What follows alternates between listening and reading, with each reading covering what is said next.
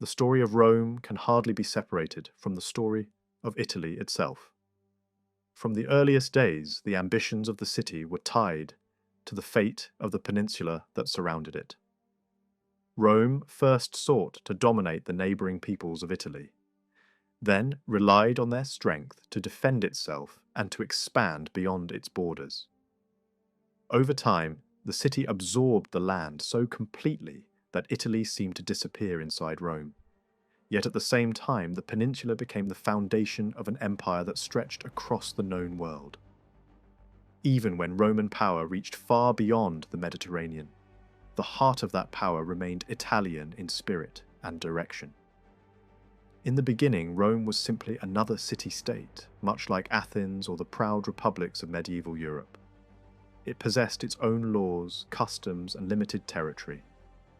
Centuries later, it had become something entirely different, an imperial authority that gave its name and order to distant provinces. Yet whether in the age of early heroes or under the rule of emperors, Rome never ceased to think of itself as the leader of Italy. The long contest between Eastern and Western influences, symbolized by the struggle of rival generals at the end of the Republic, reflected a tension that had shaped Roman history from the start.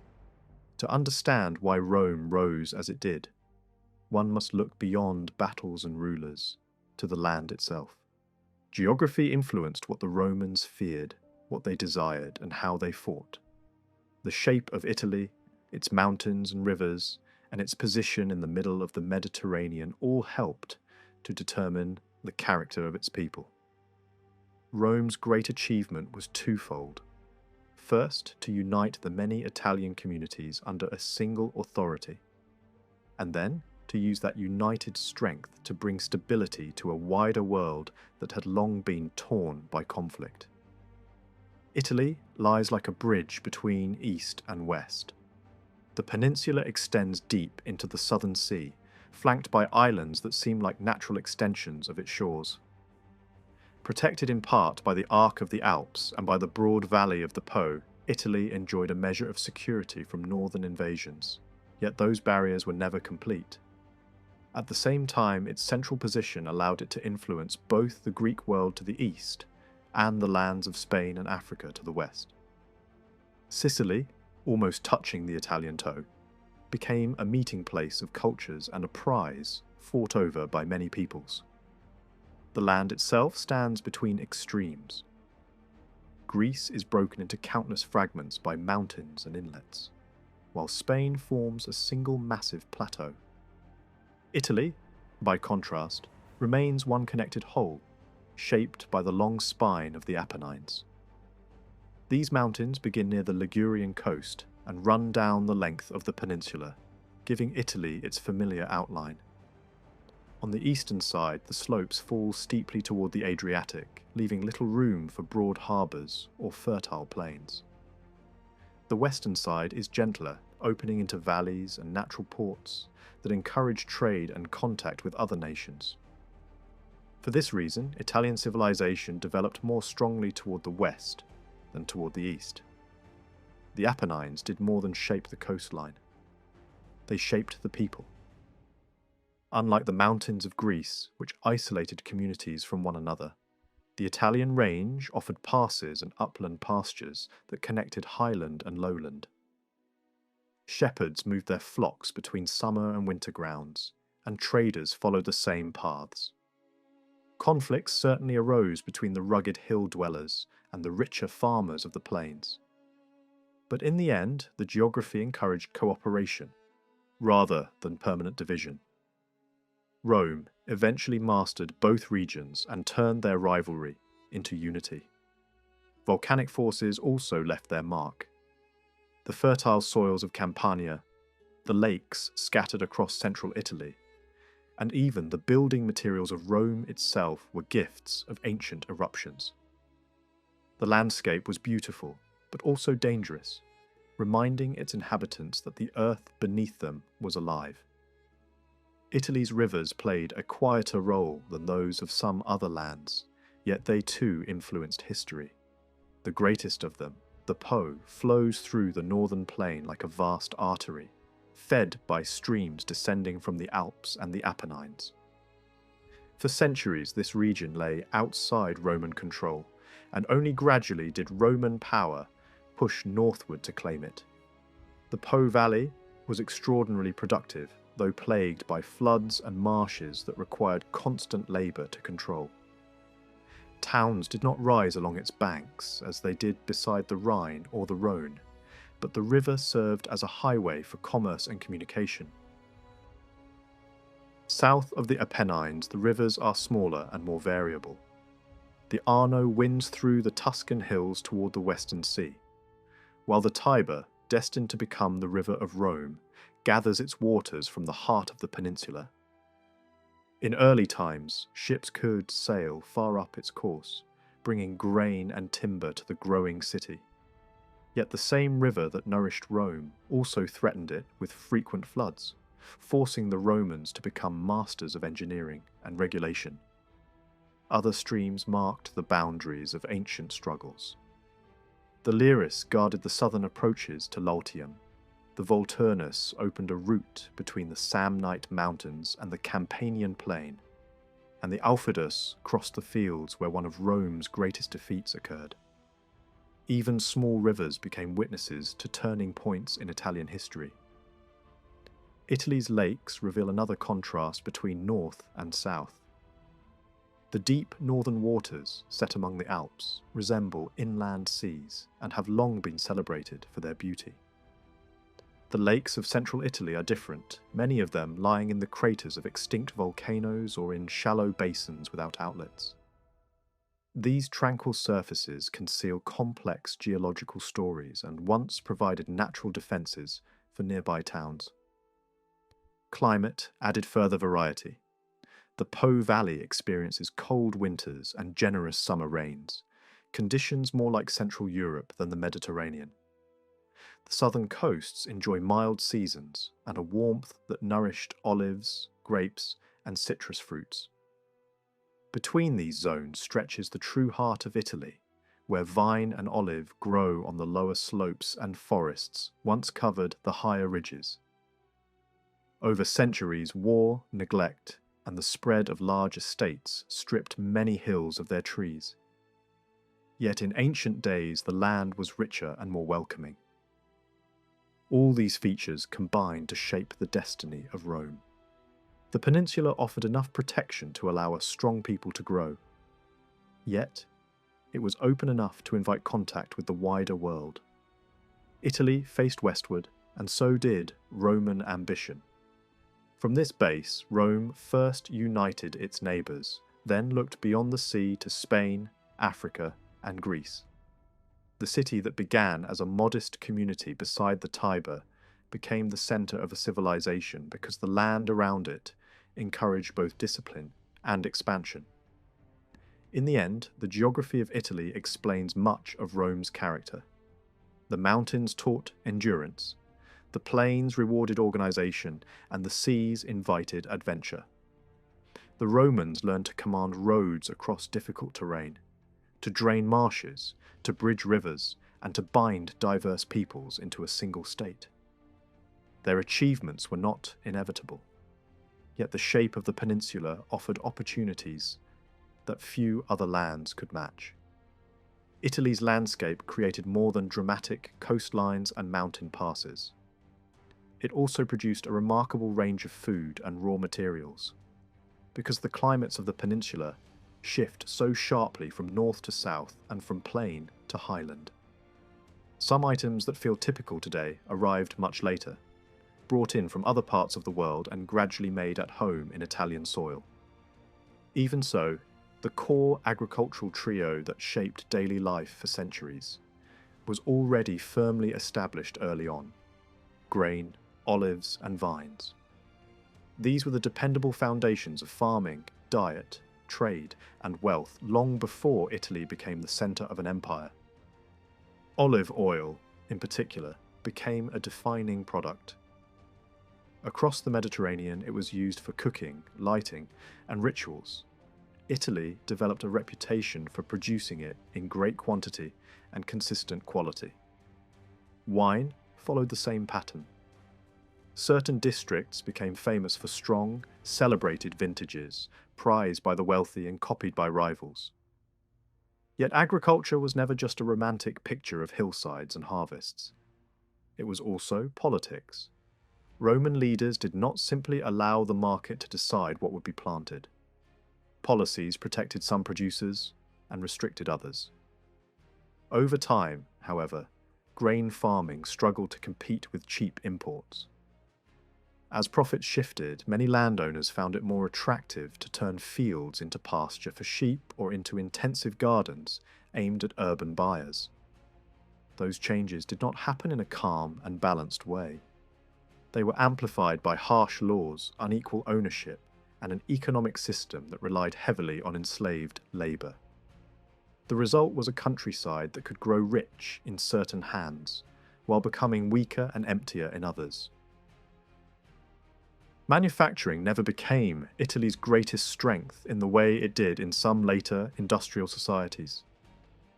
There were crafts and workshops, and textiles in particular could be produced on a large scale. But the peninsula remained, at its core, a land built around farming and landholding. As local field industries declined and luxury consumption rose, Italy's trade balance tended to tilt in an unhealthy direction. Large sums flowed outward to pay for food supplies, artwork, and expensive goods brought from the eastern Mediterranean and beyond. Money returned, but not in the form of stable productivity. It often came back through imperial extraction, taxes, forced payments, interest squeezed from provinces, and the profits of officials who treated distant regions as opportunities for private gain. This circulation could make the centre glitter, but it also carried long-term risks for the stability of the land that supported the whole system. For all its natural advantages, Italy faced a quiet enemy that could ruin even the richest ground. In many low-lying areas, stagnant water and warm air produced a dangerous fever that turned fertile districts into places people feared to inhabit. Wide western plains, stretches of the southern coast, and the edges of islands were especially vulnerable. Some regions that once held busy towns, roads crowded with travellers, and landscapes marked by towers and temples later became silent, thinly populated, and difficult to cultivate. The problem did not appear overnight. It worsened in different periods, expanding across broader tracts in the medieval and modern eras. Yet the land itself offered a clue to a solution. Where drainage improved, where cultivation returned, and where settlement became steady again, the threat often retreated. In places abandoned for generations, the return of the plough could slowly push back the unhealthy air. This natural setting helps explain why the peninsula became such a crossroads of peoples. Italy was not filled by one single tribe that spread evenly across a unified land. It was shaped by repeated arrivals. Pressure from the north and east drove migrating groups toward the Alps, and once those passes were crossed, newcomers could flow into the plains and valleys. Meanwhile, the long coastline, broken by many landing points, invited sailors and settlers from across the sea. Italy was more geographically coherent than Greece, yet its mountain ridges still divided the interior into pockets, allowing separate communities to form, survive, and develop distinct identities. The result was a patchwork of cultures, languages, and political habits that existed side by side. In the far northwest, along the rugged slopes and the coast near the Gulf of Genoa, lived peoples accustomed to hard terrain. They were pushed back again and again by stronger arrivals, retreating into mountain country where survival depended on hunting, raiding, and knowledge of the passes. Their resistance to invaders was stubborn and exhausting, and when Rome eventually absorbed the region, it found that these highland fighters could become useful as mobile troops suited to rough ground. Across the wide northern plain, another group arrived in waves from beyond the mountains. These settlers gave their name to the region and left a long memory of fear behind them. Their style of warfare depended on speed, sudden assault, and the confidence of large war bands. Rome, like earlier Mediterranean societies, came to treat the northern warrior as a symbol of the outsider, fierce and unpredictable. The shock of invasion became a force in itself, pushing the Italian communities to rally behind the strongest state for protection. In time, the northern plains were not only conquered but transformed into one of the most prosperous zones of Italy, tied ever more closely to Roman life as roads, colonies, and administration advanced toward the Alps. Near the head of the Adriatic, another population held its ground against pressure from the west and north. Their position made them natural intermediaries between the peninsula and the lands across the sea. Contact with traders and nearby colonies encouraged earlier adoption of Mediterranean habits, and later, political alignment with Rome offered security against more aggressive neighbours. Beyond the central mountains, in the region later known as Etruria, lived a people who remain among the most debated in Italian history. Their language and customs did not fit neatly into the categories surrounding them, and they were viewed by Romans as distinct and foreign. In earlier centuries, they had dominated broad spaces, even holding strong points in the north and reaching into the south. They built fortified hill towns with massive walls and complex engineering works that still suggest wealth, planning, and organization. For a time, their power extended into Campania, and a ruling line from their world even touched Rome. Yet their strength was uneven. Their cities formed loose leagues, rather than a single unified state, and cooperation in war was limited. They were capable at sea for a period, controlling waters and clashing with rivals over islands and trade routes. But defeats at key moments weakened their naval reach. Pressure then came from multiple sides: northern raiders, southern rivals, and the rising force of Rome. Internal tensions, inequality, and a taste for luxury in elite life could sap collective resilience. Over time, the once formidable network gave ground, and the region fell into Rome's orbit. Even in defeat, their influence did not vanish. Elements of ritual, art, architecture, and public spectacle in Roman life carried traces of this older world. Alongside these peoples were the groups considered most fully Italian in language and tradition, though even they were divided into branches spread across the peninsula. In the north-central interior lived communities often described as very ancient in the land. Their many small settlements made coordinated defence difficult, and in the struggle against stronger neighbours, they sometimes accepted Roman dominance as the price of survival and revenge. Rome's roads and forts later bound their territory tightly to the new order, turning their valleys into corridors of Roman movement. East of the Tiber, in rugged country of hills and narrow valleys, lived tribes famed in later memory for austere habits and strict values. From such highland communities came repeated movements southward over the centuries as younger generations sought new land. These migrations created related groups across central and southern Italy, many of them organized less as centralized states and more as confederations of clans and cantons. Their mountain environment protected them, but it also encouraged village life over large urban centers. Seasonal movement of herds between lowland and upland pastures became part of the rhythm of life. In war, these peoples could be fierce and persistent. In the great contest between Roman expansion and the independence of the highlands, some allied with Rome early, others fought bitterly, and the last major resistance drew its strength above all from the southern highland nations. Southeast of the Roman heartland, other tribes occupied strategic ridges and valleys. Some became lasting allies of Rome because their own survival depended on resisting more aggressive neighbours. Others controlled stretches of coastline and marshy lowlands and were early enemies of Rome, pressing close to the Latin plain before being driven back by shifting coalitions and the growing power of the city. In the lowlands nearest Rome lived the Latin communities, bound together by shared language, shared rituals, and a sense of kinship. Their towns formed a network across the plain and the volcanic hills. Religious gatherings and seasonal festivals reinforced unity, and regular meetings encouraged arbitration and common policy. Leadership within the Latin world was not absolute at first. The communities kept their independence, but the habit of acting together made the group stronger than a collection of isolated towns. In time, Rome rose from within this environment, first as a leading city, and later as the dominant power.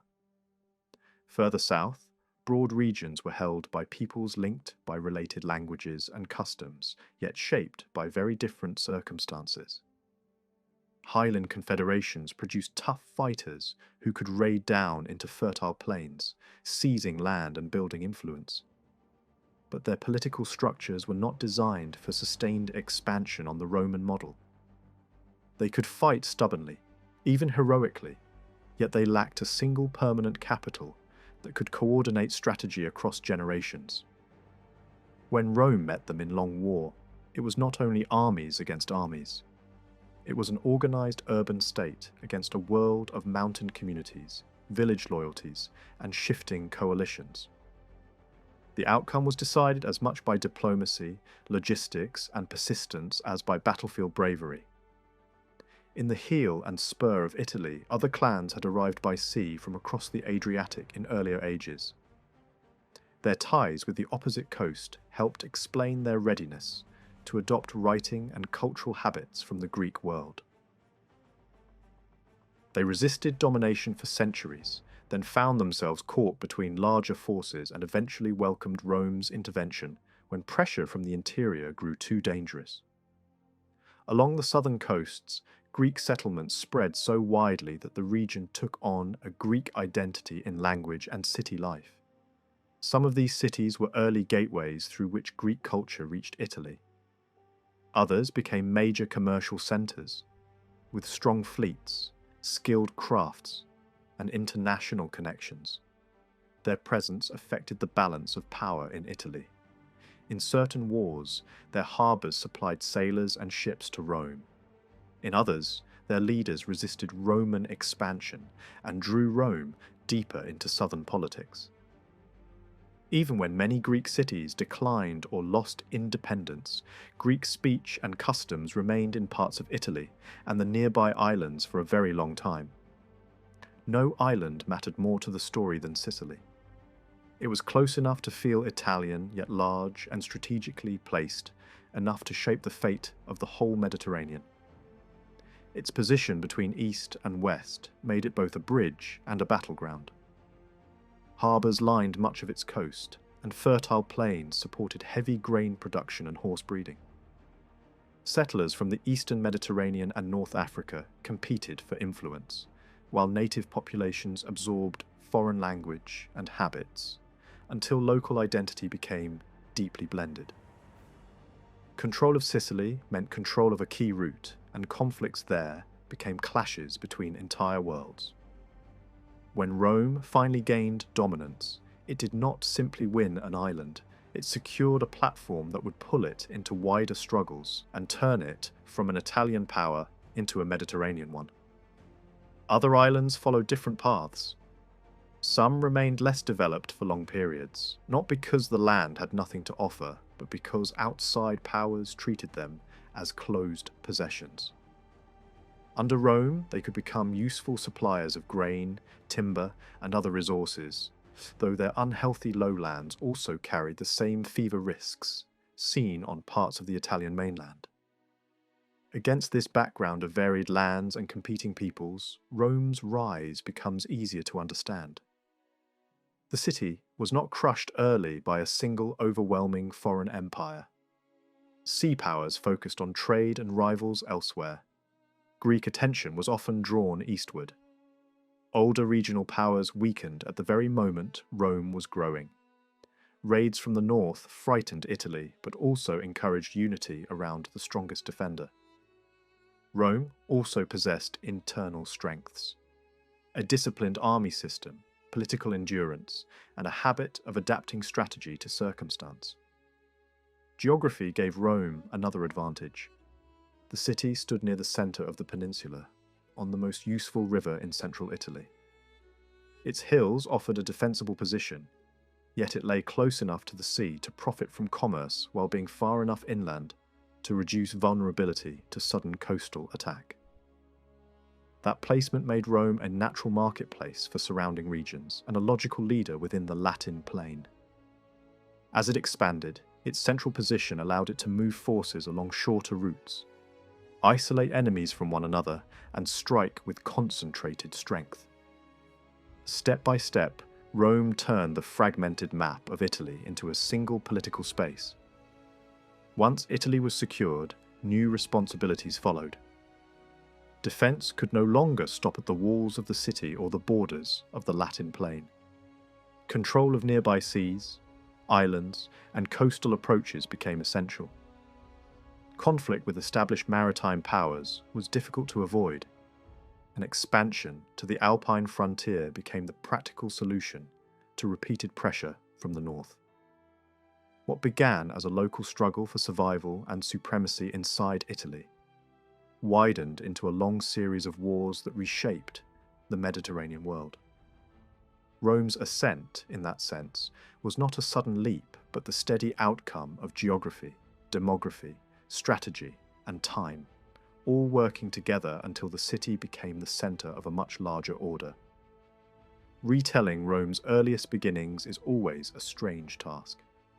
The accounts are wrapped in myth, shaped by storytellers, polished by generations, and repeated so often that they began to feel like memory. Many of the figures stand half in shadow, and many deeds described in these tales do not behave like strict history. Yet the legends mattered. They became part of how Romans understood themselves, how they explained their city's character, and how they justified its claims about destiny and rule. Even when the facts cannot be proven, the stories still reveal what people wanted to believe about Rome's birth, and the kind of power it was meant to become. The traditional story begins far away with the fall of Troy. A survivor named Aeneas escapes the burning city, carrying his father and protecting the sacred symbols of his household. After long wandering across sea and shore, he reaches the western land that fate has marked as his future home. There, he is received by King Latinus, who offers friendship and intends to bind the stranger's line to his own by marriage with his daughter Lavinia. But peace does not last. Conflict breaks out between newcomers and locals, and the early settlement is drawn into war. Latinus dies, the original city falls, and the struggle ends only when Aeneas takes Lavinia as his wife and founds a new place that carries her name. In this version of the past, two peoples become one, and the name Latin is explained as a living inheritance from the old king. The tale does not stop there. Another enemy rises in the figure of Turnus, who allies himself with an Etruscan ruler and meets Aeneas in battle near a river. Turnus is killed, and Aeneas himself vanishes from the human world, leaving behind a memory that is more than mortal. The story says he is honoured as a divine protector, as if the first root of Rome must be touched by the gods. His son, Ascanius, also remembered by another name, takes leadership and carries the line forward. He defeats the remaining foe and establishes a new city on a high ridge, Alba Longa, which becomes the cradle of a dynasty. The kings of Alba rule for many generations, and time is stretched across centuries as if to create a long bridge between heroic origins and the founding of Rome. When the appointed moment arrives, Alba is ruled by Numitor, who is overthrown by his younger brother, Amulius. The usurper secures his throne by removing rivals with ruthless efficiency. Numitor's sons are killed, and his daughter, Rhea Silvia, is forced into a sacred role that demands lifelong virginity. The point is clear. If she cannot marry, she cannot produce heirs. But the legend insists that power can never fully control fate. Rhea Silvia becomes pregnant, and the children are said to be fathered by Mars himself. Alarmed, Amulius orders the twins destroyed by drowning them in the Tiber. Nature intervenes. The river has flooded, and instead of sinking, the basket carrying the infants drifts to the edge of the Palatine Hill and comes to rest near a sacred tree. There, the story introduces its most famous image. A she-wolf discovers the crying newborns and nurses them in a cave. A royal herdsman later finds the twins, raises them in secret, and gives them the names Romulus and Remus. They grow up not as princes in a palace, but as hardy young men shaped by the rough life of shepherds, used to quarrels, raids, and the sharp justice of the countryside. As adults, their hidden identity is revealed through conflict. A dispute among herdsmen escalates, and the chain of events leads to the discovery that the twins are of royal blood. They confront Amulius, kill him, and restore their grandfather Numitor to the throne of Alba. Yet they do not remain there. The legend insists they are drawn back to the place where the river spared them. They decide to build a new city beside the Tiber, but even the founding becomes a test of rivalry. The question of who will rule the future city is taken to the heavens, judged by signs in the sky. Remus claims the first omen. Romulus claims the greater one, and the dispute ends with Romulus beginning the walls on the Palatine. Remus mocks the fragile boundary by leaping it, and Romulus kills his brother to make the warning unforgettable. The city is named Rome, and its first line is drawn in blood, as though to explain the harshness that Romans later believed was necessary to maintain order.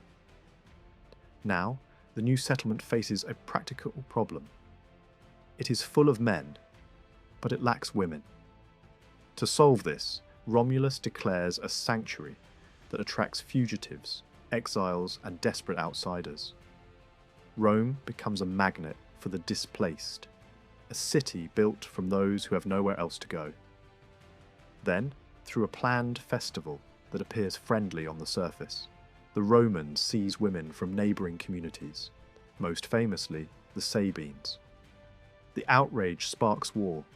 Battles follow. Raids are answered by counterattacks, and Romulus is portrayed as a warrior king who wins prestige by defeating local rulers and dedicating captured armour as a sacred trophy. The Sabines eventually appear in force under their own king, establishing a position close to Rome and even taking the citadel through betrayal. The story gives betrayal a face in the figure of Tarpeia, a young woman who opens the gate, in exchange for what she believes will be valuable prizes. Instead, she is crushed to death beneath the weight of shields, and the myth turns her name into a permanent symbol of treason. Fighting then erupts in the valley between Rome's hills, and for a moment the Romans are driven back toward their own gates. Romulus calls on a divine protector to halt the panic, and the legend says the flight stops. Yet the battle's real end comes not from strength, but from a human intervention. The abducted women, now wives and mothers within Rome, rush between both armies and force their fathers and husbands to lay down arms. The two peoples merge. For a time, two kings rule together, a sign that early Rome is imagined not as pure conquest, but as forced integration.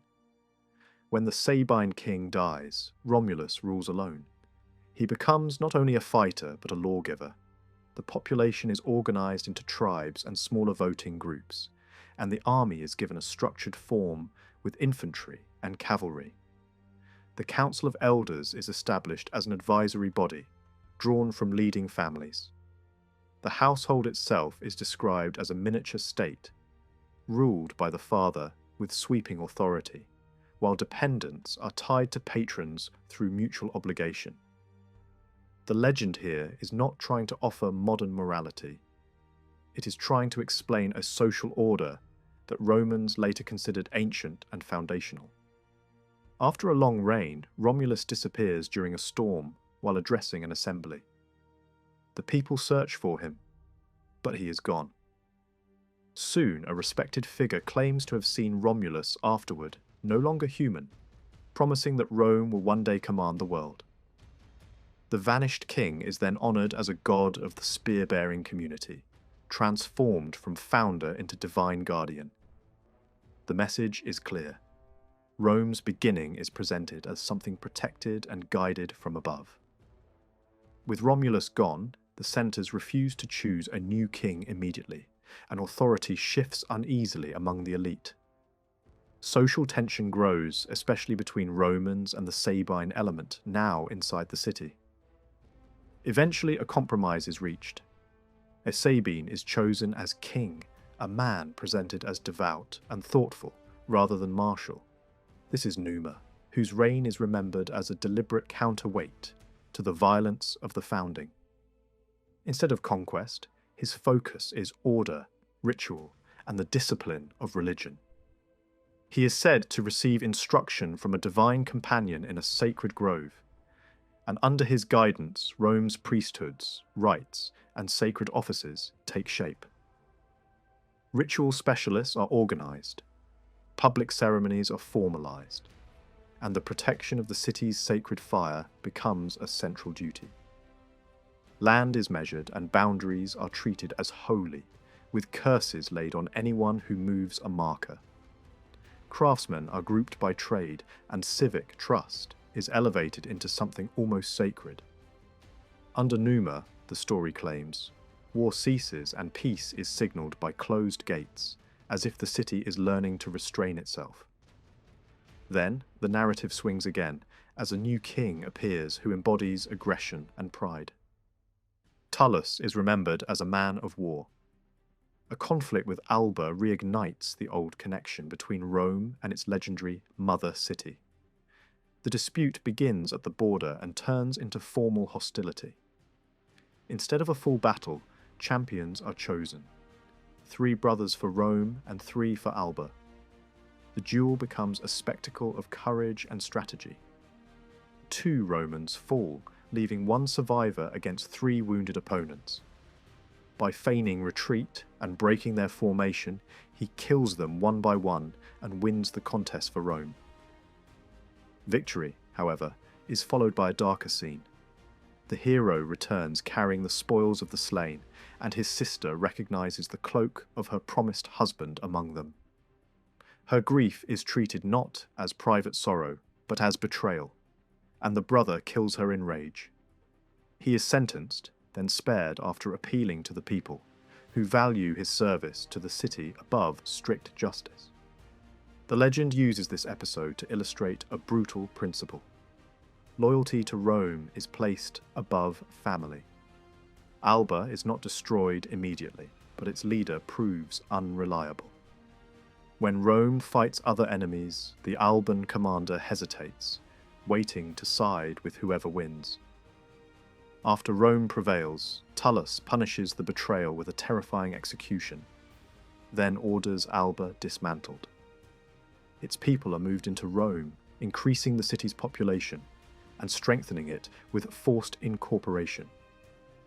Yet the same king who expands Rome is also shown as neglecting the gods. In the end, the story says he is struck down by divine lightning, consumed along with his house. The moral is blunt. Strength without reverence invites ruin.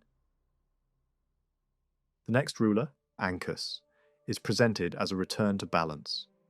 He revives sacred customs, but he does not hesitate to fight when Rome's lands are attacked. He conquers neighbouring towns and resettles their people within Rome, making the city larger again. Defensive works are built, including a major trench and fortifications. A prison is constructed near the heart of civic life, a sign that the growing city now needs institutions of restraint. Across the river, the Janiculum is secured, and a wooden bridge ties it to Rome, extending control beyond the original hills. At the mouth of the Tiber, a harbour is founded, giving Rome a doorway to the sea and the beginnings of a true commercial future. Ancus is remembered as a builder as much as a king.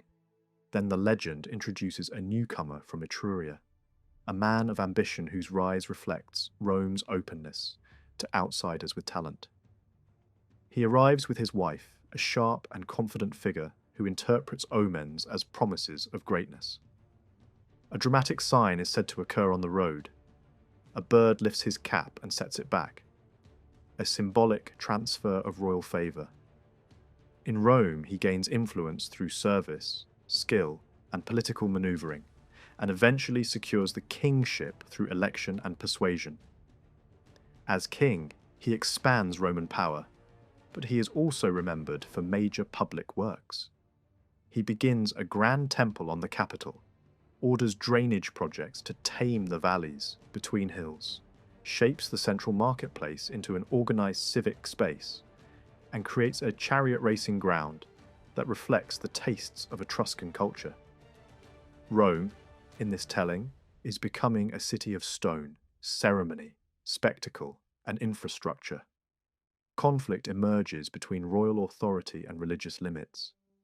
An augur resists the king's plans to reshape political divisions, and a miracle-like display proves the augur's authority, forcing the king to back down.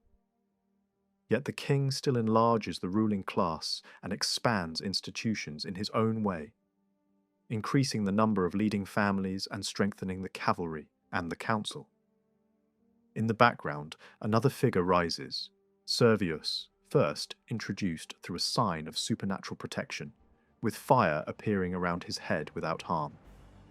He becomes a favoured servant, then a trusted leader. When the king is murdered by rivals seeking to reclaim power, the palace is sealed, news is controlled, and Servius is placed in command before the public can react. By the time the truth is known, he already holds the state in his hands. His reign is remembered with a different tone. He wins popularity by distributing land and presenting himself as a protector of ordinary citizens. He makes alliances beyond the city, connects Rome to neighbouring communities through shared worship, and expands the urban area by bringing additional hills into the protected zone. A massive defensive system is attributed to him, encircling the city with earthworks that will echo through later history. Servius also reshapes how Rome is organised. The city is divided into districts, the surrounding territory into regional units, and political participation is restructured around property and military obligation. The population is arranged into classes based on wealth, and voting power is tied to those divisions. Under this system, the poorest are not excluded entirely, but their influence is limited. The arrangement favours those who can equip themselves for war and bear the heavier burdens of service. The result is a political machine that rewards property with authority, while presenting itself as a rational structure for defence and order.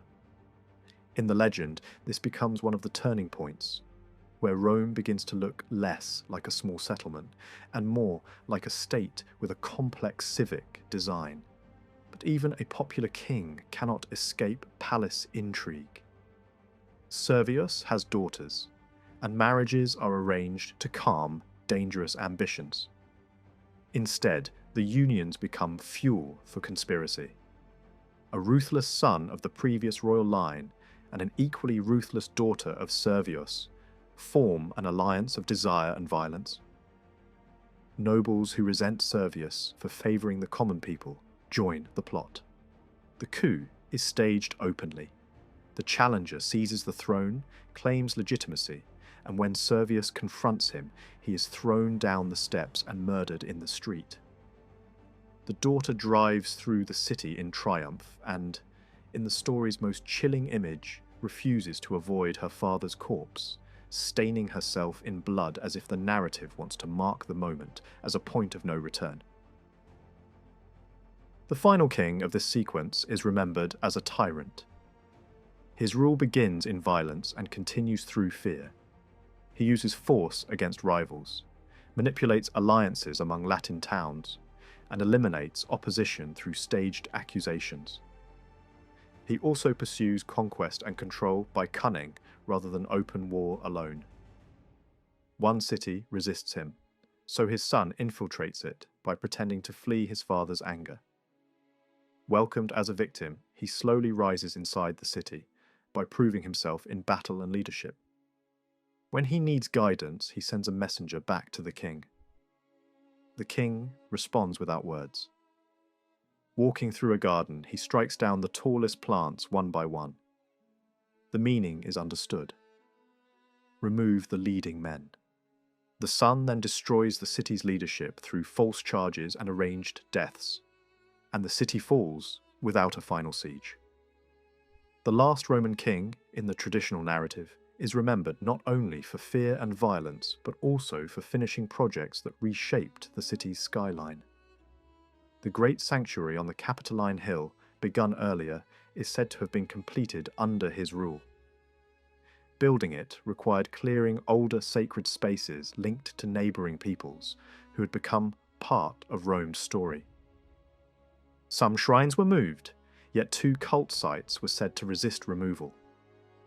Rather than forcing them away, the builders enclosed them within the new complex, turning what could have been a sign of conflict into a symbol of permanence.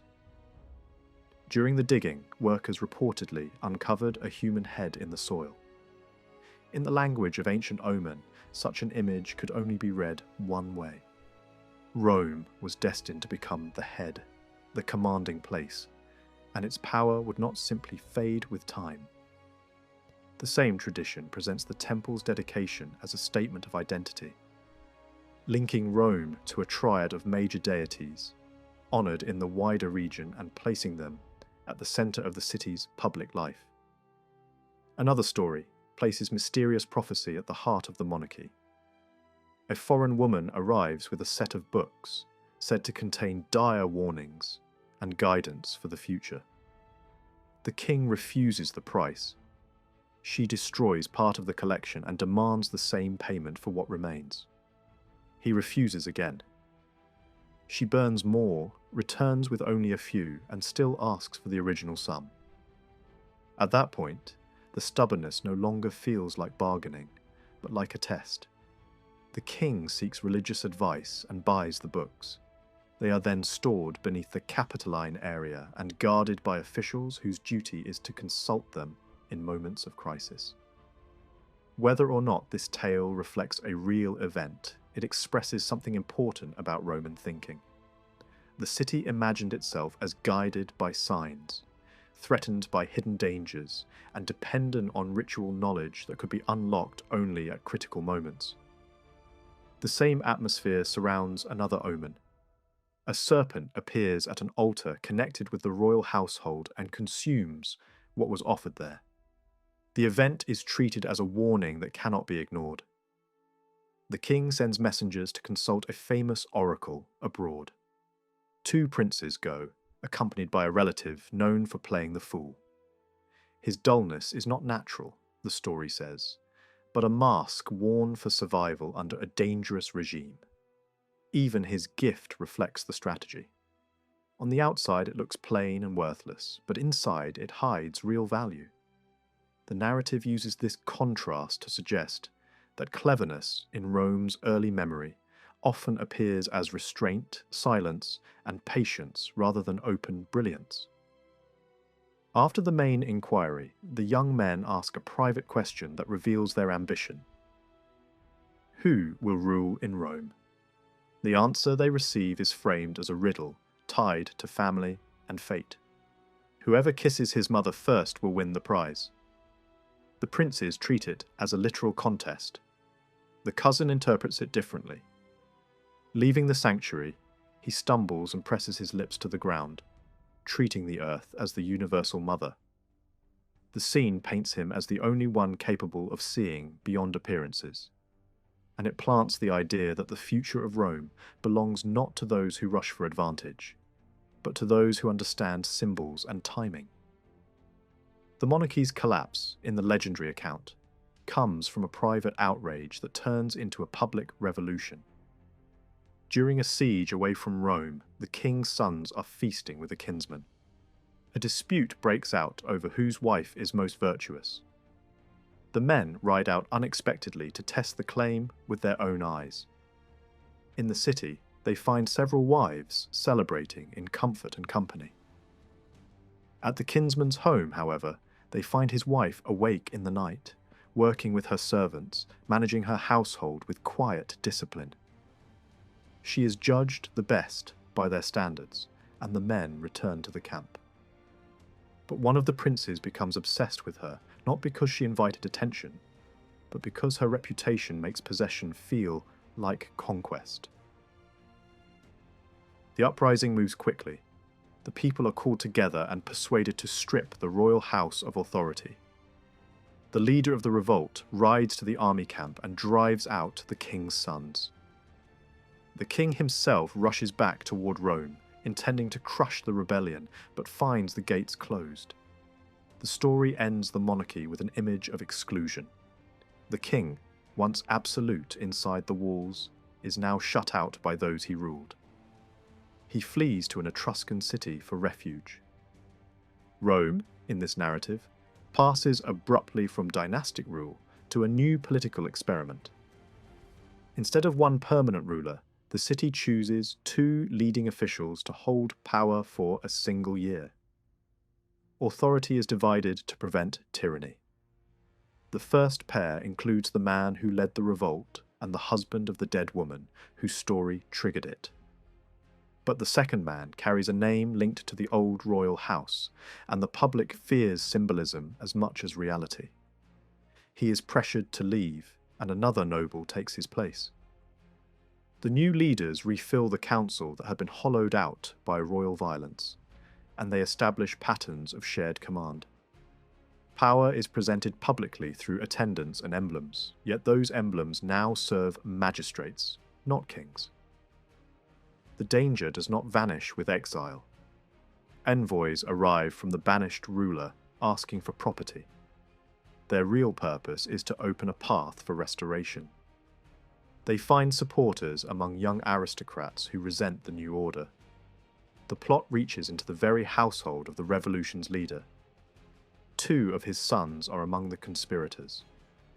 When the scheme is exposed, the punishment is severe and designed to teach that loyalty to the state outweighs blood. The father presides over the execution of his own children. The legend turns this into a founding lesson of the Republic. Public duty is placed above private affection, and the new order demands sacrifices that monarchy never asked in the same way. The exiled family's remaining wealth is then distributed to the people, deliberately severing any practical hope of reconciliation. War follows. The banished king seeks allies among neighbouring Etruscan cities and marches against Rome. In the battle that comes, the exiled king's son and the Republican leader charge at one another and kill each other in the same clash. The fighting continues until night, and then an eerie moment appears in the tradition. The enemy army withdraws as if warned by a supernatural voice. Rome buries its fallen leader with honour, and the women of the city mourn him for a long period, because he is credited with avenging the wrong that ended the monarchy. Another crisis of suspicion then enters the story. The surviving leader builds a grand house in a commanding place above the civic centre, and rumour spreads that he aims to rule as a king. To silence fear, he performs a symbolic gesture. He appears before the people with lowered emblems of power and tears down the house, rebuilding it on lower ground. He also passes laws meant to prevent a return of tyranny. One law treats any attempt to seize kingship as a crime against the community. Another allows a citizen condemned by a magistrate to appeal to the full assembly. The narrative uses these steps to show the Republic defining itself through limits and safeguards, trying to make the power of officials answerable to the people. Rome's enemies, however, do not accept the new order quietly. A powerful Etruscan ruler arrives with an army intending to restore the exiled king. He takes a strategic hill near the city and pushes the Romans back toward a wooden bridge that links both banks of the river. In the legend, a small group holds the crossing while others destroy it behind them. One fighter remains until the final moment, then leaps into the river and swims back under enemy missiles. The story celebrates this as the kind of courage Rome admired, a single person delaying an army to save the community. The reward is not wealth, but honour and a small piece of land, as if the city wants its heroes to be remembered as citizen soldiers rather than warlords. The siege tightens, food runs short, and another figure steps forward. A young noble enters the enemy camp, hoping to assassinate the invader. He mistakes a close associate for the ruler and kills the wrong man. Captured and threatened with torture, he refuses to beg. Instead, he places his hand into fire and holds it there, proving that fear of pain will not break him. The enemy leader is impressed and releases him. Only then does the Roman speak openly, not out of weakness, but out of confidence. He claims that many more young nobles have sworn to repeat the attempt until the enemy falls. The story uses this to underline a theme. Rome's strength is not one hero, but a collective will. A peace agreement follows, harsh in its terms, including loss of territory and the handing over of hostages. Even then, the narrative inserts a moral test. Some hostages escape by swimming the river. Rome chooses to return them rather than profit from broken faith. The enemy leader, struck by this combination of courage and honesty, is said to release a favoured hostage and later soften his demands. The exiled king tries again, now relying on the wider Latin alliance. Faced with the possibility of a powerful coalition, Rome appoints an emergency commander for a limited time, a single leader meant to prevent division in crisis. A decisive battle is fought near a lake in the territory of a Latin town. The fighting is described as fierce, personal, and crowded with named champions. The exiled king is wounded and removed from the struggle. His ally fights on, driving the conflict back and forth. A vow is made in desperation to build a temple if victory is granted. Then the story becomes supernatural. Twin horsemen appear, shining and unstoppable, and the enemy line collapses. The same mysterious riders are later said to appear in Rome itself, announcing victory, washing their horses near a sacred place, and vanishing. A temple is built in their honour, and the myth ties military salvation to divine favour, reinforcing the belief that Rome's destiny is protected. After this final defeat, the banished king flees to a Greek ruler for shelter, stripped of his sons and followers.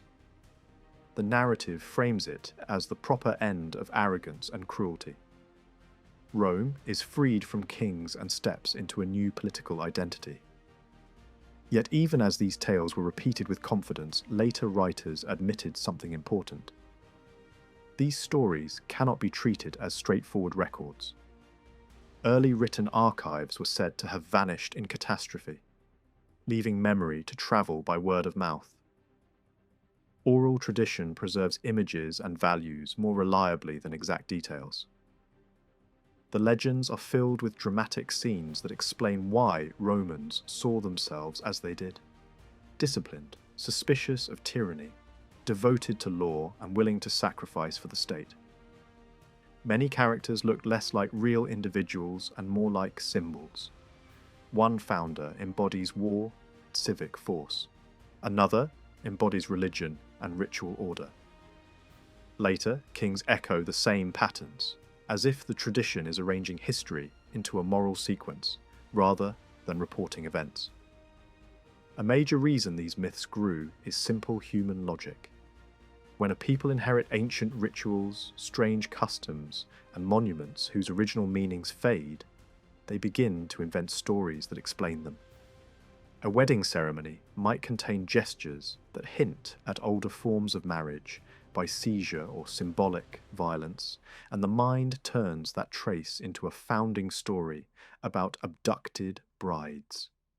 A sacred boundary around a city becomes a tale about a brother killed for mocking the wall. A shrine, a fig tree, a cave, a peculiar festival, or a name carved into the landscape becomes a hook for narrative. Places demand explanations and stories supply them. Another influence is cultural borrowing.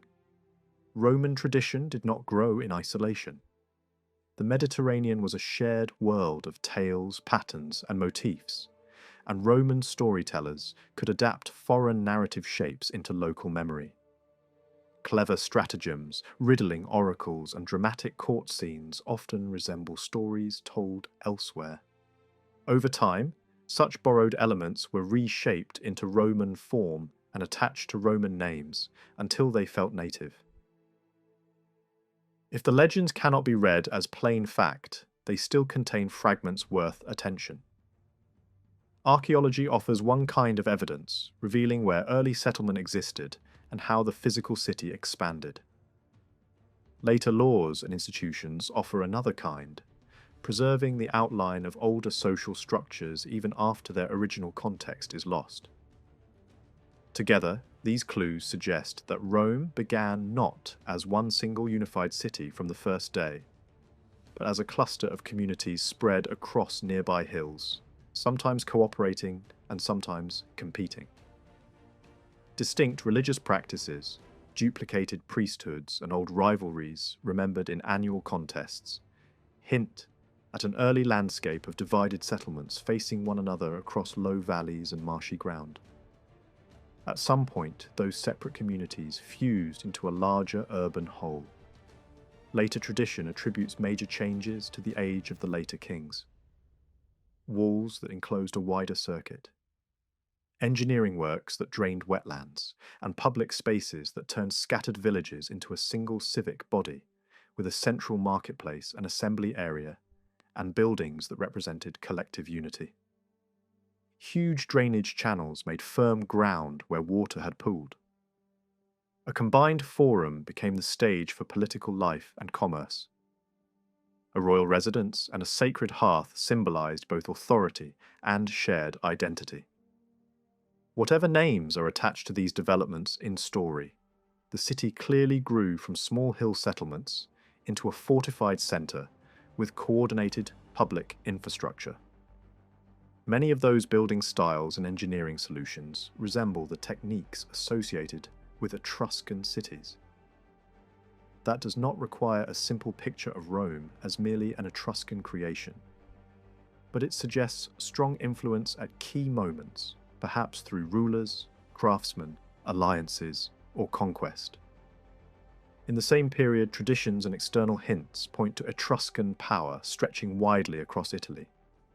It becomes plausible that Rome, at least for a time, stood under strong Etruscan pressure or leadership.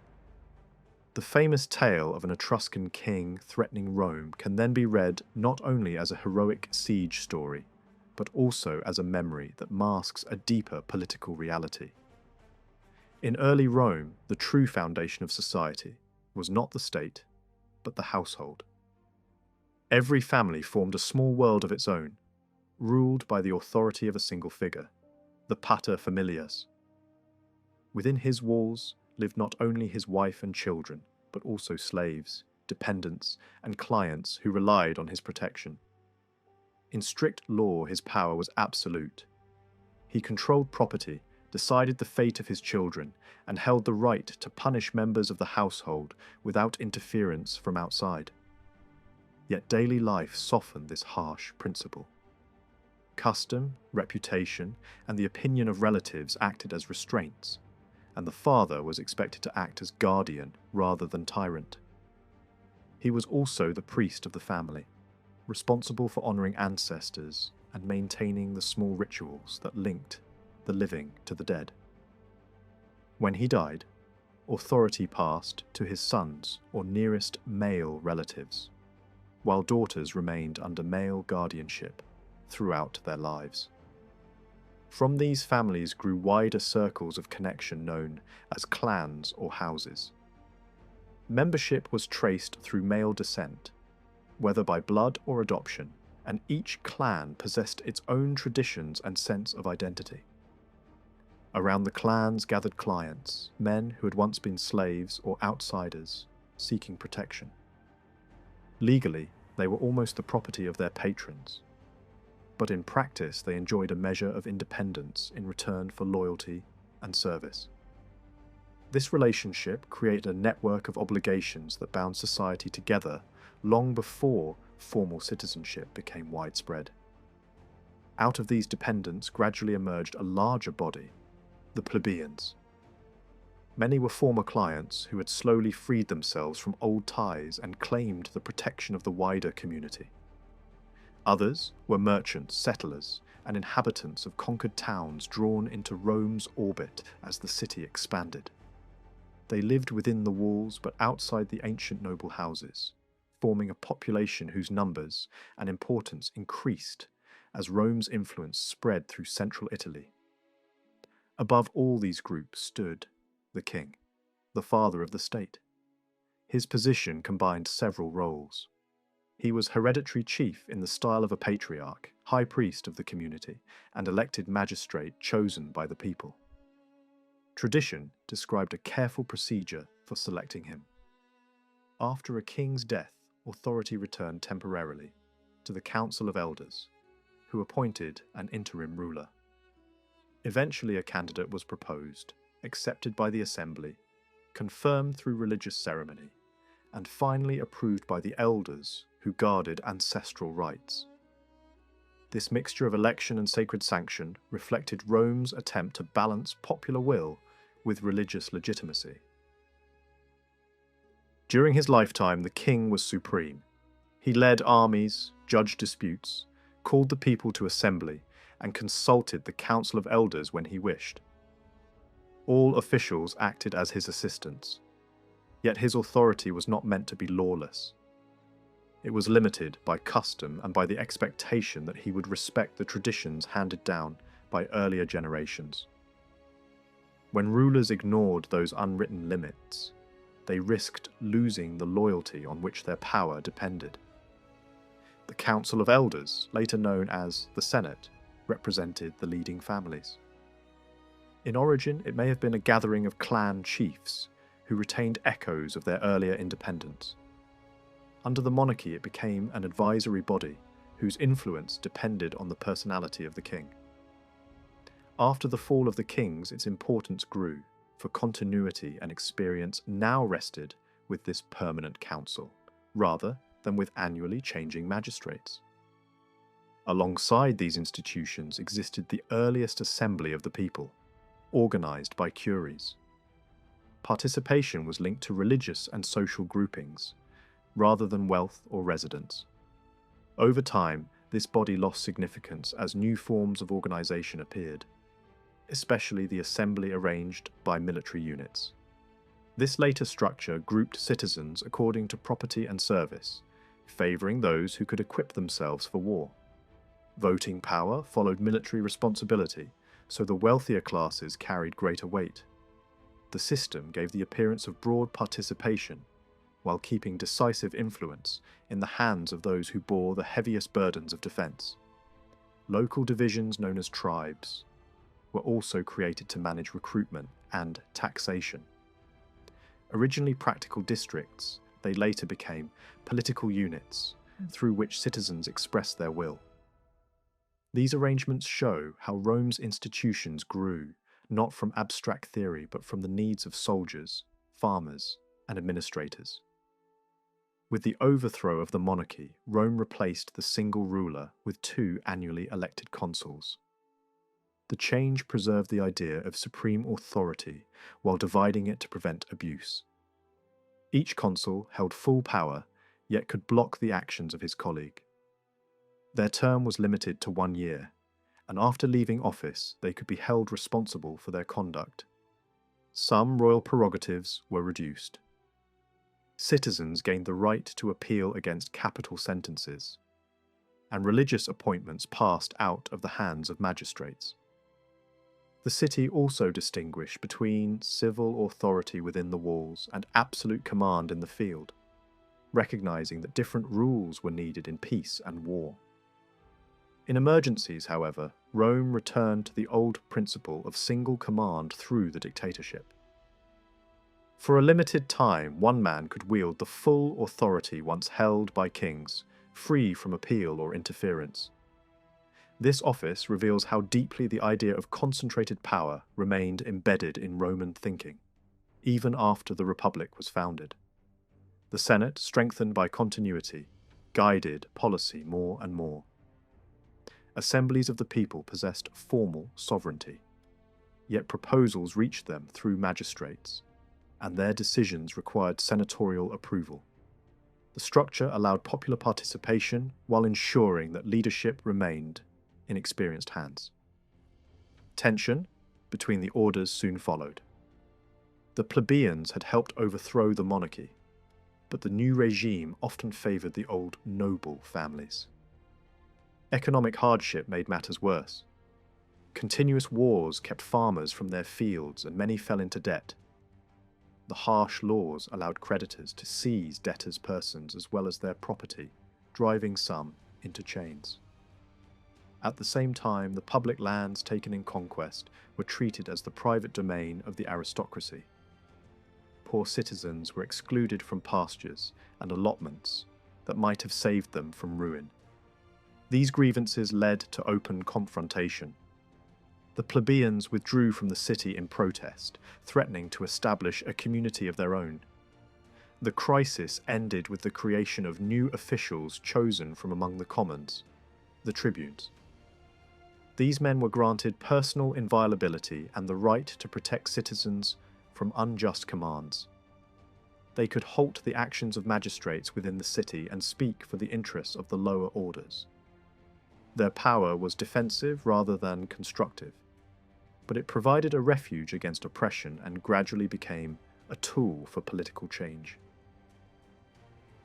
The tribunes soon gathered the plebeians into their own assembly organized by tribes. This body began to pass resolutions binding on the commons and eventually gained influence over the whole state. The creation of a parallel structure within Rome's constitution was awkward, yet it allowed the excluded majority to organize without destroying the existing order. Land remained a central issue. Public territory, won by the effort of common soldiers, was monopolized by the wealthy. Agrarian proposals sought to redistribute this domain, not to seize private property. Colonies and allotments were meant to transform landless citizens into independent farmers and soldiers. Though many plans were blocked, a few settlements were established, and parts of the city itself were open to plebeian occupation. Amid these struggles, another problem emerged: the uncertainty of the law. As long as rules remained unwritten and preserved only by patrician priests and magistrates, justice could be twisted to serve class interest. A tribune proposed that the laws be recorded and made public. The Senate resisted for years, fearing the loss of its privileged knowledge. Eventually, compromise prevailed. A special board of 10 men was appointed to draft a code and govern temporarily without the usual checks. The first board produced a set of tables that won general approval. The second, elected to finish the work, turned its authority into tyranny. Stories told of their abuses focused on a dramatic episode involving a young woman claimed as a slave through a corrupt judgment. Her father killed her to save her honor, and the outrage united soldiers and citizens against the rulers. The people withdrew once more, and the old offices were restored. Whatever the truth of these tales, the written laws remained. They did not revolutionize society, but they brought clarity. Ancient customs were expressed in definite language, procedures were fixed, and citizens gained protection from arbitrary interpretation. The code preserved stern family authority and severe debt penalties. Yet it also introduced alternatives that suited a plebeian life, such as simpler forms of marriage and wills. It confirmed the right of appeal and declared that no citizen could be punished without the judgment of the whole community. Even the latest decision of the people was to override earlier rules, acknowledging that law must evolve. The reforms that followed the fall of the decemvirs did not create an entirely new order, yet they restored and strengthened freedoms that had been pushed aside during the years of emergency rule. The measures later remembered under the names of Valerius and Horatius were less a revolution than a firm declaration that the old rights of Roman citizens still stood. The first of these acts confirmed once more that no Roman could be punished without the chance to appeal to the people. It went further than earlier traditions by forbidding the creation of any office whose decisions would be beyond such appeal. And it threatened death for anyone who attempted to set up such unchecked authority.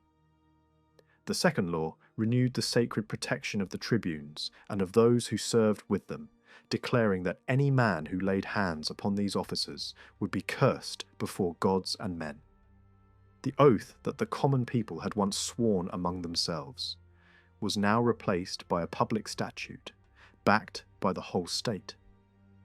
The third measure was the most significant for the future. It declared that decisions made by the citizens when gathered in their local divisions should possess the force of law. This principle slowly transformed the political landscape. Over time, the assembly of tribes ceased to be a meeting of plebeians alone and became a gathering of the entire Roman people, presided over by the regular magistrates of the Republic. In that body, the officials who managed the treasury were elected, and it gradually assumed the right to pass binding legislation. The tribunes, once merely defenders of individuals, gained a recognized place beside the Senate. Though they were not yet permitted to sit among the senators, they could attend debates and, in time, obstruct decrees they considered harmful. An attempt to weaken their office had ended instead by making it one of the central powers of the state. These victories encouraged new ambitions. Earlier generations of commoners had fought chiefly for safety and dignity, seeking protection from harsh magistrates and from the uncertainties of unwritten custom.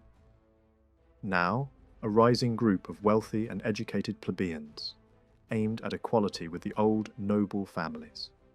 They wanted not only fair treatment but access to the honours and commands of the Republic. Their goals differed from those of the poorer farmers, yet for a time both groups marched together against the patrician monopoly.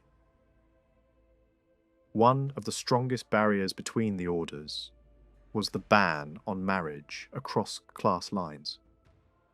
The law treated children of such unions as plebeians, denying them the rank of their fathers. When this prohibition was finally lifted, the wall of caste began to crumble. Blood could now pass from one order to the other, and the claim that only certain families were fit to deal with the gods lost much of its force. Social change prepared the ground for political change. The patricians tried to defend the consulship, the highest magistracy, as their exclusive possession. Unable to resist openly, they accepted a compromise. In some years, consuls would be chosen as before, but in others, a board of military tribunes with consular power might govern.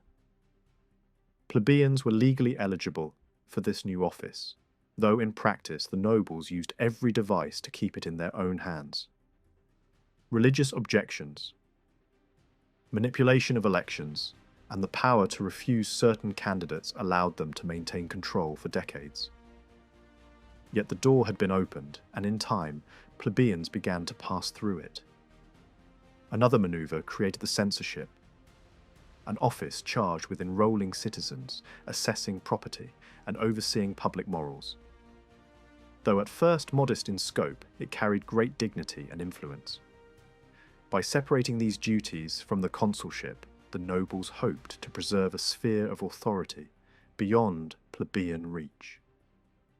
Similar tactics were used when the management of the treasury was expanded, but the commons insisted that they too should be eligible, and before long, plebeians were regularly elected as financial officers. Political struggle was accompanied by darker episodes. During a severe famine, a wealthy knight named Spurius Maelius bought grain and sold it cheaply to the hungry. His popularity alarmed the governing class, who accused him of plotting to make himself king. A young patrician acting without trial struck him down in the forum. The house of the dead man was destroyed, and his accusers justified the killing as an act of patriotism. Whether Maelius dreamed of power or merely wished to relieve suffering can no longer be known. Yet his fate showed how deeply fear and suspicion divided the city. While Rome argued within, it fought continually without. For many years, the Republic struggled to hold its borders against the mountain peoples who pressed down from the Apennines. The Aequians, once bold enough to threaten the very walls, were slowly pushed back as Roman colonies secured the approaches to the Hernican Valley. The Volscians, attacked from the rear by new Samnite settlers, lost the towns they had seized in earlier generations. Each gain was small, yet together they changed the balance of power in central Italy. To the north lay a more formidable rival, the Etruscan city of Veii. Equal in size to Rome and proud of its ancient temples, Veii had long contested control of the lower Tiber. The wider Etruscan world was already in decline. Greek fleets dominated the Western Sea. Samnite warriors had seized the rich cities of Campania, and beyond the mountains a new terror appeared, the Gauls moving south into the Po Valley. Isolated from their kinsmen, the Veientines could rely only on a few neighbouring towns. The war that followed lasted many seasons. Roman armies were forced to remain in the field through winter, and for the first time the state paid its soldiers a regular wage. The struggle was bitter and uncertain. Allied forces from Capena and Falerii broke through the Roman lines, and two commanders suffered defeat in open battle. Panic spread even within Rome, and a dictator was appointed to restore order.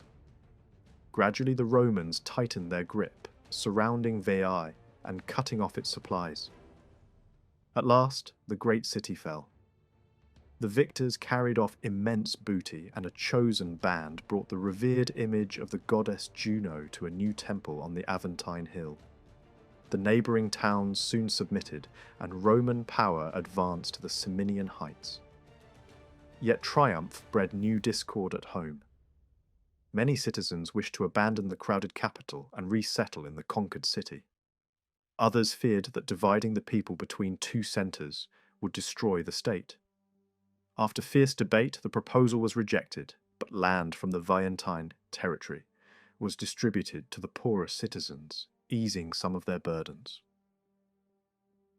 The hero of the war, Marcus Furius Camillus, did not escape controversy. He demanded that the soldiers set aside a portion of their plunder for the gods, and this unpopular demand weakened his standing. Accused of taking spoils for himself, he left the city in bitterness, praying that Rome might one day feel the loss of his guidance. His departure seemed to open the door to disaster. That disaster arrived in the form of a wandering Celtic host. These tall warriors, fierce in battle and careless of settled life, had already overrun the northern plain and shattered the last Etruscan strongholds.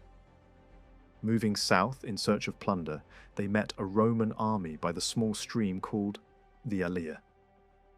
The Roman line collapsed before the wild charge, and survivors fled in confusion toward Veii, or back to the city. Rome itself was left almost defenceless. The invaders entered through open gates and found only the capital guarded. Fires consumed the lower quarters, and the treasures of generations were carried away. For months the citadel held out, while bands of Gauls ravaged the countryside. Hunger finally forced the defenders to bargain for ransom. Gold was weighed out in the forum, and the conquerors mocked the defeated with their heavy swords laid upon the scales. Later stories would claim that a returning hero saved the city at the last moment. But the truth was simpler and harsher. Rome paid to survive. The collapse of Rome before the Gauls had been dramatic, yet it left surprisingly little trace on the long course of Roman power. The invaders vanished as swiftly as they had appeared, and the city, still scarred by fire, resumed its steady expansion on both banks of the Tiber.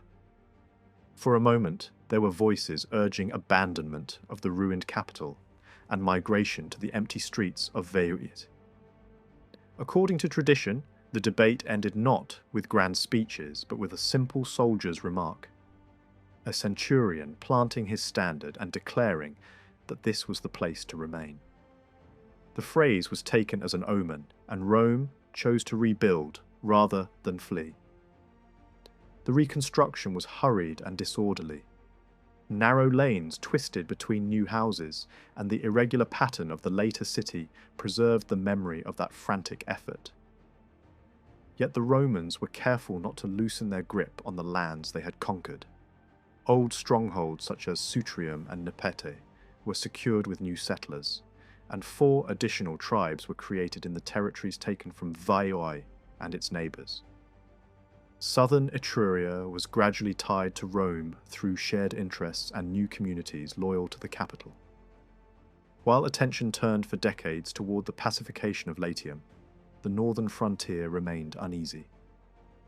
Only after the Latin question was settled did Roman armies again face the Etruscans. Tarquini, supported by Caia and Falerii, attempted one last resistance. The conflict took on a savage religious tone. Etruscan priests sacrificed Roman prisoners on their altars, and Roman vengeance was equally brutal when victory came. By the middle of the century, the proud cities of the north were reduced to submission. Falerii accepted perpetual alliance, while Caia lost its political independence and became a dependent community governed by Roman officials. The Etruscan world south of the Ciminian forest had effectively fallen under Roman control. Yet the shadow of the Gauls never entirely disappeared.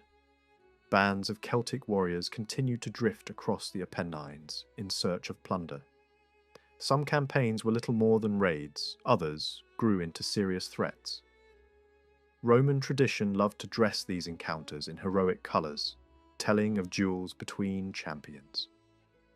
One tale described the young Titus Manlius facing a towering Gaul on the banks of the Anio, striking him down and taking the golden collar that gave his family the name Torquatus. Another spoke of Marcus Valerius, aided by a mysterious raven that pecked at his opponent's eyes, earning the title Corvus. Whether true or embellished, such stories revealed how deeply the fear of the northern barbarians had sunk into Roman memory.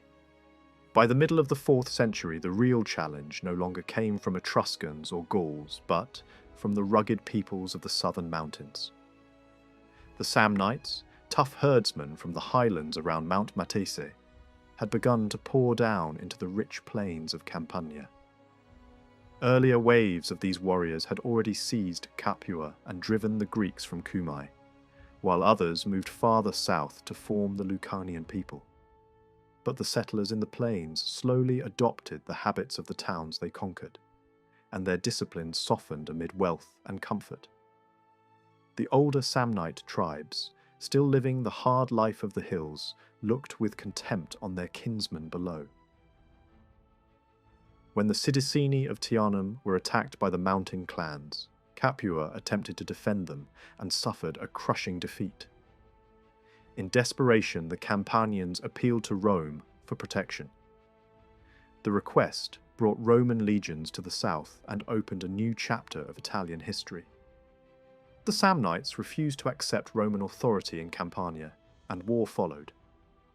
The fighting was inconclusive, yet it marked the first direct collision between the two rising powers of the peninsula.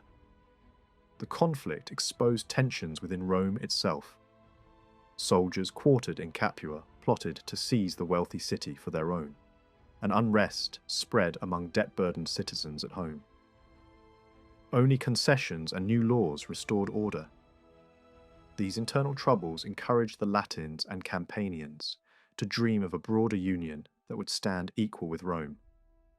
They demanded shared magistracies and half the seats in the Senate, a proposal the Roman nobility rejected with outrage. The resulting Latin war was as bitter as any civil conflict. Armies that had once fought side by side now faced each other with identical weapons and tactics. Roman commanders imposed iron discipline. The story of the consul Manlius executing his own son for disobedience became a symbol of stern patriotism. The decisive battle near Vesuvius ended with the self-sacrifice of the consul Decius Mus, who devoted himself to the gods of death and charged alone into the enemy ranks. Victory broke the Latin resistance, and a second defeat at Tryphanum completed the collapse. Rome used triumph with calculated restraint. The old Latin League was dissolved, and each city was bound to Rome by a separate treaty. Local self-government remained, but foreign policy lay entirely in Roman hands. The ancient rights that allowed Latins to marry and trade freely among themselves were now confined to relations with Rome alone. Colonies were planted at strategic points, and the great Appian Road linked the capital with Capua, carrying armies, merchants, and new settlers across the peninsula. In Campania, the leading aristocrats who had supported Rome were rewarded, while rebellious towns lost walls or territory. Some communities received partial citizenship. Others became full Roman colonies. Step by step, a new political landscape emerged. A network of allies and dependents, connected not to one another but directly to the ruling city on the Tiber. The rise of Roman power in Latium and Campania did not escape the attention of the Samnites. They watched the expansion with unease, yet their hands were tied by troubles in the south. In Lower Italy, the wealthy Greek city of Tarentum had long feared the pressure of Samnite and Lucanian warriors, and in desperation the Tarentines began to call for help from the Greek homeland. Mercenary commanders crossed the sea one after another. The Spartan king Archidamus was the first to answer the call.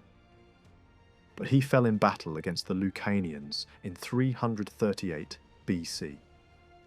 His place was soon taken by a far more capable leader, Alexander of Epirus, known as Alexander the Molossian, an uncle of the Macedonian conqueror, who would later shake the world. Alexander arrived with a mixed army of Epirotes, Italian Greeks, and even Lucanian exiles. His campaign was swift and dramatic. He captured Consentia, the chief Lucanian city, and defeated the combined forces of the Samnites and Lucanians near Paestum. Within a short time he controlled the southern peninsula from one coast to the other.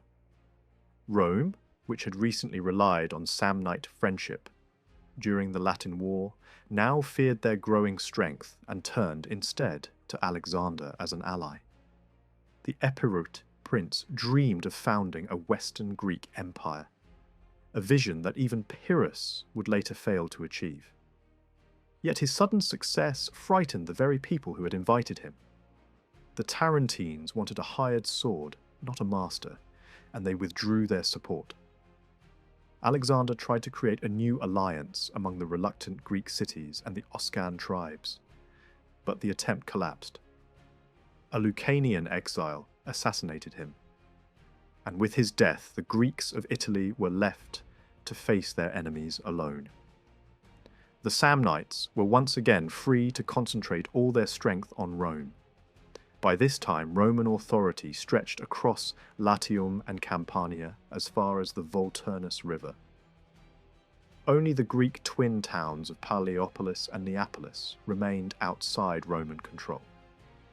A quarrel between the Greeks of Palaeopolis and Roman settlers in Campania gave the Samnites their opportunity. They sent a strong garrison into the city, defying Roman demands for its withdrawal. Both sides believed justice and the gods were on their side, and war became inevitable. What followed was not a minor border conflict, but a struggle to decide whether Italy would be shaped by Latin or Oscan power. Rome moved with careful diplomacy. The Apulian communities, long harassed by Samnite raids, welcomed Roman protection and offered their lands as a base of operations. In Lucania, the nobles feared Samnite dominance and preferred Roman friendship, preventing a wider Oscan coalition. Publilius Philo, one of Rome's most capable statesmen, pressed the siege of Palaeopolis with unusual authority. Eventually, the pro-Roman party opened the gates, and the Samnite garrison fled.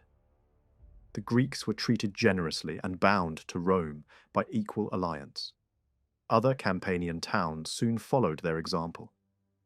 The war produced two towering Roman figures, Lucius Papirius Cursor and Quintus Fabius Rullianus. Papirius was a stern traditionalist who valued discipline above all. When Fabius disobeyed his orders and fought a battle in his absence, Papirius threatened him with death despite the victory. Only the intervention of the army and the people saved Fabius, a dramatic episode that revealed the tension between authority and ambition in Roman command. Yet triumph soon turned to humiliation. In 321 BC, the consuls Veturius and Postumius were lured into the narrow valley of Cordium by false reports that the Samnites were far away. The Roman army marched straight into a trap. The exits were blocked, the surrounding hills filled with enemies, and escape was impossible. The Samnite commander, Gavius Pontius, offered terms rather than slaughter. The Romans were to withdraw from disputed territories and dismantle key fortresses. The consuls accepted, and the entire army passed beneath the yoke, surrendering arms and honour in exchange for life. Rome refused to accept the treaty. Claiming the consuls had exceeded their powers, the Senate repudiated the agreement and handed the officers over to the Samnites in chains. Pontius rejected the gesture with dignity, insisting that either the treaty be honoured or the army returned to captivity. War resumed, and for several years fortune favoured the Samnites. Roman strongholds fell, Campanian towns wavered, and only stubborn resistance prevented disaster. Gradually, Rome recovered. New colonies secured the roads, and the Great Appian Way tied Campania firmly to the capital.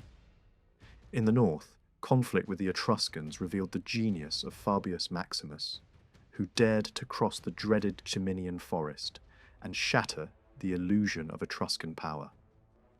Victories at Sutrium, Lake Vadimo, and Perusia forced the proud cities of Etruria to seek peace. Still, the Samnites fought on. Their general Gellius Egnatius forged a bold plan to unite Samnites, Etruscans, Umbrians, and Gauls against Rome. The coalition nearly succeeded, but at Sentinum in 295 BC, the Roman legions met the allied host in a battle that decided Italy's fate. The Roman consul Decius Mus devoted himself to death in a sacred ritual, and the courage of the troops broke the enemy line.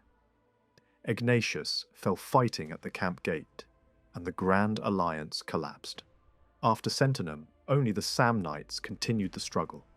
Campaign after campaign ravaged their mountains. At Aquilonia, the sacred Samnite band was destroyed, and one by one, their cities surrendered.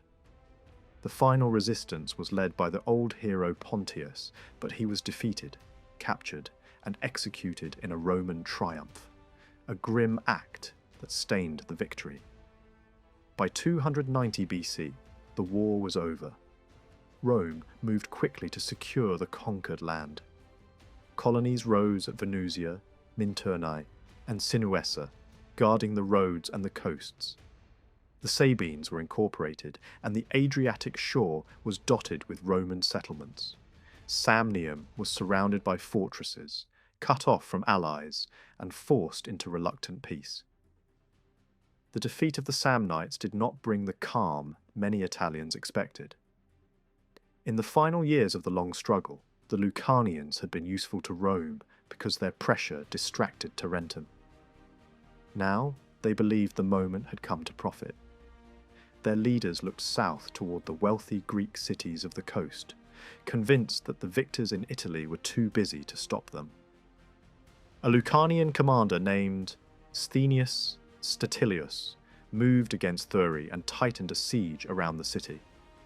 Thurii, seeing no other rescue, chose a hard option. It appealed directly to Rome and offered submission in exchange for protection. Rome's response showed how quickly alliances could lose their value. Once Samnium had been subdued and the fortress colony at Venusia secured the region, Roman policy no longer depended on Lucanian cooperation. Roman envoys ordered Statilius to abandon the attack. The Lucanians answered with defiance.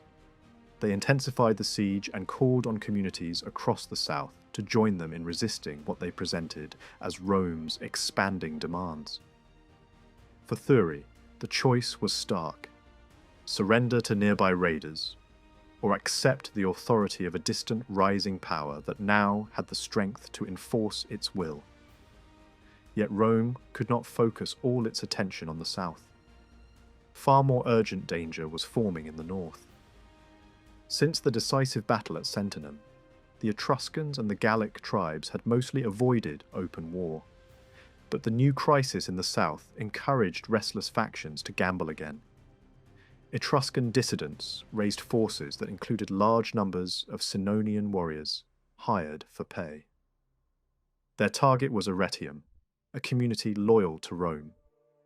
When Rome rushed troops to lift the siege, the relief force was destroyed. A diplomatic mission followed, sent to protest that Gallic fighters had served Rome's enemies, and to demand the release of Roman prisoners. The attempt at negotiation ended in blood. A Gallic leader named Marius killed the envoys, claiming vengeance for his father's death in an earlier conflict. In Roman eyes, this was not only murder, but sacrilege, and it triggered an answer meant to terrify the entire northern frontier. The Roman consul, Publius Cornelius Dolabella, struck directly into Senonian territory, while many of their strongest warriors were still campaigning elsewhere. The response was systematic and brutal. Settlements were destroyed, fighters were slaughtered without mercy, and families were carried away into slavery. The Senones ceased to exist as an independent people in the Italian landscape. Nearby, the Boii reacted with a mixture of fury and fear. They marched south across the Apennines and drew support from Etruscan communities and other Gallic bands. Their combined host advanced toward the Tiber. Dolabella met them near Lake Vadimo as they attempted to cross, and the coalition was shattered. Another defeat followed not long after, and the Boii chose to make peace on their own.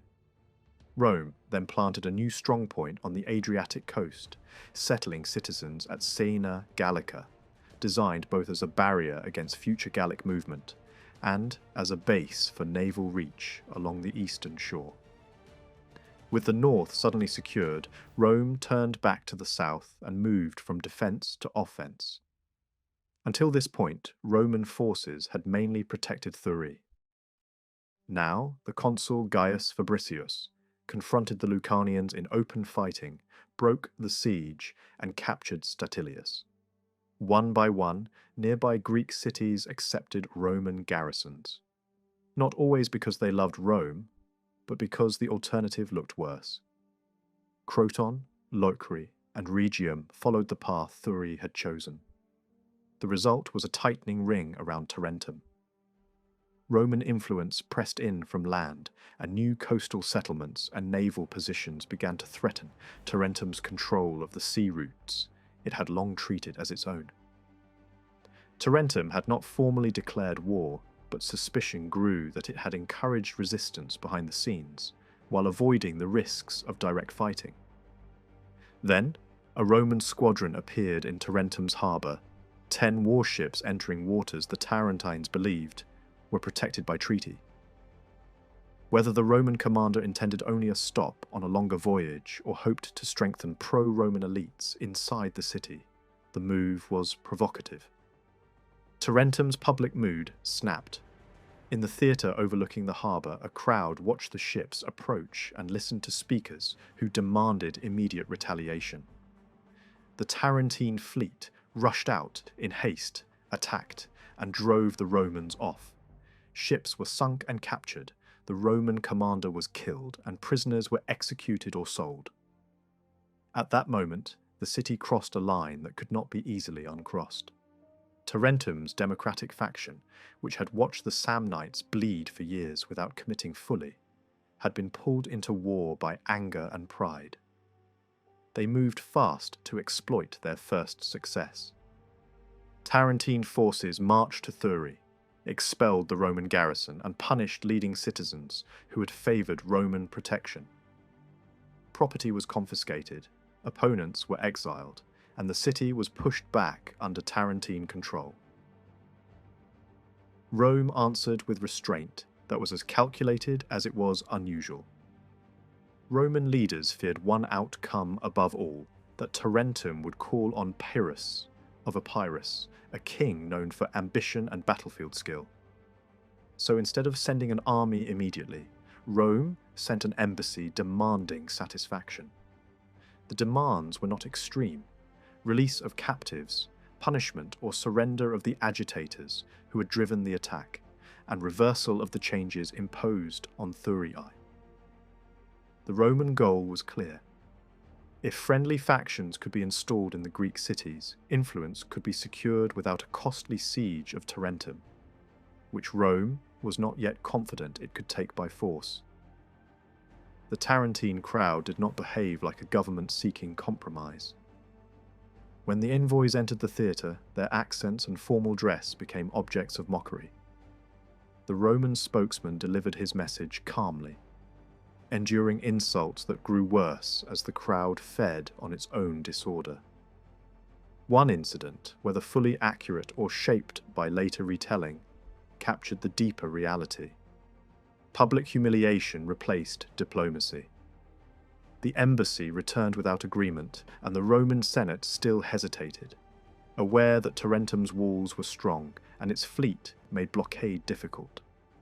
The city could not be easily starved or stormed, and a prolonged attempt might only invite the very foreign king Rome hoped to keep away.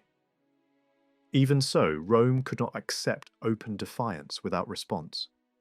The consul, Lucius Aemilius Barbula, entered Tarentine territory, devastated farmland, and tried to separate the city's factions by sparing the estates of aristocrats.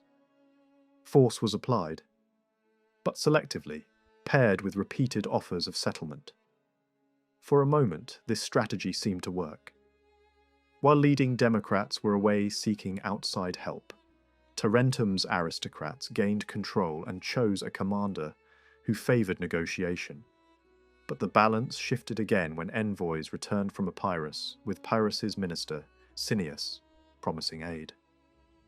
The democratic faction regained dominance, removed the moderate leader and pledged to Pyrrhus money, supplies, and command over Italian recruits.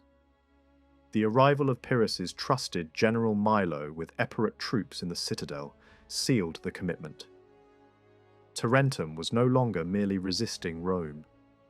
It had placed itself under the protection and direction of an ambitious foreign king.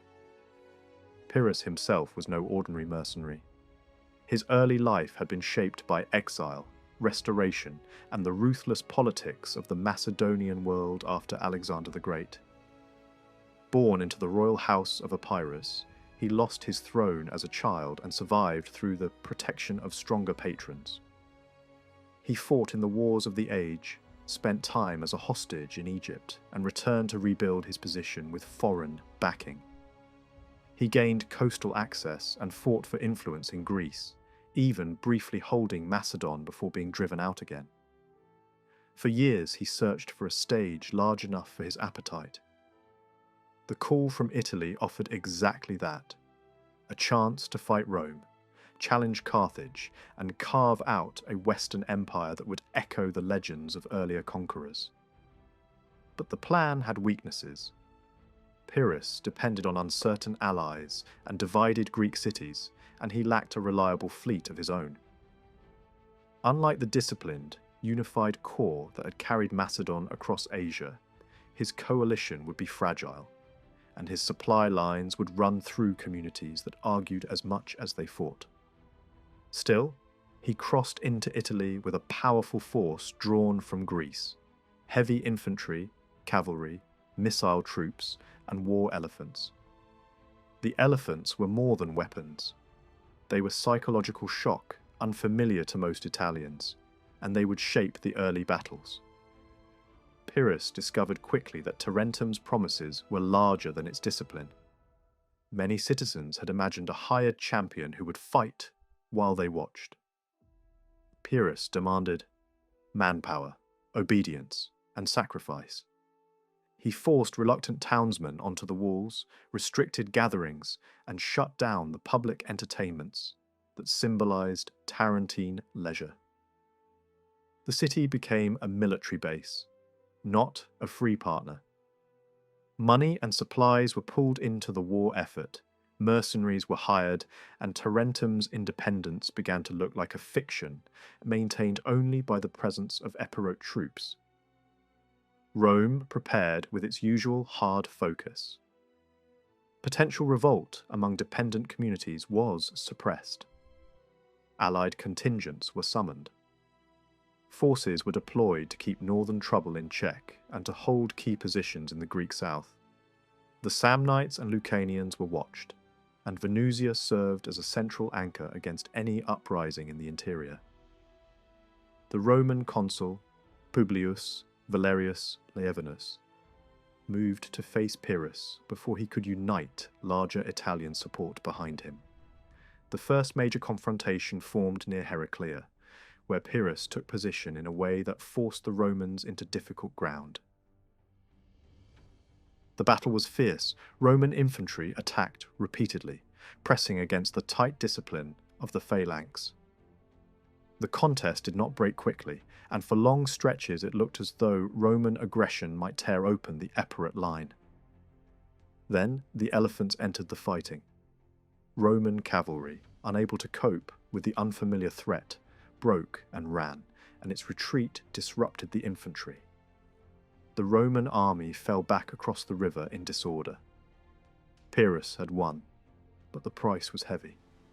Experienced officers and veterans lay dead. It was a victory that weakened as much as it encouraged. Even so, the result changed the political map. Many southern peoples, Samnites, Lucanians, Bruttians, moved toward Pyrrhus, and most Greek cities opened their gates to him. Roman influence in the far south wavered, and in some places garrisons behaved like occupiers, rather than protectors, deepening resentment. Yet Rome's central alliance system held. The Latin communities did not abandon Rome, and the backbone of its manpower remained intact. Pyrrhus then tried diplomacy. His minister Cineas was sent to Rome to offer peace on terms that would free Greek cities from Roman control and remove Roman strongholds from the south. Cineas was skilled in persuasion, and for a moment it seemed possible that flattery and negotiation might do what battle could not. But Rome's political instinct hardened instead. A famous old statesman, Appius Claudius, spoke against negotiating while a foreign army stood on Italian soil. The Senate rejected the offer. Cineas returned impressed by Roman discipline and the stature of the governing class, yet with no treaty in hand. Pyrrhus advanced northward, raiding and probing, but found Rome guarded by fresh forces recalled from other fronts and by new levies. He could not force the city and could not afford a slow war of attrition. He withdrew to winter quarters, still hoping that another round of bargaining might succeed. Roman envoys met him again, and the legend of Fabricius's integrity grew from these meetings, depicting Roman leadership as immune to bribery and intimidation. Whether every detail is true or polished by later storytellers, the broader point fits the pattern. Pyrrhus could win battles, but he could not break Rome's political will. The next campaign brought another major clash at Ausculum. Pyrrhus attempted to adjust, mixing Italian allies into his formation. Recognizing that Roman flexibility and close quarters aggression were dangerous. On rough ground, his cavalry and elephants were less effective, and the fighting was inconclusive and brutal. On the following day, he managed to draw the battle onto more open terrain, allowing the phalanx to function at its best. Again, the elephants helped tip the struggle, and the Romans withdrew with heavy losses. Pyrrhus won, but the toll on his army was severe, and another victory like it would leave him without the strength to continue. At this point, Pyrrhus looked beyond Italy to Sicily. Syracuse appealed for help against Carthage, and Pyrrhus saw a new path to glory. His shift in strategy pushed Rome and Carthage into cooperation. The two powers agreed to assist one another, if attacked, and to avoid making separate peace. Roman leaders gained the advantage of Carthaginian naval pressure, while Carthage hoped the war in Italy would keep Pyrrhus from fully turning against them. Pyrrhus secured a pause in fighting through practical gestures and exchanges, and then sailed for Syracuse, leaving Milo to hold Tarentum and placing trusted hands in other positions. In his absence, the war in Italy lost its pace. Rome punished some rebels, struggled against renewed Samnite resistance, and gradually tightened control over Greek cities. Some communities accepted favourable terms, others were taken by force or stratagem. Places that had once welcomed Pyrrhus began to reconsider their choices as the promised liberation turned into hard demands and foreign garrisons. Tarentum remained the central base for Pyrrhus's cause, but even there loyalty was complicated by fear and exhaustion. In Sicily, Pyrrhus at first looked unstoppable. Cities fell, and Carthaginian control shrank toward a few strong positions. Yet the deeper problem remained political. Sustaining a fleet and a long campaign required taxes, manpower, and obedience from Sicilian allies, who were famously divided. They began to resent Pyrrhus's autocratic methods and treated him less like a saviour and more like a new ruler. Although he continued to win battles, the cooperation he needed was draining away. When he saw that his Sicilian support was breaking, he turned back toward Italy, embittered and increasingly isolated. The return journey was costly. Naval and land enemies struck at him. He seized opportunities for money and supplies where he could, and stories spread of sacrilege and plunder that damaged his reputation further. More importantly, the quality of his army was no longer what it had been. Veterans had fallen, and replacements were often unwilling levies or mercenaries with weaker cohesion. Meanwhile, Rome prepared for a final decision. The decisive battle came near Beneventum. Pyrrhus attempted a night attack and sought to overwhelm Roman positions before reinforcements could unite. Confusion undermined the effort. Units lost their way, attacks arrived piecemeal, and the terrain reduced the effectiveness of phalanx tactics and cavalry movement. Roman troops met the elephants with fire and panic weapons, and the beasts, frightened, turned back through Pyrrhus's own lines, spreading chaos.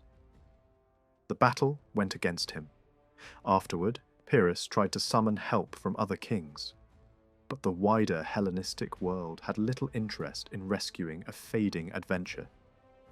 He withdrew from Italy and returned to Epirus, still chasing crowns and campaigns until he finally died in a street fight in Greece, struck down during an urban skirmish. Tarentum could not stand alone. Milo held the citadel as long as Pyrrhus lived, but once the king was gone, he sought only a safe exit for his troops. Rome approached the city with an army, while a Carthaginian fleet appeared offshore. Both powers wanted the prize. Milo chose to negotiate with Rome and surrendered the citadel in exchange for free departure. Tarentum lost its fleet and military independence. It kept limited local administration, but its age as a major power was finished. The remaining resistance across southern Italy collapsed in stages. Samnites, Lucanians, and Bruttians submitted, though bands of fighters lingered in rugged regions for years. One grim episode stood out. A mutinous garrison seized Rhegium and committed atrocities, including attacks on neighbouring communities and violence against Roman forces.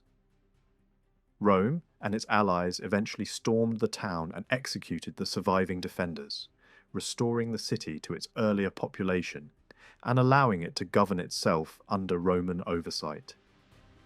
By the end of these campaigns, Rome's dominance stretched across the peninsula, from the far south up toward the central and northern frontiers, binding Italy into a single system of power. The final struggles had not only removed local rivals, but revealed a pattern that would shape the future.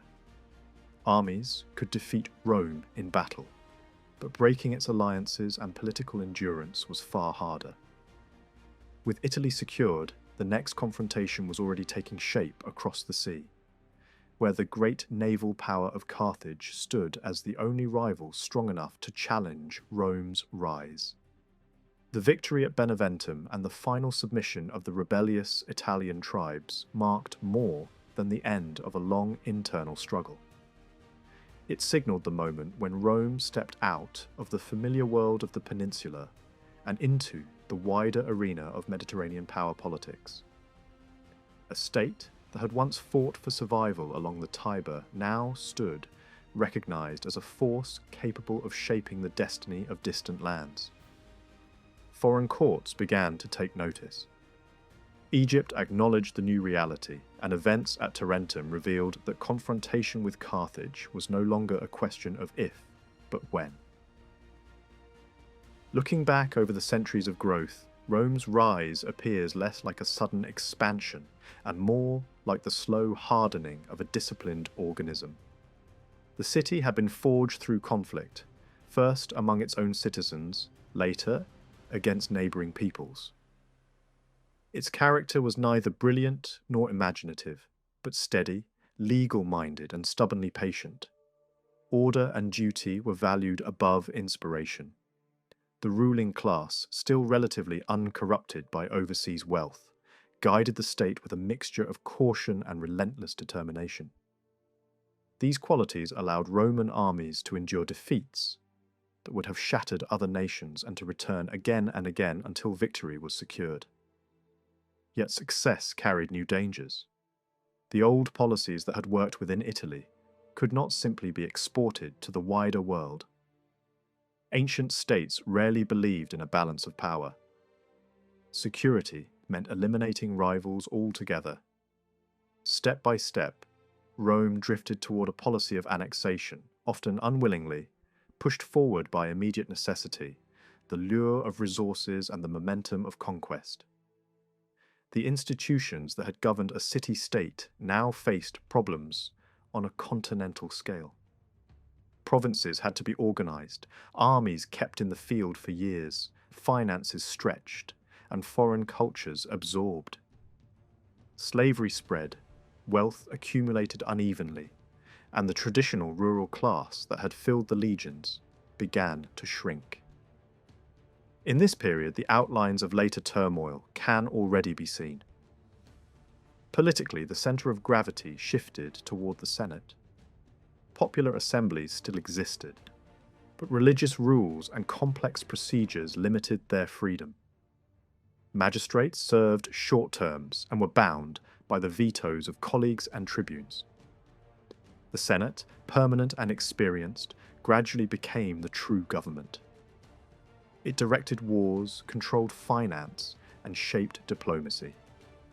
Patrician exclusiveness faded as talented plebeians entered high office, creating a broader aristocracy of service. The state appeared stable, yet beneath the surface, economic change and social inequality were gathering force. Rome's control of Italy was unlike any modern empire. There were no neat provinces with identical laws. Instead, a patchwork of communities, each with its own rights and obligations, surrounded the dominant city. Some towns possessed full Roman citizenship. Others held only private legal rights without a vote. Still, others remained formal allies bound by treaty. Colonies planted along roads and coasts served as watchtowers of Roman influence. National leagues were dissolved and mutual privileges between neighbouring peoples discouraged. The system was deliberately complicated, preventing unified resistance while offering gradual rewards to the loyal. For a time, it worked remarkably well. Allies governed their local affairs, paid no regular taxes to Rome, and shared in the prestige of Roman victories. Only later, when citizenship ceased to expand and military demands grew heavier, would the arrangement reveal its weaknesses. At the heart of Roman power stood the army. In the ancient world, military organization shaped politics, and in Rome the two were inseparable. Service was both duty and honor. Every citizen was liable for years of campaigning, and a record of battles was the first step toward the public office. The early rigid phalanx had slowly evolved into the flexible legion, capable of fighting on rough Italian hills as easily as on open plains. Soldiers were arranged by age and experience rather than wealth, and the manipular formation allowed units to advance, retreat, and support one another with unprecedented freedom. Discipline was harsh but effective, training constant, loyalty built through shared hardship. Yet the system contained seeds of change. As campaigns lengthened and expanded overseas, the burden on small farmers grew unbearable. The property qualification for service dropped, and poorer men filled the ranks. Allied contingents became increasingly important, while the Roman cavalry declined. Commanders were elected annually, often without regard to ability, and political rivalry intruded into military decisions. These flaws would later prove costly when confronted by genius in the enemy camp. On the sea, Rome was far less prepared. Trade had long connected Italian ports with the wider Mediterranean, but naval warfare required skills the Romans did not possess. Carthage, by contrast, was a maritime power to its core. The Phoenician city commanded a network of colonies and trading posts from Spain to Africa, supported by immense wealth and experienced sailors. Her fleets guarded monopolies and enforced treaties that limited Roman movement. As long as Carthage ruled the waves, Italy's long coastline remained vulnerable. The two states could not avoid collision. Sicily lay between them like a bridge and a barrier, a land where Greeks and Phoenicians had struggled for centuries. The spark came from Messana, seized by Italian mercenaries who called themselves the Mamertines. Threatened by the rising power of Syracuse, they appealed first to Carthage and then to Rome. For the Senate, the decision was agonizing. To aid rebels was dishonorable, yet to allow Carthage to dominate the straits seemed intolerable. The people chose intervention, and with that vote, the First Punic War began. Initial Roman successes on land were followed by the realization that victory in Sicily was impossible without control of the sea. A massive building program created a fleet almost overnight. Lacking nautical experience, the Romans relied on innovation, the boarding bridge that turned naval encounters into infantry battles. At Mylae, this device shattered Carthaginian confidence, and for the first time Rome tasted triumph on water. The war spread across Sicily in a brutal rhythm of sieges and counterattacks. Agrigentum fell after a long blockade, but Carthaginian squadrons harassed Italian coasts and rescued threatened towns. Determined to strike at the heart of the enemy, Rome carried the war to Africa. The landing near Clupea promised decisive results, yet strategic hesitation and the recall of half the army squandered the advantage. The Spartan officer Xanthippus reorganized Carthage's forces and crushed the isolated Roman commander Regulus, reminding the world that discipline and leadership could reverse fortune overnight. Disasters at sea followed as storms wrecked fleets painstakingly built. Still, Rome returned again and again, capturing Panormus and renewing pressure on the western fortresses. The Great Siege of Lilybaeum became a test of endurance unmatched in the age. Walls were undermined and rebuilt. Engines burned, sorties launched under moonlight. Carthaginian captains ran the blockade with breathtaking skill, while Roman legions dug trenches that stretched like iron chains around the city. At Drepana, a reckless Roman admiral suffered a humiliating defeat, and another fleet was lost to the waves. For several years the conflict settled into stalemate.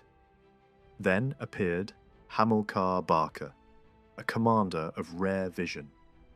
From mountain strongholds he waged a war of movement, striking coasts and cutting supply lines, forging an army loyal to his personal authority. The Romans, exhausted and nearly bankrupt, seemed unable to finish the struggle.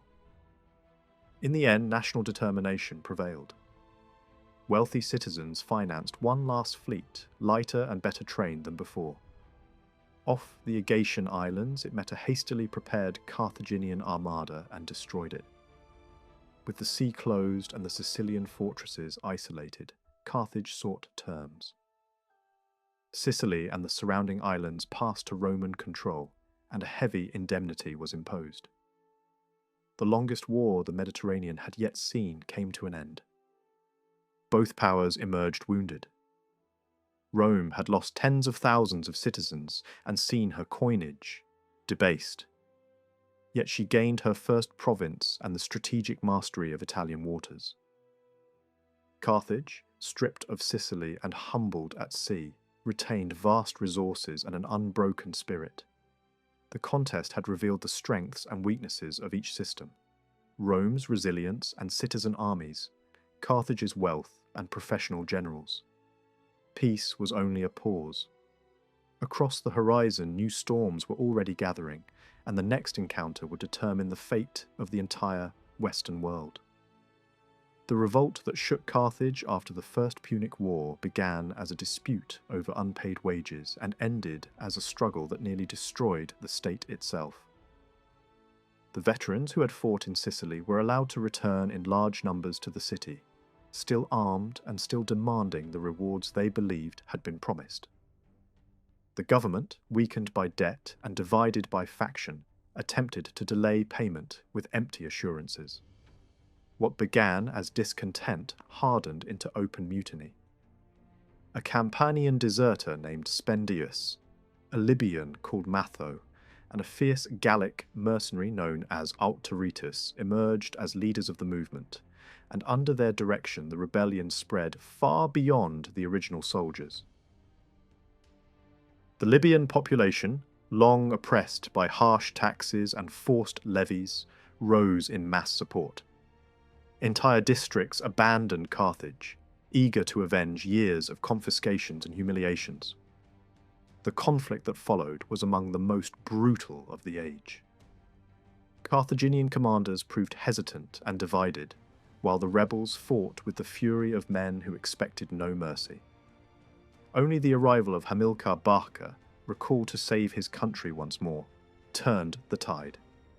Through relentless campaigning and calculated terror, he crushed the revolt, leaving the countryside scarred and the memory of the war etched deeply into the Carthaginian mind. Even as this internal storm subsided, another crisis struck. Rome had at first behaved with surprising restraint.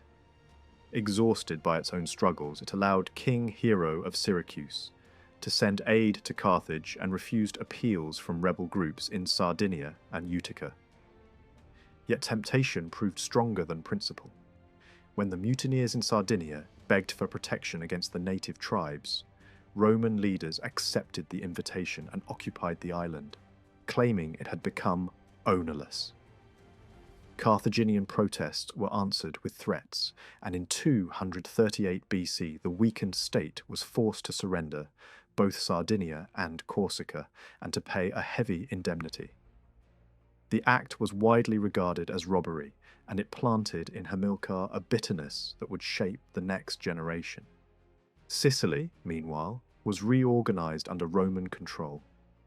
Hero remained an independent ruler, but the rest of the island was divided into a patchwork of privileges and burdens.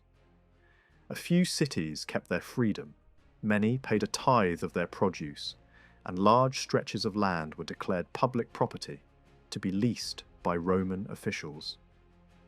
The removal of commercial rights between communities undermined local economies, and wealth flowed toward Roman investors and a handful of favoured Sicilians. Agriculture declined, estates grew larger, and slavery expanded rapidly across the countryside. In Italy itself, military concerns were limited, yet tensions simmered. The Ligurian tribes resisted Roman pressure for years, and Sardinia and Corsica remained restless. Carthaginian agents encouraged disturbances wherever possible. Along the Adriatic coast, Rome completed a chain of colonies, culminating in the foundation of Brundisium, a port that opened the Eastern Sea to Roman influence. Across that sea, piracy flourished. The Illyrian coast, rugged and poorly controlled, became a haven for swift raiding vessels. Greek towns appealed to Rome for protection, and an embassy was sent to Queen Tutor. She replied that she could restrain official attacks, but not the private ventures of her subjects. A Roman envoy answered that Rome would teach Illyria how to govern its people, and soon afterward he was murdered. War followed immediately. Roman fleets crossed the Adriatic, relieved besieged cities, and forced Tutor to accept humiliating terms. For the first time, Rome gained a foothold in Greece and was welcomed by many as a liberator. Attention then turned northward. The fertile plain of the Po was held by Celtic peoples who had long threatened the peninsula. Roman leaders sought the Alps as a natural frontier, and colonies were planted to secure the region. The policy provoked the Gauls, and in 225 BC a massive invasion swept towards central Italy. Panic seized Rome, but the armies of the Republic converged from every direction. Near Telamon, the invaders were trapped between two consular forces and destroyed. The victory opened the way for the conquest of Cisalpine Gaul. The construction of new roads and the establishment of strong settlements at Cremona and Placentia. While Rome expanded steadily, Carthage searched for a new foundation of power. Hamilcar Barca looked to Spain, a land rich in silver and brave warriors. There, he began to build an empire that might balance the losses in Sicily and Sardinia. Through war and diplomacy, he brought many tribes under control, founded new cities, and created an army loyal to his family rather than to the distant Senate of Carthage.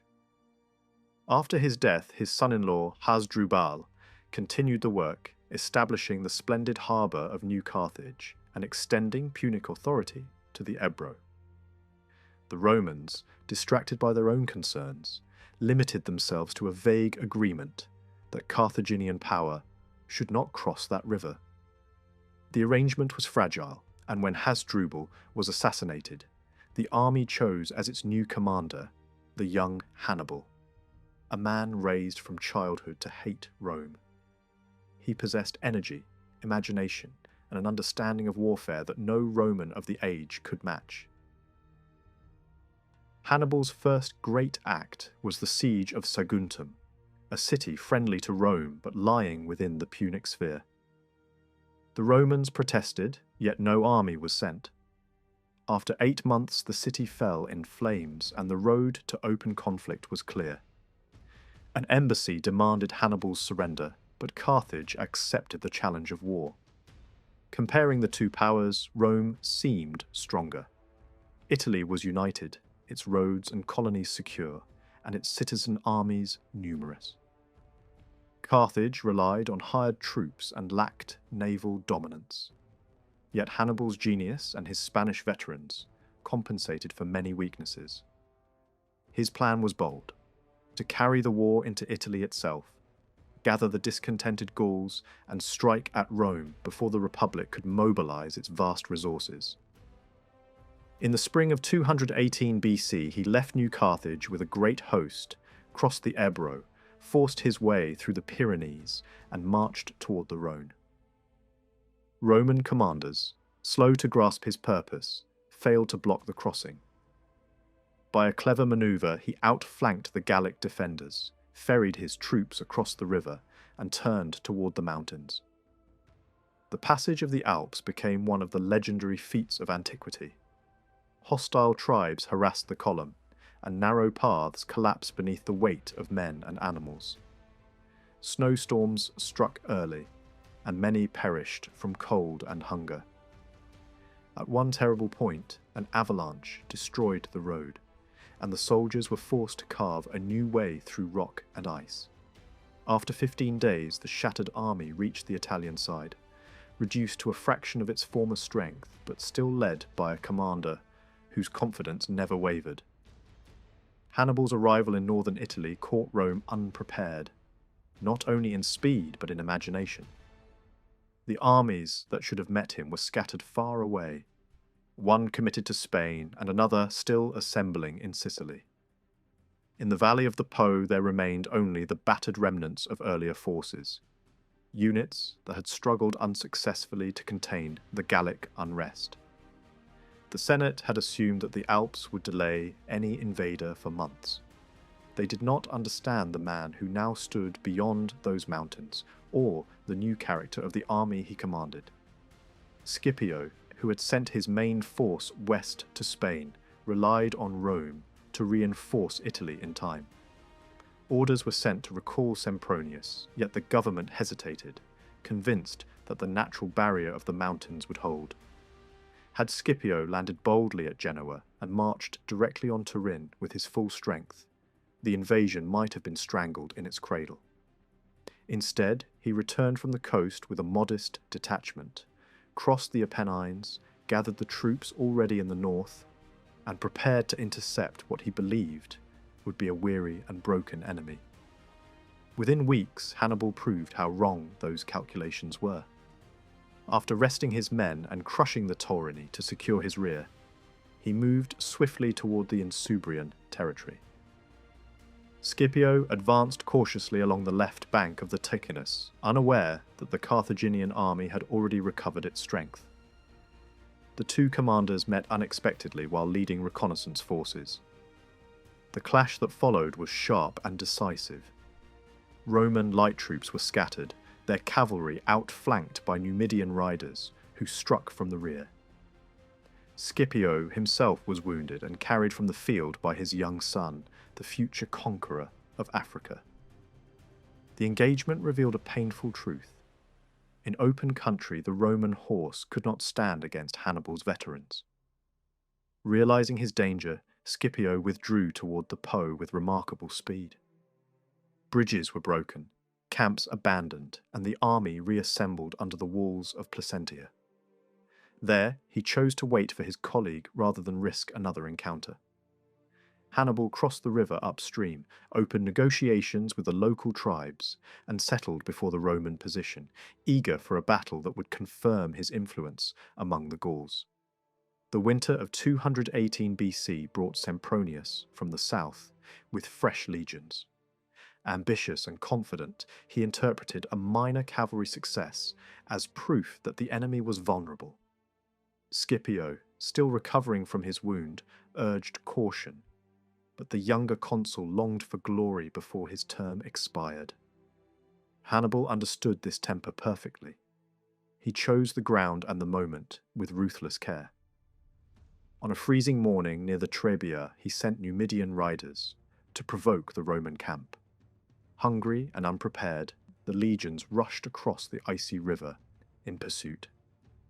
On the opposite bank, they faced an army that had eaten, rested, and warmed itself beside great fires.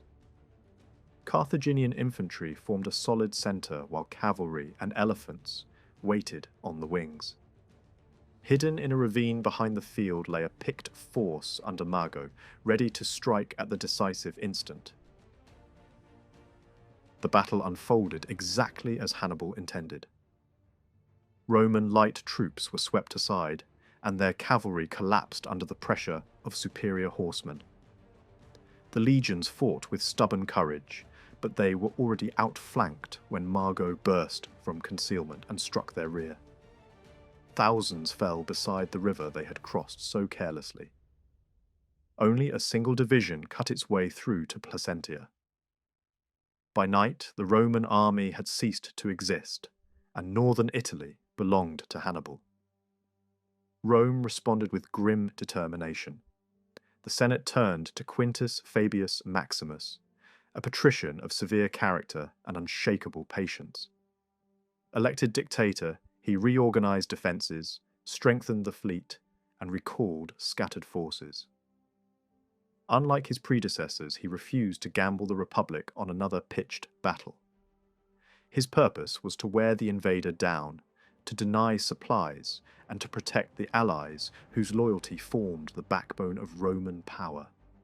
Hannibal, meanwhile, left the Po Valley and marched east toward the Adriatic. He needed rest for his men, fresh horses, and above all the support of the Italian peoples. From Picenum, he sent messages to Carthage describing his victories and asking for aid. Yet the hoped-for rising did not come. The Latin communities remained faithful, bound by habit, interest, and fear of Roman retribution. In the spring of 217 BC, the Carthaginian commander turned south through the Apennines. Torrential rains flooded the lowlands, and his army struggled for days through marsh and water. Many animals died, and Hannibal himself lost the sight of an eye to illness. But the march achieved its purpose. He slipped past the Roman position and stood between Flaminius and the road to Rome. The disaster at Lake Trasimene followed.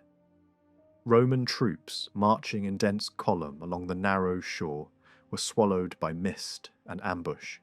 Hills concealed Carthaginian infantry, while cavalry blocked the exits. Within hours, an entire army was destroyed, and Flaminius lay dead among his soldiers. The road to the capital seemed open, yet Hannibal again refused the temptation of a siege and moved toward Apulia, seeking allies rather than walls. Fabius now took command of the main Roman force. He shadowed the enemy from the hills, avoiding every lure to fight. Hannibal ravaged Campania to force a decision, but the dictator merely tightened his watch. At one moment he appeared to have trapped the Carthaginians in the Falernian plain, blocking every exit. Hannibal escaped by a daring ruse, driving cattle with blazing torches toward the heights to draw away the guards while his army slipped through the pass. The campaign tested Roman patience to the limit. Many accused Fabius of cowardice and demanded action. Under political pressure, the Senate elevated his lieutenant Minucius to equal authority, undermining the unity of command. The result was immediate. Minucius, eager for glory, accepted battle on unfavourable ground, and would have been destroyed had Fabius not intervened to rescue him. The episode restored discipline, but deepened the divisions within Rome. As winter approached, Hannibal settled his troops around Geronium on the edge of the Apulian plain. His position allowed access to grain and pasture, yet it also signalled that the war had entered a new phase. The invader hadn't broken the Roman alliance, but neither had Rome found a method to defeat him. Between caution and audacity, the fate of Italy now hung in uncertain balance. The command of the Roman armies in southern Italy passed in the winter of 217 to Marcus Atilius Regulus and Gnaeus Servilius, officers who inherited not only the legions but also the cautious methods established by Fabius. They held the field through the closing months of the campaign and into the following year, waiting for the newly elected consuls to arrive. When the season ended, Hannibal still dominated every mile of country his cavalry had ridden. No Roman force had beaten him in open battle, yet politically he stood almost where he had begun.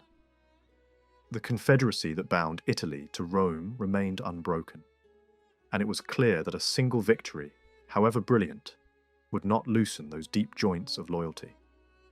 To achieve that, a far heavier blow would be required.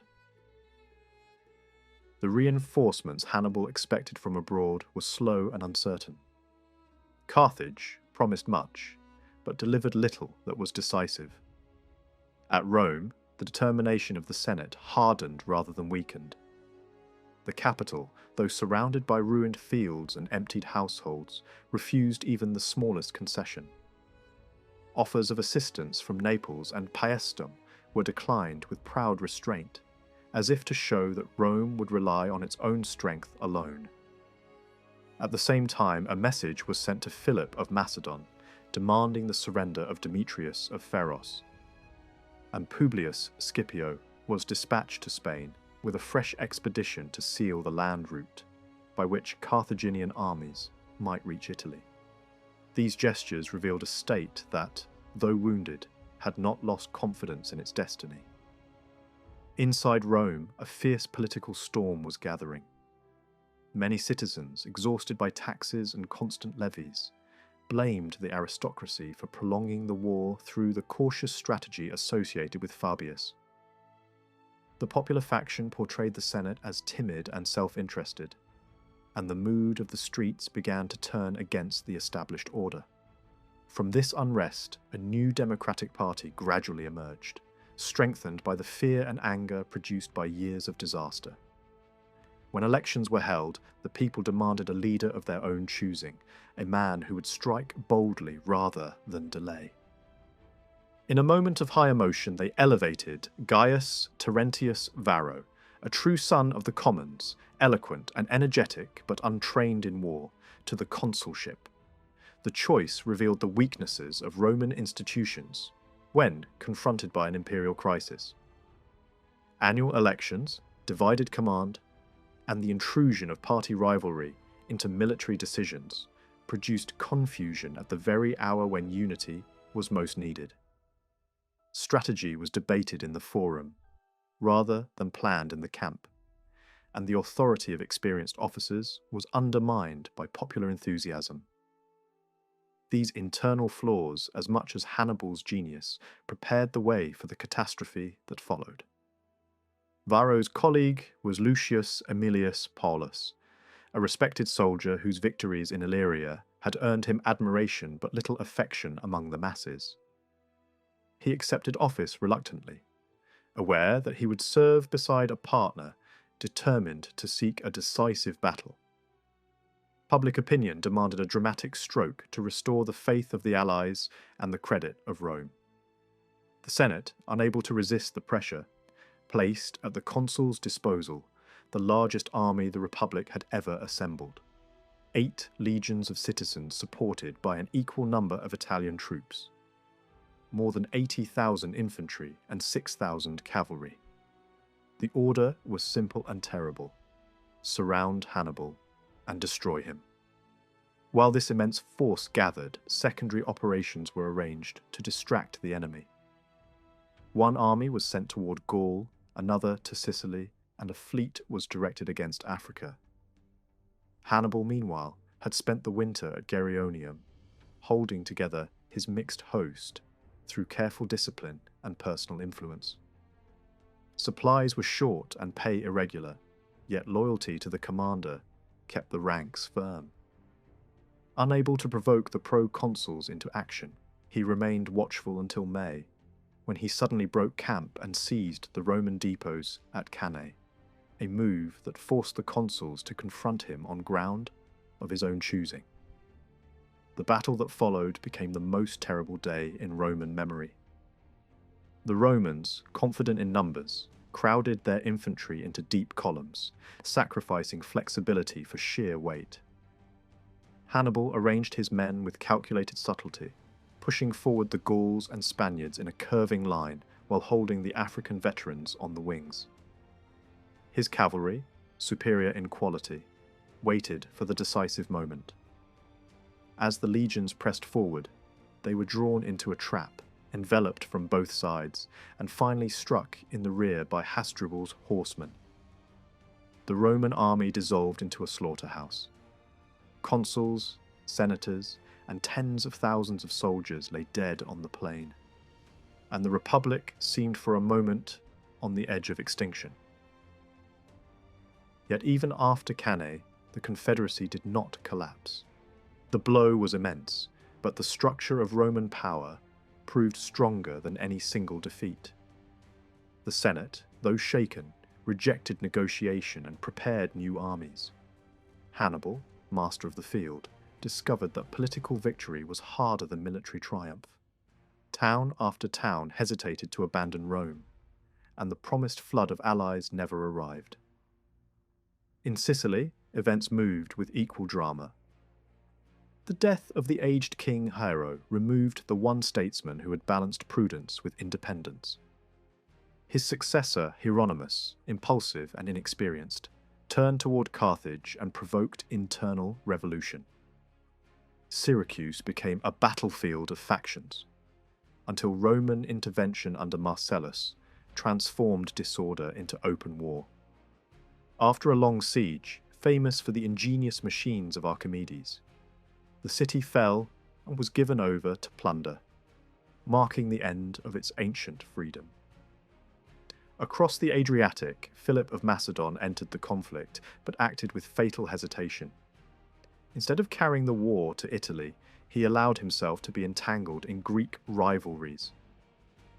Rome exploited those divisions, forming alliances that kept the Macedonian king occupied, while the struggle in the west continued. In Spain, the contest was equally uncertain. The brothers Publius and Gnaeus Scipio at first achieved remarkable successes, holding the line of the Ebro and encouraging local tribes to resist Carthage. But their reliance on mercenary auxiliaries proved disastrous. Abandoned by these allies, both commanders were defeated and killed, and the Roman position shrank once more to the northern coast. Only the arrival of new leadership prevented total collapse. Thus, years after Cannae, the war had become a vast and complicated contest stretching from the Alps to Africa. Hannibal remained undefeated in Italy, yet the foundations of Roman power endured. The struggle was no longer a question of single battles, but of endurance, resources, and the stubborn will of a state determined to survive at any cost. The Roman Senate had long understood that the true danger of the war no longer lay only in Italy.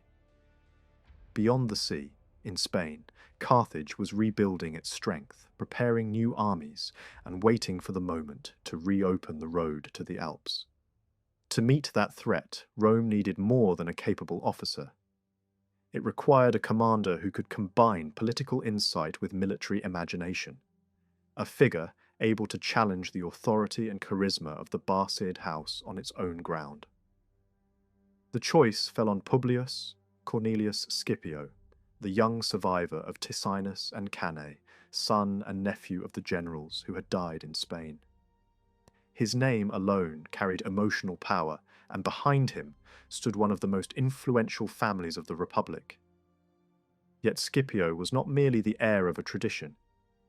He possessed qualities that set him apart from the older Roman type: an education shaped by Greek culture, a refined manner, and a certain regal confidence that many admired and others distrusted.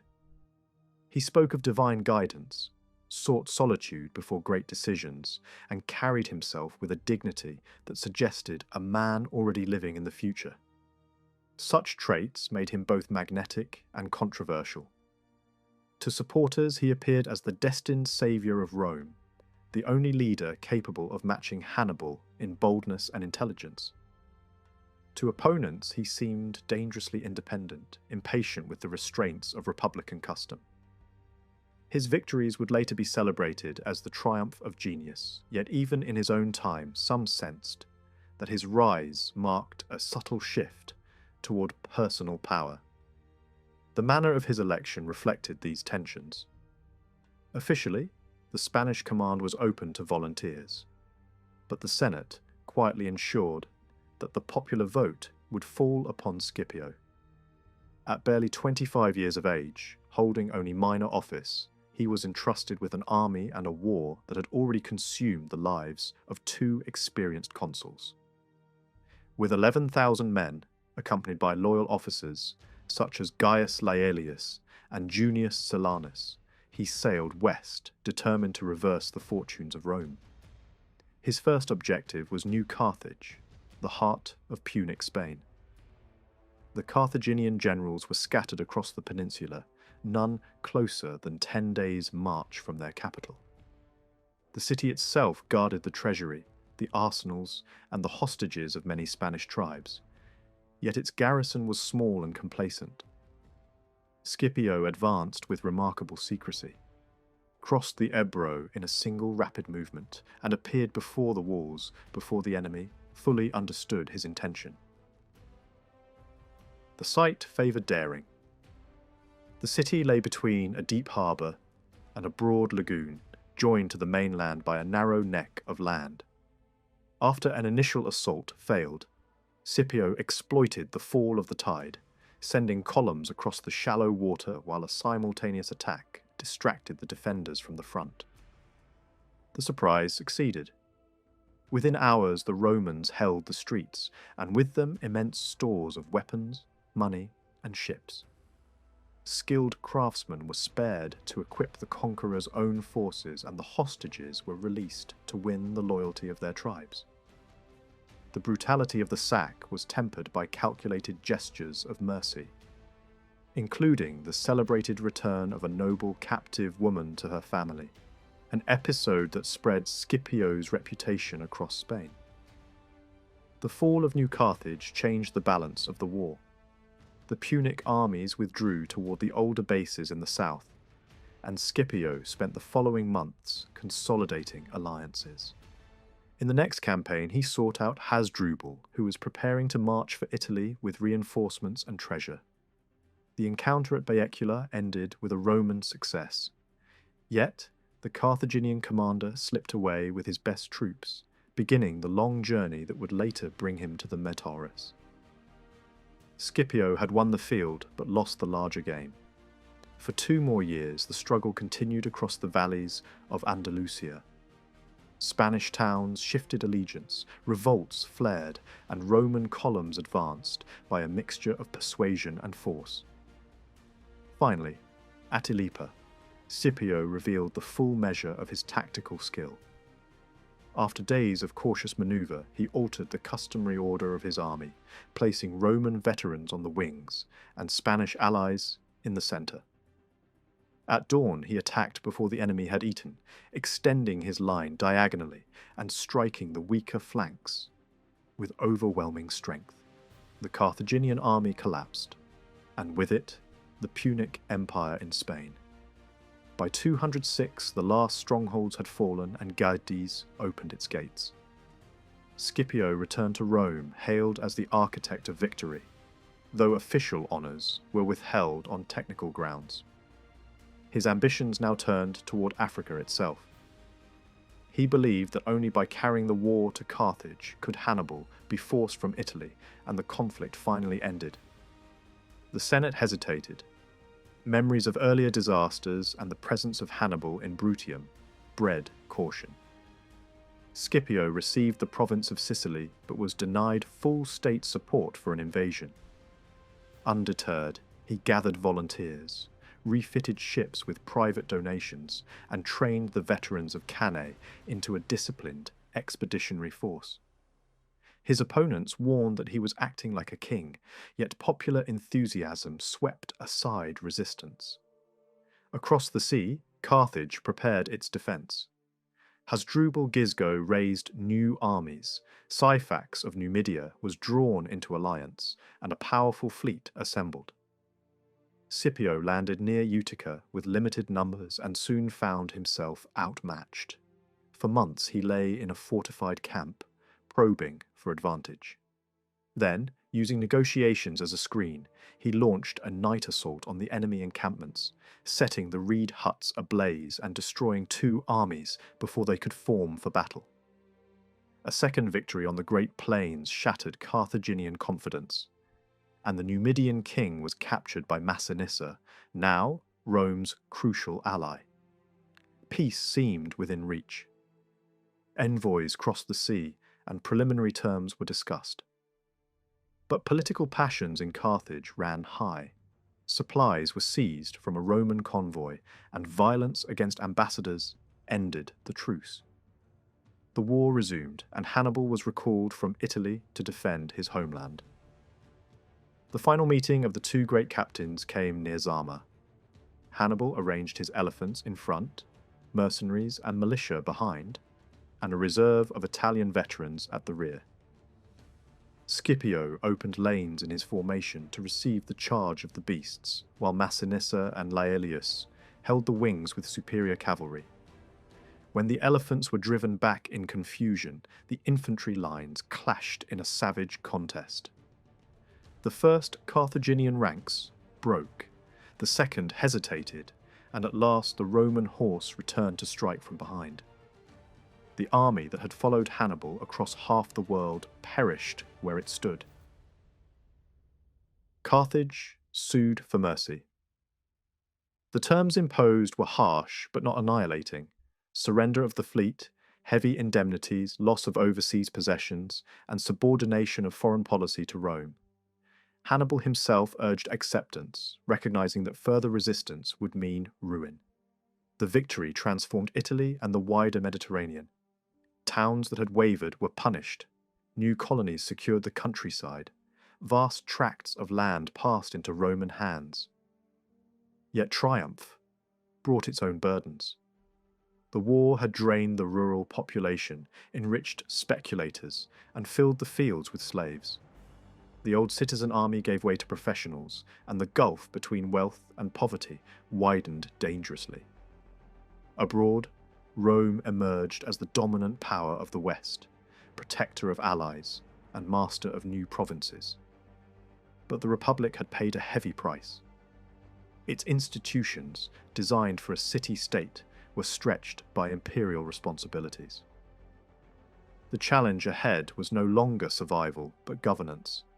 How to rule distant lands, restrain greed, and preserve the civic virtues that victory had placed at risk. The struggle with Hannibal ended not simply with a battle, but with a transformation. From the ashes of war rose an empire, and with it the question that would haunt Rome for generations: whether power won by endurance could be guided by wisdom rather than by appetite. The year 201 before the Common Era marked a turning point in Roman history. The long and desperate struggle for survival had finally ended, and with the peace that followed, an entire age seemed to close. The earlier generations had lived through a period of hardship and heroic effort, when the Republic was driven by discipline, loyalty, and a fierce sense of common purpose. Government and people had acted together with remarkable unity, and the old customs that shaped Roman life still held their strength. Yet after this moment of triumph, the rhythm of history changed. For the next 50 years, the sound of marching legions echoed across the Mediterranean world, and the Republic, almost without realizing it, moved toward the conquest of distant lands, and at the same time toward the slow weakening of its own foundations. It would be too simple, however, to describe Rome as a power guided only by greed or deliberate ambition. The expansion that followed was not born from a single grand plan to dominate the world. Instead, it grew out of the political ideas Romans already held, and from the circumstances that surrounded them. Their leaders believed that security could be achieved only through strength, and they applied this belief with calm determination. Rome advanced much as later European powers would advance in distant regions, not through sudden dreams of empire, but through a chain of decisions that each seemed necessary at the time. In the beginning, Roman aims were limited to protecting Italy and preventing any rival from threatening the peace they had so painfully created. The methods used and the unpredictable movement of events slowly carried them far beyond those original intentions. To understand this transformation, it helps to look at the experience of the Greek world. Greek cities had often tried to unite under leagues or powerful leaders, yet none of these efforts produced a lasting political order. Mountains and seas divided the land, old rivalries divided the people, and fierce local pride placed the city above any wider loyalty. Politics in Greece became a struggle between parties, and the idea of a common state never truly took root. Rome followed a different path. During its best years, the Republic showed an ability to keep factional conflict under control and to place the welfare of the whole community above private interests. Romans also possessed an unusual talent for absorbing others. Neighbouring peoples could be drawn into the Roman system without losing their identity or dignity. Useful customs and institutions were adopted from abroad, and higher forms of culture were welcomed rather than feared. This respect for law and order gave Rome a reputation unlike that of any other ancient city. Weaker states looked to it for protection, and the divided cities of Greece came to see Roman judgment as a source of stability. In the ancient world, there was little room for the modern idea of equal nations living side by side in peace. Power decided everything, and between neighbours the choice was usually to rule or to be ruled. Rome differed from others mainly in the relentless logic with which it followed this principle. Geography favoured her. Italy was a united peninsula placed between east and west, and its position allowed Rome to grow strong before facing serious threats from Asia. Years of warfare had shaped a disciplined people and an efficient army. Roman policy rarely depended on the mood of a single leader. It was steady, cautious, and prepared to endure enormous sacrifices. Enemies were isolated, allies were carefully weakened, and opportunities were never wasted. Such a force could not remain confined to Italy when the wider Mediterranean lay in disorder. Yet the character of Roman conduct changed as wars multiplied. The straightforward strength of earlier days gave way to more complicated and sometimes darker methods. The old simplicity faded before the temptations of power and wealth. Cruelty and greed began to appear, and even the armies lost something of their former spirit. Nevertheless, the Republic possessed deep reserves of energy. Opponents were divided and fragile, while Rome could recover from defeats that would have destroyed others. The states of the eastern Mediterranean were worn out by centuries of conflict. Their armies and governments could offer little resistance to a determined newcomer. The weakness of these kingdoms drew Rome steadily forward. After suppressing pirates on the Adriatic coast, Roman leaders were pulled into Greek affairs and then into the rivalries of the great Hellenistic monarchies. At first, they acted with moderation, seeking prestige rather than territory, but the position proved impossible to maintain. Protectorates, created to keep order, instead produced confusion. Rome wished to control without governing, yet the client states were too weak to stand alone. Endless missions reported back to the Senate, whose instructions were often hesitant or contradictory. Meanwhile, new powers were rising beyond the horizon, and the shield that Rome expected her allies to provide slowly crumbled. In Italy itself, expansion followed a more traditional course. After the defeat of Carthage, the northern tribes known as the Gauls rose in a last desperate effort. Towns were burned and Roman colonies threatened, but one by one the tribes were crushed. Some were allowed to keep their local customs under Roman oversight, while others were pushed from their lands to make room for new settlers. Roads and fortresses spread across the plains, and Latin speech began to replace older tongues. The stubborn Boii resisted longest, yet even they were eventually broken, and their territory became the foundation for new Roman communities linked by great highways. Beyond the Po Valley, another challenge appeared in the rugged country of the Ligurians. These mountain people lived by raiding the richer lowlands, and for decades Roman generals struggled to subdue them. Campaigns were often confused and poorly led, but slowly the frontier moved forward. Ports were founded to secure the coastal route to Spain, and thousands of captives were resettled in distant parts of Italy to prevent further rebellion. Similar efforts brought the eastern Adriatic under control. While in the islands of Sardinia and Corsica, harsh measures finally ended the resistance of the interior tribes. Rome's hold on Spain began as an experiment beyond the sea. For a long time, the peninsula was the Republic's only overseas commitment, and even that commitment was uncertain at first. Administrators in Rome divided the land into two broad zones.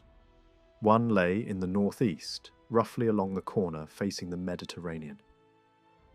The other stretched across the warmer south and the long southeastern coast, the region that had once formed the heart of Carthaginian power. Along those coasts, older port cities, shaped by Greek and Punic trade, tended to cooperate with the new masters.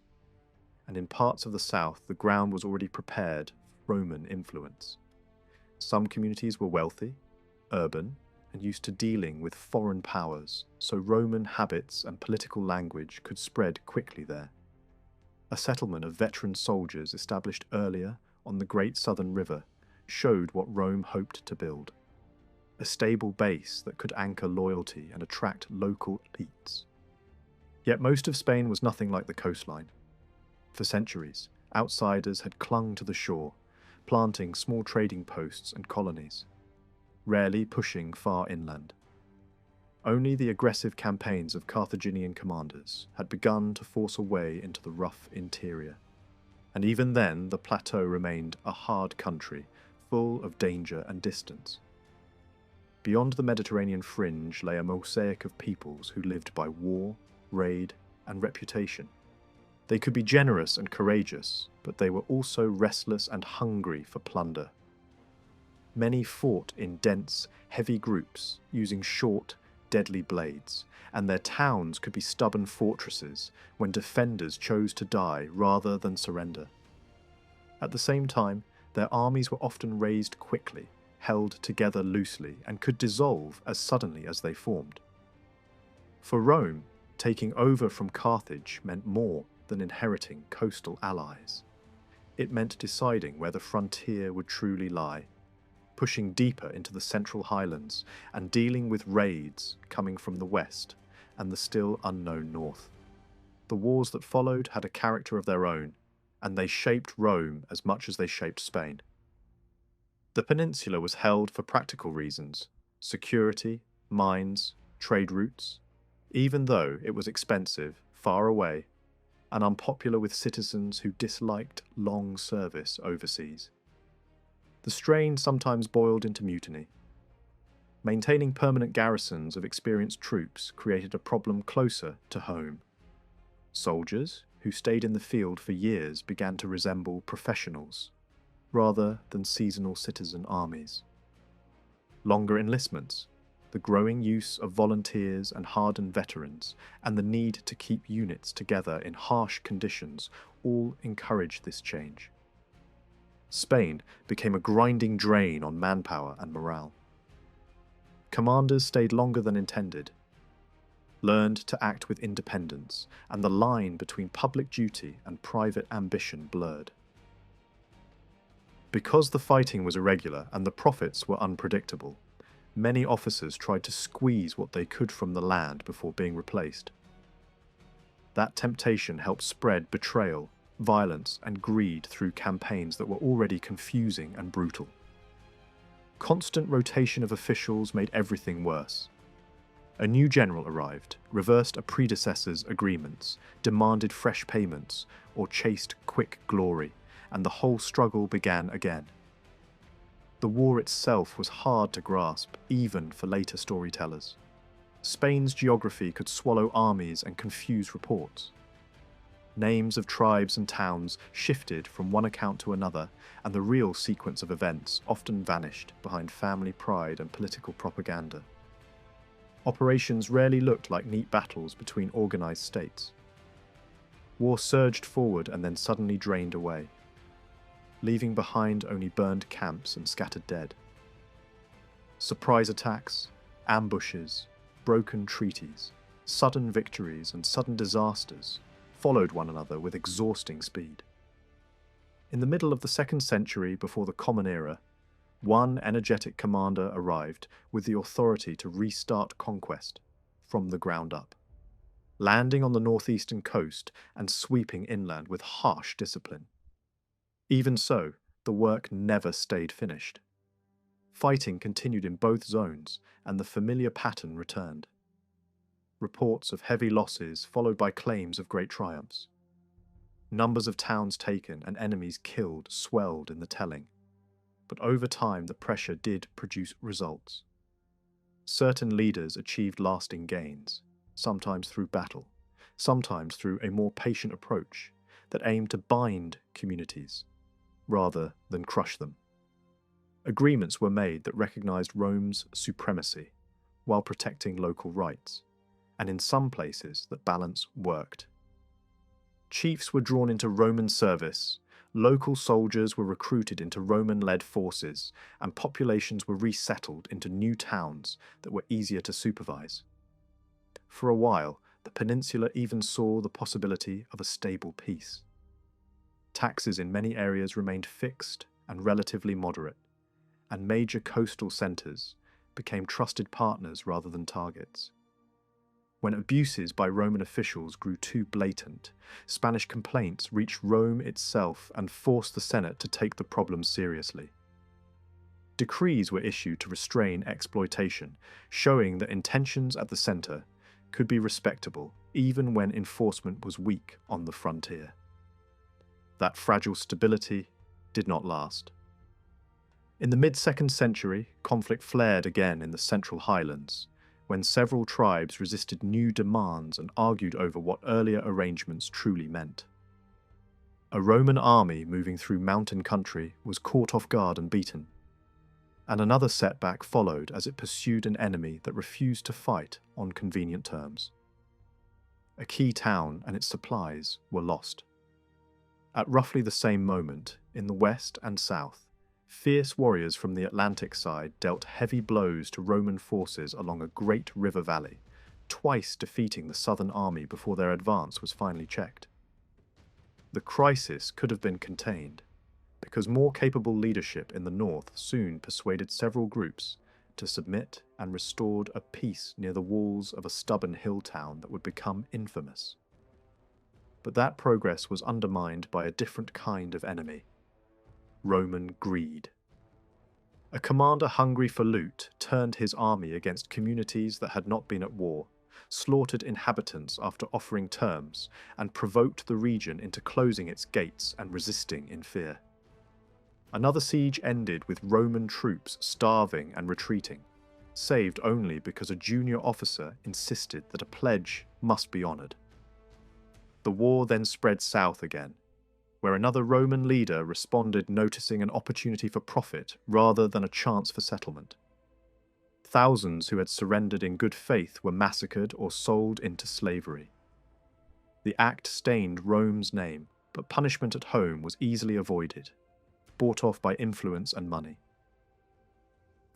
From that bloodshed, a new resistance was born, led by a man who became the most dangerous opponent Rome faced in Spain for a generation. He was not a king surrounded by luxury. He rose from humble origins and lived with the endurance of a field commander, hard body, simple habits, and a fierce ability to inspire. He understood the landscape better than his enemies ever did. He fought like a shadow, appearing where Roman columns least expected him, drawing them into defiles, striking, vanishing, and striking again. Early on, he rescued trapped fighters who would otherwise have been destroyed, and with a small force of cavalry, he stalled a larger army long enough to change the outcome of a campaign. One Roman commander was lured into an ambush and killed. Reinforcements sent to help were scattered. For years afterward, Roman generals arrived and failed in turn. Entire units disappeared in mountain passes, and captured Roman weapons were displayed as trophies across high ridges. Eventually, with other major wars finished elsewhere, Rome could focus greater attention on Spain. A strong commander was sent with fresh legions, and another officer coordinated from the northeast. Even then, success did not come quickly. New troops were raw, veterans were demoralized, and only strict discipline began to shift the balance. Still, the rebel leader remained unbroken. A successor to the Roman command suffered repeated disasters and withdrew into a southern city while the countryside was ravaged.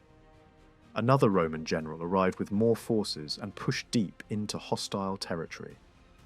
He won some victories, but his advance was marked by ruthless brutality, and the fight remained unpredictable. A battle went wrong, the Roman army was cut off, and a humiliating agreement became unavoidable. What made this moment striking was the restraint of the rebel leader. He did not answer cruelty with cruelty. A peace was offered without vengeance, and Rome even formally recognized a degree of independence under his leadership. That settlement could have ended the conflict, but it rested on a misunderstanding. In Rome, powerful figures quietly supported a return to war. A new commander used intrigue instead of open battle, undermined the settlement piece by piece, and pressed for terms so harsh that disarmament became the next demand. Local memories were haunted by the fate of other defeated peoples, and the refusal to surrender weapons came too late to change the course of events. The rebel leader's closest associates were bribed.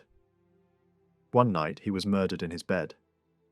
His successor lacked his authority and skill, and the region was forcibly disarmed. Over the next years, the remaining resistance in the west was broken, and the long, bitter conflict there was finally brought to an end. While that drama unfolded in the west, an even more humiliating struggle burned in the northeast and central highlands.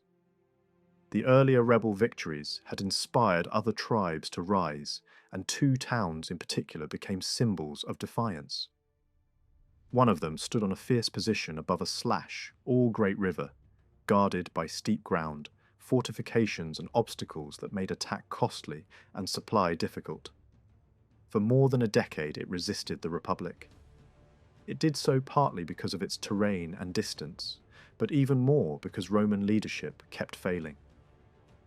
One capable commander reduced much of the region and nearly ended the war, only for a sudden demand for disarmament to drive the last holdouts into desperate resistance. His successor arrived with an army far larger than the town's entire fighting population, and still suffered defeat after defeat. He tried to negotiate, then denied his own terms when another commander replaced him, and the Senate accepted the denial. Another general resumed the siege and was routed. Then came the most shameful episode of all. A Roman army, undisciplined and panicked, capitulated in fear. The agreement was honoured only because senior officers respected the sworn word of a mediator within the Roman staff. Yet the town made a fatal mistake by trusting that oath without demanding hostages. In Rome, the Senate repudiated the treaty, and the defeated commander was publicly sacrificed as a scapegoat, delivered naked and chained at the town's gates, left outside all day in humiliation. The town refused to accept him, and both the disaster and the theatrical punishment revealed how far Roman conduct had fallen from older ideals. With confidence shattered and reputations ruined, another commander tried to salvage prestige by attacking people who had not provoked war. The campaign ended in disaster during retreat. At last, Rome turned to the one leader with the authority and experience to impose order.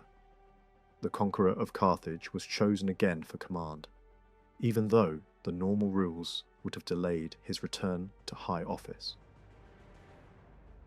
The Senate gave him fewer resources than might be expected for such a task, so he built strength by drawing on allied troops and surrounding himself with a personal guard of trusted supporters. Important names gathered under his command. Men who would later reshape Roman history. His first act was not to rush the enemy, but to remake his own army. The camp was cleansed of distractions and profiteers, stripped of excess comforts, and drilled with relentless severity. Marching, trenching, and hard labour replaced the lax habits that had infected the forces in Spain. Only after discipline was restored did the final siege begin in earnest. Against a small garrison, a massive army was set to work, not with heroic charges but with engineering. Fortifications tightened around the town in a great ring. Then another line was added beyond it, turning the defenders into prisoners of their own walls. The river was blocked to prevent escape or relief. An attempt to break the encirclement was met with bloodshed and failure. In the end, the town did not fall to the sword. It was starved into surrender.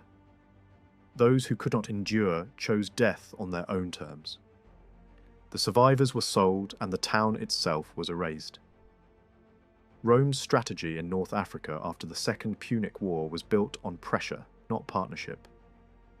Carthage was left alive, but only just, kept weak, watched closely and hemmed in by a rising Numidian kingdom that Rome quietly encouraged. The peace terms drawn up after Hannibal's defeat were written in a way that invited conflict, especially on the question of borders. The language that was supposed to protect Numidian territory was vague enough to be stretched, and Roman leaders tended to interpret it in the Numidian king's favour. Another clause mattered even more in practice. Carthage was forbidden to make war without Rome's approval, and it could not fight Rome's allies. That meant Carthage could be struck repeatedly, yet could not strike back without giving Rome the excuse it wanted. For a time, Carthage tried to survive through recovery, rather than defiance. Under Hannibal's influence, the city reorganized its finances and pushed reforms that widened political participation. Trade revived, revenue returned, and the war payments were being cleared faster than Rome seemed to expect or even welcome. Hannibal himself, reading the mood of the Mediterranean, looked eastward for new possibilities. But Carthage was divided at home. Wealthy factions, nervous about Hannibal's popularity and fearful of Roman suspicion, joined hands with informers and foreign pressure. Not long before Rome's war with the Seleucid king Antiochus, Hannibal was denounced and demands were raised for his surrender. He escaped. In Carthage, his house was torn down, his property seized, and politics shifted toward a leadership that advertised its loyalty to Rome. None of this saved the city from the slow squeeze. Massinissa, the Numidian king, understood the situation perfectly. He was ambitious, patient, and skilled enough to turn Rome's rules into weapons. He pressed into disputed lands in small steps, then in larger bites, always careful to present himself as Rome's faithful friend. Carthage, despite constant rumours of rebellion, held to its agreements. Again and again it appealed to Rome as the higher authority, hoping the Senate would restrain its ally. What arrived instead were investigative missions that talked, delayed, gathered statements, and returned to Italy carrying vivid stories. Not about injustice, but about Carthage's continuing wealth. Every embassy that walked through busy streets, saw full markets, heard the noise of workshops and watched ships crowding the harbours, came home with the same unspoken thought. This city still looked dangerous. Meanwhile, the loss of territory continued. Fertile districts along the North African coast were taken over, and at one point, Carthage even paid money to the aggressor in exchange for temporary relief. Each new raid produced a fresh complaint, and each complaint was met with half measures. Rome's leaders were not always eager to see Massinissa become too strong, and there were moments when Carthage received small signs of support. Yet the larger pattern remained. The Numidian king advanced, Carthage protested, and Rome allowed the pressure to tighten. Massinissa was not a minor tribal chief. On the ruins of a rival power in the interior, he built something that looked increasingly like a real state. With Rome's approval, he formed a wide ring around Carthage, expanding step by step across lands that stretched from the western kingdoms toward the deserts of the east. He filled his treasury, settled populations, encouraged farming, and shaped a disciplined army. He lived like a soldier and ruled like a monarch, hard, durable, shrewd, and unsentimental. Even in old age, he remained active, calculating, and relentless. His court at Cirta became a centre of a new blended culture, mixing local North African traditions with Punic influence. In effect, he founded a nation. Yet his rise carried a hidden lesson. Despite all his help to Rome in other wars, despite public flattery and loyal service, he was still only an instrument. Rome's tolerance for strong client kings was shrinking. A more cautious African policy might have preserved a balance, letting Carthage and Numidia restrain each other. Instead, the balance broke. By the late 100s and 50s before the Common Era, the mood in Rome had shifted. A Roman delegation came to investigate another seizure of territory. Again, the dispute was left unresolved. But the visitors returned shaken by what they had seen. Carthage's docks were busy. Its shipyards were capable. Its gardens and streets looked prosperous. Money sat in its treasury and supplies filled its stores. To some Roman eyes, that prosperity was not a sign of stability, but a warning. One influential elder in particular began to end every speech with the same harsh conclusion: Carthage must be destroyed. Others argued the opposite. A minority warned that eliminating Carthage would remove a useful counterweight and make Rome careless and arrogant. But the more aggressive voices carried the day, fueled by old fear, commercial rivalry, and the stubborn energy of men who believed Rome would never be safe while Carthage still existed.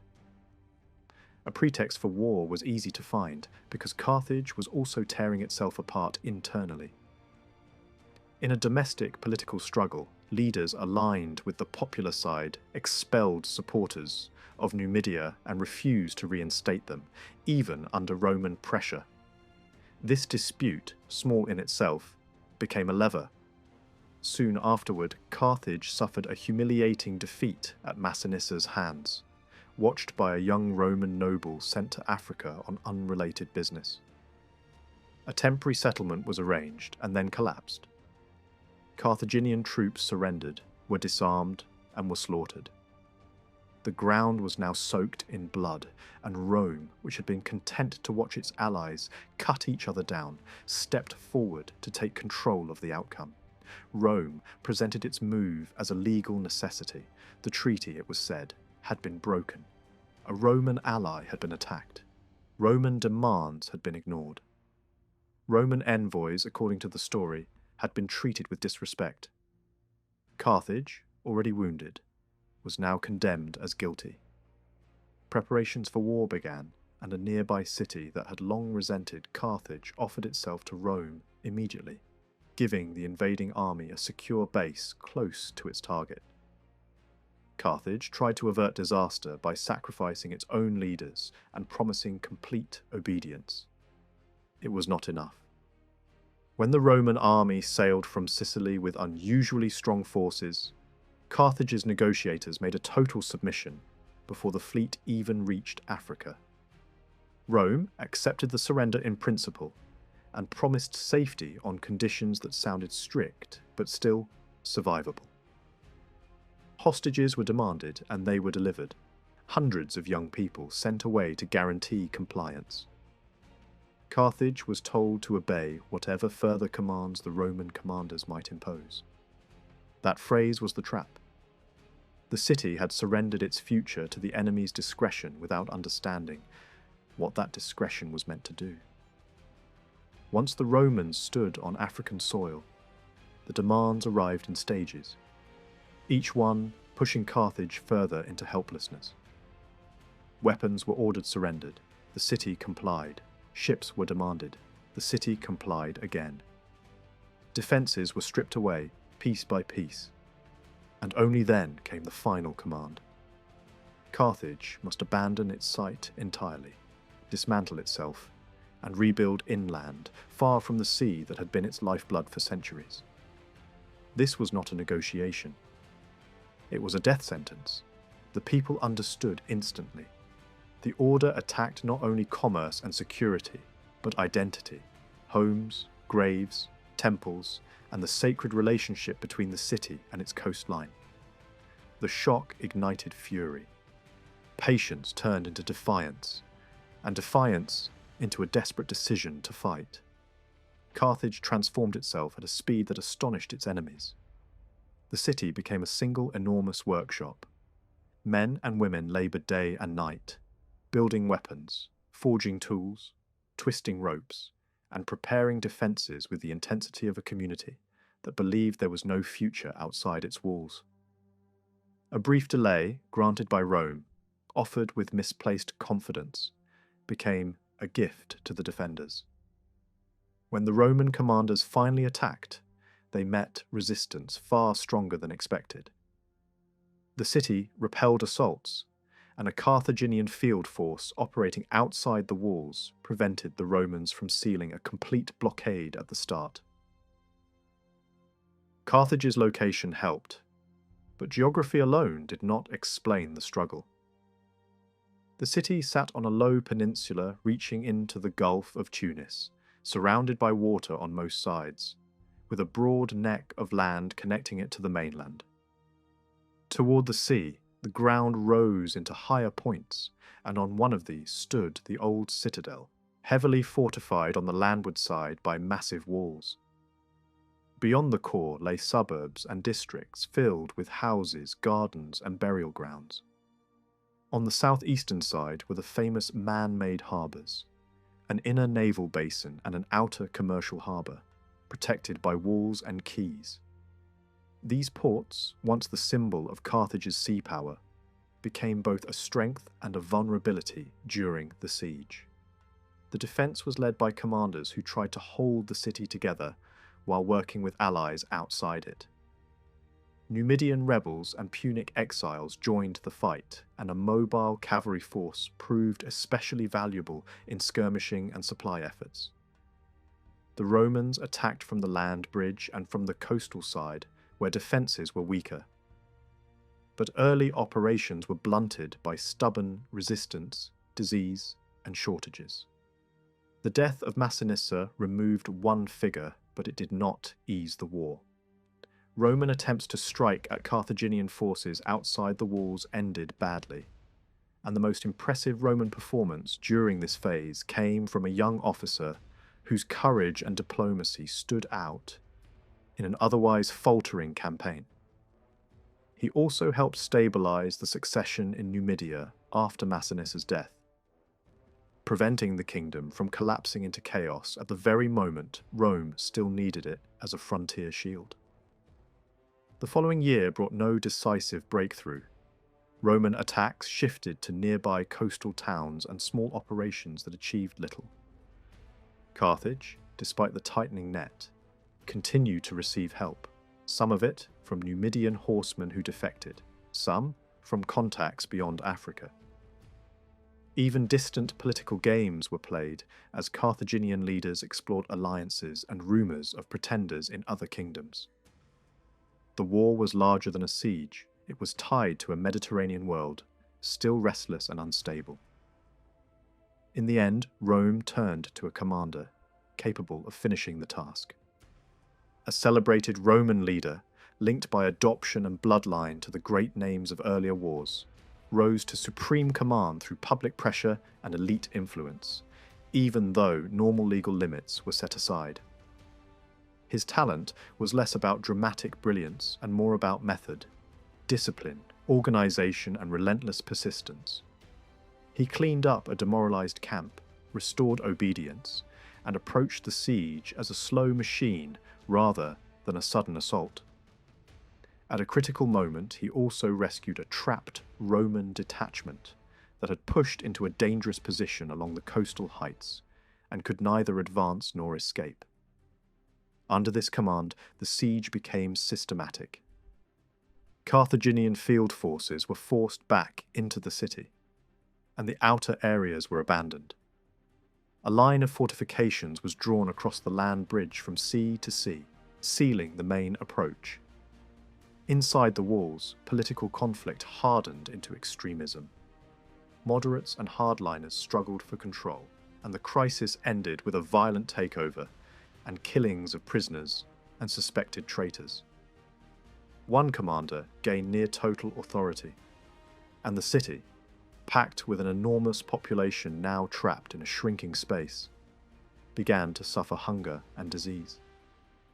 Supplies still slipped in through daring runs by sea, and merchant ships performed feats of speed and nerve to keep the city alive. To close the last openings, the Roman commander attacked the harbours themselves. A massive barrier was built outward to choke the entrance. At first, the defenders mocked it, but the laughter died as the structure grew. Then Carthage answered with an astonishing trick. While Rome focused on sealing the port, Carthaginian workers secretly cut a new outlet and, in silence, constructed a fresh fleet. Suddenly, a line of newly built warships emerged from an unexpected opening and met the sea. The moment offered Carthage a rare chance to strike the Roman fleet while it was unprepared. Yet hesitation and the chaos of circumstances squandered the advantage. After a brief clash and heavy damage, the Carthaginian ships struggled back through the narrow entry. The Romans pressed harder. Fighting moved onto the outer quays where defences were thrown up in haste. Assaults were beaten back with fierce courage, but eventually a foothold was secured, and that foothold became a fortress. The blockade tightened to the point where famine became a weapon more decisive than swords. When a key supply route was cut, hunger and sickness did what battering rams could not. Even then, Carthage's leaders refused offers that would save only a few at the cost of the city's surrender. In the spring of 146 before the Common Era, the final storm began.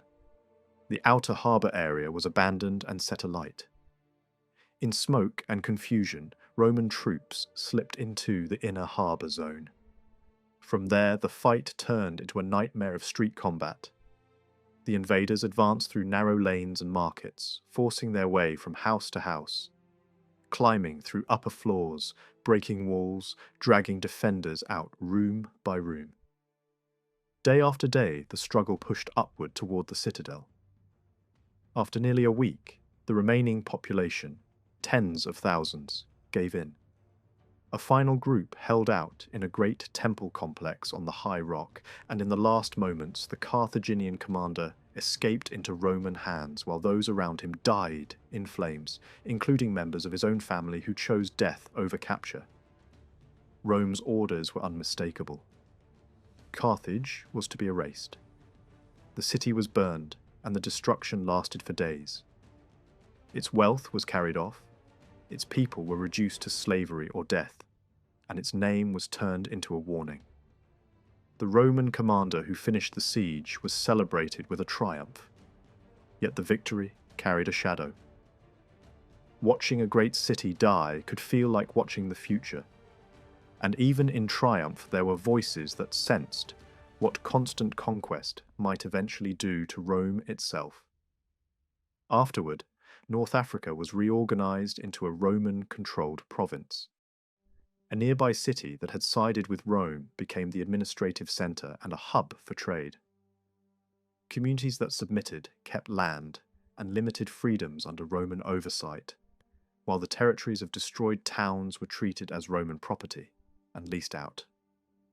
Some allied cities were granted privileged status, but the overall structure was clear. Rome now ruled directly along the coast. Numidia remained in place as a buffer on the frontier, its borders defined and its kingdom preserved, surrounding the new Roman province on several sides. Useful, for the moment, as a shield against the wider desert world beyond. Across the Adriatic lay a world that was never still. Kingdoms rose, leagues fractured, ports changed sides, and cities that called themselves free survived only as long as stronger neighbours allowed it. Any attempt to describe this eastern landscape in a clean, simple way quickly runs into a problem. Alliances shifted with the season. Internal politics were often more decisive than armies, and old rivalries could undo the most sensible plans. Still, one broad pattern can be traced. In many moments, Rome found itself aligned with the independent Greek communities against the great monarchies, and just as often it backed whichever states seemed most interested in preserving order rather than expanding by force. That is the key to understanding how Roman influence entered the East. Not through one decisive conquest at the beginning, but through a chain of invitations, fears, and calculations. Among the successor kingdoms carved from Alexander's empire, Macedon stood out as the most solid. Under Philip V, it remained a compact and disciplined state, by Eastern standards, rooted in a tough rural population that still believed in the old tradition of obedience to its kings. Years of war and northern raids had drained strength, yet the national spirit held.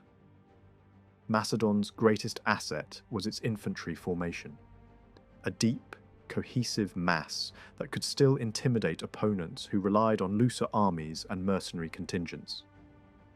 Add to this the position of Macedon's garrisons in key Greek strongholds, fortresses that acted like locks on the main routes of Greece, and it becomes clear why the kingdom could dominate Greek politics, even without conquering every city outright. Macedonia controlled Thessaly, had leverage over the Peloponnese, and could influence the policy of larger alliances whenever it chose. Yet this dominance never turned into true leadership of the Greek world. Macedonian kings could impose decisions, but they could not inspire loyalty. Their meddling provoked resentment, and the ideal of a shared Greek political life was not something the dynasty genuinely tried to build. Macedon's rulers had drifted far from the older vision of a champion state.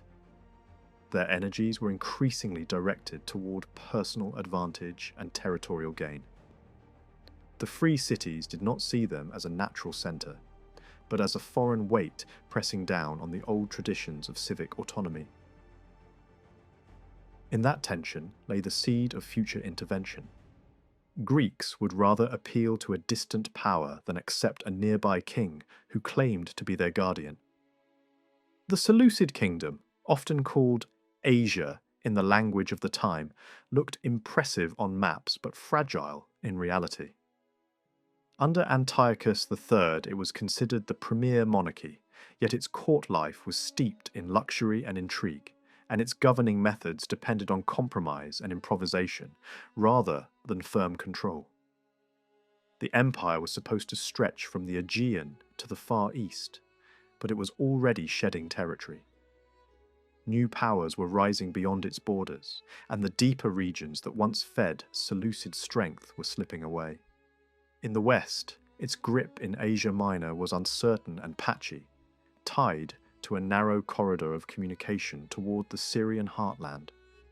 At sea, it was repeatedly frustrated by Egypt's navy. In practice, this great monarchy became a loose bundle of semi-independent provinces, proud Greek cities with their own agendas and restless tribal regions that required constant bargaining. It carried the outer shape of an empire, but not the inner strength. Egypt, by contrast, had been a machine of administration. Governed by a royal house and skilled ministers, it drew heavy revenues from a passive countryside and invested in power with clear-eyed purpose. Alexandria became both a marketplace and a library, a city where trade and scholarship grew side by side, supported not by idealism but by deliberate policy. Egypt's fleet and finances allowed it to hold territory beyond the Nile, building influence along coastlines and islands that mattered for shipping and security. Yet the very success of that expansion brought danger. Egypt could no longer hide behind isolation. It had to defend wider possessions, and that demanded steady leadership and continuous naval strength. Leadership was exactly what Egypt began to lose. The royal line weakened rapidly. Capable rulers were followed by kings absorbed in pleasure, and then by a child monarch controlled by competing ministers. Court politics became a cycle of plots, riots, and sudden deaths.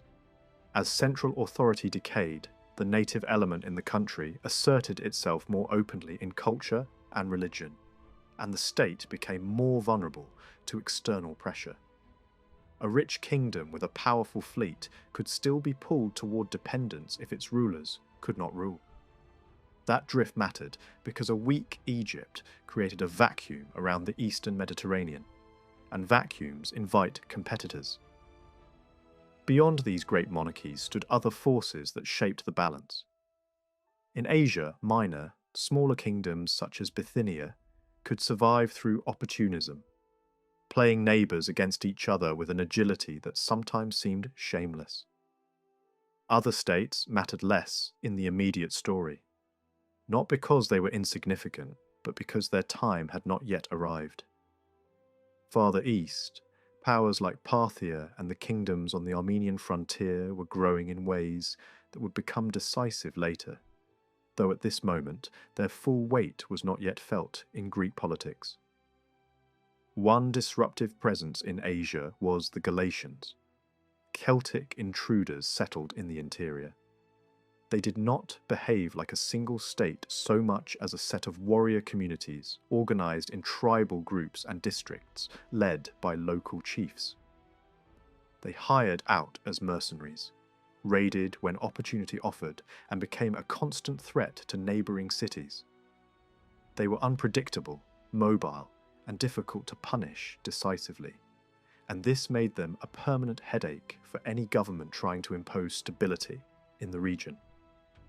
Against such pressures stood Pergamum, a compact but clever kingdom built on money, diplomacy, and strong walls, rather than a deep national base.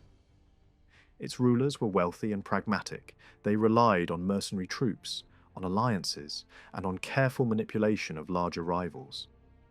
Lacking a large native army, they compensated by using the power of the purse and by presenting themselves as protectors of the Greek coastal cities against inland raiders.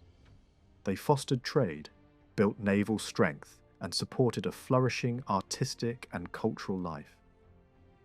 Pergamum was small compared to the great monarchies, yet it mattered because it understood how to survive inside a world of giants. Most admired, at least in reputation, were the independent Greek cities and maritime republics. Some held strategic choke points and tried to control trade routes. Others survived through wealth, harbours, and naval power. Rhodes stood above the rest as a sea-based stabiliser. Its fleet patrolled shipping lanes, discouraged piracy, and defended an informal network of allied cities that depended on safe commerce. Rhodes built influence not through conquest, but through reliability.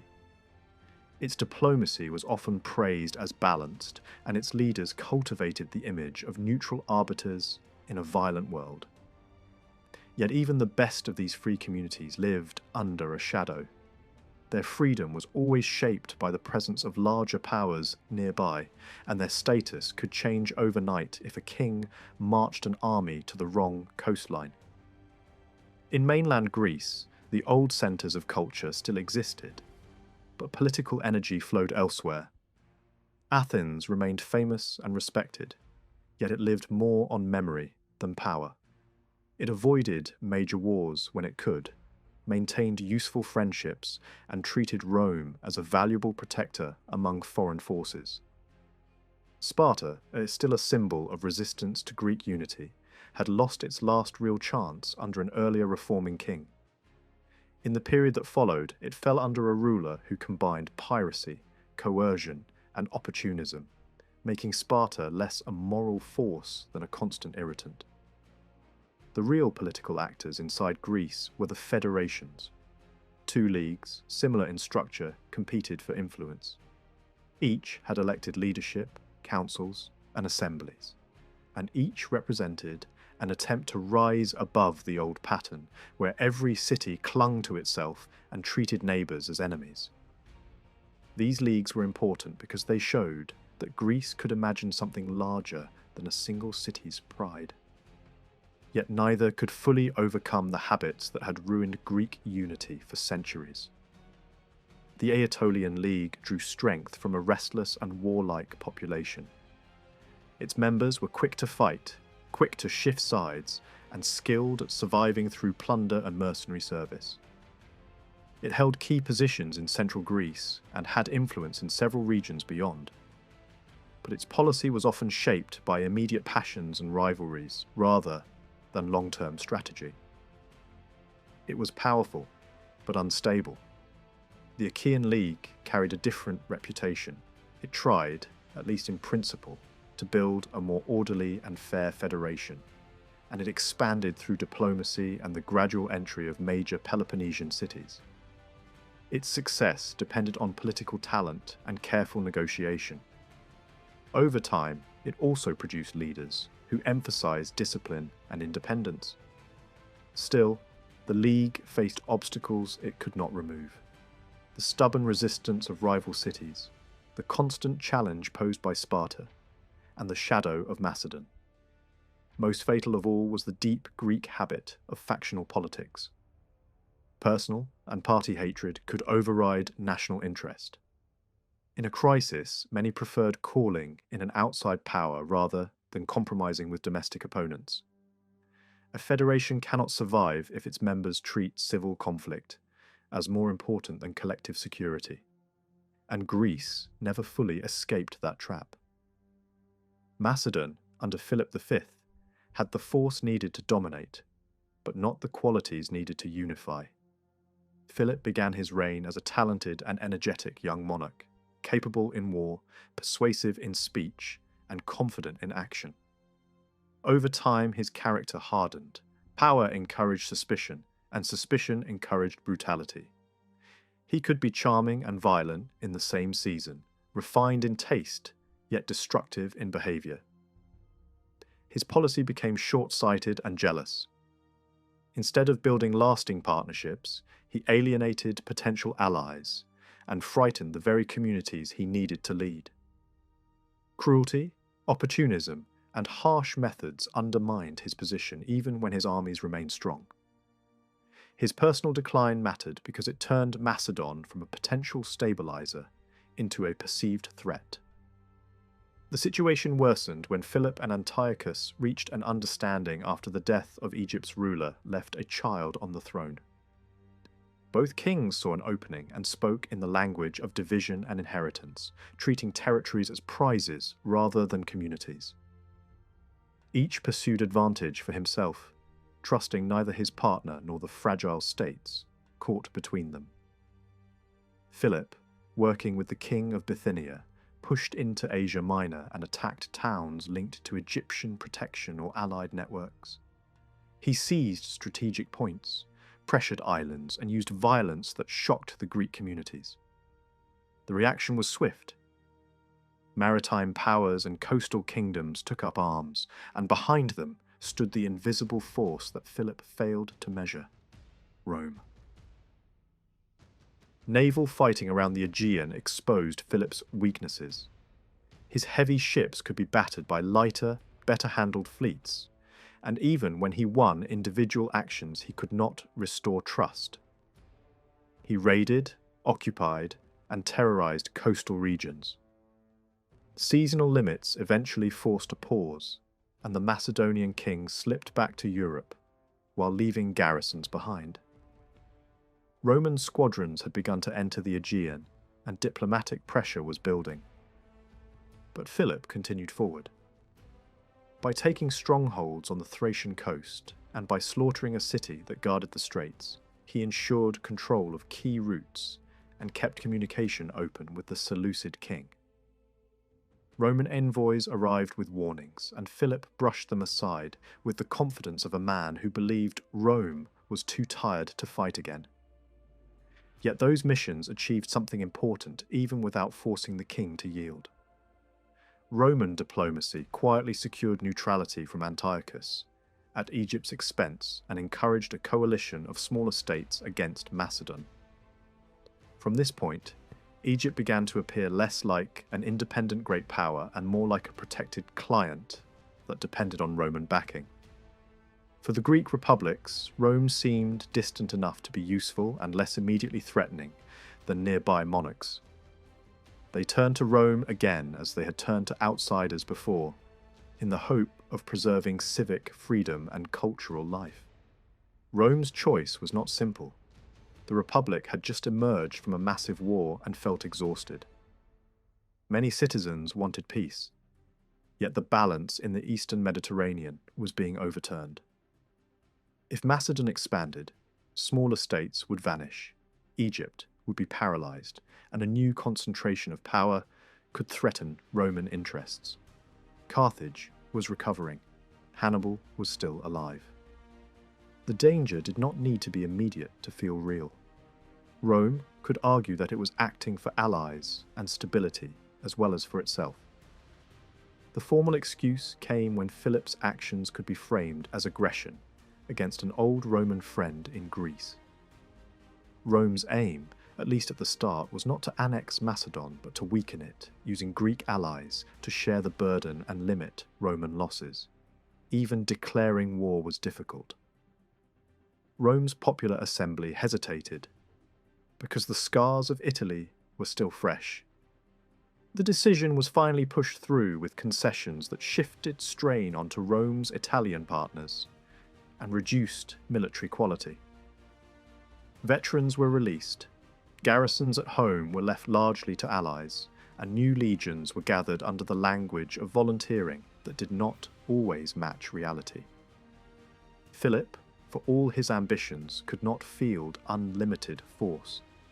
He had scattered garrisons and only modest cavalry, and he relied on a relatively small field army compared with what Rome could eventually mobilize. The first year was spent as much in diplomacy as in marching. Rome's allies played visible roles, and Philip's own behaviour made the coalition easier to form. He had angered the Aetolians, frightened the free cities, and attacked interests tied to Egypt. Those who might have preferred to keep Rome out now found themselves aligned against Macedon. Antiochus, calculating his own advantage, offered only lukewarm support and remained cautious. Some Greek regions stood with Philip, others stayed neutral, and the Achaean League attempted to hold back from the coming storm under leaders who still hoped to mediate rather than submit to a foreign agenda. A Roman commander landed in the western Greek coast too late in the season to break into Macedon through the mountains. A naval detachment struck elsewhere, relieving pressure on Athens and burning supplies at a key base. The next campaign tried to coordinate attacks from several directions. Northern tribes would press down, allied fleets would harass the coast, southern allies would move in, and the Roman army would force a passage through mountain defiles. The plan failed. Terrain, timing, and imperfect coordination ruined the effort, Roman forces withdrew after hard fighting, and it was not Roman skill that saved them so much as the distractions created by allies. Philip responded with energetic moves, driving enemies out of positions, scattering threats, and holding the field. Naval superiority was wasted on plunder rather than strategic cooperation, a weakness common in ancient warfare. Antiochus, pressed by Roman diplomacy, stepped back and maintained his short-sighted neutrality. In the next phase, Philip took a strong position to block Roman movement, expecting to control the pace of the war from the mountains. The Roman command now passed to a younger leader of a new type, competent in battle, gifted in negotiation, and unusually comfortable with Greek culture. Rome would use such men to manage Greek politics, playing communities against Macedon, while presenting itself as protector rather than conqueror. The new commander tried negotiation first, but when that failed, he used local betrayal to outmaneuver Philip's defences and force a retreat. Allies, who'd been cautious, began to abandon Macedon. Southern factions swept into regions that had been held for the king. Roman troops advanced deeper, and the Roman fleet supported the movement by controlling supply routes. Greek neutrality became harder to sustain. The Achaean League, pressured by events and persuaded by leaders who saw which way the wind was blowing, gave up the attempt to stand aside. The price was heavy. It had to commit forces, accept Roman direction, and move against a major city whose strategic value had long made it a prize for kings. Macedonian commanders fought back, relieved sieges, and held key positions. Philip used offers and threats to buy support where he could, even handing over a powerful city to Sparta's opportunistic ruler in exchange for help. That ally accepted the gift and then turned on the giver without shame, proving again how unreliable Greek politics could be. The clash at Cynocephalae did not begin like a set-piece battle, planned days in advance. It began as confusion in bad weather, on broken ground, with men stumbling through mist and rain and trying to discover where the enemy actually was. The Roman commander had gathered a mixed force drawn from different allies, and while his cavalry was notably stronger than Philip's, the Macedonian king still possessed the one arm that gave his kingdom its reputation, a large, disciplined phalanx at the core of his army. Philip had raised his troops through strict levies until his field force approached 26,000, with 16,000 of them packed into the deep pike formation the Macedonians trusted above everything else.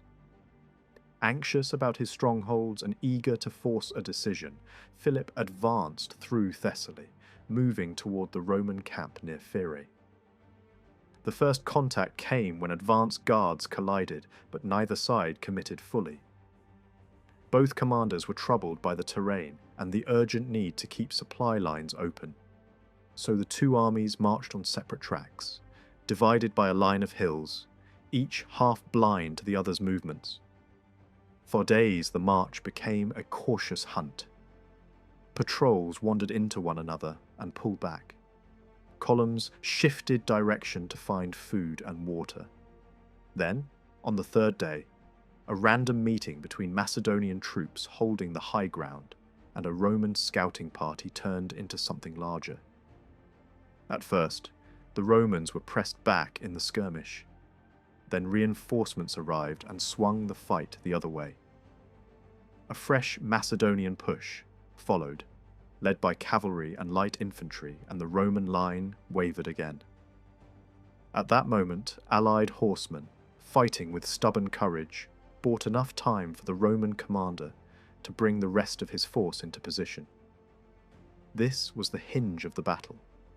A few minutes gained in miserable weather on slippery slopes, with visibility poor and units not yet aligned.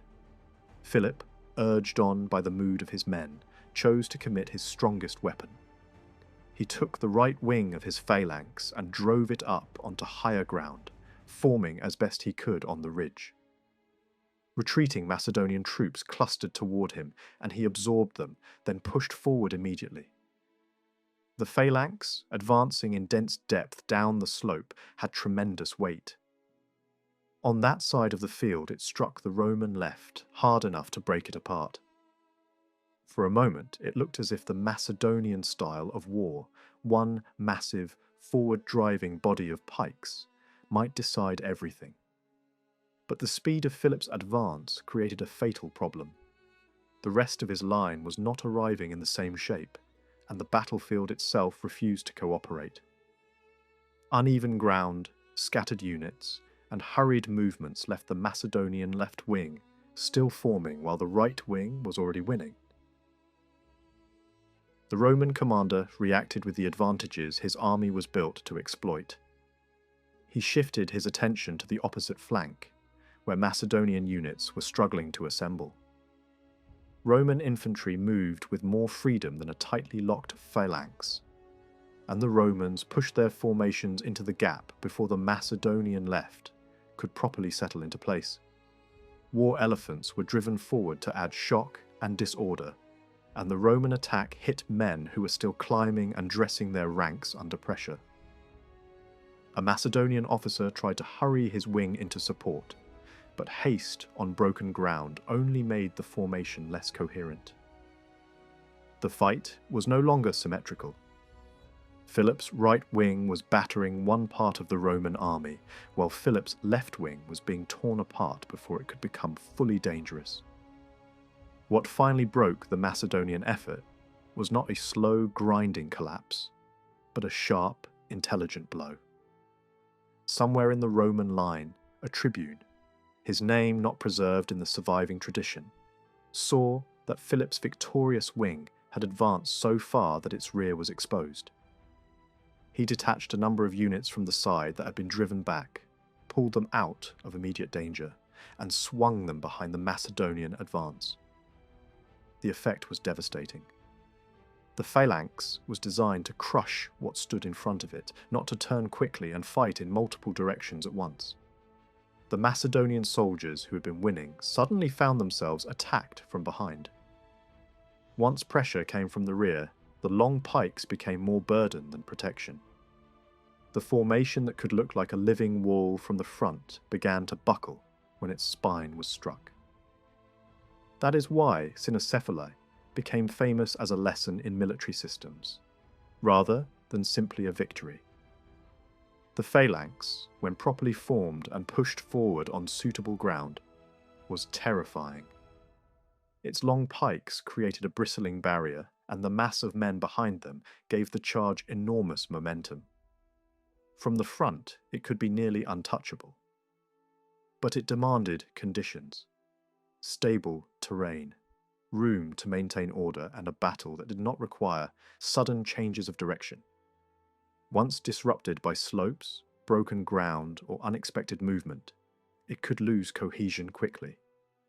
It also carried a structural weakness. If enemies reached its flanks or rear, the formation could not easily turn as a single body, and the men inside it were trained to hold position rather than improvise individually. The Roman system was built on different assumptions. Roman infantry fought in smaller tactical blocks that could shift, separate, and rejoin with less danger of the whole line collapsing. The legionary carried heavy equipment, but also fought with methods that rewarded initiative. If a Roman unit was forced back, it could often regroup and re-enter the fight, and commanders could redirect parts of the army without dismantling everything else. Once Roman troops got close enough to neutralize the pikes and fight at short range, the rigidity of the Macedonian drill became a liability. Cynocephalae was not won because the Romans had better courage. It was won because their formation allowed them to respond to chaos, and the battle was chaos from the beginning. The human cost of the Macedonian defeat was severe, and it left Philip with few options. With his army damaged and other pressures growing, he could not continue the war. A truce followed, and then peace. the settlement that emerged was striking for its restraint.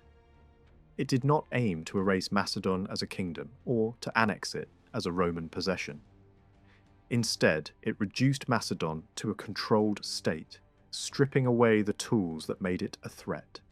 Philip gave up his holdings outside his homeland, surrendered ships, handed over disputed territories, cut down his armed forces, paid a heavy financial penalty, and accepted an alliance that placed his foreign policy under Roman supervision. Macedon remained on the map, but as an independent great power it had effectively ended. This moderation was not only sentimentality, it served Roman interests. A weakened Macedon could still stand as a barrier against peoples to the north, and Rome had reasons to avoid destabilizing the region so completely that new dangers rushed in. At the same time, Rome did not allow others to rush in and seize what Macedon had lost. Certain communities were rewarded, some were strengthened, and several ambitions were disappointed. The Aetolians, who had boasted loudly during the campaign, found themselves treated with cold realism rather than gratitude. Their claims were trimmed. The Achaean League gained influence and absorbed territories in the Peloponnese and the Isthmus, while Rhodes and Pergamum benefited from a balance that kept major monarchies in check without handing any single Greek power a free hand. Thessaly was broken into separate groupings rather than allowed to become a base for a new dominant state. The pattern was consistent. No one was to rise too high. In a carefully staged moment, Rome's commander announced to the gathered Greek crowds that the Greek cities were free. The declaration sounded like the return of an older dream. A Greece released from royal chains, able to govern itself. Yet the practical situation was more complicated. The new relationship was managed to look like liberation, but it came with invisible limits. Rome did not install a direct administration everywhere, and it avoided the appearance of permanent occupation. Still, the war had made it clear that decisions in Greece could be overridden, and that freedom now existed inside a sphere where Rome could intervene whenever it chose. To many Greeks, it felt as if one master had been replaced by another. Only this master spoke in the language of autonomy while holding the decisive power offstage. A further campaign quickly showed how Rome intended to police the Greek world. Sparta, under a ruler notorious for violence and opportunism, had seized key cities and oppressed populations. A coalition force compelled him to release what he had taken and abandoned several possessions. Communities damaged by his rule were reorganized and planted along strategic coastal areas. Yet even here Rome stopped short of removing him completely. He was weakened, fined, and left in place, still independent to the anger of many Greeks. The choice was deliberate. A crippled Sparta could serve as a counterweight against the Achaean League, which Rome did not want to become strong enough to act without restraint. In the years that followed, Rome's approach in Greece mixed patience, calculation, and quiet manipulation. Open interference was often avoided when it was not necessary. Even stubborn opposition in certain regions was tolerated longer than many expected. Where possible, political power inside cities drifted toward wealthier groups that found Roman friendship useful. Elsewhere, Greek states were left to struggle with their own divisions. This gift of freedom came with an edge. It allowed Rome to claim the moral high ground, but it also left Greece exposed to its own destructive habits: factional rivalry, corruption, political violence, and constant appeals to outsiders. Without a firm local balance, the strongest referee in the region became the default answer to every crisis. That reality weakened the possibility of genuine unity, because no league could grow powerful when a larger power stood ready to cut it down for upsetting the balance. Direct annexation, however, was still seen as unnecessary. Rome could secure trade routes, diplomatic influence, and strategic safety through a network of states, that checked one another and depended on Roman goodwill. Turning Greece into provinces might have offended opinion at home and damaged Rome's image in the east.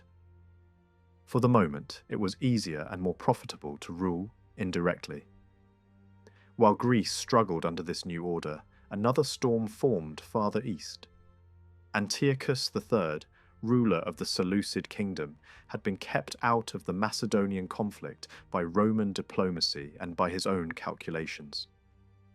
Earlier in life, he had earned a reputation as energetic and ambitious, and he still dreamed of rebuilding royal prestige. He had already expanded at Egypt's expense and secured control of key regions in the Levant.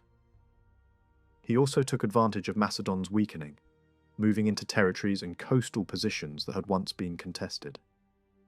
In time, he reached into Europe as well, strengthening a foothold across the straits and rebuilding an old strongpoint to anchor his claims. Roman warnings were met with irritation. From Antiochus's perspective, Rome's claim to act as protector of Greek freedom sounded like a convenient excuse for domination. A dangerous symbol of this new rivalry appeared when Hannibal arrived at Antiochus's court and was received with honour. It did not mean that the Seleucid king truly understood how to use Hannibal's talent, but it alarmed Rome immediately. Antiochus avoided an open break for a time, and Rome, instead of escalating, chose a move that looked generous.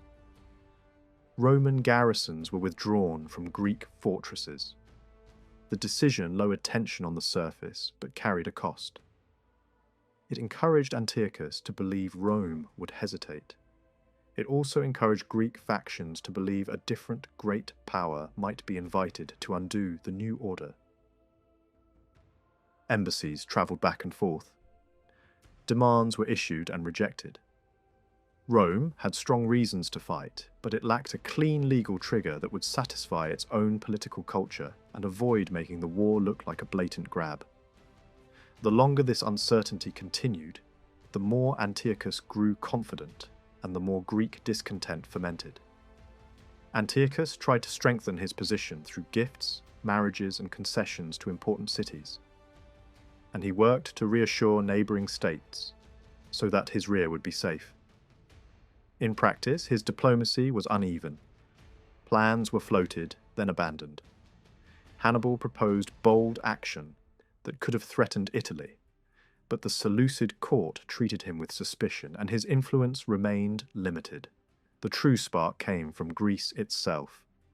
The Aetolians, still resentful after their disappointment in the Macedonian settlement, threw their weight behind Antiochus and acted as his agents on Greek soil. Their intrigues and aggressive maneuvers accelerated the slide into war. Antiochus finally landed in Greece, claiming to be its liberator. He arrived with a force far too small for the role he had announced, as if expecting that the country would rise as one and swell his ranks. It did not. The Aetolians declared open war on Rome and boasted of carrying the conflict westward, but their confidence rested on fantasy. Attempts to seize key cities produced mixed results. One strategic base fell, others resisted, and Roman naval power quickly appeared in the right harbours to discourage wider rebellion. Antiochus found himself in a political landscape that did not match his promises. Some states hesitated. Others remained loyal to Rome.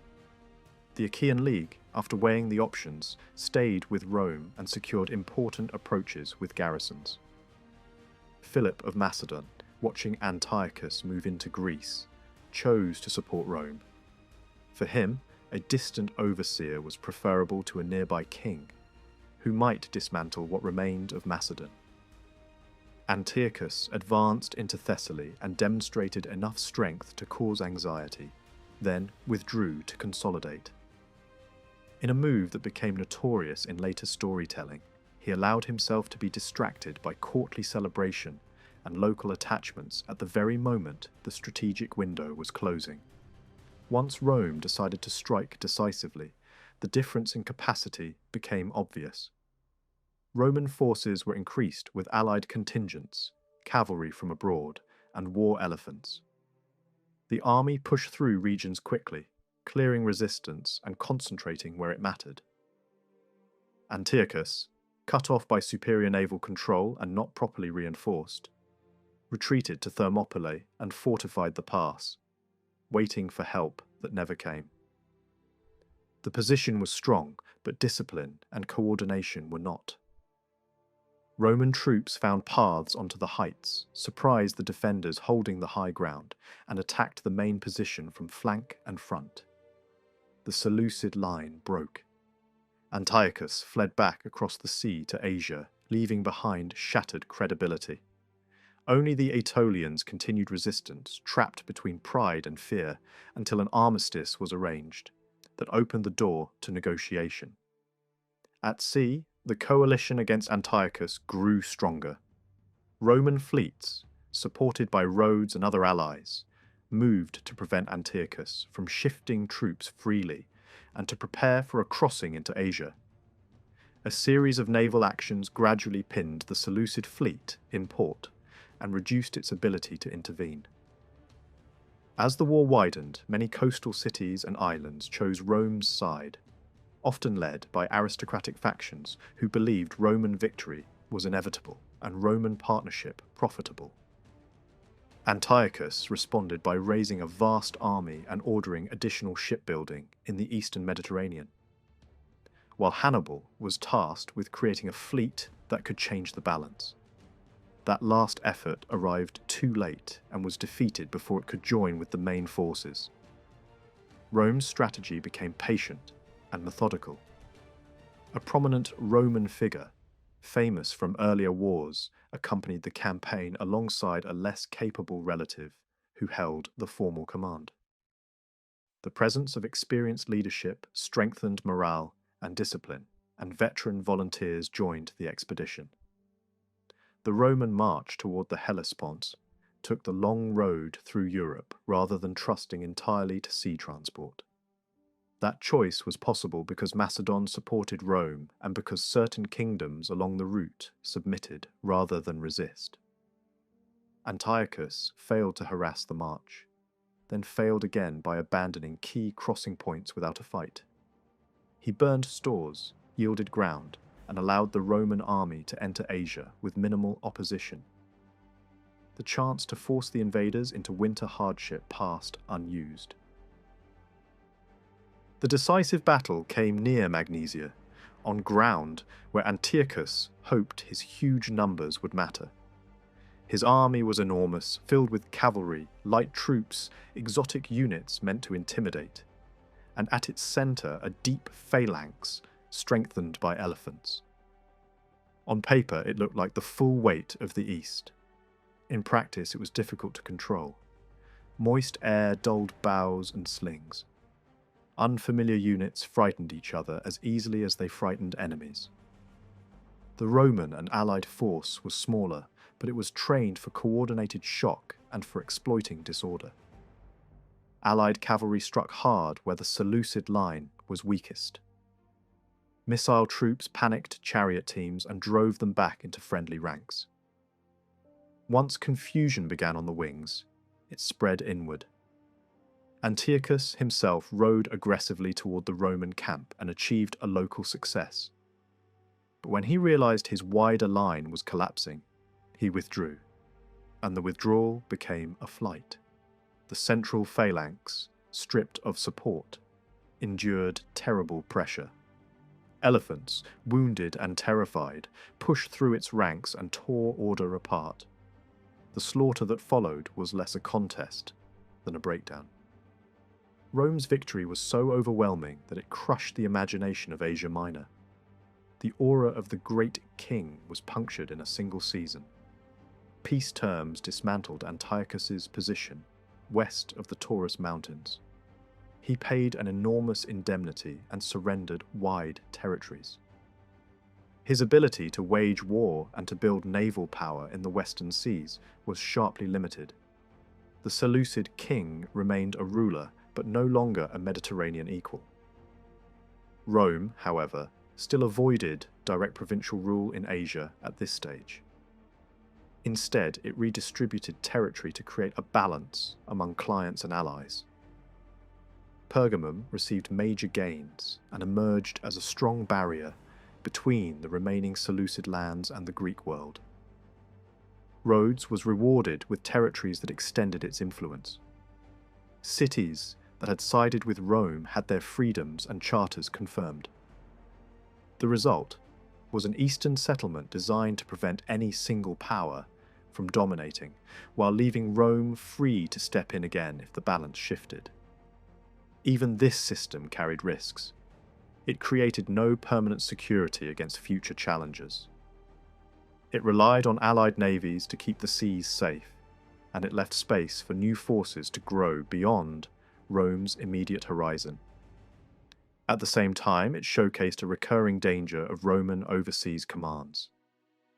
Generals operating far from close oversight could enrich themselves through campaigns and contributions imposed on conquered or intimidated peoples. Victories abroad strengthened Rome, but they also strengthened individuals, sharpening the political and moral tensions at home. Back in Greece, the end of the Seleucid War did not bring peace. The Aetolians, misled by rumours and driven by stubbornness, rose again and were subdued. They survived on manageable terms, not destroyed, and were left positioned in a way that continued to irritate Macedon. Philip, despite his loyalty to Rome, received little reward and watched with resentment as Pergamum grew stronger. The Achaean League, expanding across the Peloponnese, found its ambitions checked whenever they seemed likely to become dominants. The presence of a universal referee made true national development nearly impossible. Appeals to Rome became a habit. Rival factions used Roman intervention as a weapon against their opponents, and then complained about interference once it had served its purpose.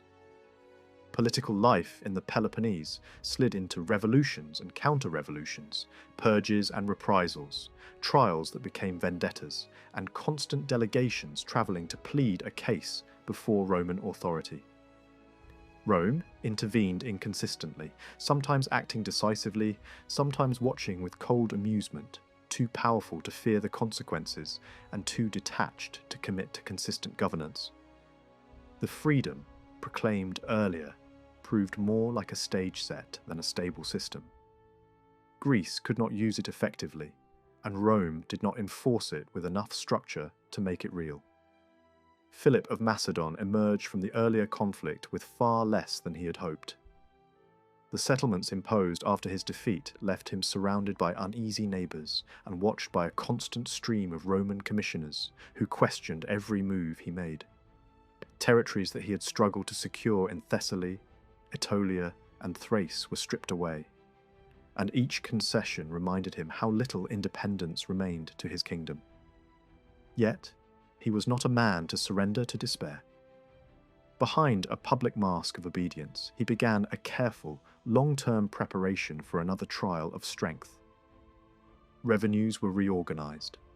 New towns and colonies were founded to revive the population, and the frontiers were quietly strengthened.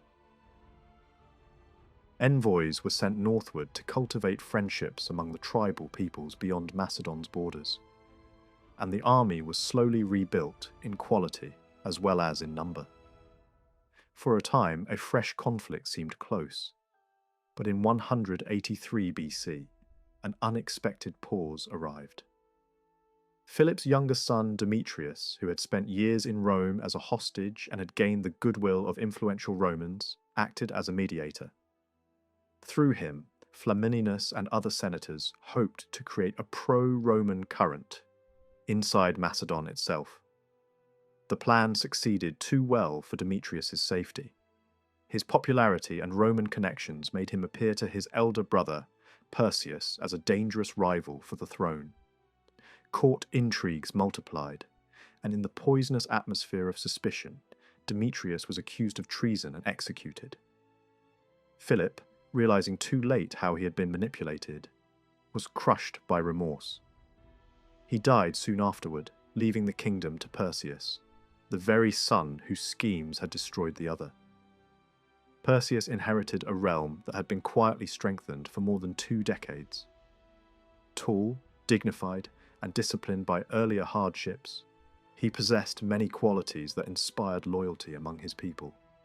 The treasury was full, the magazines well stocked, and the army, if fully summoned, could exceed 40,000 trained men.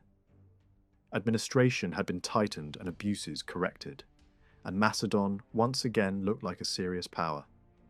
Yet Perseus combined these advantages with deep weaknesses.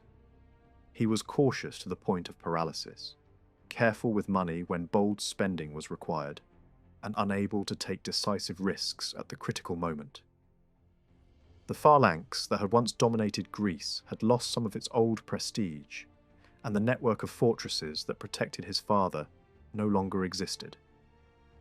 Abroad, potential allies proved unreliable.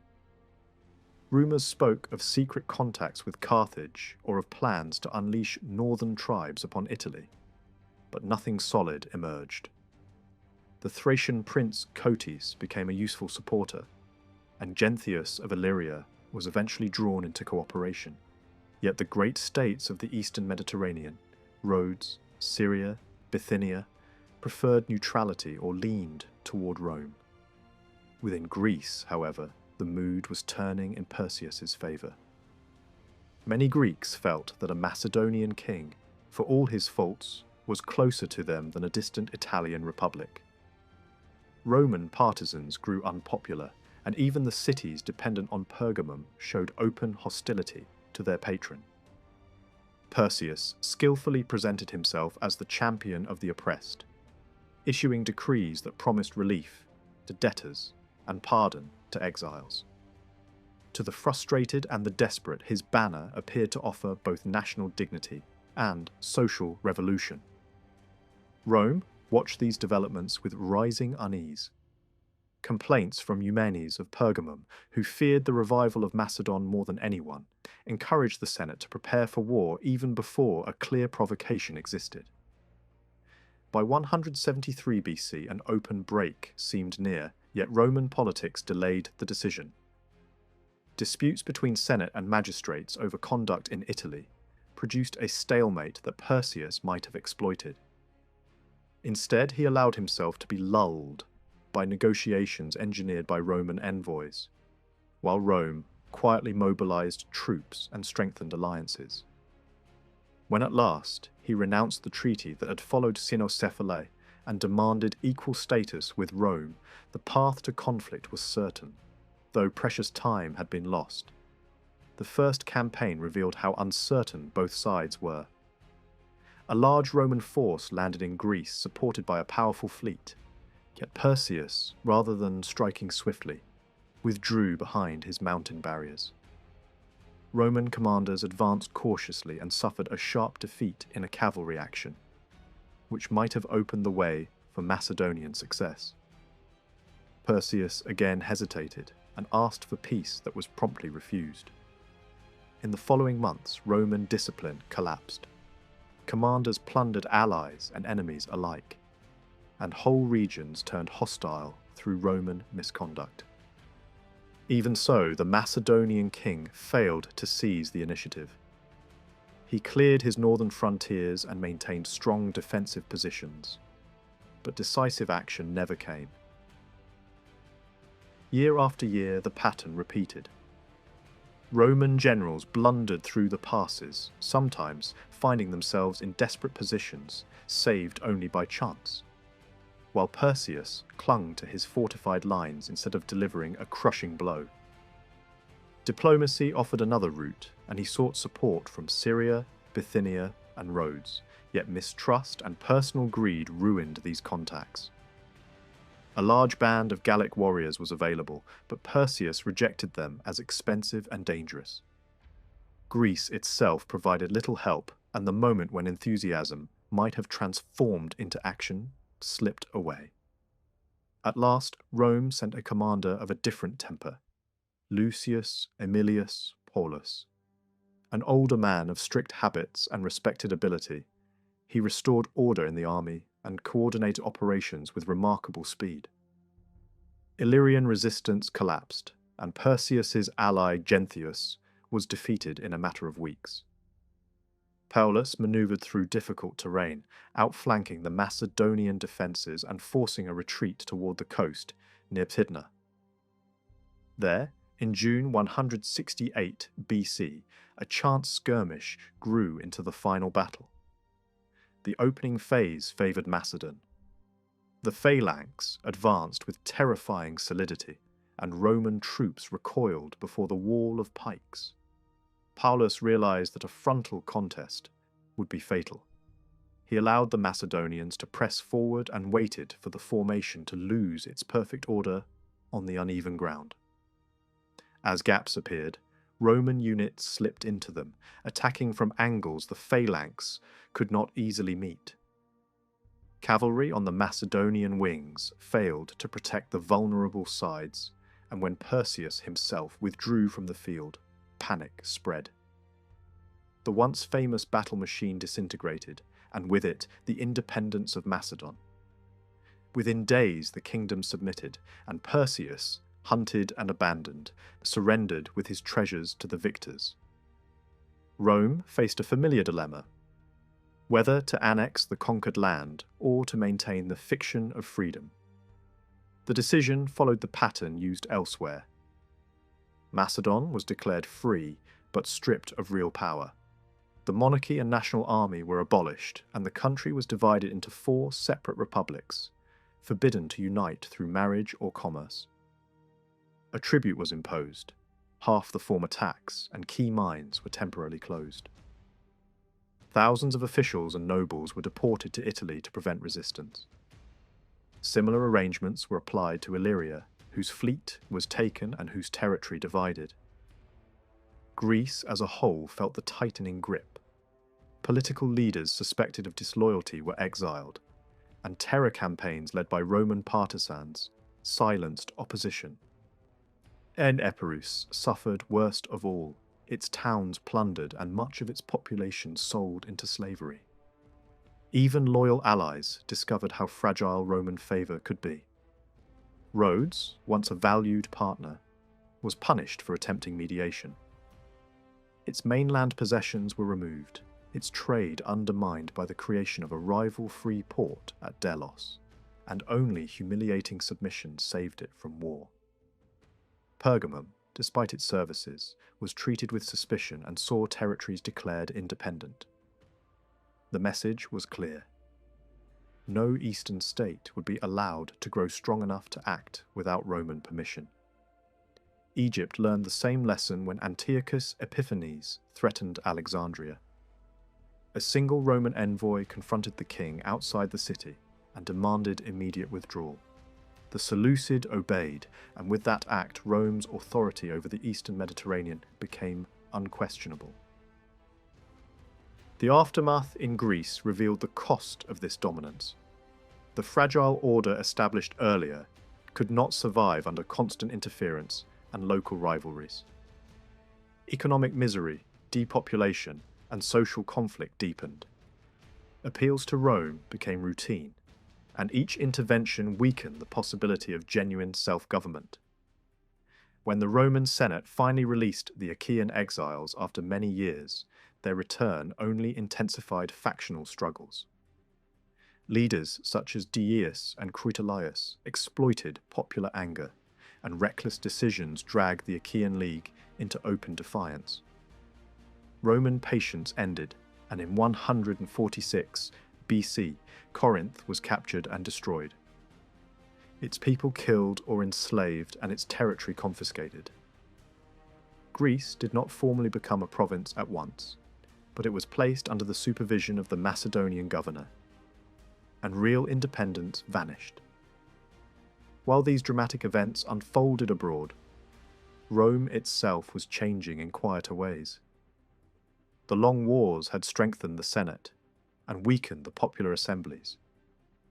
Religious institutions, once controlled by patrician families, were open to broader participation, yet they increasingly served political purposes.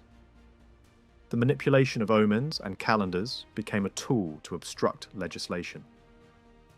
The citizen army, foundation of the Old Republic, began to decline as service requirements were altered and poorer classes were drawn into the ranks. Rome's oldest voting system had been built like an army on parade. The centuriate assembly was originally designed around a style of warfare that favoured a dense, forward-driving infantry block, supported by cavalry on the edges and lighter troops skirmishing ahead. Political weight was tied to equipment, and equipment was tied to wealth, so the census did double duty. It measured a citizen's resources, and it helped sort him into the place he would stand in the battle line. In its earliest logic, the best armed men belonged in the decisive ranks, and the least armed filled out the mass behind them. The state's voting order copied that battlefield hierarchy. Over time, the foundations of that arrangement eroded. Currency changed, values shifted, and the old property thresholds stopped meaning what they once had. More importantly, the battlefield itself changed. Rome's armies moved away from the rigid infantry block toward a more flexible formation that could break, turn, and fight in smaller units. Once that happened, the centuriate structure stopped making practical sense as a military tool. Yet, it survived because it had also become a political machine. The problem was that it remained a political machine built to privilege a narrow slice of society. War, too, stopped being simply a seasonal obligation of farmers and became a path to profit. Pay became normal, spoils became expected, and service began to look like a career. In that environment, the old moral pressure on the wealthy to show up in person weakened. Some of the richest citizens found ways to avoid the hard work of campaigning. The public cavalry, which should have been an elite mounted arm, drifted into performance and status. Officials could be leaned on, the draft could be obstructed, and political protectors could shield those who should have served. The logic of the census as a strict military obligation faded. What remained was the logic of voting. Who spoke first? Whose vote set the tone? And how quickly a decision could be closed before the lower ranks were heard at all. Meanwhile, Rome's social balance shifted. The broad middle group that had once filled the top categories of the assembly, stable landholders with enough property to equip themselves properly, did not remain stable forever. Small farmers were squeezed, fortunes became more unequal, and a growing capital drew in people looking for work, food, or protection. The lower voting groups grew larger and larger, while the higher ones, at least in real participation, thinned out. The irony was brutal. The centuries that contained the most people were not given more political voice. Each century still counted as a single vote, no matter how crowded it was. That meant the assembly could claim to represent the entire citizen body, while allowing a minority to dominate outcomes through structure alone. The voting sequence made the imbalance even sharper. A small number of centuries voted first, and if they agreed, the result could be settled before most citizens had any chance to matter. The lowest tiers almost never reached the point of influencing a decision. This was not just unfair in theory, it shaped political reality. It encouraged candidates to court the powerful first, to treat the rest as background noise, and to view the assembly less as a deliberative body than as a ritual that produced a legal stamp. At the same time, the centuriate system was clumsy. Its procedures were slow, and its meetings could be disrupted by religious tactics and procedural delays. Practical politics and day-to-day judicial work drifted toward a different assembly organised by tribes. That tribal body was easier to gather, easier to run, and, on paper, more democratic. Each tribe cast a single collective vote, and inside the tribe the principle looked closer to one citizen, one ballot. Even there, manipulation existed. The mass of landless citizens and many freedmen were concentrated into a small number of city tribes. while the rural tribes carried an aura of stability and tradition. As more people moved into Rome while still being registered in rural tribes, the system's balance shifted in subtle ways. Conservative rural voters often stayed home, while city crowds showed up. The structure that was meant to contain the influence of the urban poor could be weakened simply by demographics and turnout. This created a constitutional dilemma. The tribal assembly was becoming the everyday engine of republican politics, and in rare moments it even tried to shape decisions of war and finance. Yet the Roman political class did not want to erase the older centuriate assembly entirely. Roman habits still respected rank, wealth, and age, and the state's leaders were not inclined to declare openly that the old military order was a shell. The problem then became how to soften the harshest imbalance without announcing a revolution. The adjustment was carried out so smoothly that it left only faint traces in later memory. The basic idea was to overlay the tribal map onto the old class map. Instead of having the voting body dominated by a small group at the top, each tribe could be divided across property levels and age groups, creating a larger number of smaller voting units, spread through the citizen body. The census itself had also changed character by this time. Wealth was no longer measured only in land and livestock. Cash and commercial assets mattered more and more. The census became less important for raising emergency taxes or enforcing strict military levies, and more important as a register of status and voting placement. That made it easier, technically, to fit urban citizens into the same framework as rural ones. Another quiet transformation concerned the public cavalry. Once, state-provided horses had defined a military role. Now that role had faded into a political privilege. Many members of the ruling class kept the badge of cavalry status long after their practical service had ended. The ceremonial review became a ritual, rather than a real inspection of military readiness. What mattered was that these elite voters went early, and their early vote carried psychological weight, setting a direction that others were expected to follow. The reforms stripped that group of its special opening role. Instead, the first vote, important not just as a count, but as a kind of public signal, was assigned by lottery to a unit drawn from the highest property level. Voting then proceeded by classes rather than being effectively decided by the cavalry plus the top tier. The number of voting units in each class was adjusted so that the old automatic majority at the top disappeared. Age and wealth still had influence, but the decision now required a broader spread of agreement, at least in formal design. Later adjustments went further, using lotteries to determine voting order more widely and reducing the ritual advantage of predictable early blocks. These changes did not come from sudden democratic passion.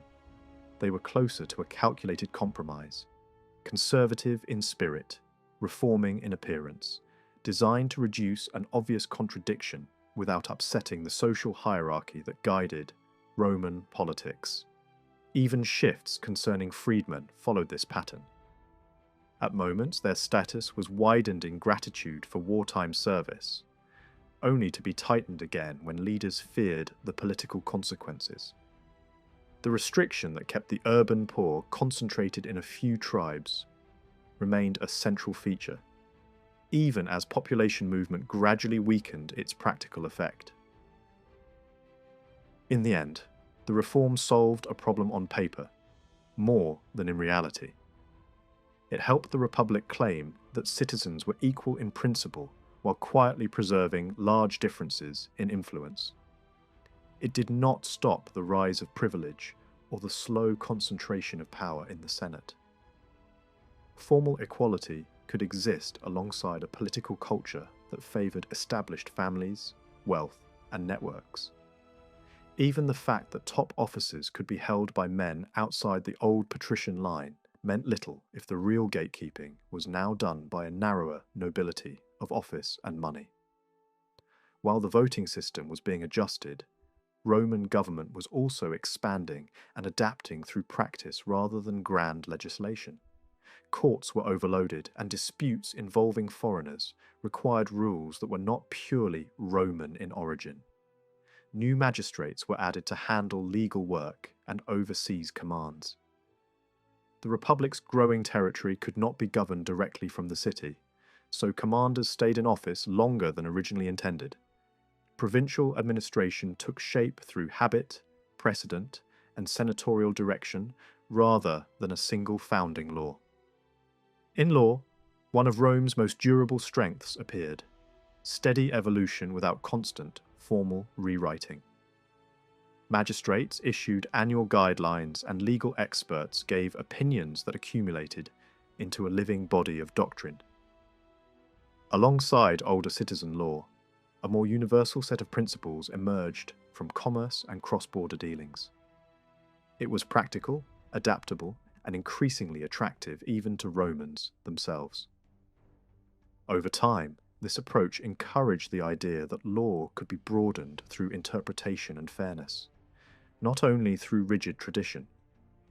All of this fed into the biggest shift of the era: the Senate's rise from advisory council to the real centre of state power. It was permanent, while magistrates came and went. It had continuity while assemblies met irregularly and could be obstructed. It handled diplomacy, war planning, finance, and the management of distant territories because no other body had the time, the expertise, or the stability to do it consistently. Magistrates were often drawn from senatorial families and depended on the Senate for assignments, resources, and future opportunities. Rivalries between colleagues could paralyze action, but outright rebellion against the system was not yet a standard option. The popular assemblies remained sovereign in theory, but in practice they were increasingly shaped by those who presided over them, by procedure and by turnout. Meetings could be limited by calendars, festivals, and technical religious devices. Many citizens lived far from Rome and rarely appeared. Those who did appear in large numbers were often the poorest residents of the capital, vulnerable to manipulation by spectacle, patronage, and rumour. This made the assemblies both powerful and unstable, capable of granting legal authority, yet often unable to guide policy with consistency. For a long time, the Senate's dominance was not purely harmful. It produced a professional governing class, experienced, disciplined, trained by service in war and administration. It gave Rome coherence in an age of constant conflict. Yet the same structure naturally hardened into oligarchy. Families that had risen through office became exclusive, guarding prestige as fiercely as wealth. Political advancement increasingly followed an expected ladder, with offices pursued in sequence at set ages and supported by family networks, clients, and electoral management. The state did not pay its officials, and campaigning for office became expensive. That encouraged a cycle in which provincial commands offered chances to recoup costs through extraction, bribery, and patronage.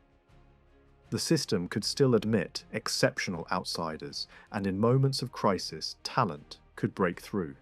But over time, the circle narrowed. Honours rotated within a small set of houses. New men found it harder to enter, not because the constitution formally barred them, but because custom, influence, and money did. Distinctions of rank became more visible in clothing, public seating, and social rituals. The Republic still spoke the language of citizen equality, yet its daily reality increasingly reflected control by a compact elite. Power had drifted away from the official sovereign bodies and into the hands of a tight governing elite.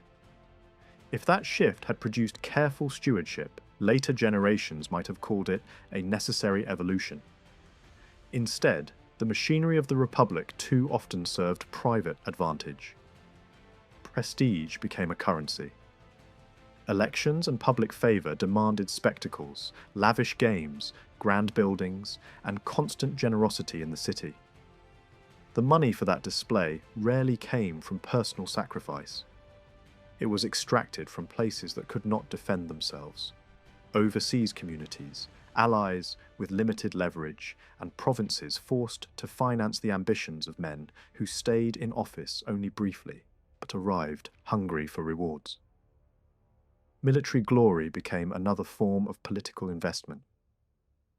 Campaigns were chosen not only because borders were threatened, but because victories produced titles, celebrations, and reputations that could be spent at home. Neighbouring peoples were provoked and punished in wars that brought little strategic value, yet offered a chance for a triumphal return. Meanwhile, Italy itself, still the human core of Roman power, was often treated as a reservoir rather than a partner. Rural production was strained, recruitment demands grew heavier, and communities outside Rome were denied full inclusion while being asked to bleed for the system. The army and, even more noticeably, the fleet lost sharpness. Long coastlines and distant frontiers were left thinly protected. The signs of a deeper sickness were already visible: debt-driven desperation among office seekers, the growth of large estates, brutal evictions, casual looting abroad, and a steady rise in extortion disguised as administration. Complaints rose from many directions. Some condemned luxury and the softening of public manners. Others feared foreign habits, imported cults, and the influence of Greek learning. There were also quieter protests against nepotism and the way the same families seemed to circulate offices among themselves. Yet the loudest moral voice did not come from the poor in the streets. It came from inside the ruling world, from a man who portrayed himself as the defender of older discipline. One figure came to embody that backlash: Marcus Porcius Cato. Remembered not for charm, but for relentless pressure. He was not born into the highest circles. He came from a tougher, farming background and built his reputation through military service, courtroom combat, and ruthless persistence. Rising through the standard honours, he became a veteran of several campaigns. Then, an administrator and a speaker whose style was direct, cutting, and public. He launched charges as readily as he answered them, and his career was filled with legal battles. Supporters praised his stern simplicity. Critics saw an ambitious fighter who wore austerity as armour and used moral language as a weapon.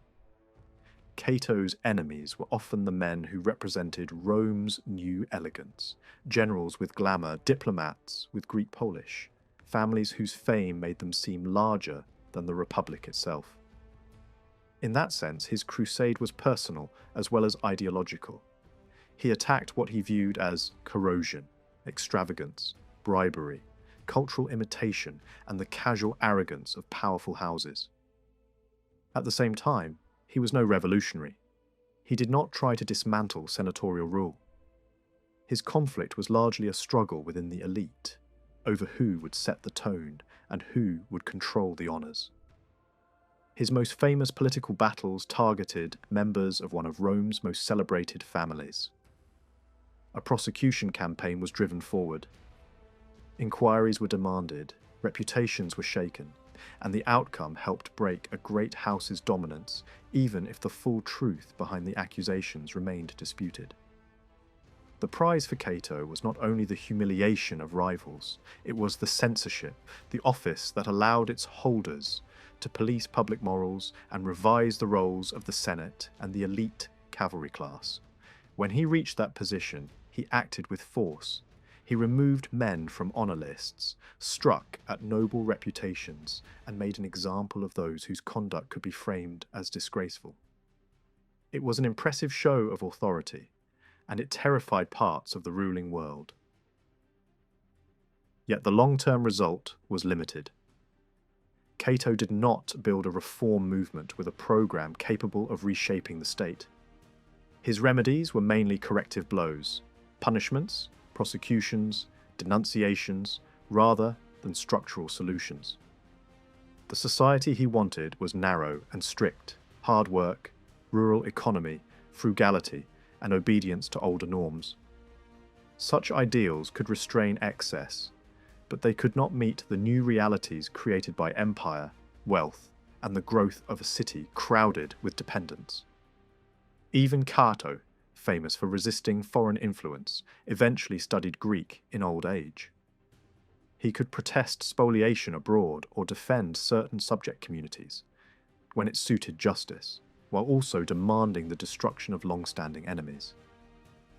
His record showed both genuine public spirit and a harsh temperament shaped by competition. At street level, something else was forming. The early outline of a popular opposition. It was not yet a disciplined party with a manifesto. It did not consistently challenge foreign policy, because the long wars had taught citizens to defer to experienced leadership. The assembly seldom tried to direct imperial strategy or manage finance, partly because it lacked technical knowledge and partly because the state's income no longer came from direct taxation of the citizen body in the old way. Without a tax burden pressing on voters, there was less incentive to scrutinize spending. Even when discontent appeared, war weariness, anger over difficult campaigns, reluctance to begin new wars, the Senate usually found a way to push its decisions through. But the basic mechanics of popular government were weakening. The franchise had spread across a wide peninsula, and citizens were now scattered in colonies and towns from Rome. Travel was slow. Organising outvoters was difficult. That meant political life in practice concentrated in the capital. The assembly increasingly resembled an urban crowd rather than the nation, and the capital itself was changing. Manumission added new free residents. Social disdain for manual labour pushed people toward dependency. Agriculture suffered. The city offered cheap living, handouts, and constant entertainment. A growing population of the poor clustered around patrons, swelling the voting power of powerful households that could mobilize clients. The public square filled with people who had little property and little stake in the countryside. Their energy could be used, sometimes purchased, sometimes manipulated, sometimes simply unleashed. At this stage, corruption was often indirect. A crowd kept content with food and games, impressed by spectacle, nudged by local bosses, and frightened into obedience by the threat of disorder. The outlines of the later, far more dangerous urban mob were present, though not yet fully formed. Observers began to identify early warning signs: irregular interventions by popular leaders, occasional attempts to bypass senatorial custom, and the slow growth of a political style that treated mass emotion as a tool. But these remained sporadic phenomena rather than a unified democratic movement. The most serious early clash arose not from abstract constitutional theory, but from economics, land. As money and empire flowed into elite hands, small farmers faced mounting pressure. Long wars strained rural life. Capital concentrated. Wealthy men acquired estates. The countryside lost people, while the city gained them. Traditionally, Rome had answered such pressures by creating colonies and distributing plots in newly acquired territory, both rewarding veterans and keeping rural Italy populated. That policy also served military needs, because the citizen army depended on a healthy farming class. Yet, at a crucial moment, there was less new land available close to home, and much public land was already controlled by wealthy occupiers, who treated state property as their private resource. Rents were neglected, enforcement was weak, and the rich enjoyed both vast private holdings and extensive public tracts, in practice. For poorer citizens squeezed off their farms, there were fewer obvious outlets. The danger was not only social misery, it was strategic. If the small farmer vanished, Italian agriculture weakened, recruitment became harder, and the state's foundations eroded. A tribune named Gaius Flaminius push the issue into open conflict by proposing large-scale allotments from public land in a region where distribution could be attempted without immediate confiscation from private owners. The proposal struck at entrenched interests and exposed the Senate's refusal to act on a problem it understood. The clash became bitter. The measure was carried through by appealing directly to popular power rather than waiting for senatorial approval. Scenes of disorder followed, and the struggle did not end with the vote. Implementation faced obstruction. The reformer himself became a target of lasting hatred. Whatever judgment is made about his skill in war or politics, his role mattered for precedent. He demonstrated that a determined leader could mobilize the crowd to force through high policy against the governing elite. That precedent was dangerous, and not only because popular politics could be abused. The Senate's own stubbornness made the danger worse by teaching popular leaders that the old unwritten partnership between tribunes and the governing class could be broken. Once the door opened, future figures could push it wider. Land reform in itself did not have to become revolutionary, but the method, forcing major measures through a volatile urban assembly, hinted at how later crises might be fought. These social strains also exposed weaknesses in the state's administrative design. Rome's political structure relied on short terms of office, overlapping powers, and mutual vetoes. That system could restrain tyranny, but it was poorly suited to sustained, technical management of an expanding empire. As wealth and luxury softened discipline, the old cohesion that had carried Rome through existential wars began to fray. A narrow elite, elected through procedures that looked popular but functioned through influence, struggled to act consistently and responsibly in a world that demanded planning, continuity, and professional oversight. Italy provided the first warning. Communities outside Rome carried heavy burdens in manpower and service, yet full inclusion was increasingly restricted. Some towns had received citizenship over time, but many remained excluded. In certain regions, punishment for rebellion created long-term degradation of status. Elsewhere, loyal communities watched privileges tighten and migration rules narrowed. Rome became less willing to extend citizenship broadly, partly because citizenship had become more valuable, and partly because the ruling class feared diluting its political control. The old ladder of graduated rights and regular promotion for allied communities began to stall. Exclusion grew more common. Allies were asked to fight, yet treated as second-tier partners. That policy weakened wider Italian unity, encouraged local resentment, and shifted the struggle over privilege away from old internal class divisions toward a broader conflict between Rome and the rest of Italy. If injustice was sharp in Italy, it was sharper overseas. Provincial government offered the least restraint and the greatest temptation. Rome's overseas possessions were acquired gradually, and administration developed as a patchwork rather than a coherent design. Subject communities often kept local institutions, usually controlled by their own aristocracies. But real power sat with a Roman governor. Some towns enjoyed privileged status and lighter burdens. Others paid tribute and endured direct interference. Tax systems often rested on earlier local models. In some places, a share of produce. In others, fixed payments in money. Additional customs duties, requisitions, and extraordinary demands could be imposed when armies needed supplies. In theory, this rule could look moderate. In practice, it often became arbitrary. The governor combined civil authority, military command, and major financial influence. His staff answered to him. His term was short, which encouraged rapid extraction rather than patient improvement. Oversight from Rome was distant and slow. Formal protections existed on paper, but enforcement depended on the character of the man in charge. Governors were not always selected for suitability. They were frequently assigned by rotation, family influence, and political convenience.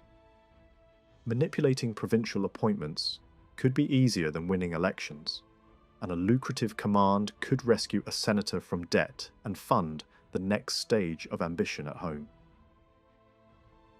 The result was a predictable cycle. A governor arrived burdened by creditors, pressured by friends, and expected to finance public generosity in Rome. Provinces supplied money, grain, and exotic animals for spectacles.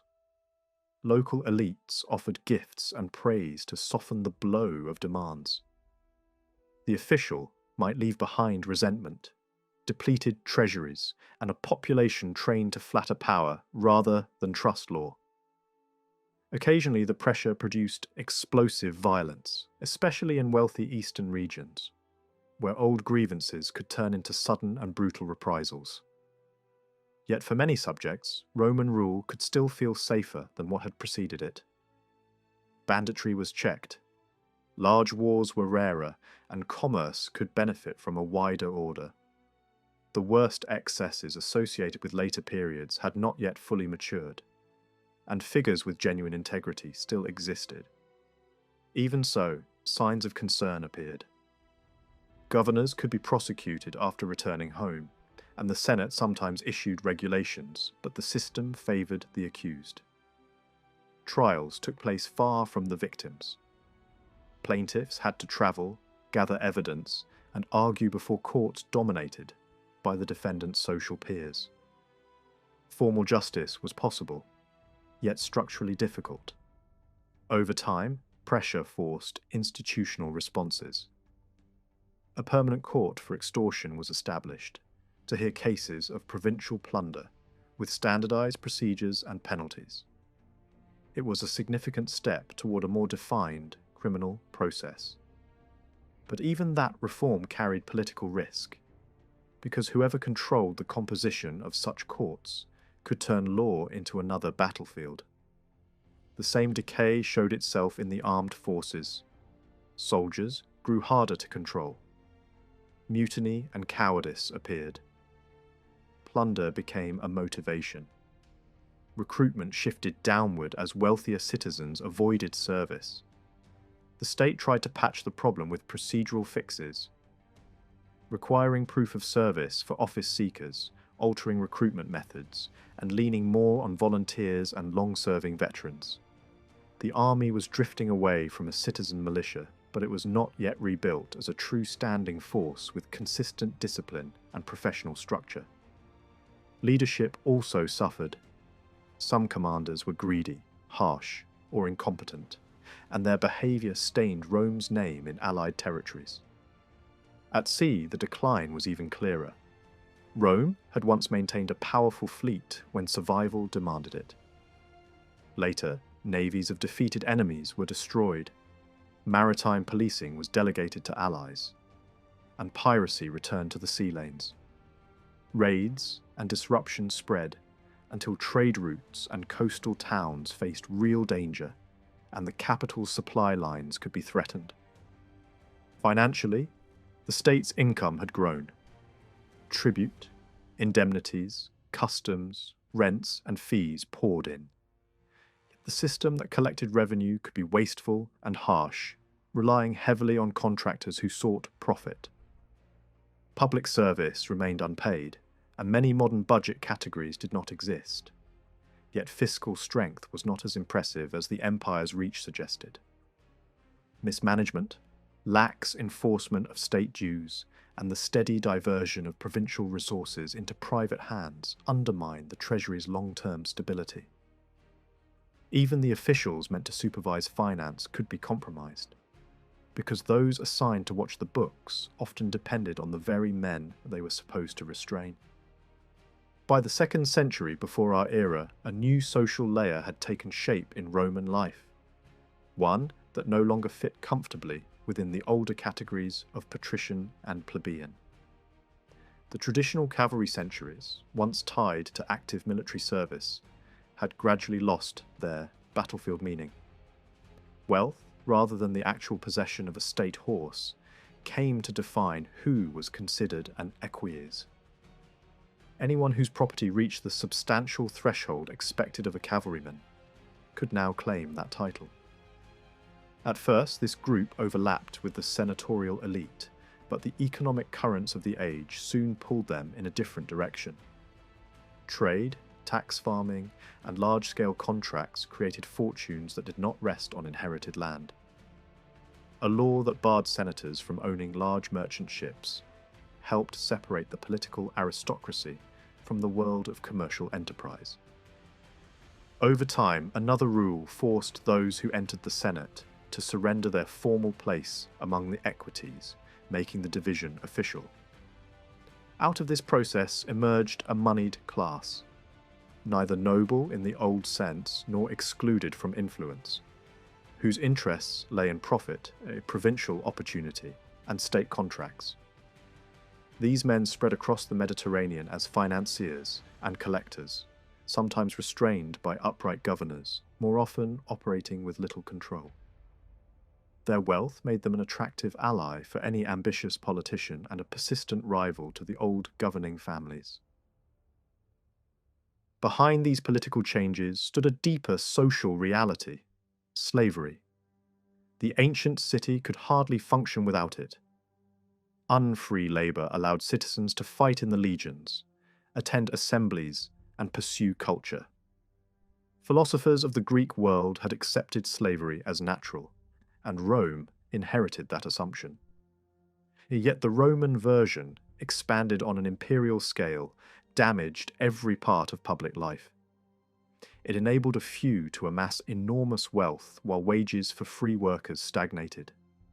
In the countryside, it replaced independent farmers, making balanced agriculture impossible.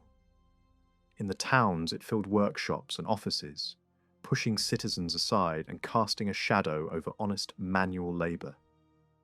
Freed slaves, often clever and energetic, became agents, tutors, and managers. They handled business for great houses and sometimes manipulated elections for their patrons. Their presence swelled the urban crowd and blurred the line between citizen and dependent. The system also encouraged cruelty on a massive scale.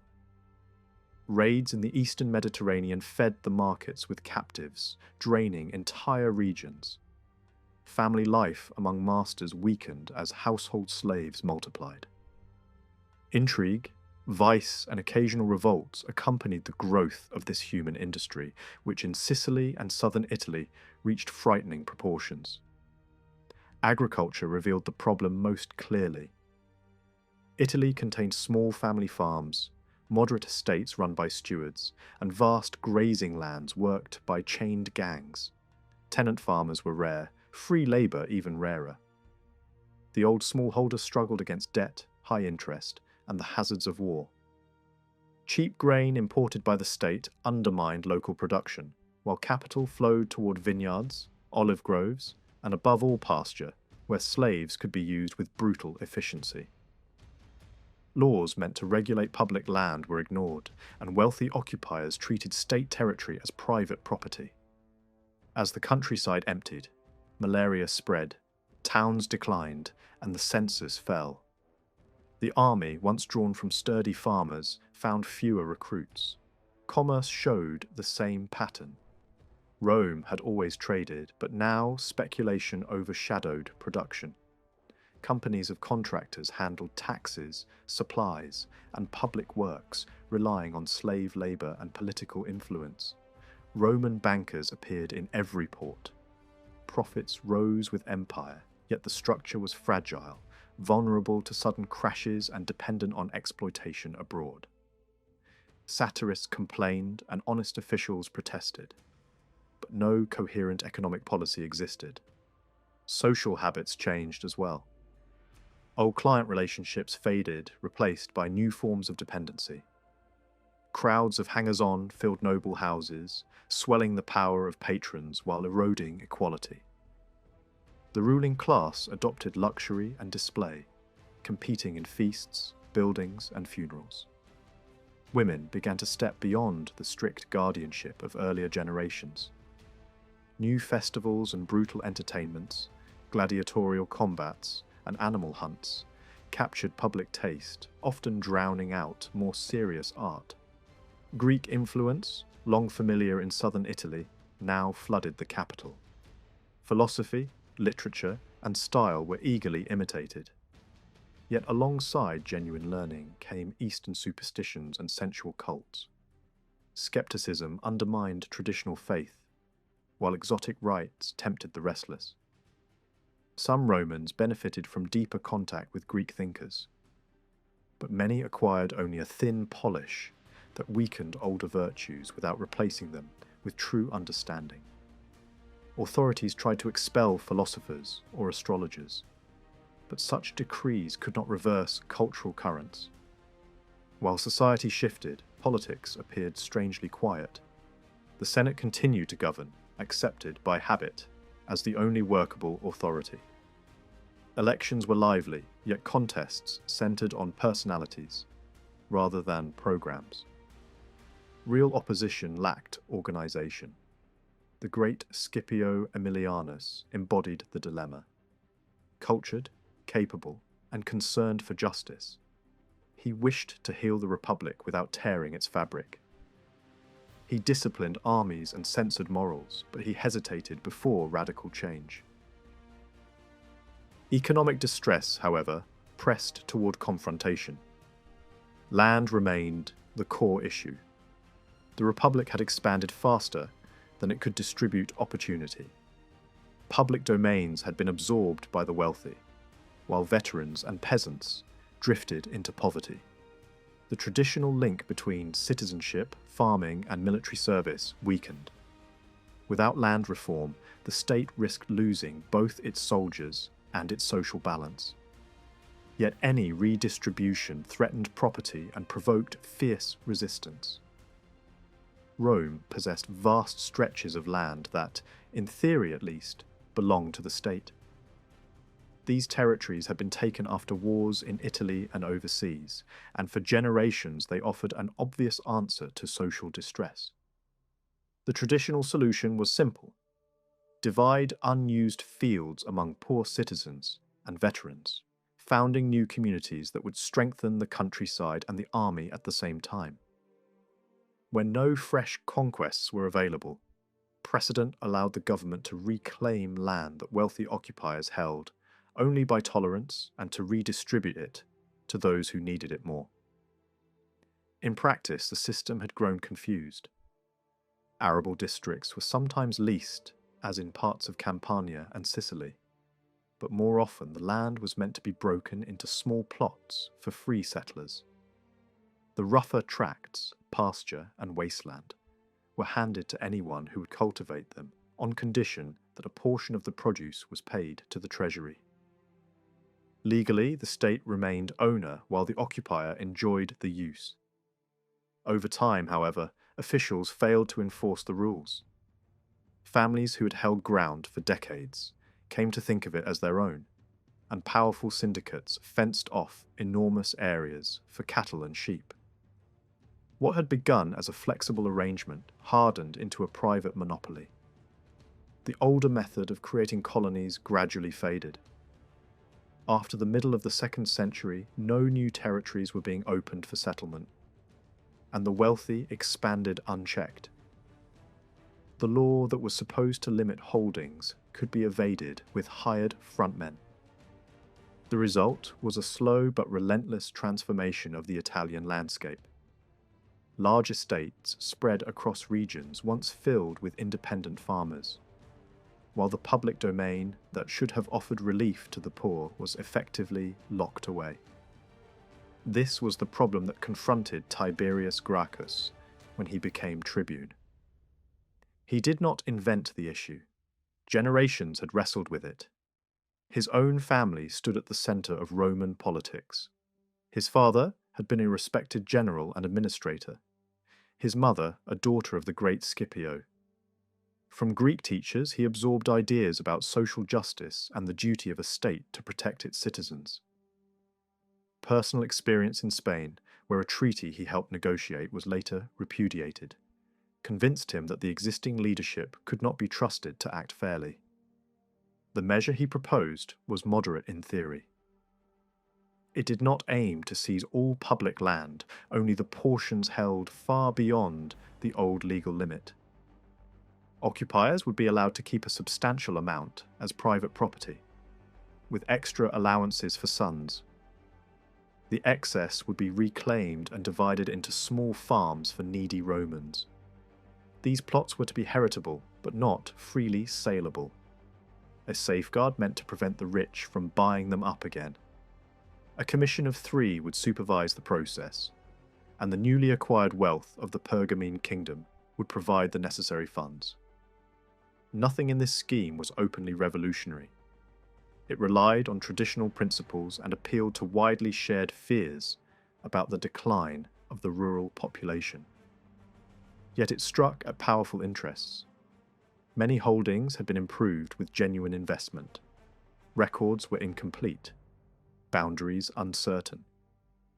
Allies in Italy, who had also occupied public land, saw the proposal as an injustice if they were excluded from the benefits. Economically, the plan did little to address the deeper causes of agricultural crisis, such as slave labour and the flood of cheap imported grain. The Senate chose resistance. A fellow tribune, Marcus Octavius, used his veto to block the bill. Tiberius answered by halting public business and sealing the treasury, a dramatic but legal countermeasure. When persuasion failed, he took the fatal step of asking the people to remove Octavius from office on the ground that a tribune who opposed the popular will had forfeited his mandate. The motion passed. Octavius was dragged from the platform and the law carried by a narrow margin. This victory altered everything. By breaking the accepted rules, Tiberius undermined the very institution he relied on. Fearing prosecution once his term ended, he sought re-election and began to promise further reforms.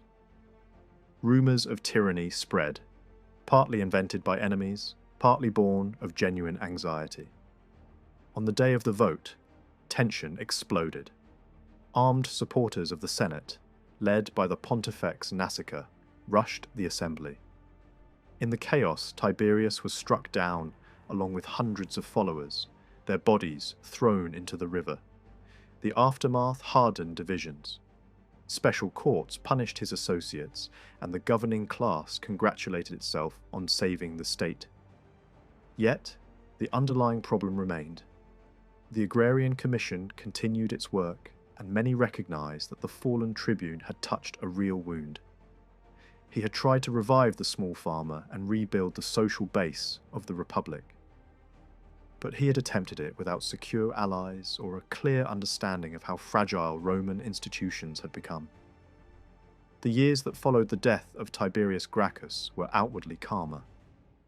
Open violence faded, and many in the Senate tried to present themselves as reasonable men who had been pushed too far by radicals. Figures such as Metellus, Scaevola, and the great Scipio Aemilianus hoped to steer a middle course, avoiding both rigid oligarchy and reckless popular rule. The Land Commission created by Tiberius was allowed to continue its work, and the Senate even approved the appointment of new members after the deaths of the original commissioners. For a moment, it seemed possible that the Republic might absorb the reform without another convulsion. Yet beneath the surface, irritation grew. The Commission began to investigate titles that were decades old, and its decisions often rested on uncertain records. Farmers, who believed themselves rightful owners, suddenly faced officials declaring their estates public property. The problem became acute when the investigators turned to territories long used by Latin and allied communities, with Rome's tacit consent. To many Italians, this looked like betrayal. Scipio Aemilianus, always sensitive to the claims of his veterans and provincial supporters, intervened to curb the commissioners' powers. Not long afterward, he died suddenly, and his mysterious end removed the one statesman able to command respect across factions. The question of the Italian allies now pushed to the front. Some reformers argued that the only stable solution was to extend Roman citizenship to the wider peninsula. The proposal alarmed both Senate and common voters, who feared losing their privileged position. When the consul Fulvius Flaccus suggested even a modest path toward enfranchisement, resistance was overwhelming. The Latin colony of Fregellae rebelled in frustration and was crushed with exemplary severity, a warning that the governing class would not tolerate pressure on this point. While these disputes simmered, Gaius Gracchus matured into a formidable leader. He had served with distinction in Sardinia and returned determined to continue his brother's work. Elected tribune in 123, he launched an astonishing program of legislation. He revived the agrarian policy, organized large public works, and introduced regular grain distributions to the urban poor. At the same time, he struck at the Senate's monopoly by transferring the jury courts to the wealthy business class, the equestrians, and by altering the way provinces were assigned to consuls. For 2 years he dominated politics with energy that amazed even his opponents. But his attempt to grant citizenship to the Latins proved fatal. The Roman crowd, jealous of its advantages, rejected the idea, and the Senate exploited the mood with counter-proposals designed to outbid the tribune. Support ebbed, and in 121, a clash on the Capitoline ended with Gaius and his followers hunted down. Thousands were executed without trial, and the surviving reforms were slowly reshaped to suit conservative interests. Out of this turmoil, the old ruling class re-emerged, chastened but not transformed. The grain law and the privileges of the equestrians remained. Yet the broader vision of Italian unity and overseas settlement was abandoned. Land legislation was gradually revised until most public territories became private property, closing the chapter that had begun with the Gracchi. Politics returned to the hands of familiar families, and many believed the storm had passed. The illusion did not last. The war in North Africa soon exposed the same weaknesses that had provoked reform in the first place. Numidia, a kingdom created and favoured by Rome after the Punic Wars, was ruled by the able but ruthless Jugurtha. When he murdered his rival and seized control, the Senate hesitated, and early embassies were easily outmanoeuvred. The massacre of Italian traders at Cirta finally forced action, yet the first Roman commanders proved either incompetent or corrupt. A shameful peace was arranged, then cancelled amid public outrage, and a new campaign began under Quintus Metellus. Metellus restored discipline and won respect in the field, but the conflict dragged on. Jugurtha fought with the mobility of a desert chief, avoiding decisive battles and striking Roman columns whenever they stretched across the arid plains. Towns changed hands, negotiations collapsed, and both sides resorted to intrigue. The war spread when the king of Mauritania joined his son-in-law, and what had seemed a minor policing operation turned into a protracted struggle on the fringes of the empire. The rise of Gaius Marius marked a turning point not only in Roman politics, but in the character of Roman warfare itself. When the command in Africa was taken from Metellus, the decision did not come from the Senate, but from the popular assembly, a sign of how deeply public frustration had grown. Marius, once a simple labourer's son from a small town near Arpinum, had climbed through sheer determination from the fields to the battlefield. Years of harsh rural life had hardened his body, and service under Scipio had sharpened his military instincts. Wealth gained through fortunate ventures and a well-chosen marriage helped him enter political life. Yet, the old aristocracy never forgot his humble origins. To them, he remained an intruder, a capable but unwelcome outsider. Despite this prejudice, his reputation among ordinary soldiers was immense. He understood their hardships, spoke their language, and demanded discipline without cruelty. Unlike many noble commanders, he did not treat the army as a stage for personal glory. These qualities made him the obvious choice when the war against Jugurtha dragged on without decision. Metellus resented the challenge from his own subordinate and delayed Marius as long as possible. But once the elections came, the people swept him into office with overwhelming support. From the beginning, Marius acted differently. Instead of relying on the traditional levy drawn from property holders, he opened recruitment to the poorest citizens of Rome. These men had little to lose and much to gain, and they followed him with fierce loyalty. The change seemed practical at the time, a way to fill the ranks quickly, yet it quietly altered the bond between army and state. Soldiers began to look first to their general, rather than to the republic. In Africa, the new commander moved with energy. He trained his forces relentlessly, struck at the desert tribes allied to Jugurtha, and captured strongholds thought unreachable. The campaign was grueling, marked by long marches across barren land and sudden attacks on fortified oases. During one expedition to the far west, he was joined by a young quaestor named Lucius Cornelius Sulla. Elegant and sceptical where Marius was blunt and severe, Sulla nevertheless learned quickly and soon proved invaluable. The war might have continued for years had it not been for the wavering loyalty of King Bocchus of Mauritania. Both sides courted him, and in the end it was Sulla who took the risk of meeting the uncertain monarch. Through a mixture of persuasion and daring, he convinced Bocchus to betray Jugurtha. The Numidian king was lured to a supposed negotiation, seized and delivered in chains. His capture ended a conflict that had humiliated Rome for a decade. In the triumph that followed, Marius received the public credit, while Sulla nursed a private sense that the true achievement was his.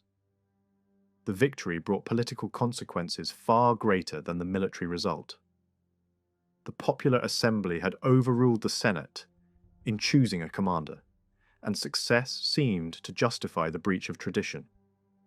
The authority of the old governing class weakened further, while ambitious generals discovered how much power lay in the devotion of the legions. Even as Africa was settling into uneasy peace, a far more terrifying danger approached from the north. Beyond the Alps, vast movements were stirring among the Germanic and Celtic peoples. Tribes displaced from distant homelands began drifting southward, gathering followers as they went. Among them were the Cimbri and the Teutones, tall warriors whose appearance and customs startled the Romans. Their migrations were not simple raids, but the slow, rolling advance of entire communities, with wagons, families, and herds. Rome's first encounters with these peoples ended disastrously.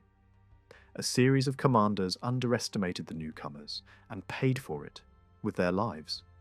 Armies were trapped in mountain passes, lured into ambush, or shattered in open battle. The worst calamity occurred near the Rhone, where two Roman forces, divided by jealousy between their leaders, were destroyed almost to a man. Panic spread through Italy, and many feared a repetition of the ancient Gallic sack of the city. In this crisis, the people again turned to Marius. Though the law forbade repeated consulships, he was elected year after year as the only man believed capable of saving the state. While the northern tribes wandered through Gaul and even tested the defences of Spain, he set about rebuilding Roman military power.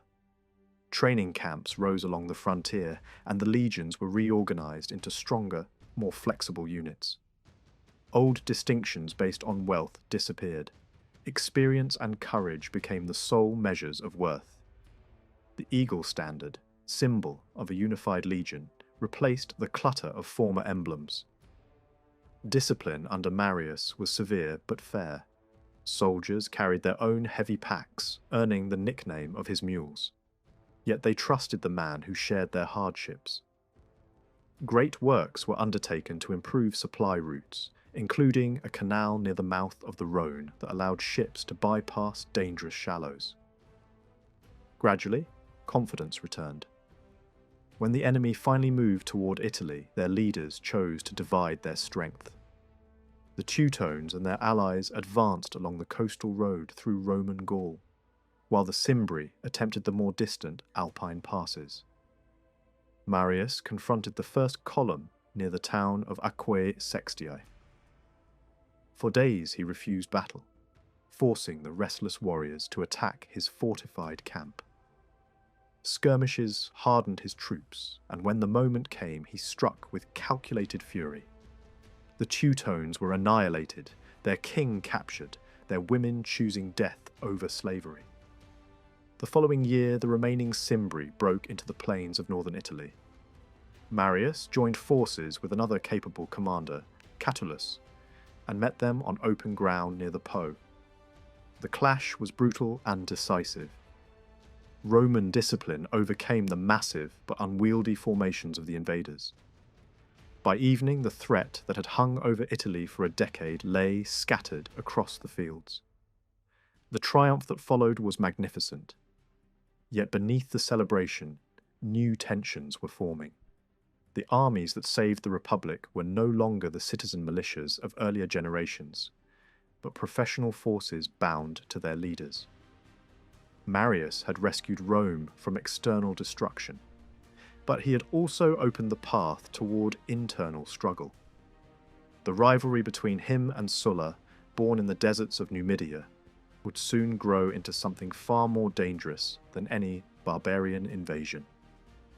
The defeat of the northern tribes did not bring calm to Roman politics. Instead, the city entered a period of uneasy reaction, as the Senate attempted to reclaim authority that had slipped away during the years of crisis. Memories of street violence and emergency powers were still fresh, and many feared that popular agitation might return at any moment. Out of this atmosphere came new legislation designed to slow the reckless speed with which laws had recently been forced through the assemblies.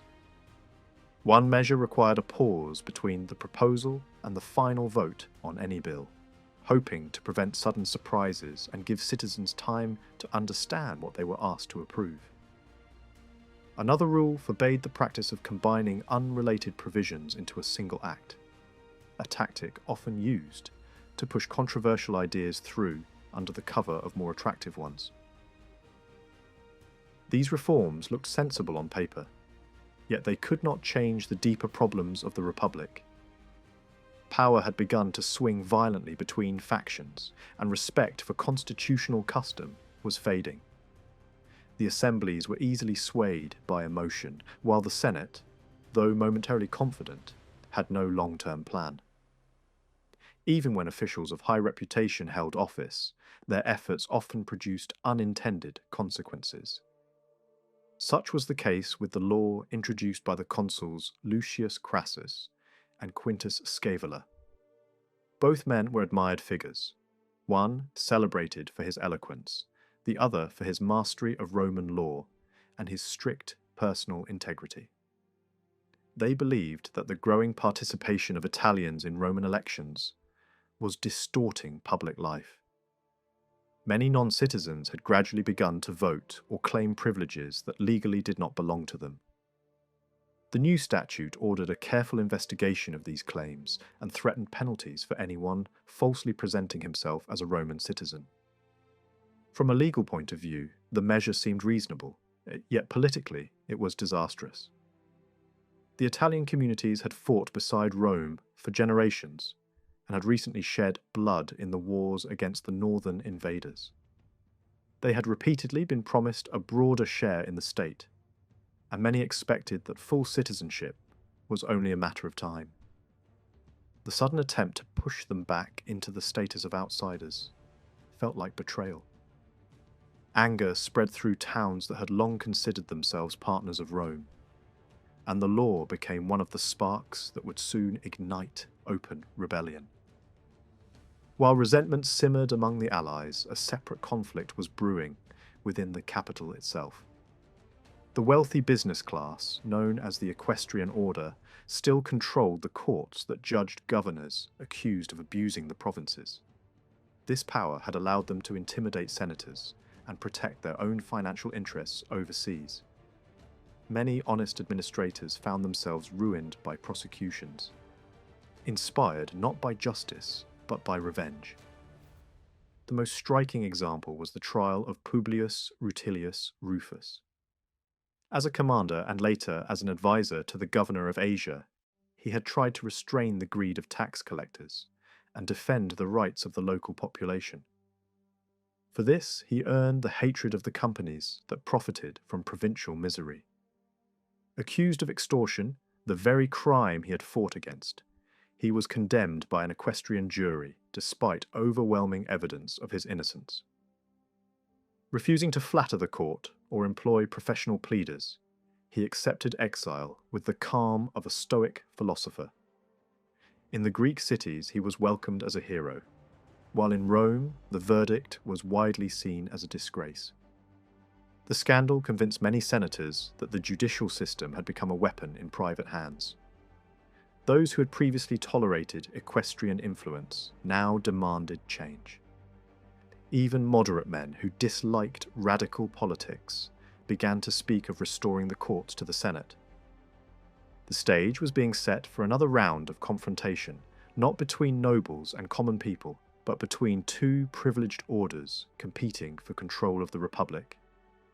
A struggle was coming that would test Rome more harshly than any enemy she had faced since the days of Hannibal. What later generations called the Social War was not a distant frontier campaign, but a civil conflict among peoples who had marched together under the same standards for centuries.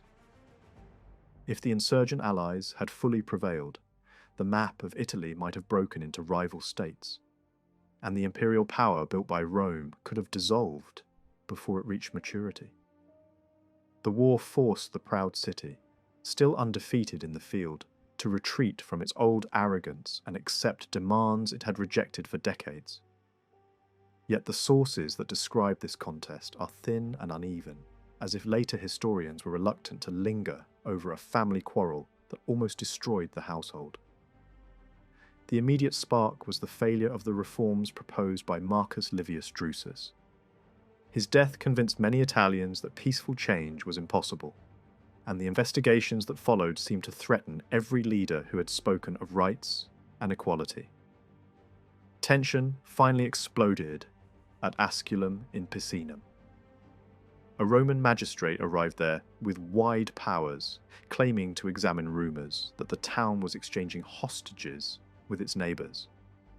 During public games, he addressed the crowd with harsh warnings, and the insult ignited long-suppressed anger. He and his attendants were killed, and the resident Romans were hunted down in the streets. That single day forced the hesitant organisers of revolt to reveal themselves, and the movement spread from valley to valley with astonishing speed. Beneath the sudden violence lay generations of frustration. Rome had built her Italian system on a clever balance. Each community kept its local customs and councils, yet all were tied individually to the dominant city. Different grades of privilege prevented a united opposition, and aristocratic families in the towns were drawn into Roman interests. Roads and colonies guarded strategic points, and in return for loyalty, the allies enjoyed peace and access to expanding markets. But as Rome's power grew, the value of citizenship rose while the doors to it slowly closed. Italians served in Roman armies and paid Roman burdens, yet they were excluded from the political rewards. The poorer classes resented heavier levies and the unequal division of conquered land, and ambitious men saw their careers blocked by birth. Repeated promises of reform had been used as weapons in Roman party struggles, and then discarded. By the time Drusus fell, hope had turned to bitterness. Even so, the Italian world was not united in feeling. Regions close to Rome, where the vote could be exercised, were more interested in citizenship than in independence. In Etruria and Umbria, wealthy landowners feared disorder more than exclusion and held back the first wave of revolt. In Samnium and Lucania, where older traditions survived, the war soon took on a national character and looked beyond equality to freedom from Roman rule. Within many towns, factions struggled.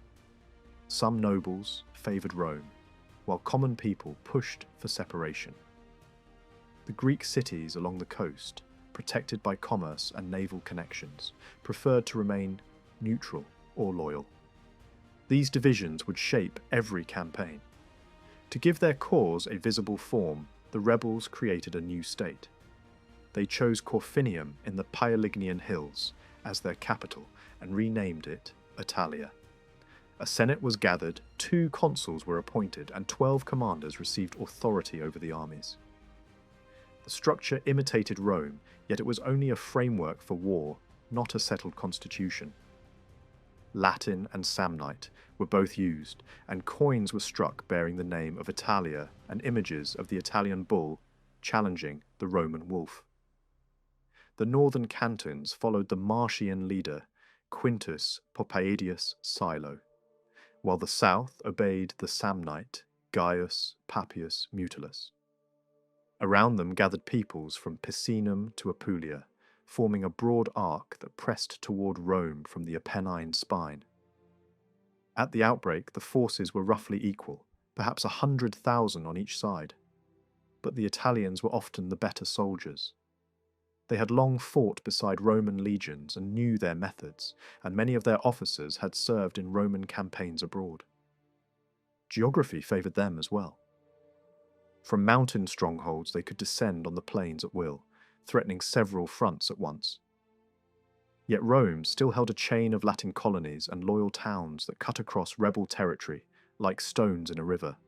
These fortresses, Venusia in Apulia, Beneventum and Isernia in Samnium, Alba and Carsioli near the Fucine Lake, Spoletium and Narnia in Umbria, became the pivots of the war.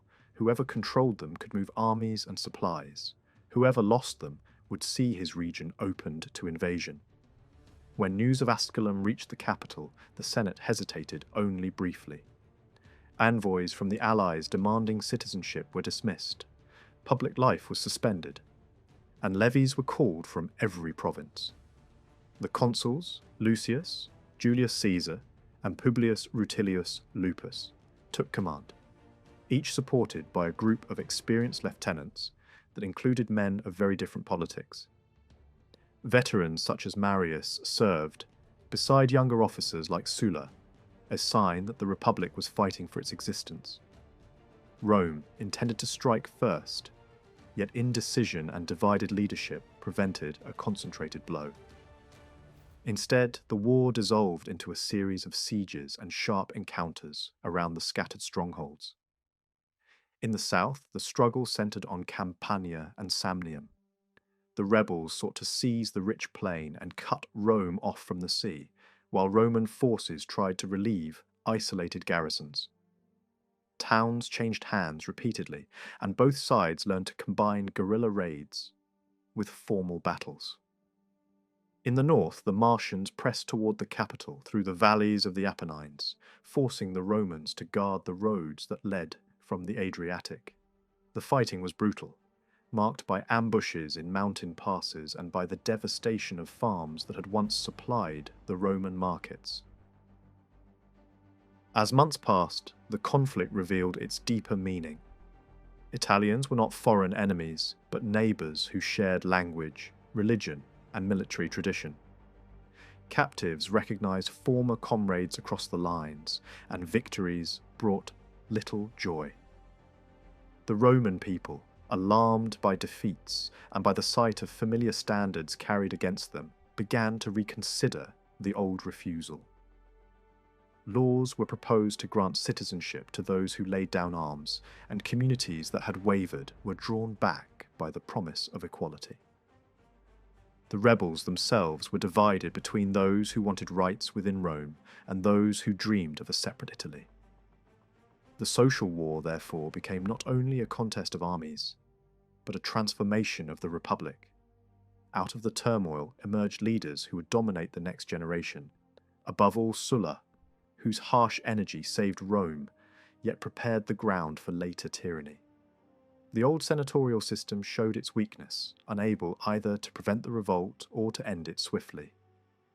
When peace finally returned, the Italian peninsula was politically unified for the first time, but the price had been enormous. Towns lay in ruins, and the habits of civil bloodshed had entered Roman life. Rome's hesitation at the start of the conflict gave the southern rebels the opening they needed. Instead of waiting behind mountain lines, Allied commanders moved quickly against the key strongholds that pinned their territories to Roman supply routes. In the northeast, Silo tightened his grip around Alba, while in the south, Mutilus pressed a hard siege against Isernia. The Roman consul Caesar tried to break that siege by advancing along the older inland corridor, but his relief attempt ended in a sharp defeat. Pushed back with casualties and shaken morale, he found his rear suddenly exposed as other positions fell, in rapid succession. A second setback, delivered by an energetic rebel commander, forced him into a hurried withdrawal toward Tarentum, where the Roman army paused to rebuild strength that had been lost in only a few weeks.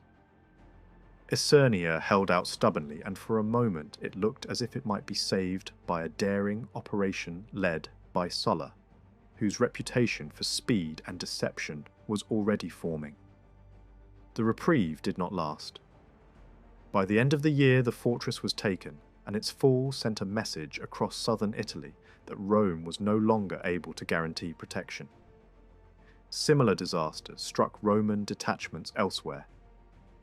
In Lucania, one of Caesar's senior lieutenants was trapped inside Grumentum, pinned there by a rebel leader who blocked the roads and waited for starvation to do the work of battle. With Isernia gone and Roman forces scattered, the route into Campania opened wider, and Mutilus used the moment to push toward the richest ground of the peninsula. Then came the kind of collapse that turns a rebellion into a war. Nola was lost through betrayal from within. After that, towns across southern Campania began to switch sides, one after another, until only a few remained openly loyal. The insurgents swelled their ranks by taking prisoners and absorbing slaves and other desperate men into their armies. When Mutilus moved against Axerae, the danger became impossible to ignore. Rome relied on Campania not only for prestige but for revenue, food, and the network of roads that linked the capital to the south. If Capua fell and the southern ring closed, Rome would be cut off from a huge part of Italy. Caesar advanced in alarm, managed a limited recovery, and even repelled Mutilus at one point in a way that allowed politicians in the city to claim the crisis was easing. Yet on the ground, the Roman army could do little more than hold a line near Acrae, defending positions rather than regaining momentum. Even Caesar's cavalry proved unreliable. A contingent of Numidian horsemen abandoned him and rode over to a rival figure who had become a symbol for the insurgents. The defection was more than a battlefield inconvenience. It showed that Rome's usual advantage, foreign allies supporting Roman arms, could be reversed. Caesar also failed to stop losses further south, where towns were stormed or pressured into surrender by an aggressive rebel commander who moved faster than Roman columns could respond. Fearing that their coastal communications might be cut, Roman authorities scraped together a fleet and raised large numbers of freedmen for garrison duty, trying to keep the shoreline and the northern edge of Campania from slipping away. While the south was collapsing, the centre and north produced an equally frightening shock. The Roman objective there was obvious: relieve Alba and punish Asculum, the city where bloodshed had ignited the wider revolt. A swift and decisive campaign near the capital might have discouraged wavering communities and restored confidence. The consul Rutilius Lupus attempted exactly that, marching toward Alba along the main eastern road. but his advance was slowed by disagreement among commanders. A veteran general, cautious by instinct, urged training raw recruits and wearing down the enemy over time. Whether that caution was wisdom or delay, the Roman army ended up moving without the unity and speed its situation demanded. The result was catastrophe at the river crossing. A Roman detachment was mauled first, and soon afterward Lupus himself fell into a carefully prepared trap. Rebel forces watched as the Romans attempted to cross in separate bodies, then struck the consul's section with full weight, while a smaller screen kept the cautious Roman commander occupied elsewhere. Thousands of Romans died, the consul among them. Bodies floated downstream, and the grim evidence reached Roman eyes before any official messenger could soften the story. When the news reached the city, the mood shifted from fear to something close to despair. Alba remained unrelieved. The war no longer felt like a distant frontier emergency. It felt like Italy turning against Rome. Yet the northern front did not collapse completely. A Roman counterstroke forced the Marsians to shorten their line, and another Roman victory eased the pressure for a time. When a hardline commander was added to the northern leadership, he blundered into a trap and was destroyed by Silo's deft planning. After that, the veteran Roman general became the main figure on the front and managed to stabilize the situation with a stubborn defensive style. Stories circulated of the strange tone of this war. The enemy challenged him to come down and fight, and he replied that a true commander forces the other side to attack on his terms. On other days, the two armies, once comrades under the same banners, drifted close enough to talk across the lines, and officers from both sides could meet in open ground as if they were negotiating rather than hunting each other. By the end of the year, age and fatigue caught up with the Roman commander. He withdrew from active leadership, surrounded by rumours and disappointment, while younger rivals advanced. In Picenum, the fight around Asculum became a grinding test of endurance. A Roman commander tried to hold the ring, was driven back by multiple rebel forces, and ended up boxed in at Firmum. One rebel leader maintained the siege while another rushed south, showing how flexible the insurgents had become. Relief came when a Roman army struck the besiegers from an unexpected direction, forcing them back into Asculum and turning the situation into a true investment of the city. For Rome, this was the first victory that felt solid enough to celebrate. It did not end the war, but it restored a measure of confidence that had been drained by weeks of bad news. Despite these brighter moments, the first campaign season left Rome in an alarming position. The Confederates had gained cohesion through success, and were beginning to act like a government, rather than a coalition. Much of the south was slipping away. Campania was half lost. Roman communications were threatened, and there were ominous hints of unrest even among communities long considered reliable. At the same time, danger loomed beyond Italy. In the west, provinces showed signs of strain. In the east, a powerful monarch watched events closely and prepared his own challenge. Rome's resources, money, recruits, political confidence, were stretched to the limit. The old spirit that had endured earlier disasters was not as steady now, and many in the city began to wonder whether the prize being defended was worth the cost. That realization produced a decisive shift. If the war could not be won quickly by force, it could be broken by separating moderates from hardliners. Rome therefore chose a moment of controlled concession. A new law granted full citizenship to communities that were not in open rebellion, and it immediately slowed the spread of the revolt. It also reassured the Latin towns and satisfied regions that had been wavering between fear and ambition. Soon, another measure went further by offering citizenship to any Italian ally who would register within a set period. The offer was practical as well as symbolic.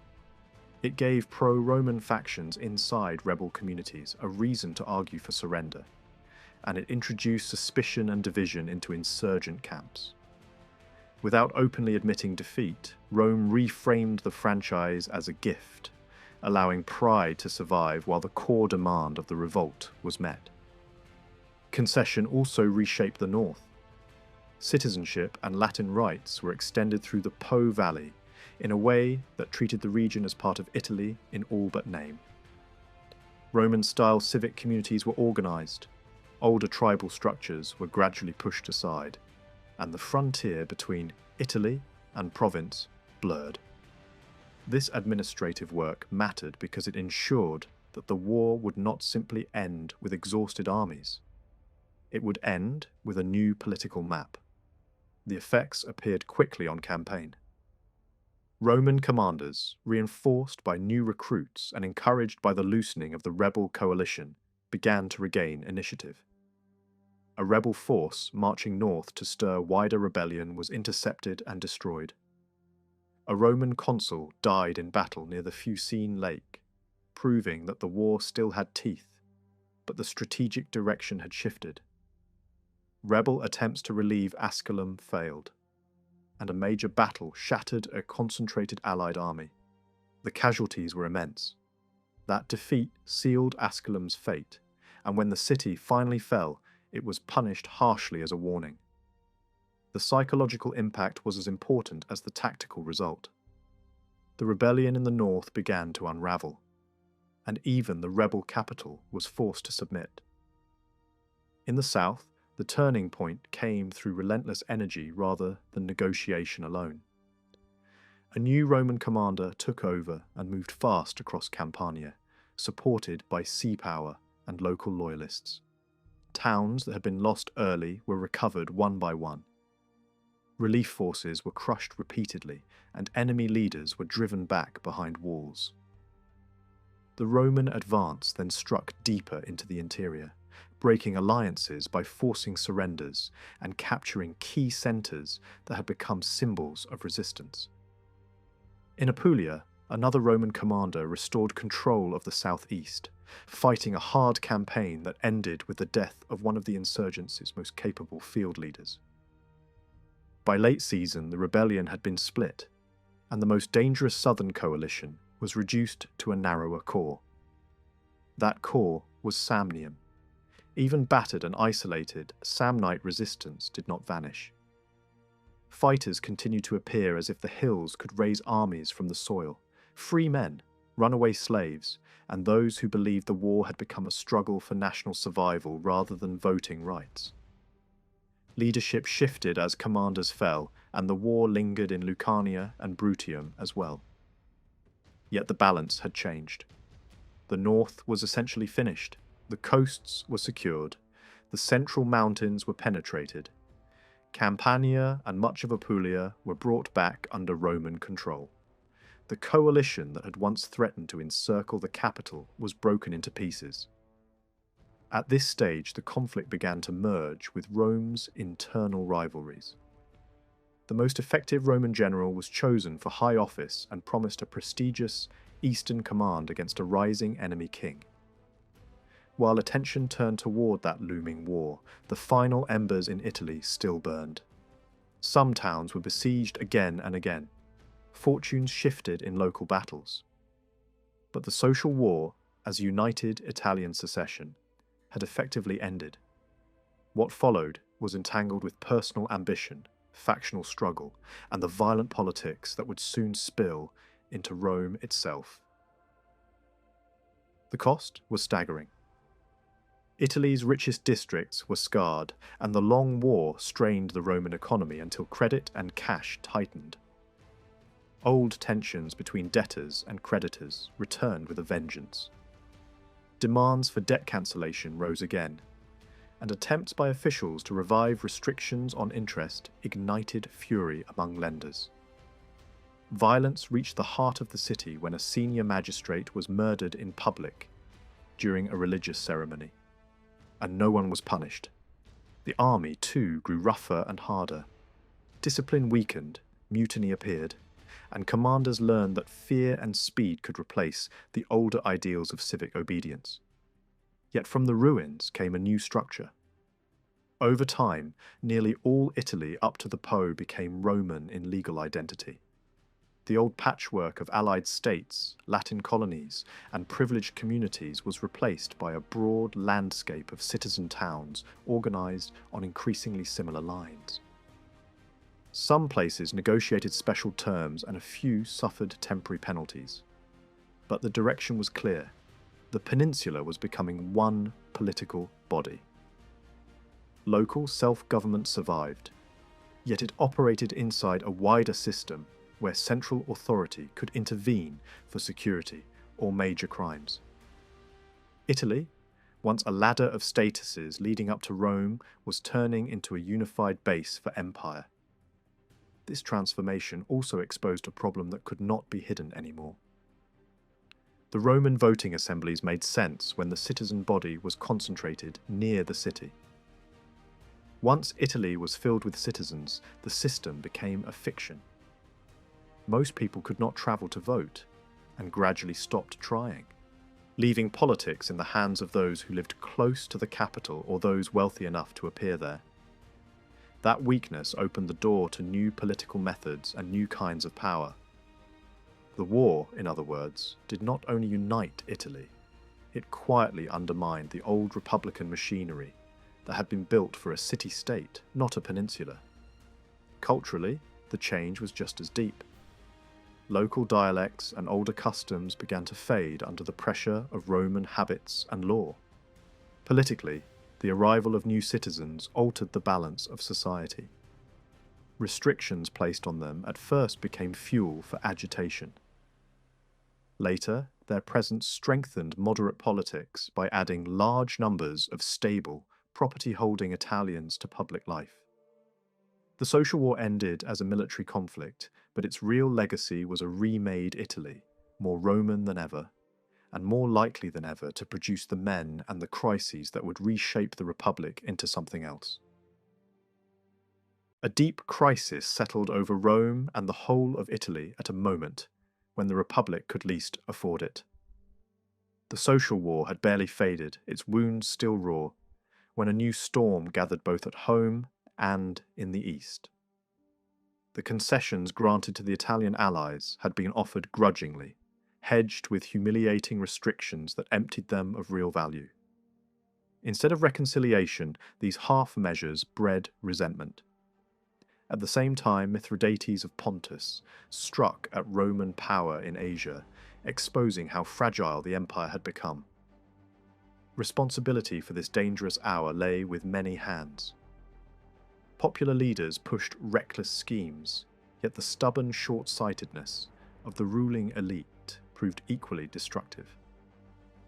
By clinging to the purity of the franchise and fearing the dilution of their privilege, they drove new citizens into the arms of radicals and turned potential supporters into enemies. Rome itself was a powder keg. Exiles plotted to return, financiers raged over losses abroad, and debt weighed heavily on every class. The army, swollen by civil conflict, had drifted away from civic loyalty and learned to follow commanders rather than laws. Discipline weakened, personal rivalries poisoned public life, and violence became an accepted tool.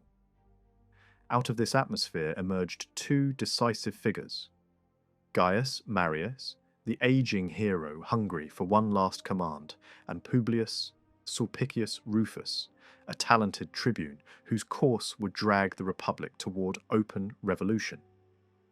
Marius, despite years and illness, trained publicly among the young soldiers and poured his wealth into winning influence. Sulpicius, once considered moderate, now embraced daring reforms. He proposed distributing the new citizens among all tribes, recalling political exiles, and even expelling heavily indebted senators. These measures, though not radical in principle, threatened entrenched interests and were forced through by intimidation and street gangs. The consuls tried to halt the votes by proclaiming a religious holiday. But Sulpicius answered with organised violence. blood was shed in the Forum, and the authority of the Senate collapsed. Soon an even bolder step followed. The Asiatic command, legally assigned to the consul Lucius Cornelius Sulla, was transferred by popular decree to Marius. This act struck at the heart of constitutional order. Sulla, then with the legions in Campania, faced a choice no Roman general had yet confronted. To surrender meant humiliation and political ruin. To resist meant civil war. Sulla was a complex man, cultivated and cynical, fond of pleasure yet capable of iron discipline. He believed in the fortune that favoured him and despised the disorder of popular politics. Supported by soldiers eager for the riches of the East, he decided to march on Rome itself. The advance was unprecedented. Magistrates tried to bar the road, but the army brushed them aside. At the city gates, fighting broke out in the narrow streets, and for the first time Roman legions stormed their own capital. The forces of Sulpicius and Marius, a mixture of freedmen and partisans, could not withstand professional troops. By nightfall, the city was in Sulla's hands. The Sulpician laws were annulled, and leading opponents were declared outlaws. Sulpicius was captured and executed, his head displayed as a warning. Marius fled, beginning a desperate journey along the Italian coast. Tales spread of his wanderings through marshes, his narrow escapes, and the awe he inspired even in captivity. Eventually, he reached Africa, sitting among the ruins of Carthage, a symbol of fallen greatness, awaiting another turn of fate. Sulla's seizure of Rome marked a turning point far greater than the fate of individuals. Force had openly triumphed over law, and the army had revealed itself as the true master of politics. The precedent would haunt the Republic, inviting others to imitate what had been done in the name of order. Beneath the appearance of moderation lay a revolution more profound than any decree of the tribunes. The old balance between Senate, people, and magistrates was broken, and the stage was set for years of vengeance and counter-vengeance. Rome had entered an age in which victory belonged not to the just or the legal, but to the commander bold enough to march. Sulla had taken Rome by force, but he did not pretend that swords alone could hold the Republic together. Once the immediate resistance was broken, his next move was political. He wanted to rebuild the system so that the Senate and the traditional elite could dominate again, and so that popular officials and mass voting assemblies could no longer push the state into chaos the way they had in the previous century. The goal was not to invent a new constitution, but to lock the old one into place with hard rules, because the old habits of restraint and unwritten understandings had stopped working. One of his first concerns was the Senate itself. Years of war and faction fighting had thinned its ranks and damaged its authority. He looked for ways to restore its numbers and stability by adding reliable supporters from the upper class. Although the exact method and how fully it was carried out is unclear. More important than the headcount was control. Sulla aimed to make the Senate the gatekeeper of legislation, not merely a body that complained after the fact. Tribunes, who had become the main launchpad for popular agitation, were stripped of their independent power to introduce laws freely. Any proposal coming from them would need prior approval from the Senate. That single change was designed to cut the fuse before it reached the powder. He also tried to reduce the political weight of the tribal voting assembly, which had grown into a dominant force over generations. There were even claims that he attempted to remove or heavily limit the ability of the tribes to legislate at all, and to reshape voting procedures, so that the wealthiest citizens would always have the decisive advantage. In theory, that meant returning elections for top magistrates to the firm grip of property and status. Whether such a sweeping rollback could truly function in practice is another matter. The older voting system had been revised and bent so many times over the centuries that fully restoring it would have meant dragging living politics back into something like a museum display. Even so, the intention is clear. Keep the highest offices in the hands of the rich and reduce the influence of the street, the clubs, and the sudden mood of the crowd. At the same time, Sulla did not ignore the social pressure that fed unrest. He introduced measures meant to ease poverty and debt, partly from pragmatism. The city poor and the indebted could not be allowed to become a permanent revolutionary fuel supply. In that sense, his program was a mixture of hard restriction and calculated relief. Close the political doors, but throw enough bread into the room to quiet the shouting.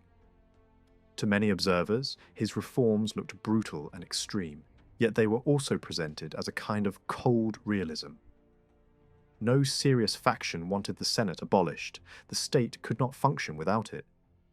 Without a controlling centre, Rome risked being torn apart by rival magistrates, personal gangs, and a mass assembly that could be pushed by fear, bribery, or rage.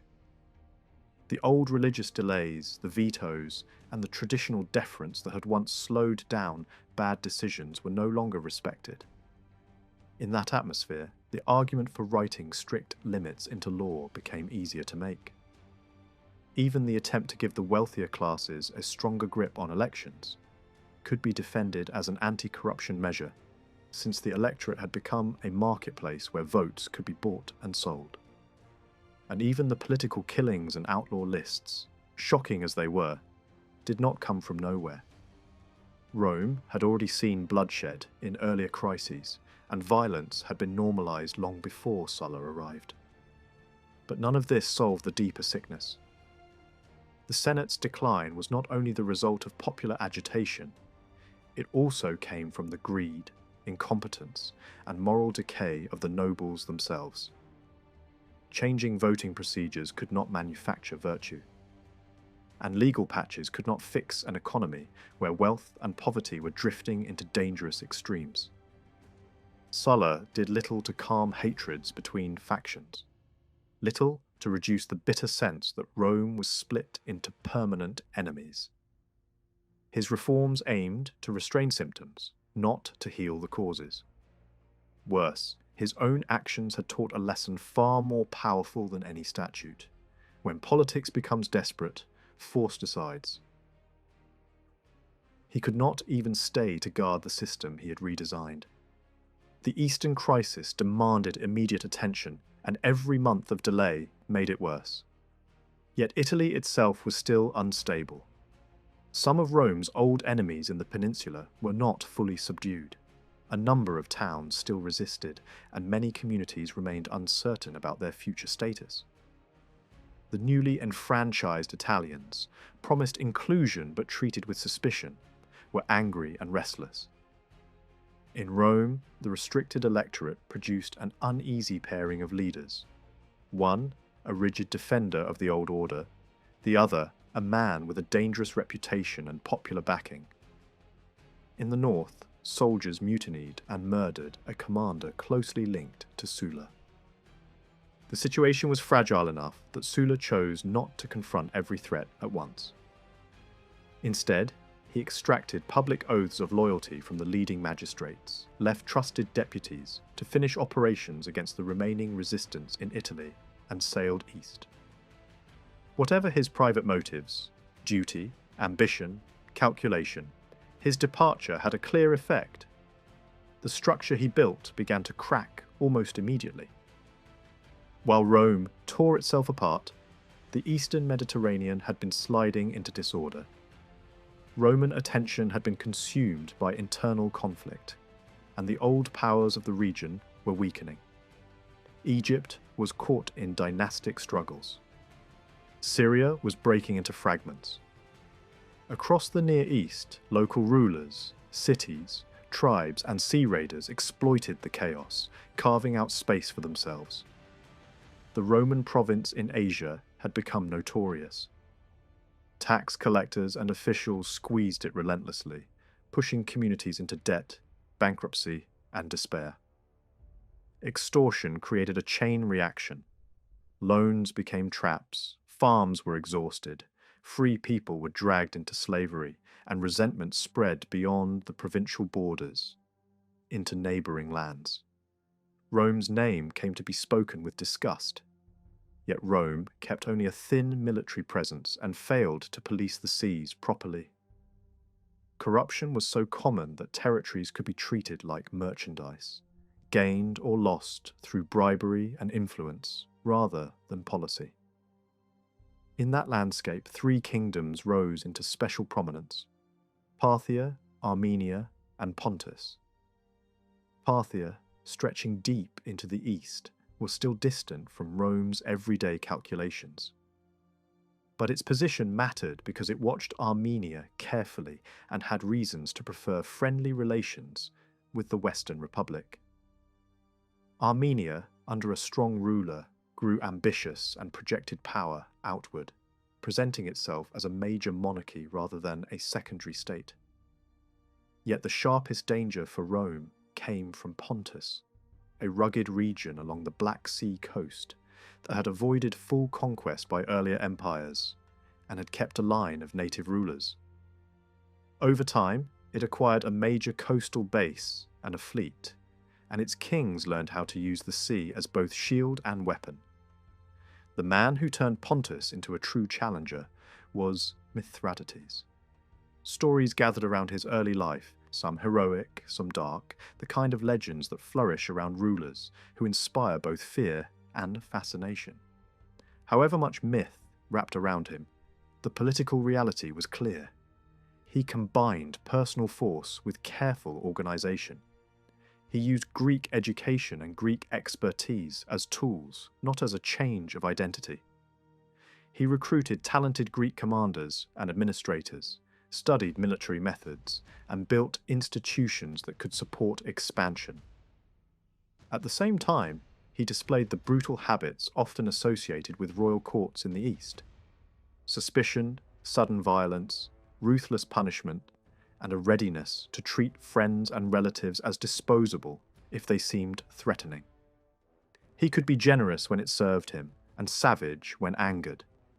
He cultivated the image of a heroic king, yet the engine behind the image was power. Pontus, under Mithridates, was not a typical city-based state.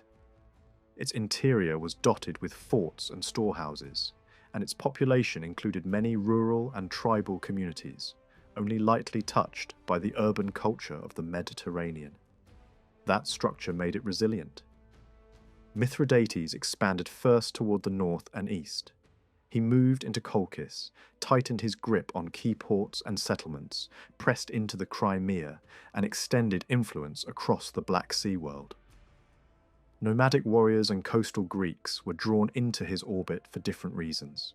Some were forced, some bribed, some persuaded by the promise of protection against other raiders.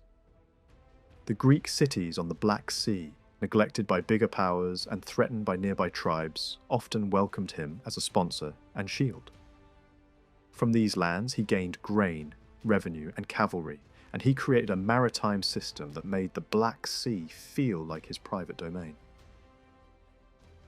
Expansion widened his ambitions.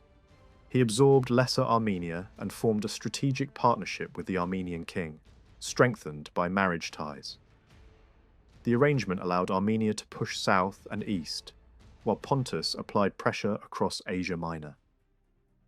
The first major targets were the vulnerable buffer zones: Paphlagonia, Cappadocia, and the shifting borderlands where client kings and rival claimants constantly competed.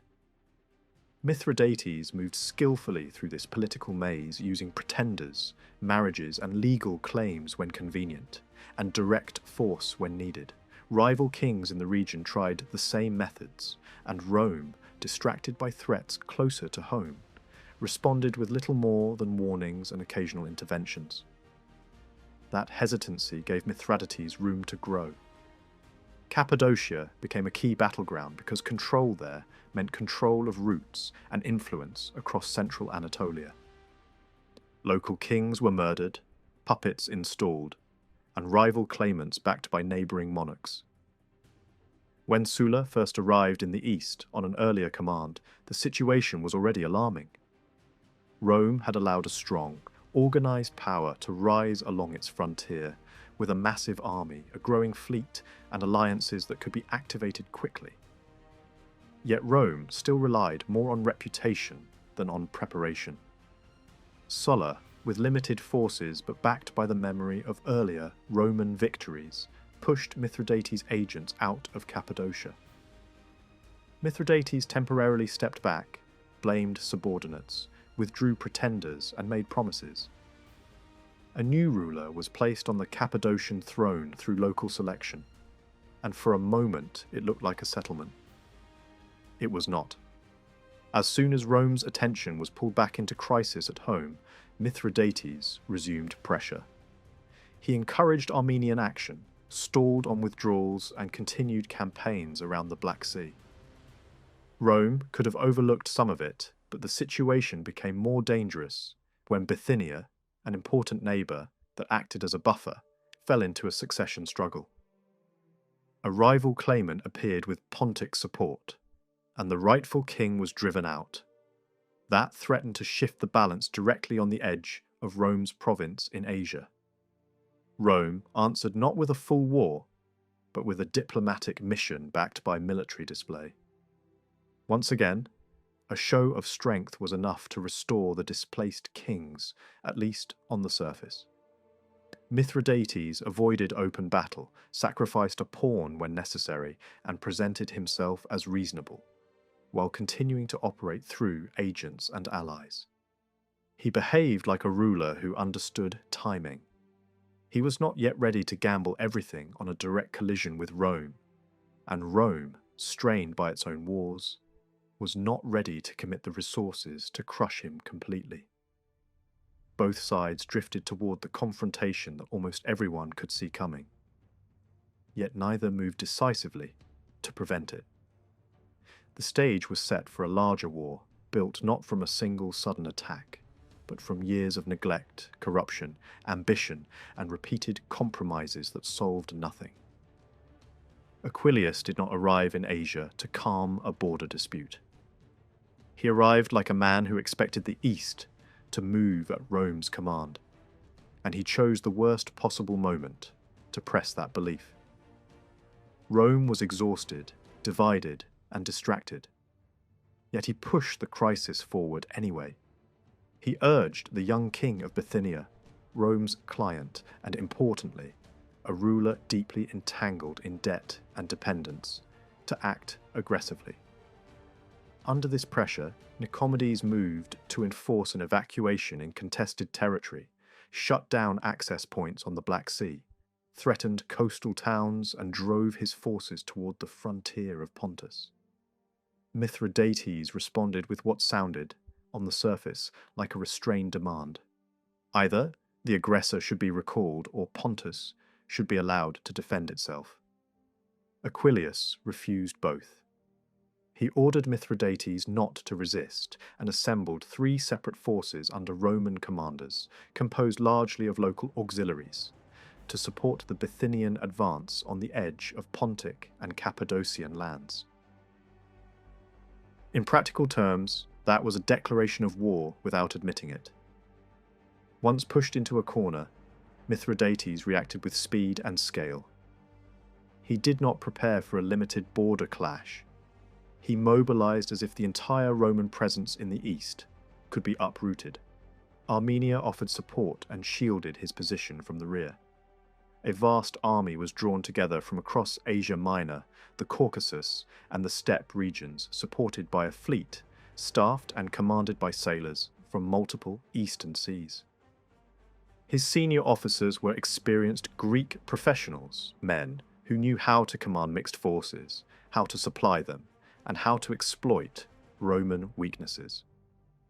Envoys moved through royal courts, searching for allies and encouraging trouble far from the battlefield. Pirate squadrons, now operating like unofficial warships, struck at transport routes and severed communications. Even the composition of his army was calculated for propaganda as much as for battle. Along with tribal levies and Greek recruits, were Roman deserters and Italian refugees, living proof that Rome's own conflicts could be turned into weapons. The most powerful force, however, was not a fleet or an army. It was hatred. Across the province of Asia and beyond, resentment toward Roman rule had been building for years, against tax contractors, merchants, governors, creditors, and officials. That anger did not need much encouragement. It was ready to ignite, and Mithridates knew it. When a final attempt at negotiation failed, he struck first, launching the offensive in the spring of 88. The collapse of Roman authority was immediate. The Bithynian army broke first, its camp was taken, and the kingdom fell with stunning speed. Local militias scattered. One Roman detachment was crushed in Cappadocia. A governor fled toward the sea and safety. Another Roman commander was trapped in a city, surrendered, and paraded as a living trophy. Aquilius, stunned by how quickly the situation had reversed, tried to retreat, was caught, and was pushed from refuge to refuge until local populations handed him over. He was displayed through the towns as a public humiliation, the symbol of Roman arrogance dragged through streets that had once bowed to Roman orders. Stories grew around his end, some likely embellished, but the message was unmistakable. The Roman official who had forced the crisis was now being used as theatre for Rome's enemies. Mithridates followed victory with a policy designed to look generous and irresistible. Captured locals were released to spread the image of a liberator. Cities, sensing the wind shift, declared for him, many with enthusiasm. A few places resisted. Rhodes stood out as the most determined holdout, protected by its walls, its fleet, and a political instinct for survival. A handful of leagues and communities remained loyal to Rome as well, but they were the exceptions. For most of Asia, Rome's power had evaporated almost overnight, and with it went ships, strongpoints, and the confidence of Roman supporters. Then came the event that transformed the war into something darker and more permanent. In 88, a coordinated massacre swept through the cities of Asia. Romans and Italians, men, women, and children were slaughtered in a single wave of violence. Sanctuaries were violated, debts were erased in blood, and property was divided between killers and the new regime. Later accounts varied wildly in numbers and detail, and it is likely that local vengeance and panic drove much of the brutality. Yet the reality of mass killing could not be hidden behind uncertainty. Whatever political advantage Mithridates hoped to gain by binding cities to him through shared guilt, the act carried a deadly cost.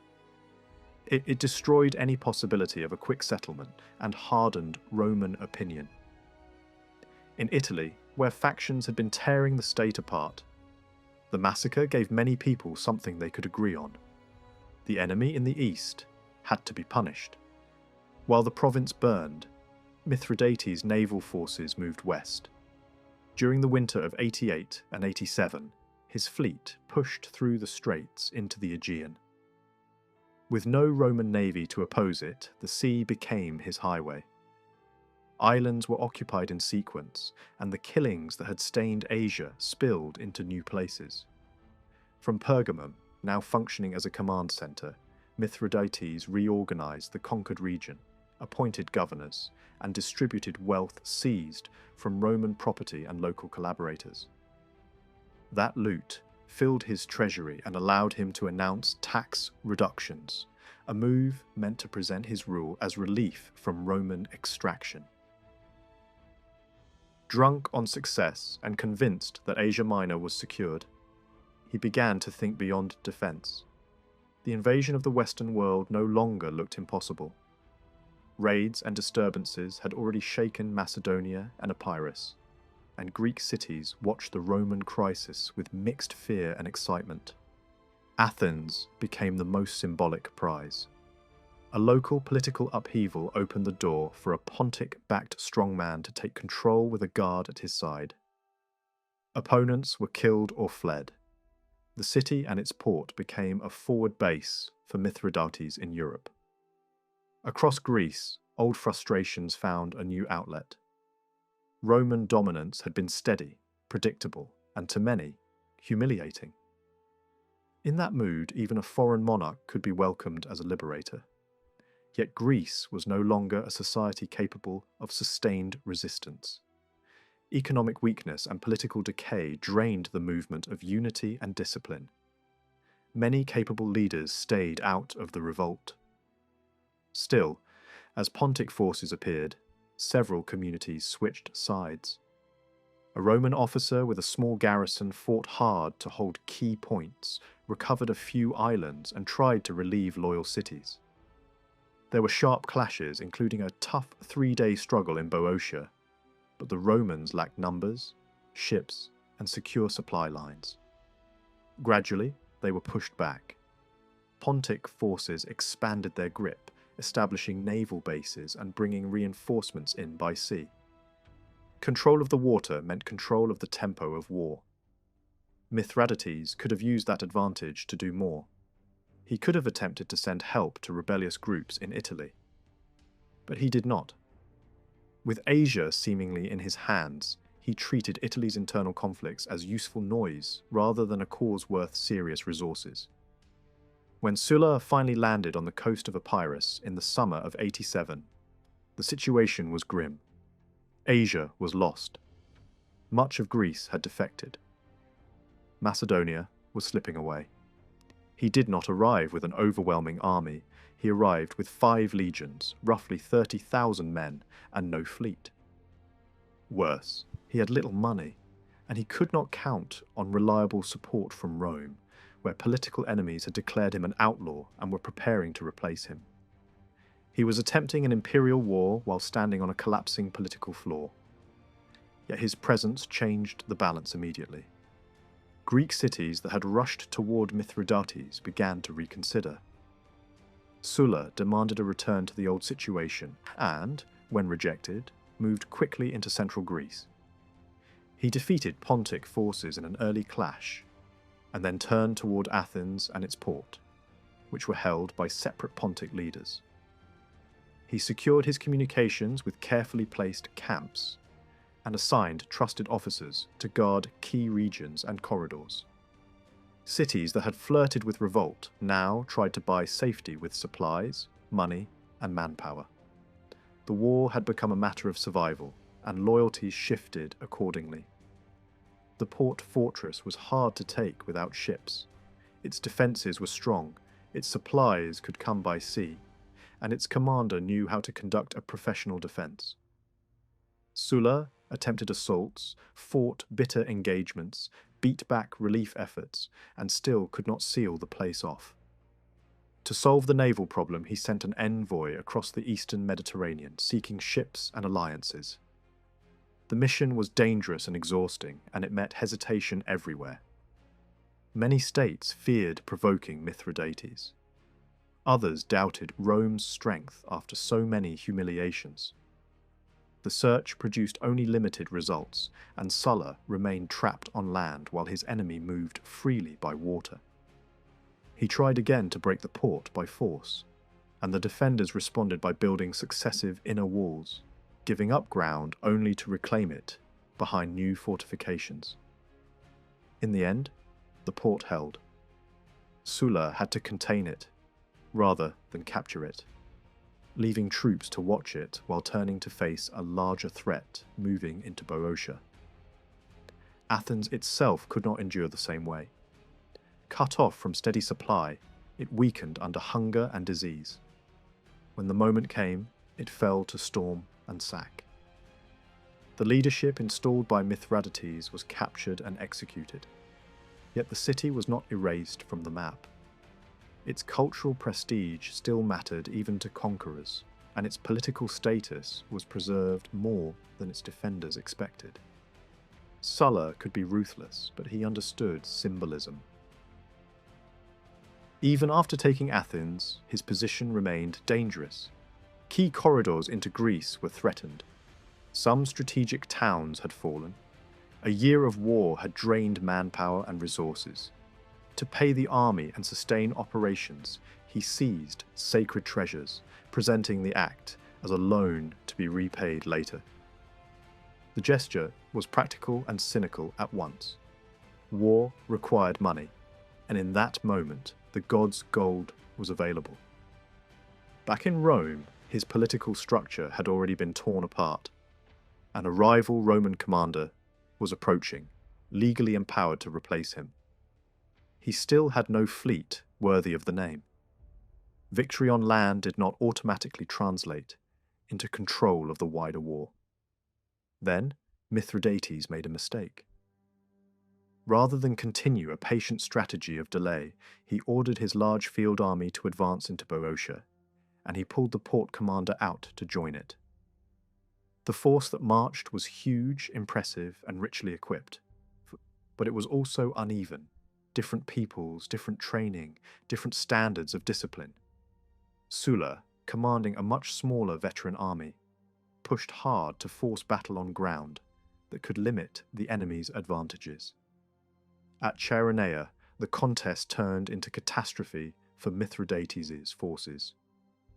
Sulla shaped the field with trenches, earthworks, and barriers designed to neutralize cavalry and blunt the shock of war chariots.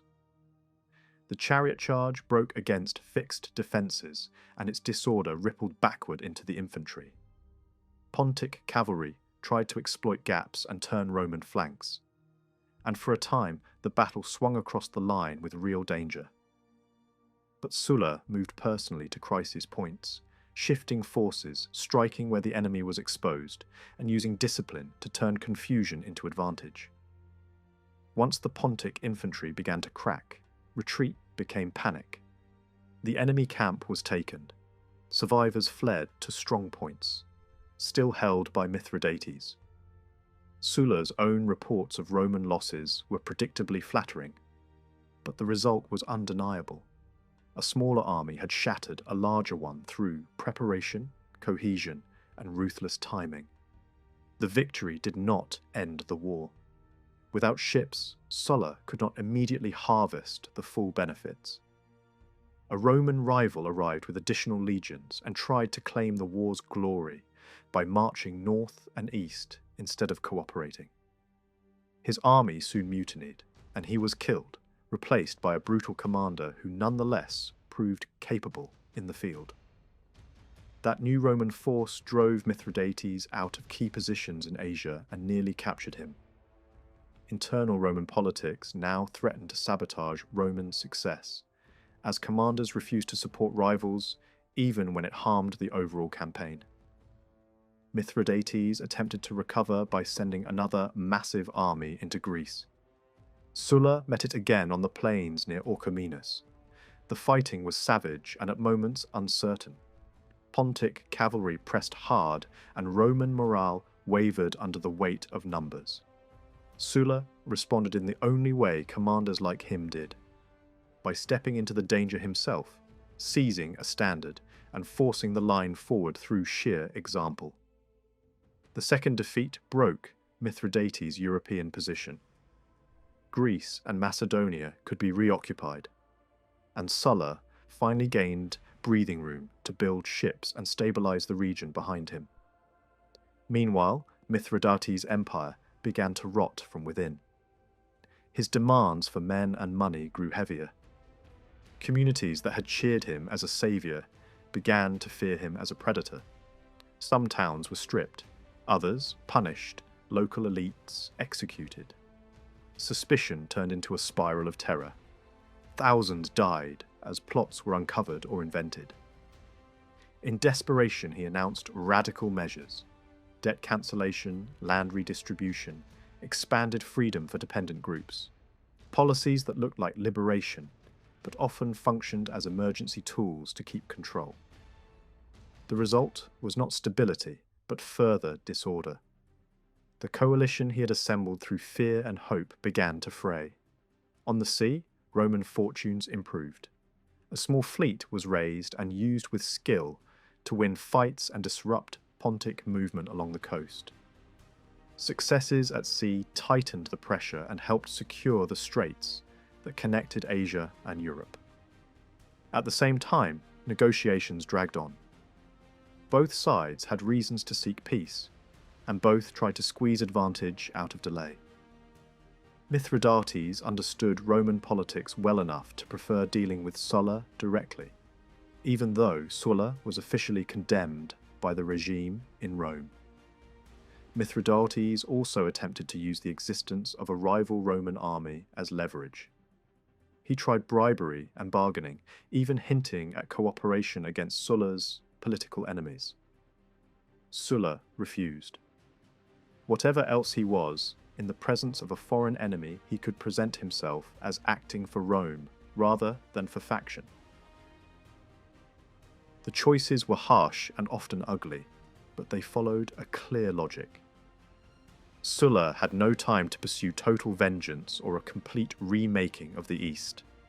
Italy was unstable, and his political enemies had seized Rome. He needed money, ships, and a secure rear, not a long war of annihilation. So he ended the Eastern campaign with a settlement that protected Roman prestige, refilled Roman coffers, and freed his army to sail west. When the preparations were complete, his veterans, rested, paid, and confident, moved back through Greece and crossed to Italy. Only then did he formally report his actions to the Senate, as if nothing had happened in Rome, as if his deposition had been meaningless noise. He returned not as a fugitive commander, but as a man arriving with an army and the momentum of victory. Exactly the kind of force that now decided Roman politics. Sulla had barely left Italy when Rome slid back into violence. The country was exhausted, the economy still shaken, and the political system was no longer held together by habit or trust.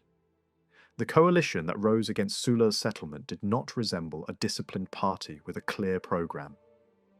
It was closer to an alliance of people who felt cheated, threatened, or angry, dispossessed politicians, frustrated financiers, Italians who believed their new rights were still being choked, and radicals who wanted revenge. At the centre of this unstable front stood Lucius Cornelius Cinna, elevated more by circumstance than by conviction. He was a competent soldier, not a visionary statesman, and his authority depended on stronger personalities around him, men who wanted power, payback, or both. The balance of force in Italy had shifted in an unsettling way. One of the Senate's most useful armies was effectively lost with the death of a key commander.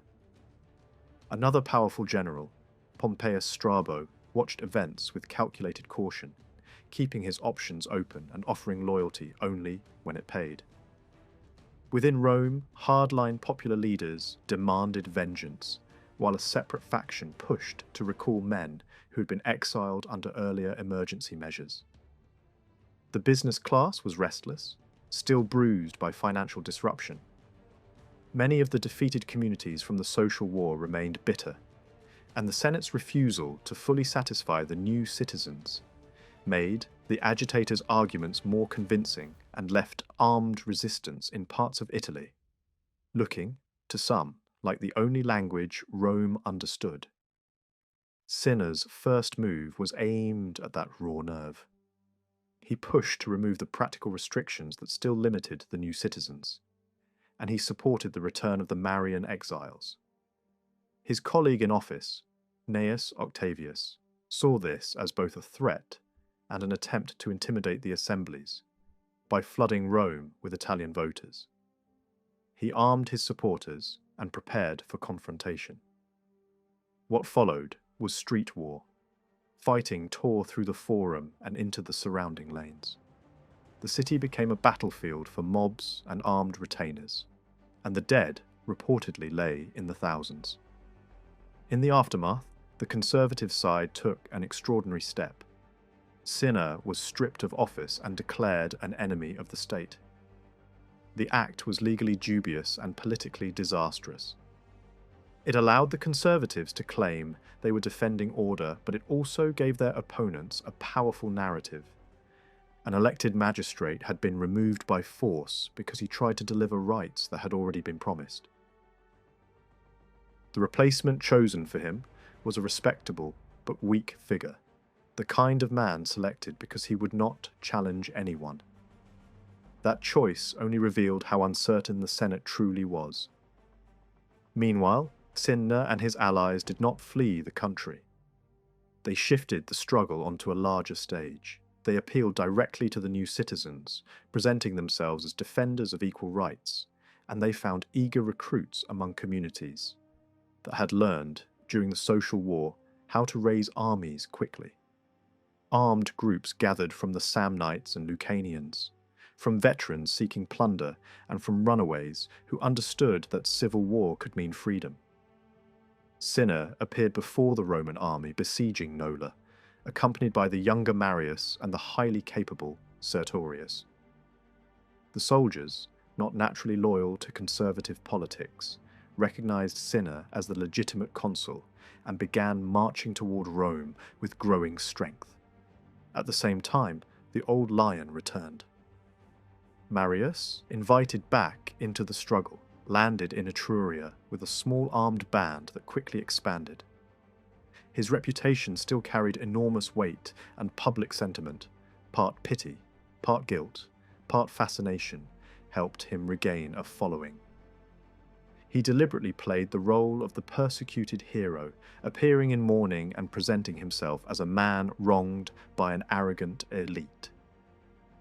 As he moved through the countryside, he released enslaved workers from rural detention farms, swelling his forces further. With ships gathered along the coast, he blocked supply routes, seized ports near the Tiber, and tightened a chokehold around Rome's western approaches. The city's lifeline, grain and traffic from the sea, began to fail. Inside Rome, the Senate tried to improvise defense. It armed citizens, fortified positions, and attempted to recruit new troops by extending citizenship concessions to communities that had surrendered late in the social war. The offer came too late to buy loyalty and too cautiously to inspire gratitude. Desperate leaders even opened talks with the Samnites, but the price demanded was impossible for Rome's ruling class to accept, without admitting defeat and humiliation. In the confusion, Strabo was called in as a last hope. He had the forces to disrupt the siege, and in one bloody clash he beat back Marius with help from Octavius. Yet Strabo's loyalty remained transactional. He allowed the ring around Rome to tighten rather than breaking it, calculating that every day of crisis increased his value. Soon, Rome was surrounded. Multiple armies closed in. The fall of key towns cut off potential relief from the north, and the Senate's remaining options shrank rapidly. Reports circulated that the franchise was finally equalized, that concessions were at last being made in full. But by then, the conflict had changed character. It was less about law and more about rage, fear, and survival. The one clear political motive left in the field was the old independent struggle of Samnium, now tied to a Roman civil war that offered the Samnites a chance to reshape Italy by force. Fighting under the walls became constant. The crowded city suffered famine and disease. The selfish commander who had helped create the crisis died in the epidemic, and his death sparked public fury rather than mourning. The defenders' morale collapsed.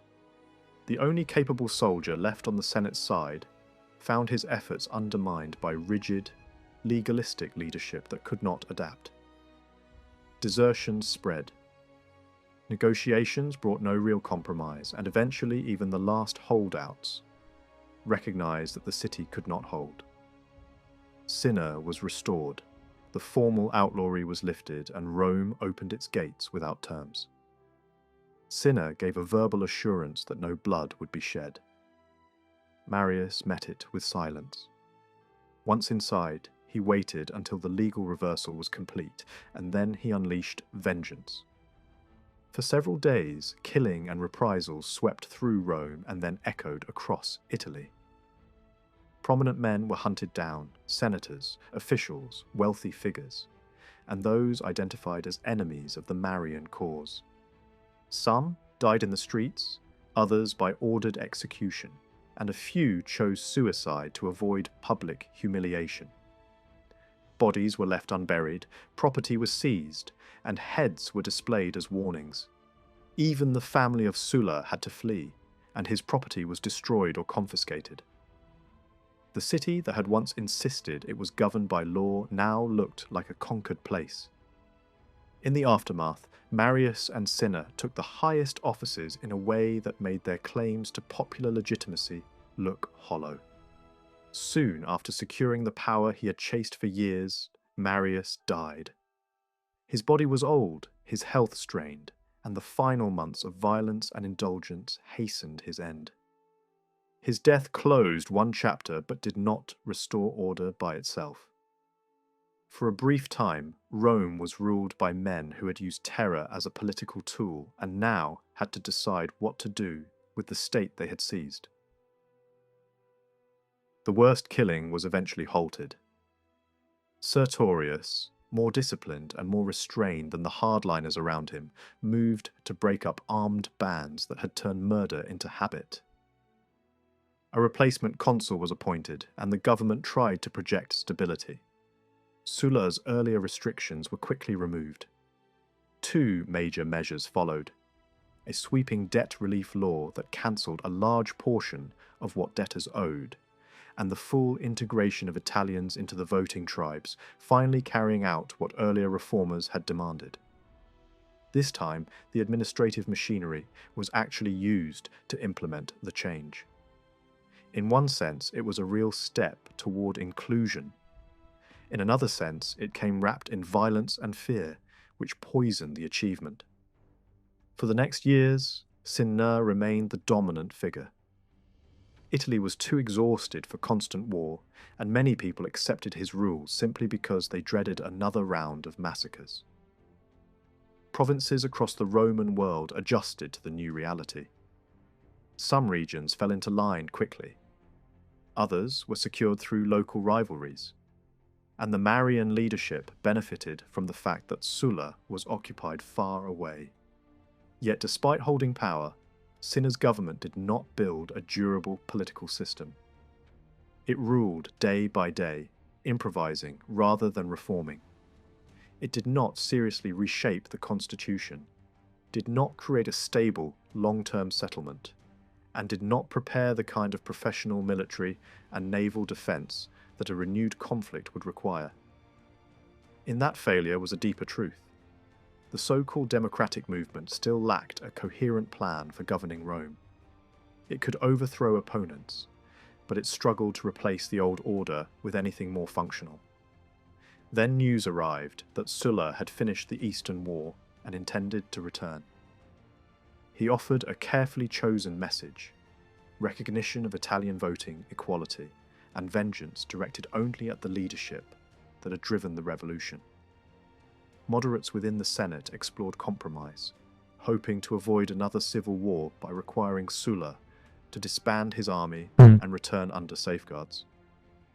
But the dominant Marian figures rejected the idea.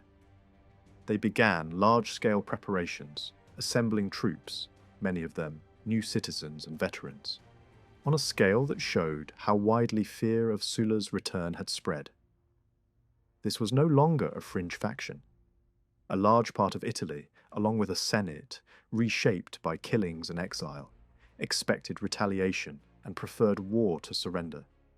Cinna attempted to move forces across the sea to confront Sulla before he reached Italy, but discipline broke. Soldiers feared the crossing and mutinied. In trying to restore order, Cinna was killed. Carbo, now the driving force, pulled back the forward troops and abandoned the plan to meet Sulla abroad.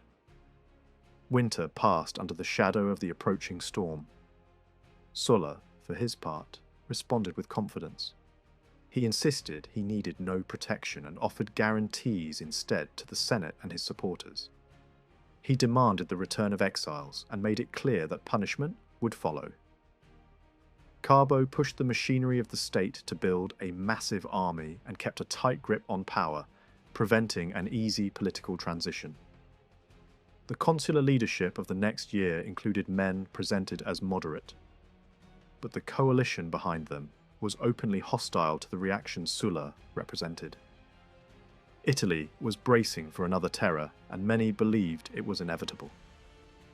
When Sulla landed at Brundisium, he arrived with a hardened army and a dangerous advantage: unity of command. Legally, he was an outlaw striking at the established government. Practically, he held the one instrument that now mattered most: veteran legions loyal to their general rather than to institutions.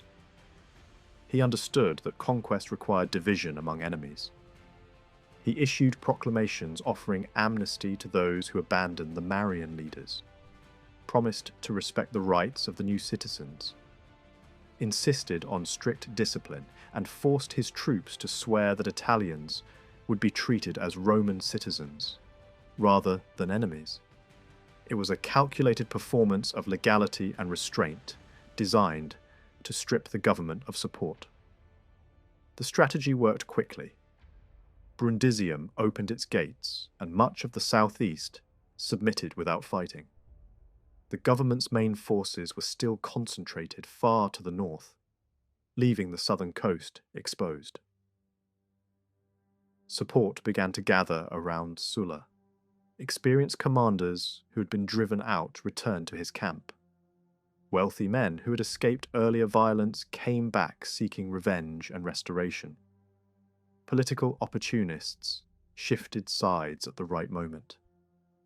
Most important of all was a young, ambitious commander from Picenum, Gnaeus Pompeius, son of Strabo. He had served under the Marian regime and had survived legal and political attacks at home, but he moved decisively once he saw the direction of events. He raised several legions from personal networks, tenants, clients, veterans, and defeated the forces sent to stop him. When he joined Sulla, he did so not as a minor ally but as a rising power, earning public praise and the title that marked him as a commander in his own right. Sulla marched into Campania and met the government's aggressive consul, Norbanus. The clash ended in a clear Sullan victory, and Norbanus was driven into Capua. Another government army under Scipio advanced along the Appian Road, but instead of forcing a decisive fight, Scipio entered into negotiations. In the pause, discipline collapsed. His troops mingled with Sulla's men, fraternized, and then refused to fight. Whole units crossed over. Sulla made a point of dismissing many officers unharmed, a gesture that looked merciful, but also served a cold purpose. It encouraged more desertions and spread the belief that resistance was pointless. Winter followed, with both sides preparing for a final struggle. The Marian leadership in Rome embraced a no-compromise policy. Outlaw decrees were issued against Sulla's supporters. Levies were raised in huge numbers, especially among veterans tied to the Marian name. Samnites and Lucanians prepared to join the fight in force, not merely as auxiliaries, but as national enemies who saw the coming war as a chance to settle the old Italian struggle. The conflict was becoming more than a contest for offices. It was turning into a fight between Rome's dominance and the survival of peoples who had resisted Rome for generations. The next year opened with Sulla moving straight toward Rome while the younger Marius tried to shield the capital. Metellus faced Carbo in the north, where control of routes and recruitment bases mattered as much as battlefield victories. At Sacri Portus, Sulla struck Marius as he withdrew toward the fortress city of Praeneste and drove him back into its walls. Praeneste became the centre of the war.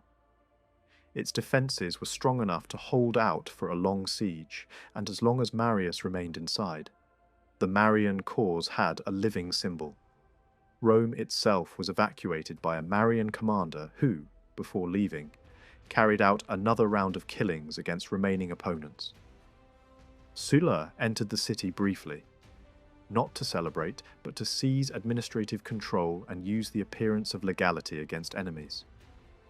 Then, he moved again toward the north to coordinate with allies against Carbo.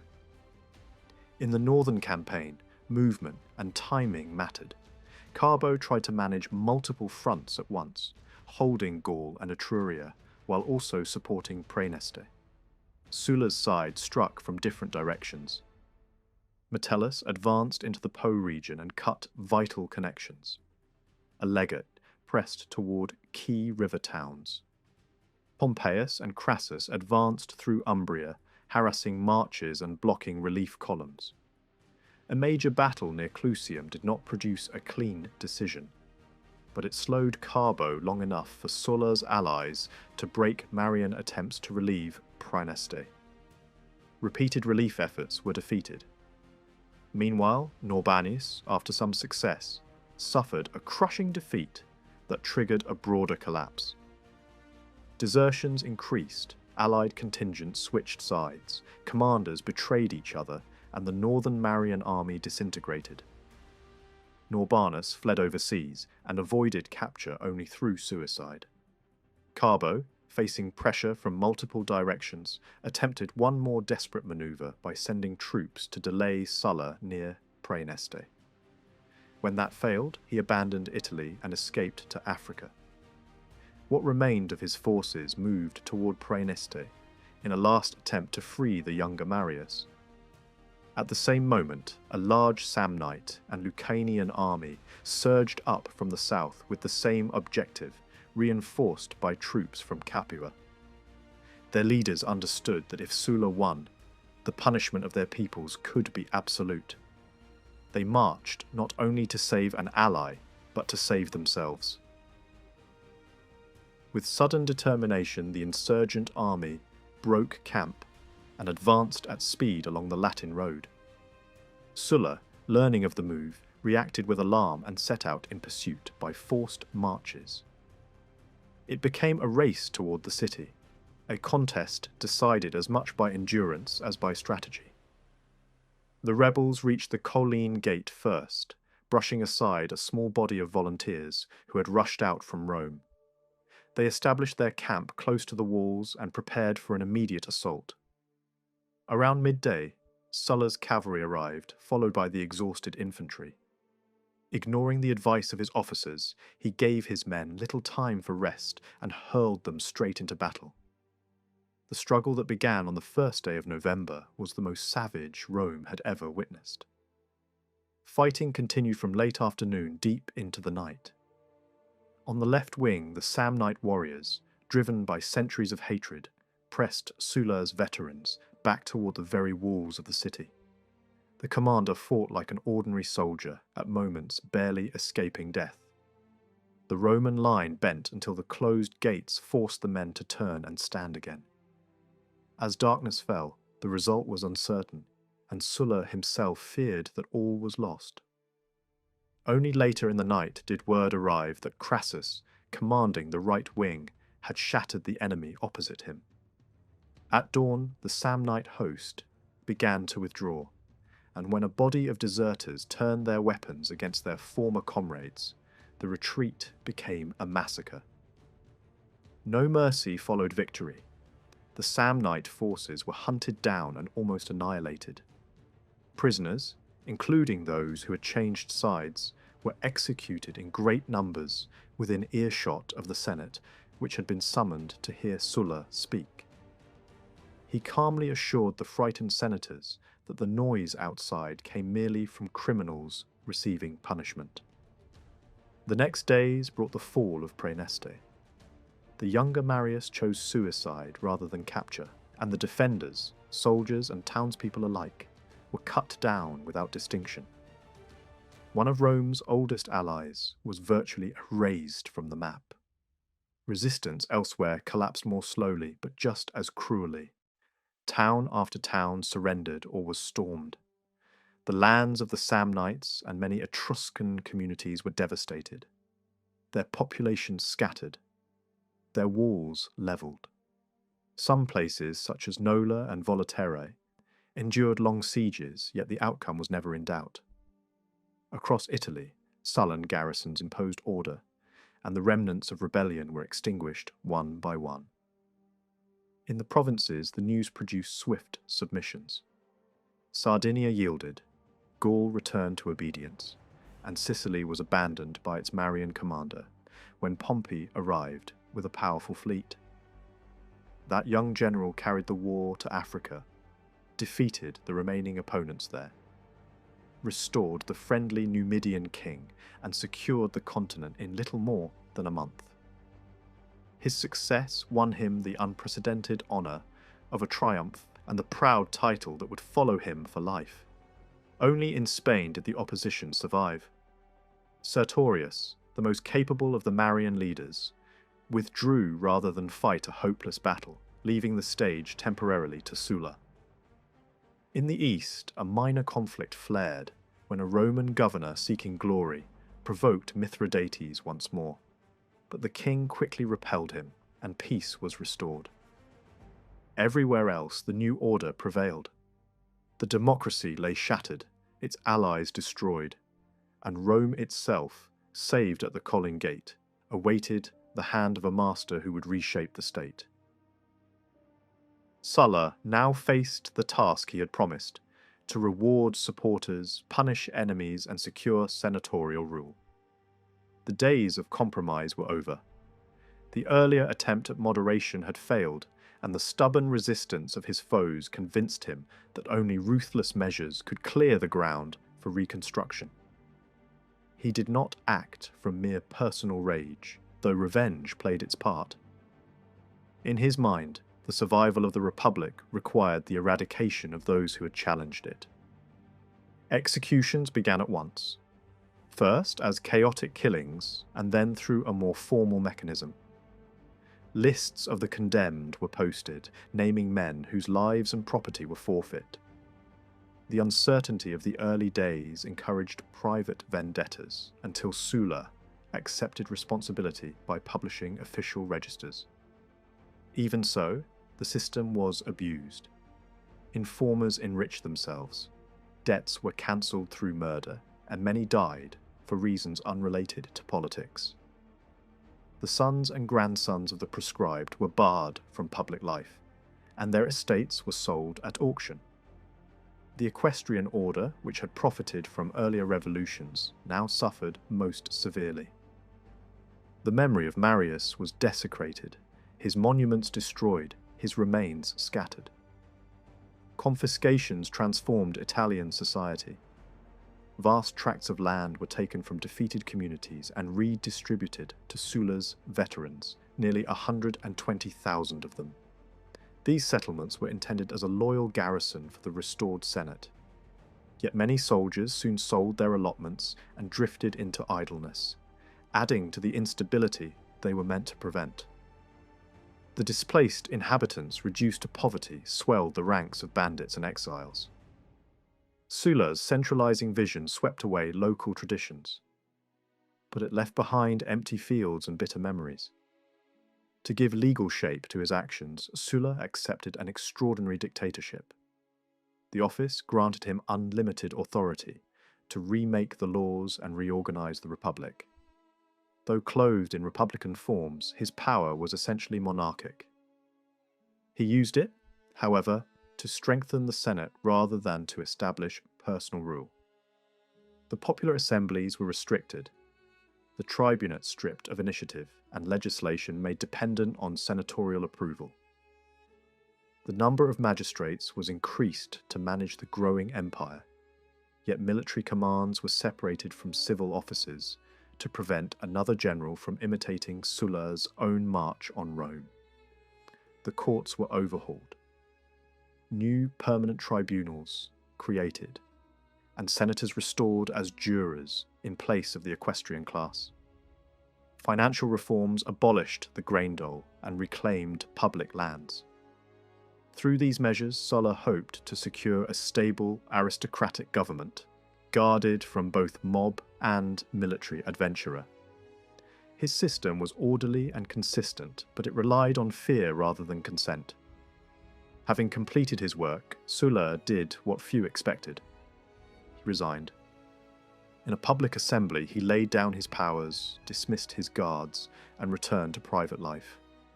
The act astonished Rome, yet it followed the logic of his beliefs. He wished the constitution to stand without him, not to depend on a permanent strongman. Retiring to his estate near the coast, he spent his last months writing memoirs and enjoying the pleasures he had long postponed. He died the following year, confident that his creation would endure. The collapse of the Lepidan revolt left Pompey free to seek new glory beyond Italy, and the Senate, though uneasy at his growing power, had little choice but to employ him. Sertorius still dominated much of Spain, and no established commander was willing to confront that brilliant and elusive opponent. Pompey pressed his claims with barely concealed threats, and the senators reluctantly granted him proconsular authority in the eastern provinces of the peninsula, a command irregular in law but unavoidable in practice. His first season was spent securing southern Gaul, where Sertorian agents had stirred unrest, and during this delay the rebel leader tightened his grip on the nearer Spanish districts. The following year the struggle became more serious. Metellus, operating from Baetica, defeated Sertorius' lieutenant Hirtuleius near Italica, while Pompey crossed the Ebro and captured Valentia after overcoming several subordinate commanders. Yet when Sertorius himself appeared, the balance changed at once. The veteran Roman renegade, master of irregular warfare, outmaneuvered Pompey and seized Lauro almost under the eyes of the relief force. In the next campaign, Metellus crushed Hirtuleius, again at Segovia, and marched to join his younger colleague. Pompey, eager for independent credit, risked battle on the river Sucro before the junction could be completed, and was saved from ruin only by Metellus' timely arrival. Sertorius mocked his opponent, saying that without the old woman he would have driven the youth back to Rome. A further engagement brought no decisive result, and the Spanish levies gradually melted away, leaving Sertorius to conduct a stubborn guerrilla resistance from his strongholds along the Ebro. As the war dragged on, the rebel leader searched for allies beyond Spain. He negotiated with the pirates who infested the Mediterranean and even with Mithridates in the east. Yet he refused to sacrifice Roman territory for foreign support. These desperate measures only deepened suspicion among his own followers. Many Spanish chiefs resented the execution of their sons held as hostages at Osca, and Roman officers in his service feared his stern discipline. At last, a conspiracy formed within his headquarters, and Sertorius, the ablest opponent Rome had faced since Hannibal, was murdered at a banquet by men who owed him everything. His successor, Perperna, lacked both talent and authority. Pompey defeated him at the first encounter, captured him, and burned the papers he tried to use as a bribe, choosing prudence over vengeance. While Spain was being pacified, a new danger erupted in Italy itself. In the gladiatorial school at Capua, a Thracian named Spartacus, together with 2 Gallic companions, led a breakout that quickly swelled into a massive slave rebellion. The fugitives seized Mount Vesuvius and defeated the militia sent to contain them. Moving into Lucania, they crushed successive Roman detachments and drew to their ranks the shepherd slaves of the southern plains. For a time, the countryside lay at their mercy and several towns were stormed. Spartacus hoped to cross the Alps and disperse his followers to their homelands. But the undisciplined bands preferred plunder to freedom. Their delay allowed Marcus Crassus to organize 8 legions and impose brutal discipline on the wavering recruits. Crassus drove the insurgents into the toe of Italy and tried to seal them there with fortifications. Spartacus broke through and reappeared in Lucania, still dangerous, but internal divisions weakened his army. a Gallic detachment was destroyed, and in Apulia the final battle was forced against the advice of their leader. Spartacus fell fighting, and the remnants were hunted down or crucified along the roads. Pompey, returning from Spain, intercepted a fleeing group and claimed the honour of ending the war, a boast that deepened the rivalry between the two commanders. Both generals now stood outside Rome with loyal armies, and the political balance shifted at once. Reformers demanded the restoration of the tribunes' powers and the cleansing of the Senate courts. Pompey needed popular support for land grants to his veterans and for future commands. Crassus, wealthy but less celebrated, could not oppose him alone. The two rivals reached an uneasy agreement, adopted the democratic program, and secured the consulship for the year 70. The tribunate was revived, the censors once more reviewed the Senate, and the juries were shared between senators, knights, and a third class of citizens. The system created by Sulla crumbled within a decade, not through ideology but through the ambitions of soldiers. Yet Pompey refused to seize permanent power. Pressed by Crassus to disband their forces together, he chose legality over dictatorship and retired from public life, awaiting a call worthy of his reputation. That call came swiftly from the sea. The Mediterranean had fallen under the control of organised pirate fleets that raided coasts, captured officials, and strangled the grain trade. Earlier attempts to suppress them had failed, and famine threatened the capital itself. A tribune proposed granting Pompey extraordinary authority over all waters and coastal regions, with vast resources and the right to appoint numerous deputies. Despite senatorial protests, the people insisted on their champion. Pompey acted with remarkable speed. Dividing the Mediterranean into sectors, he drove the corsairs from the western seas in little more than a month and then struck eastward. A decisive battle off the Cilician coast broke their power, and generous terms encouraged mass surrender. In 3 months, the terror of generations was ended, and the former pirates were resettled in new communities under Roman supervision. The success seemed almost miraculous, and prepared the way for an even greater command. At that moment, the war against Mithridates had reached a dangerous stalemate. Lucullus had won brilliant victories but alienated his soldiers and offended powerful interests at Rome. A new law transferred the entire eastern command to Pompey. He secured an alliance with Parthia, gathered a large army, and advanced into Pontus. After a hard campaign, he trapped Mithridates and shattered his forces in a night battle near the Euphrates. The king fled to Armenia, but Tigranes, fearing Roman wrath, submitted and accepted reduced dominion. The Caucasian tribes were beaten, and Mithridates, isolated in the Bosporus, eventually perished by his own hand when his last followers rebelled. Pompey then turned to the reordering of the east. Syria was reduced to a province, and the island of Crete and the combined lands of Bithynia and Pontus were organised under Roman governors. The interior was left to dependent monarchs, who guarded the frontiers, while numerous cities were founded or refounded to spread Greek civic life.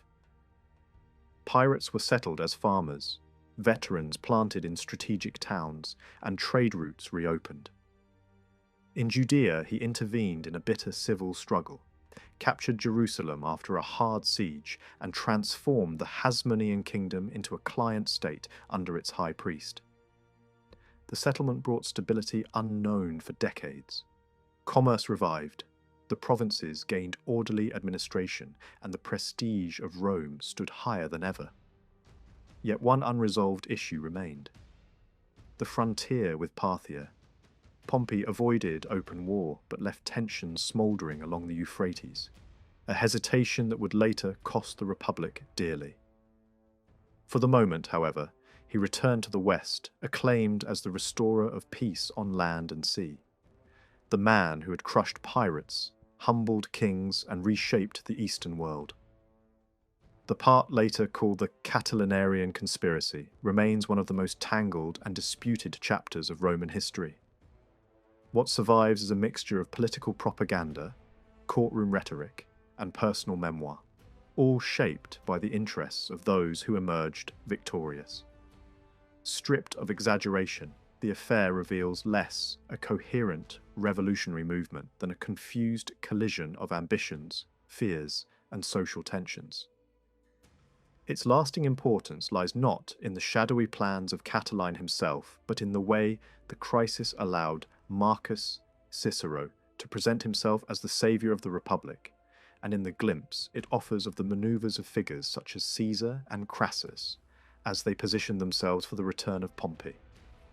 With Pompey campaigning in the distant east, Rome appeared for a moment to belong again to civilian politics. Old party labels resurfaced, lawsuits multiplied, and the forum echoed with familiar arguments. Yet the traditional conflict between popular leaders and senatorial conservatives had lost real meaning. Everyone understood that the ultimate decision rested with the absent general commanding Asia. No orator, not even Cicero, could rival the authority of Pompey's legions. Beneath the noisy debates ran a current of intrigue as both factions tried to prepare for his return, fearing that he might imitate Sulla and impose a new dictatorship while hoping to bend his prestige to their own purposes. The so-called Popular Party was itself a loose gathering of malcontents, rather than an organised force. Alongside a few sincere reformers stood bankrupt nobles, disappointed office seekers, and men ruined by debt or scandal. The Senate, by contrast, possessed at least a clear objective: the preservation of its dominance and the avoidance of any excuse for military intervention. Within its ranks there were divisions between uncompromising conservatives and moderates, led, almost reluctantly, by Cicero. The real struggle was not between democracy and oligarchy, but between rival groups attempting to shape the environment in which Pompey would re-enter Italian politics. At the centre of the storm stood Lucius Sergius Catilina, a patrician whose life embodied the darker side of the Sullan generation. Courageous, charismatic, and physically formidable, he was also burdened with debts, stained by violence, and accustomed to the brutal shortcuts of the civil wars. Supporters admired his energy. Enemies portrayed him as a monster of corruption. Whatever the truth, he attracted a following drawn from the disaffected. Veterans who had squandered their allotments, dispossessed farmers, ruined gamblers, and young aristocrats eager for quick advancement.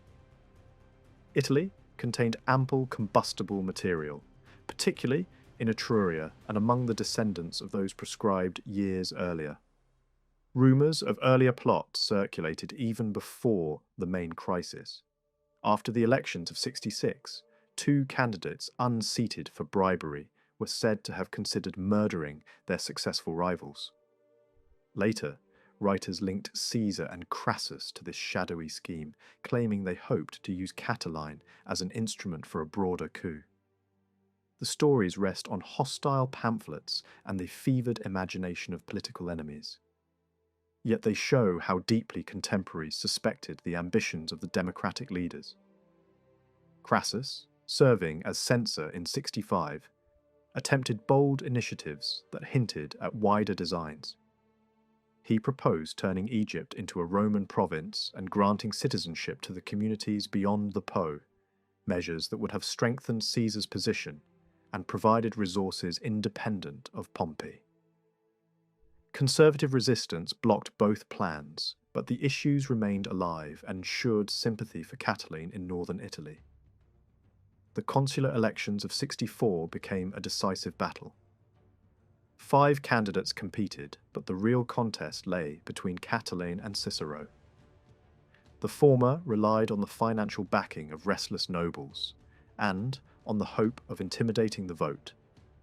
The latter represented a coalition of moderates, businessmen, and Italian municipals alarmed by the spectre of disorder.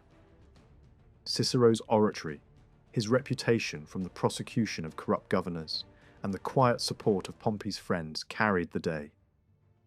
He topped the poll, while Catiline was narrowly defeated by Gaius Antonius, a man whose loyalty could be purchased. Cicero entered office determined to defend constitutional order.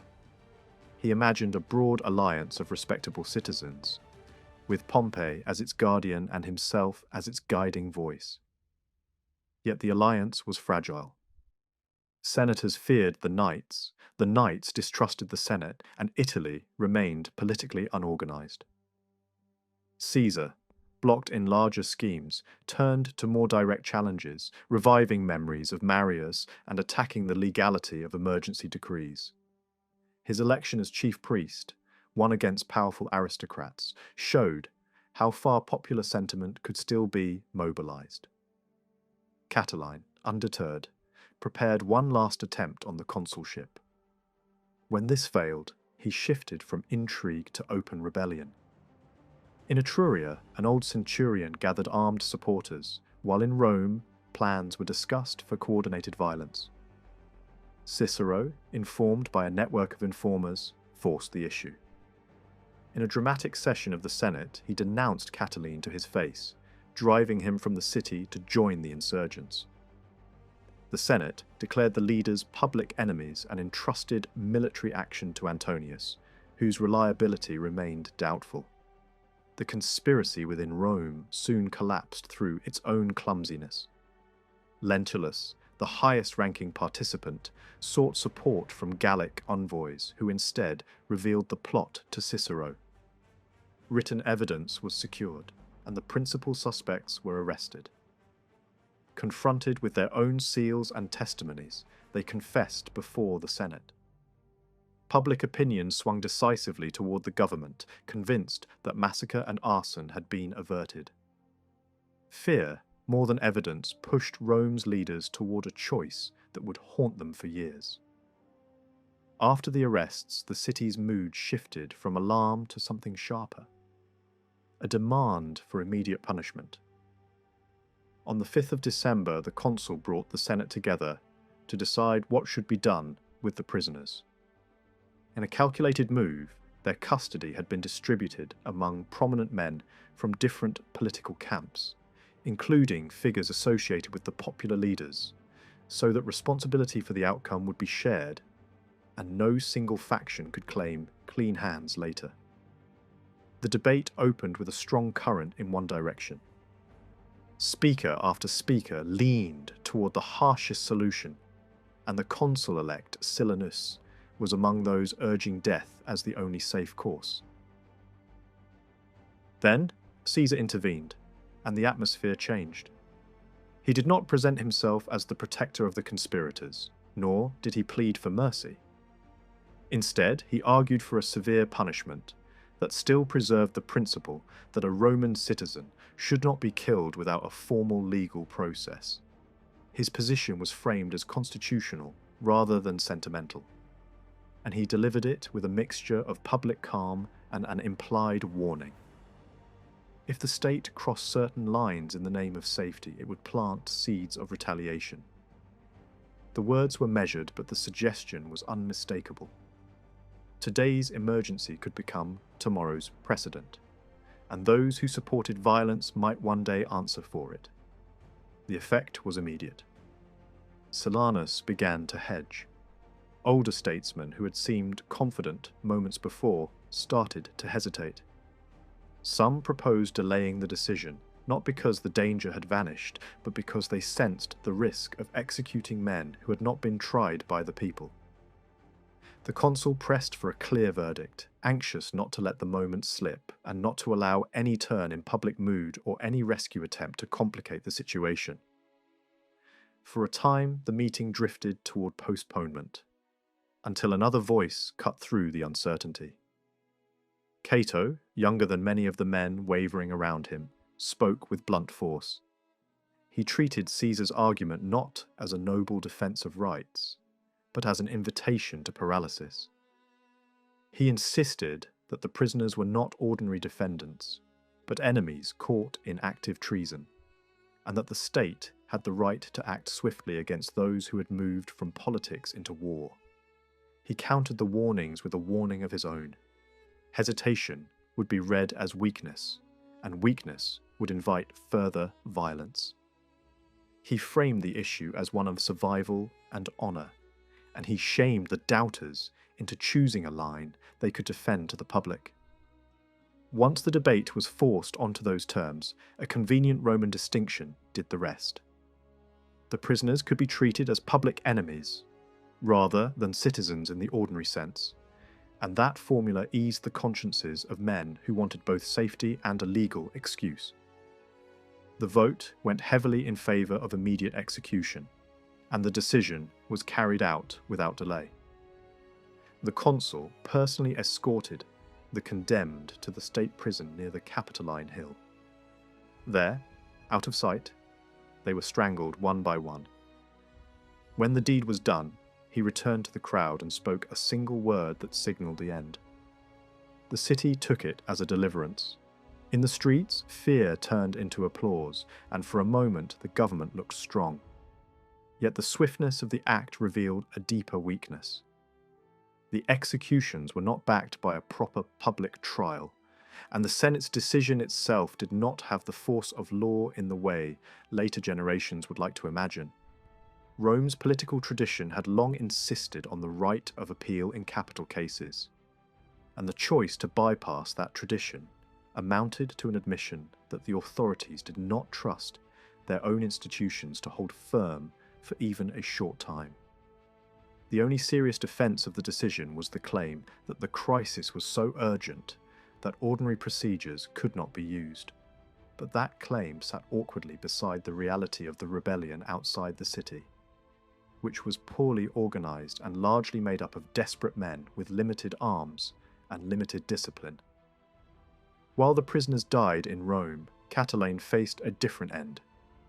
His cause was collapsing even as he tried to give it shape.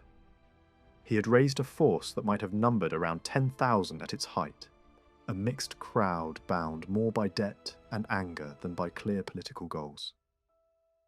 When news spread that the leaders in the capital had been seized and eliminated, many followers slipped away.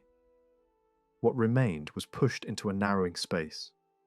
Near Pistoia, Catiline found himself with roughly 6,000 men, hemmed in by two Roman forces. One blocked the route north toward Gaul. The other pressed behind him. Cut off and unable to retreat, he chose to fight. Antonius, the consul who had been assigned the task of suppression, avoided leading the final battle in person. Whether from illness, calculation, or an unwillingness to slaughter men who had once been close to his political circle, he handed command to his subordinate Pyrrhus. The clash that followed was brutal and direct.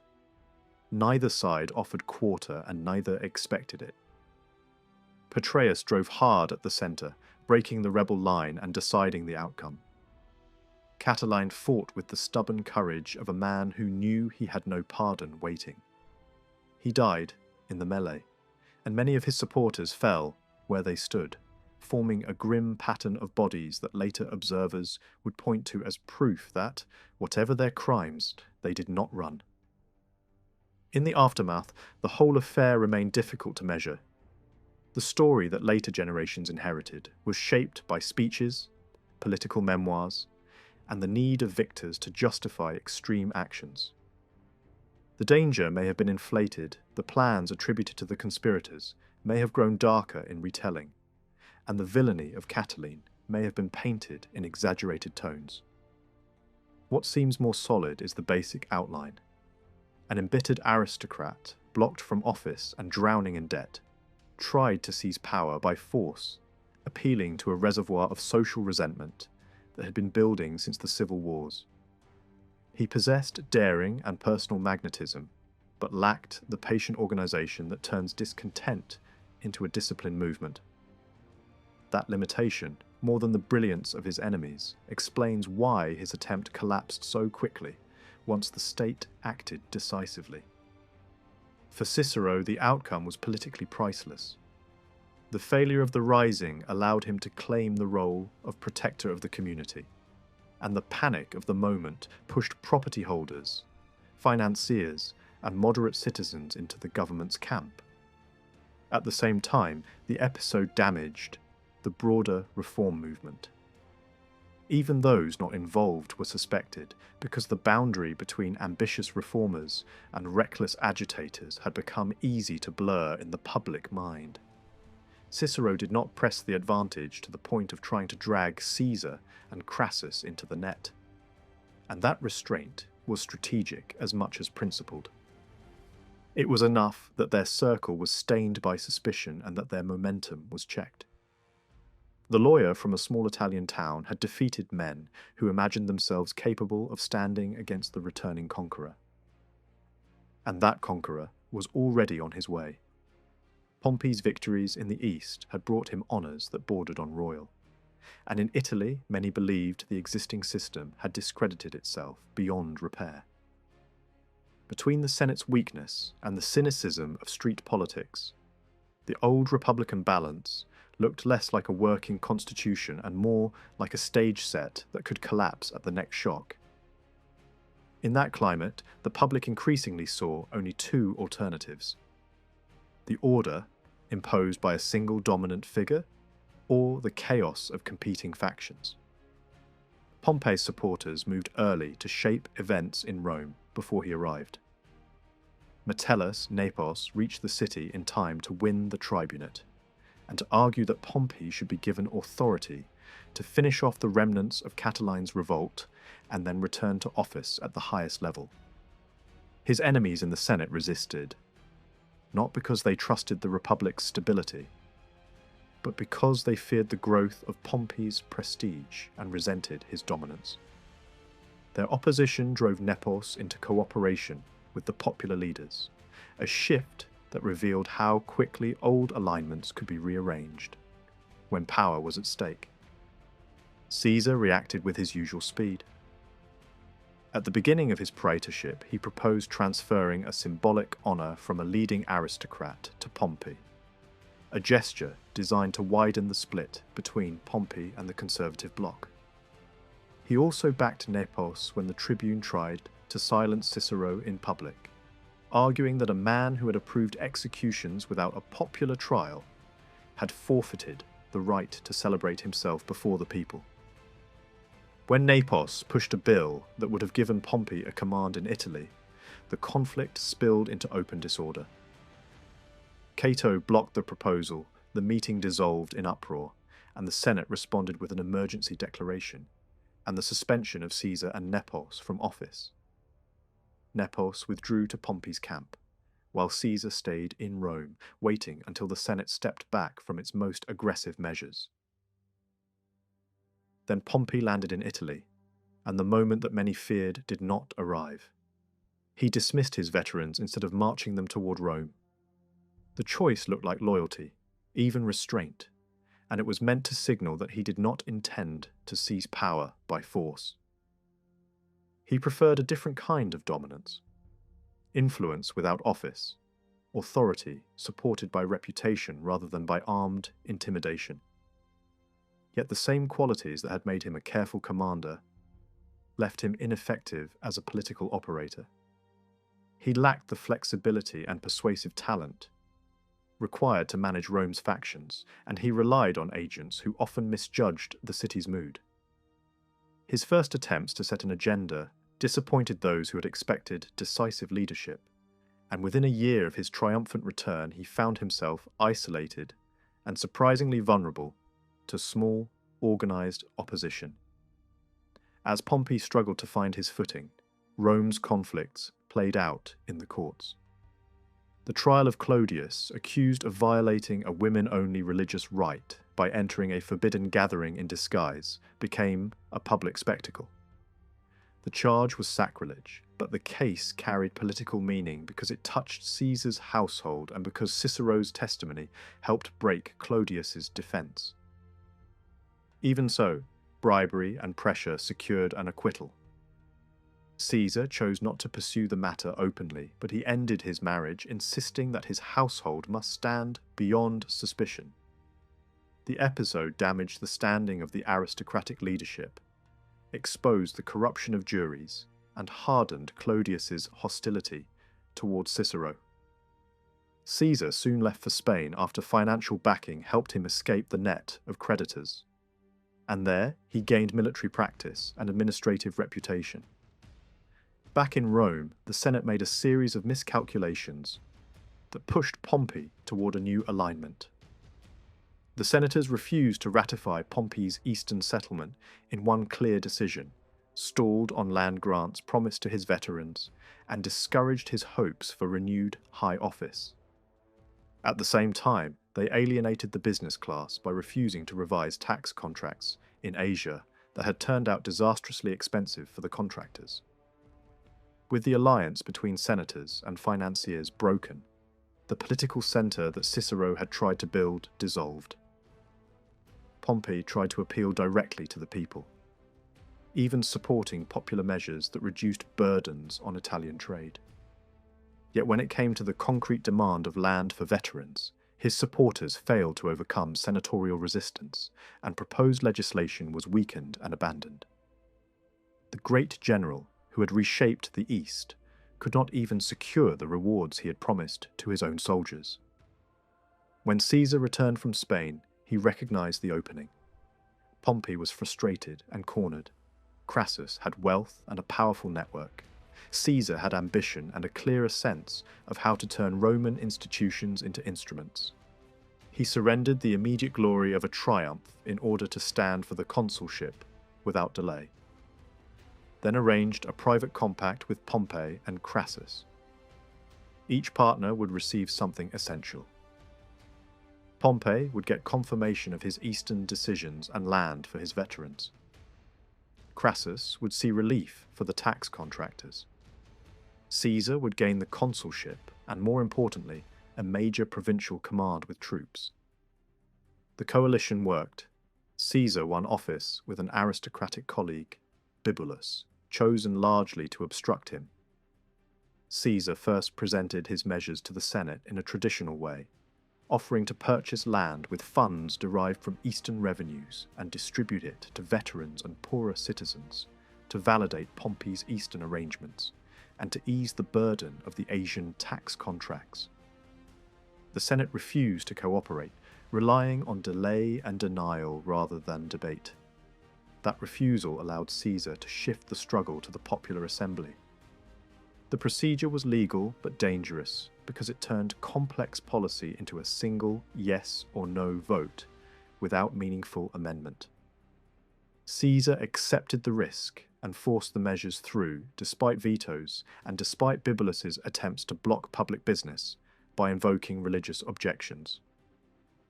Bibulus was driven from the forum, retreated into self-imposed isolation, and spent the year issuing angry statements that had little practical effect.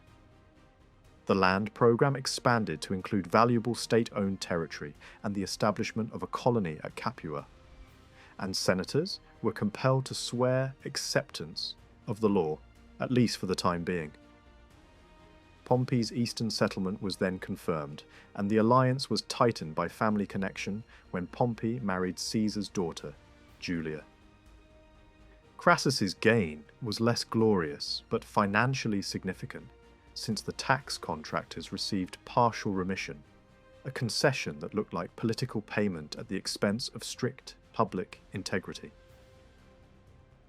Caesar also advanced legislation intended to curb provincial exploitation. It targeted the tricks that governors and their entourages used to extract money, banned illegal levies and gifts, and imposed heavy penalties, including restitution and exclusion from public life, with harsher consequences reserved for serious offenders. Yet alongside this stood a more cynical act. Rome's long hesitation over Egypt ended, for the moment, not through policy clarity, but through a payment that secured recognition of the reigning king. None of Caesar's work would have mattered without troops. An attempt by the Senate to assign harmless duties to the outgoing consuls failed, and a vote granted Caesar a powerful command in northern Italy and the Adriatic region for 5 years with several legions. Further unrest beyond the Alps led to the addition of another province and another legion. With that decision, Caesar gained what ambitious Romans needed above everything: a long command, an army, and a base close enough to Italy to keep one eye on Rome while expanding Roman power in the west. Before leaving, Caesar ensured that the coalition's most articulate opponent would be neutralized. Cicero refused offers that would have tied him to the new arrangement. He would not accept a place on a land commission or a position under Caesar because he wanted to remain independent and continue presenting himself as defender of the old order. Since persuasion failed, pressure replaced it. Clodius, now backed by powerful patrons and driven by personal hatred, reshaped his status through legal maneuvering to become eligible for the tribunate. Once in office, he enacted popular measures that won the urban crowd, including free grain and limits on certain traditional controls used by magistrates. He also rebuilt street organizations that could function as a kind of political militia. Then he struck at Cicero with a law phrased in general terms. Any man who had executed a citizen without a public trial would be banished. The target was obvious, and Cicero's past decisions now became a weapon against him. His supporters appealed to sympathy and to the memory of his services, but Clodius controlled the streets and boasted that he acted with the quiet approval of the triumvirs. Cicero, unwilling to fight a violent battle in the city, fled after a final appeal to Pompey. The measure passed as he left, and his departure was treated as proof of guilt. Beyond the Alps, Rome already possessed a strip of territory that many in the capital called Gaul, but it was only a corner of a far larger world. The northern edge of this Roman zone leaned on the Rhone as it ran from the region of Geneva down toward Vienne. To the west, rugged highlands and a few strong points guarded the approaches, while the great coastal highway towards Spain was anchored by Narbo Martius, a colony planted to secure the road and the sea route. Along the Mediterranean shore, Massilia stood as Rome's most important Greek partner. Long before it accepted Roman protection, that city had acted as a cultural bridge, spreading literacy, coinage, and Mediterranean farming habits, such as vine and olive cultivation, into the surrounding countryside. By the time Caesar arrived, the region hummed with outsiders, merchants chasing profit, financiers looking for interest, graziers and farmers treating the land as an investment. Local customs and language were already under pressure from this steady tide of settlement and commerce. Yet Caesar's interest did not stop at the borders he had been assigned. This southern province offered a glimpse of what the wider land might become if it were drawn into Rome's orbit. It was fertile, strategically placed, and close enough to Italy to matter immediately. But Caesar looked outward, imagining the whole sweep from the Pyrenees to the Rhine as a space that could be brought under Roman influence. He also sensed that the Celtic world did not end at the rivers and mountains of Gaul. The same peoples and related cultures stretched into Britain and had long interacted with northern Italy. In his view, the southern province was not the destination. It was a foothold. The society he encountered in Gaul sat in an uneasy middle position, no longer purely barbarian, not yet fully shaped into the urban, bureaucratic style Rome understood as civilization. Farming existed, but pastoral wealth carried higher prestige. Horses and cattle mattered as much as grain. The people could mine and work metal, and they produced coins of their own. But the imagery often echoed Greek models in distorted forms, and their ornamentation leaned toward bold, unfamiliar patterns rather than classical restraint. This mixture suggested a society absorbing outside influence without becoming a copy of the Mediterranean world. politics showed the same half-formed character. In many places, the clan remained the true foundation of power. Even where fortified towns existed, city life had not replaced older tribal bonds. In the north, traditional structures still survived in recognizable shapes. A leading figure, councils of elders, assemblies of free men. In the south, however, wealthy aristocrats had pushed aside older kingship and hollowed out popular authority. These nobles gathered armed followers, built influence through marriage networks, and often acted above law, strong enough to ignore institutions that existed on paper. Yet the same aristocratic dominance that weakened individual tribes also encouraged larger alliances, since rival noble groups needed partners and clients to compete.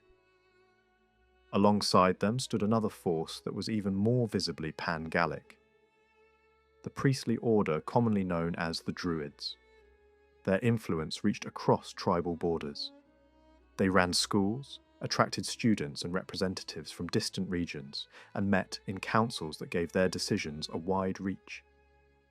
Their authority was not limited to ritual. They also acted as judges, and their courts could rival the political leadership in real power. Even with nobles and priestly networks stretching across the land, Gaul never formed a stable national union. Instead, separate federations rose in different regions. In the north, the Belgae linked many tribes together. Along the Atlantic fringe near Brittany, coastal peoples formed their own groupings. In the centre, rivalry split the country into competing camps, with one cluster of tribes aligned around the Aedui, while others leaned toward the Arverni and Sequani. These divisions created openings for outside intervention, and that danger soon became immediate. One internal struggle in particular pulled foreign power into the heart of Gaul. The Sequani and Arverni, unable to overcome their rivals, sought help across the Rhine and called on Ariovistus, a leader of the Suebi.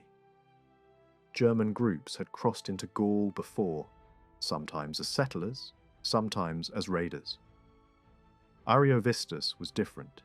He aimed not merely to gain plunder or temporary influence, but to carve out permanent domination.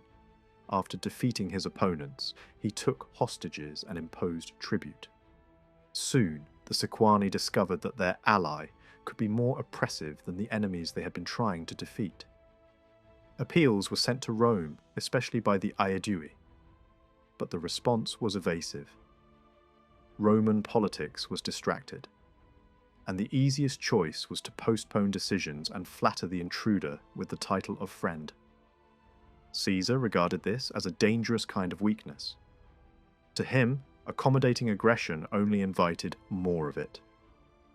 He reached his province determined to reassert Roman authority and push the Rhine frontier back into place. Before that problem could be resolved, a new crisis surged in from the east. The Helvetii, a powerful Celtic people living in what is now Switzerland, had grown exhausted by pressure and raids. Instead of continuing a defensive struggle in their homeland, they chose migration. Their plan was drastic: burn towns and villages, gather the population into a single moving mass, and seek a new home in the richer lands of southern Gaul. The most direct route required moving along the Rhone, and for that they asked Caesar for passage through Roman-controlled territory. Caesar had only a small force immediately available, so he stalled with negotiations while buying time. He ordered the bridge at Geneva destroyed and built a long fortified line along the vulnerable stretch of riverbank, where crossing was possible. When the defences were complete, the answer was clear: no passage. The Helvetii attempted to force the crossing and were beaten back. But they found another way. Through diplomacy and influence, helped by Dumnorix, a prominent anti-Roman figure among the Aedui, they persuaded the Sequani to let them pass through a narrow corridor between mountain and river. Caesar had no choice but to respond with speed. He hurried back to Italy, raised reinforcements, and returned with a much stronger army. By then, the migrating host was moving slowly across the Saône. Caesar struck the rear elements still on the far bank, destroying them, then crossed and began pressing the main body northward. For days, the Romans shadowed the migration, looking for a decisive opening. Supplies became a problem, and the unreliability of Gallic cavalry support made matters worse. Caesar turned toward Bibracte, the Aedui stronghold, to secure provisions. The movement looked like retreat, and the Helvetii took the bait, attacking the Romans in a strong position. Caesar formed his legions in depth and absorbed the first shock. The Roman infantry held firm against the furious rush, then drove the attackers back toward the plain. At that moment, a second Helvetian force struck the Roman flank, forcing Caesar to pull reserves into a new line. The fight dragged on into darkness. Eventually, the Roman assault broke into the wagon ring around the enemy camp. The Helvetii fled. Once defeated, they could not secure shelter or support elsewhere in Gaul and were compelled to surrender. Caesar's decision afterward was practical and political. Survivors were sent back to their original region to hold the frontier against further German movement. The victory had removed a moving crisis and also placed Caesar in the role of protector for many Gallic communities that feared displacement and invasion. With the Helvetii subdued, Caesar turned to the German threat. At a broad Gallic gathering, he heard complaints against Ariovistus from tribes that had suffered under his demands. Caesar sent demands of his own, hostages returned, and an end to new German crossings. Ariovistus answered with open contempt. In response, Caesar chose war. He marched rapidly and seized Vesontio, a crucial town that could provide supplies and serve as a base. There, he faced a quieter enemy, fear within his own ranks. Tales of enormous, battle-hardened Germans spread through the camp. Some officers sought excuses to leave, others spoke openly of disaster. Soldiers wrote wills and muttered about refusing to march. Caesar confronted the crisis directly. He summoned commanders and centurions and delivered a challenge that mixed pride and pressure, declaring that he would go forward even if only one legion followed. The display worked. Shame and discipline restored momentum. The campaign became a contest of movement and position. Ariovistus tried to cut Caesar off from supply lines, slipping past and threatening the Roman rear. Caesar sought battle but was repeatedly denied it, and then answered with a maneuver of his own, establishing a second camp beyond the enemy's line and forcing contact. When the clash finally came, the fighting swung unevenly. On one wing, the Romans drove the Germans back, but on the other, a crisis developed. The situation was rescued by timely reinforcement from young Crassus, who brought reserves into the decisive point. The German line broke. Survivors fled toward the Rhine, pursued by cavalry. Ariovistus escaped with a small remnant, but his attempt to build a German power base in Gaul was shattered. In a single campaigning season, Caesar had ended two threats at once: the mass migration that could destabilize the province, and the German pressure that could turn parts of Gaul into a permanent foothold for Rhine-side powers. The Roman frontier had reached the river that would become, for a long time, the empire's symbolic boundary. The following year, Caesar made it clear he did not intend to withdraw. He placed his legions in winter quarters within Gallic territory, a message more powerful than any speech. In the north, the Belgic Confederation viewed this as an approaching net and mobilized, early to resist. Caesar moved fast again, reaching the land of the Remi and accepting their friendship, securing a base and local support. He then took a defensive position near the Aisne. Even with 8 legions, he avoided a head-on collision with an enemy that seemed vast in numbers and fought instead to protect his communications and wait for coalition politics to corrode unity.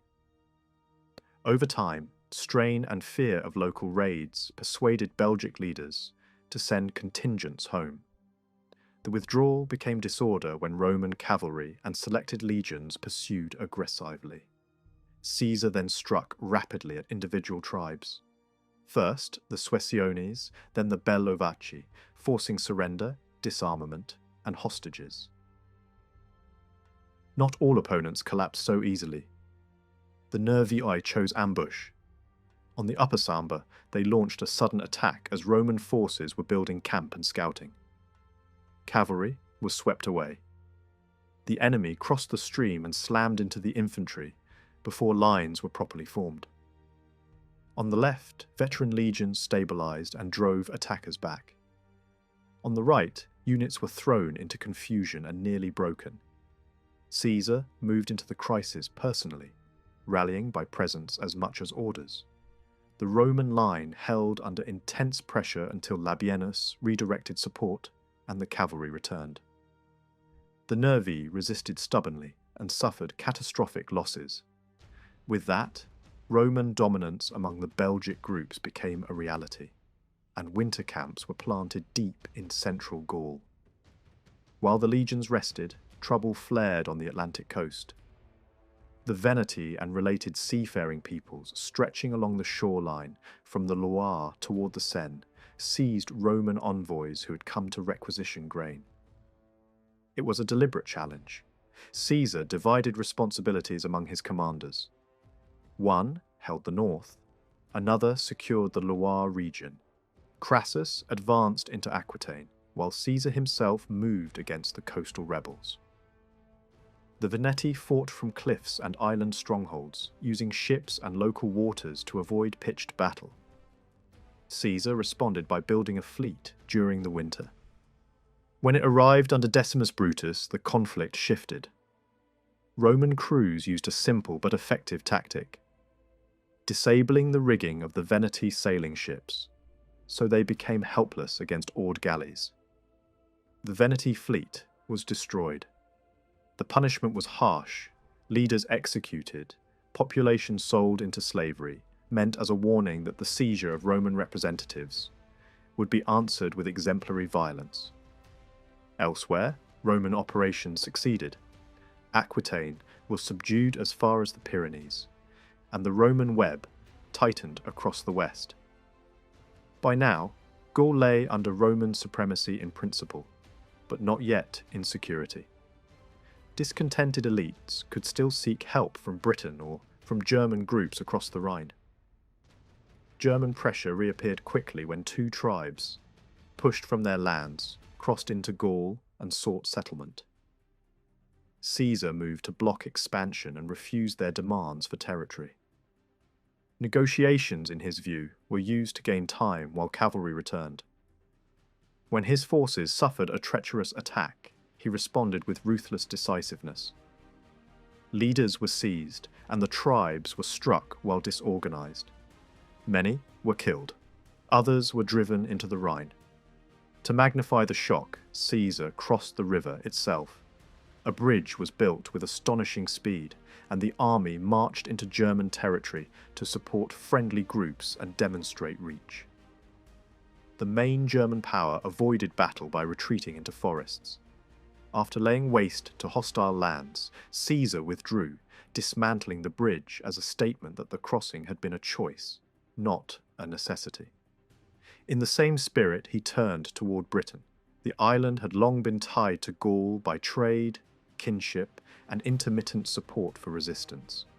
Caesar gathered ships, loaded 2 legions, and crossed the Channel. The landing was contested and the soldiers hesitated in deep water under enemy pressure until a standard-bearer set the example, wading forward and forcing the rest to follow. Once ashore, the defenders scattered. Diplomacy began, but nature intervened. Storms damaged ships and disrupted cavalry transport. Sensing weakness, local forces attacked again. Caesar repelled assaults, but withdrew without attempting deeper conquest. The following summer, he returned with a larger force. This time, the landing was unopposed, but storms again delayed operations. Inland, a leader emerged who avoided decisive engagement and relied on sudden attacks with war chariots. Caesar crossed the Thames and took a fortified position, but the conquest of Britain proved beyond the scope of his immediate resources and priorities. He accepted pledges, tribute promises, and political arrangements favouring friendly groups, then returned to Gaul.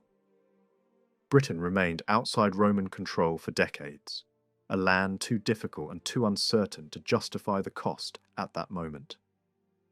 Back in Gaul, the price of these expeditions became visible. Resistance was spreading. Dumnorix, who had opposed Roman dominance, tried to avoid service and was killed while attempting to leave, a sign that Caesar would tolerate no ambiguity among allied elites.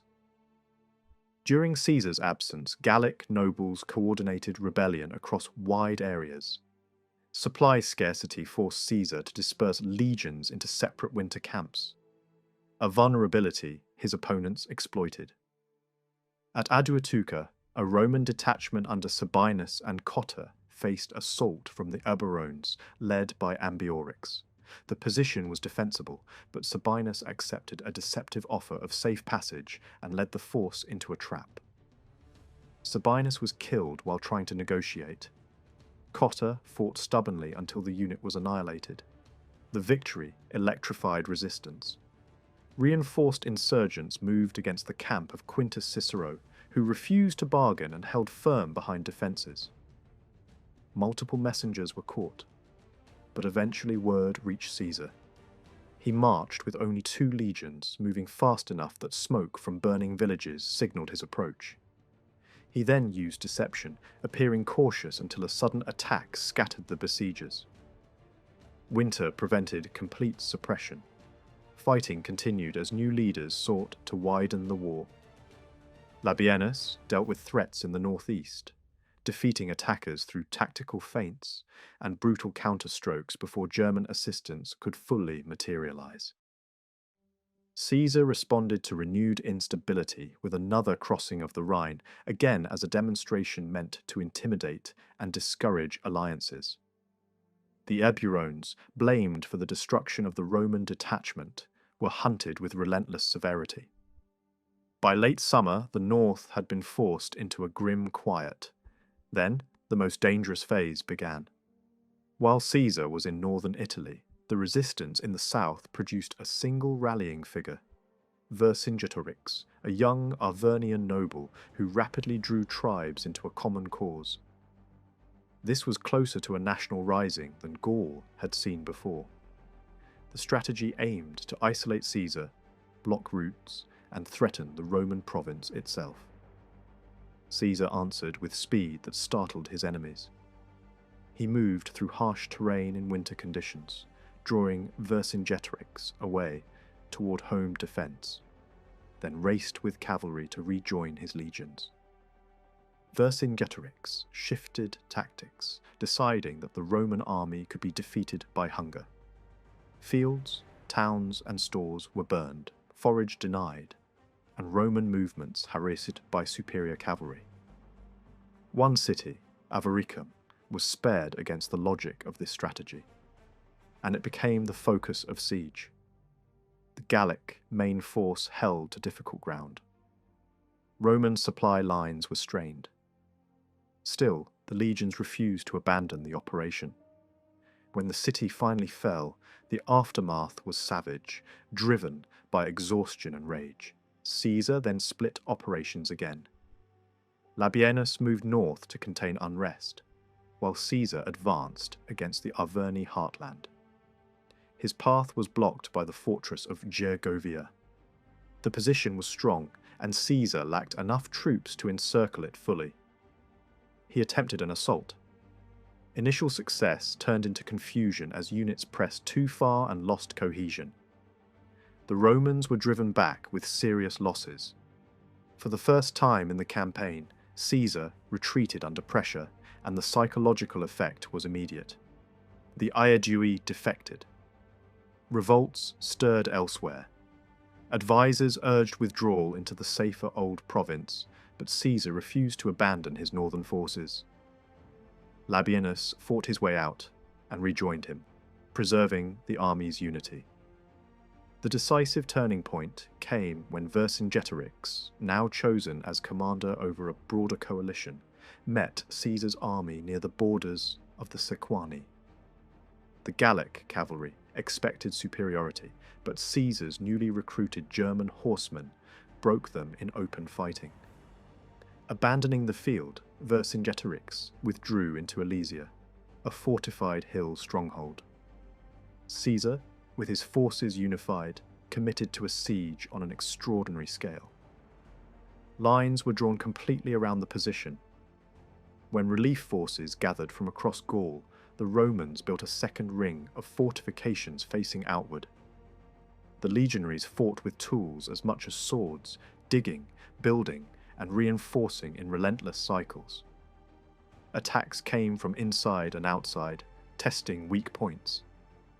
At moments, the Roman lines nearly collapsed. Caesar rushed reserves to crises. Labienus gathered every available man for a desperate counterattack when the perimeter was breached. Cavalry strikes on the rear of the relief army helped complete the rout. Alesia's defenders, starving and isolated, had no further path. After the final failure, Vercingetorix chose surrender. He rode into the Roman camp in full arms and gave himself up, hoping to spare his people further destruction. Caesar kept him alive for later display and execution, a reminder that Rome's memory of resistance was long and unforgiving. Gaul, crushed and exhausted, could no longer sustain unified war. Isolated pockets resisted. Some tribes attempted renewed independence, some fortresses held out.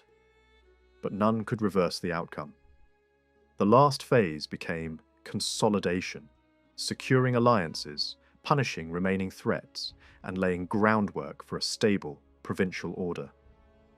Full administrative organisation would be completed later, but the outlines of a new Roman Gaul were already taking shape. For Caesar, personally, the Gallic years changed the scale of his power and the clarity of his judgment. Far from the daily quarrels of the capital, he saw Roman politics from a distance and measured its smallness against the responsibilities of empire. Continuous campaigning, logistical strain, and the need to manage allies and enemies forced a harder discipline than courtroom triumphs and street rivalries ever could. The experience sharpened patience, built loyalty among troops, and taught him how to turn fear, speed, and organisation into decisive advantage. By the time Gaul was subdued, he possessed not only prestige, but a seasoned army and a reputation that could no longer be contained by the old political rules. While Caesar fought and built power in the north, Rome itself was slipping into disorder. Pompey remained in the capital without the direct instruments needed to impose calm. The streets were dominated by violent gangs led by ambitious men who treated politics as a form of controlled chaos.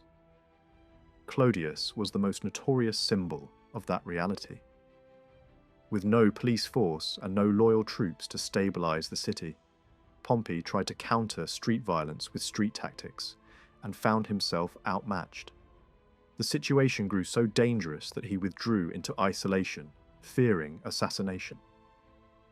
Eventually, the scale of the unrest pushed him to support the recall of Cicero, partly as a counterweight to Clodius. Clodius answered by seeking alliances of convenience, even with groups that had once opposed him, while new rivals organized armed followers of their own.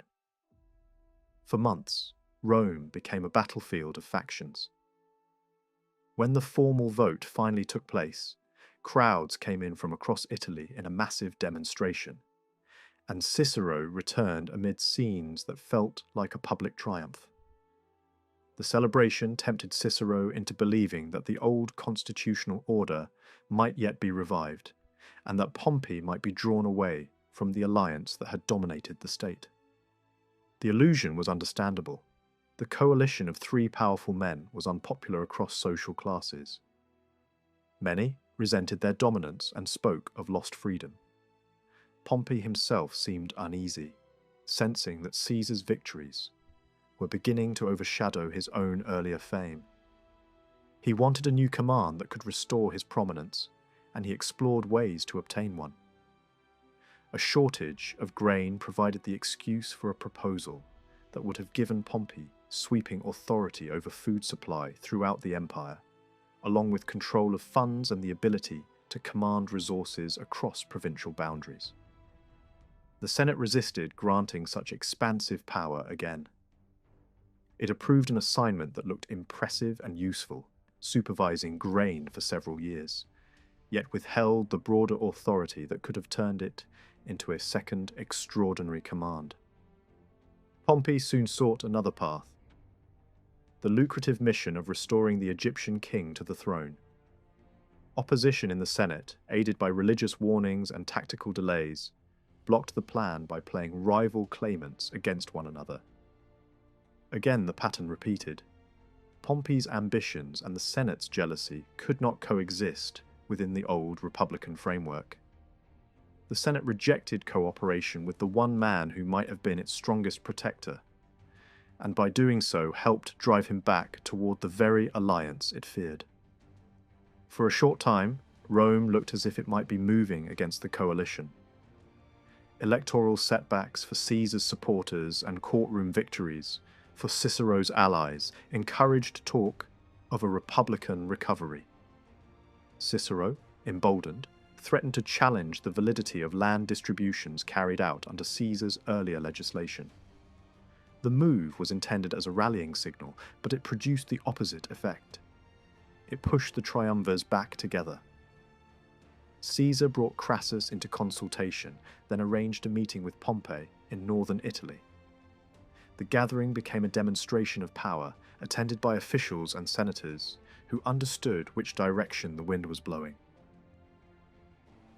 The result was a renewed pact with clearer rewards: a joint consulship for Pompey and Crassus, major provincial commands for both, and an extension of Caesar's own command along with the promise of future high office. The bargain stabilized their partnership by giving each man formal authority to match his ambition. This renewed arrangement effectively placed the strongest provinces and armies under their control. Pompey, though assigned Spain, remained in Rome and ruled through deputies, focusing on watching political developments and protecting his interests. The Senate, confronted with superior force and exhausted by factional failure, submitted. Cicero, recognizing how little leverage remained, withdrew his challenge and adapted, even praising Caesar publicly and defending men he had once opposed. The only unbending resistance came from figures like Cato, who attempted obstruction and denunciations but lacked the numbers and the tools to reverse the trend.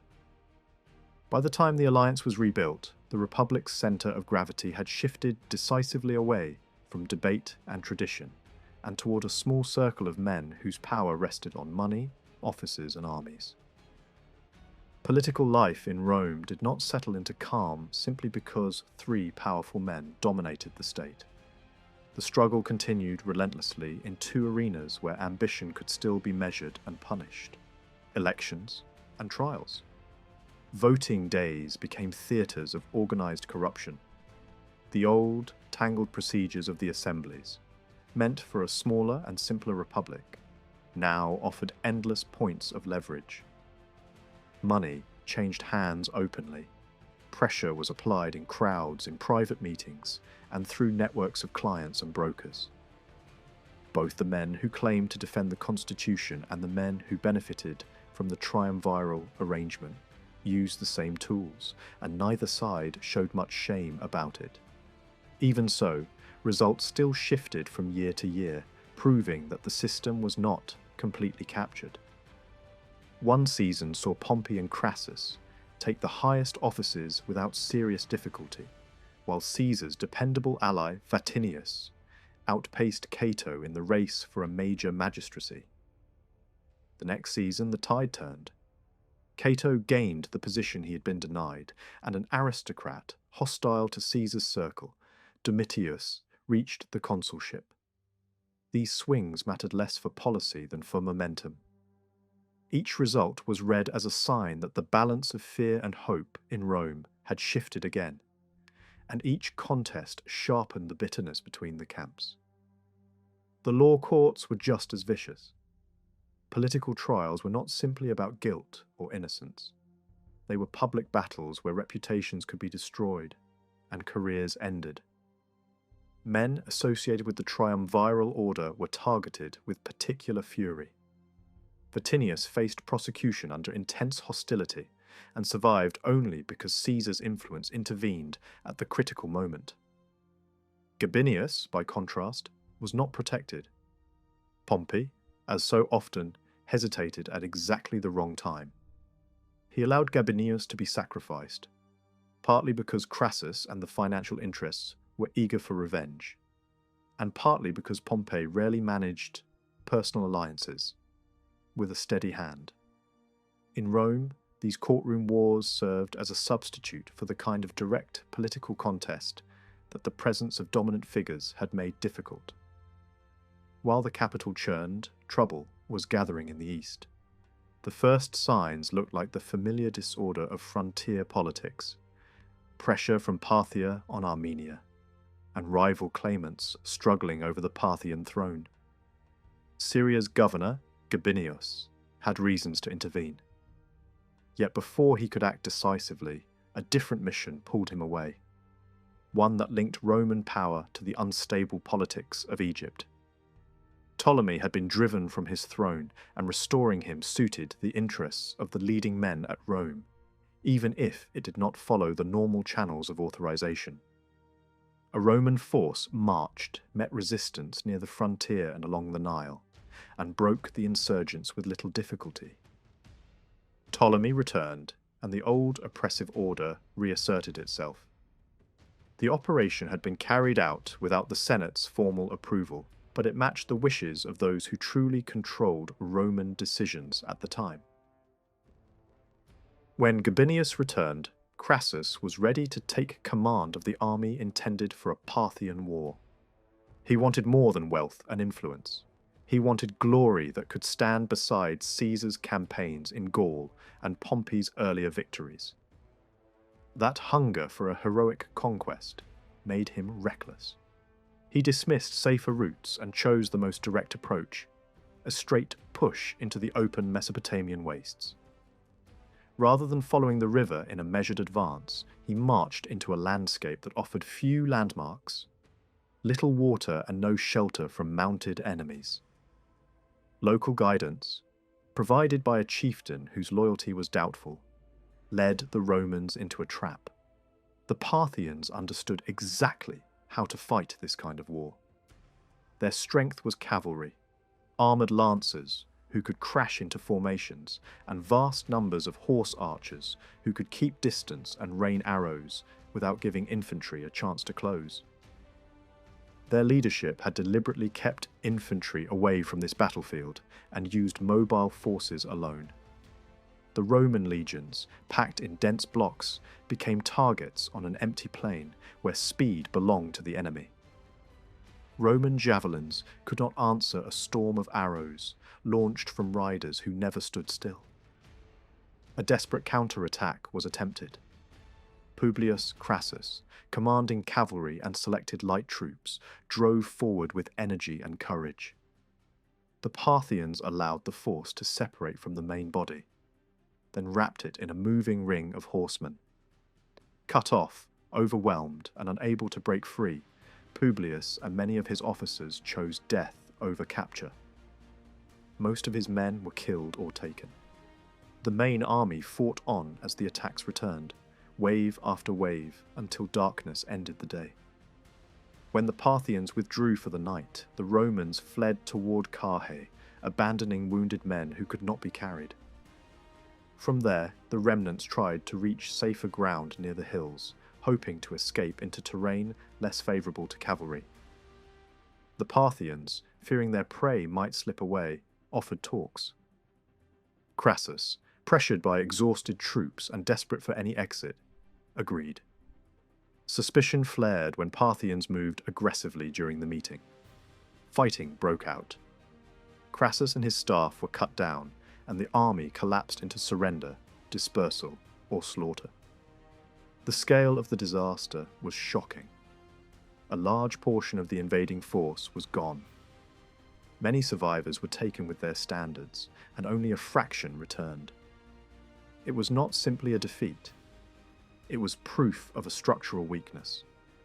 Roman infantry, superb in close combat, could be humiliated when exposed on open ground to overwhelming mounted archery and lancers. The empire had learned this lesson before in other regions, yet it had never corrected its shortage of effective cavalry and light troops. Carrhae made the penalty for that failure unmistakable. Yet Parthia did not exploit its victory with the energy that might have changed the map. Cassius, one of the few senior officers who had shown steadiness during the catastrophe, took control of what remained an organized defense. Raiding parties were checked, and when a larger Parthian force later overran parts of Syria and pinned Cassius in Antioch, he still held on with weak legions rebuilt from wreckage. He resisted assaults, then struck hard during the Parthians' withdrawal, trapping them in a killing zone and inflicting heavy losses. A later governor, Bibulus, offered little strategic brilliance, but he was spared by Parthian internal politics. A truce was made, and Parthian attention turned back inward. Back in the Roman world, the impact of Carrhae went beyond military loss. Crassus's death removed the one man who had been an equal partner in the alliance balancing Caesar and Pompey. The relationship between the surviving two had already been strained. Julia, Pompey's wife and Caesar's daughter, had died earlier, and with her went a personal bond that had softened rivalry. There was not yet open war between Caesar and Pompey, and practical cooperation still occurred. Caesar even drew resources from Pompey when emergencies demanded it. But the direction of events was pulling them apart, and Rome's streets supplied the spark that would change political calculations. Violence in the city had been growing for years, fueled by faction leaders who commanded gangs and treated elections as street warfare. Clodius and Milo, rival organizers of intimidation, pushed the city toward chaos. Then, an encounter on the Appian Way turned into a killing. Clodius died. His supporters gathered the urban underworld, displayed the body, and whipped the crowd into fury. Riot followed. In a symbolic act of rage, the Senate House itself was burned as part of the violence surrounding the funeral. Milo was trapped in his own home. Panic spread. In the confusion, some voices demanded that Pompey be given extraordinary power as a saviour. Pompey was willing to accept a dominant role, but only if it came from the Senate and carried a stamp of legitimacy. He was made sole consul, an office that, in theory, was meant to be shared. With that authority, he acted decisively. Bribery and electoral manipulation were attacked more aggressively, and the courts were put under tighter control.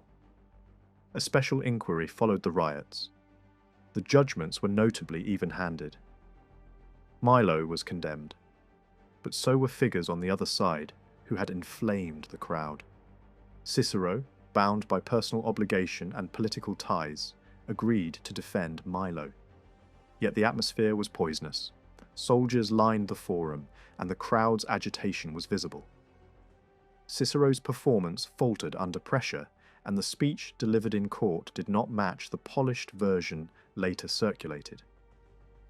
Milo, exiled, joked bitterly when he read the improved text afterward, noting that a better speech might have cost him the fine food he now enjoyed far from Rome. Cicero found a different kind of satisfaction later by helping secure the conviction of one of the agitators, even against Pompey's efforts to shield him. Pompey used the year to build a stronger personal position while presenting himself as the defender of order. Italy was called to arms.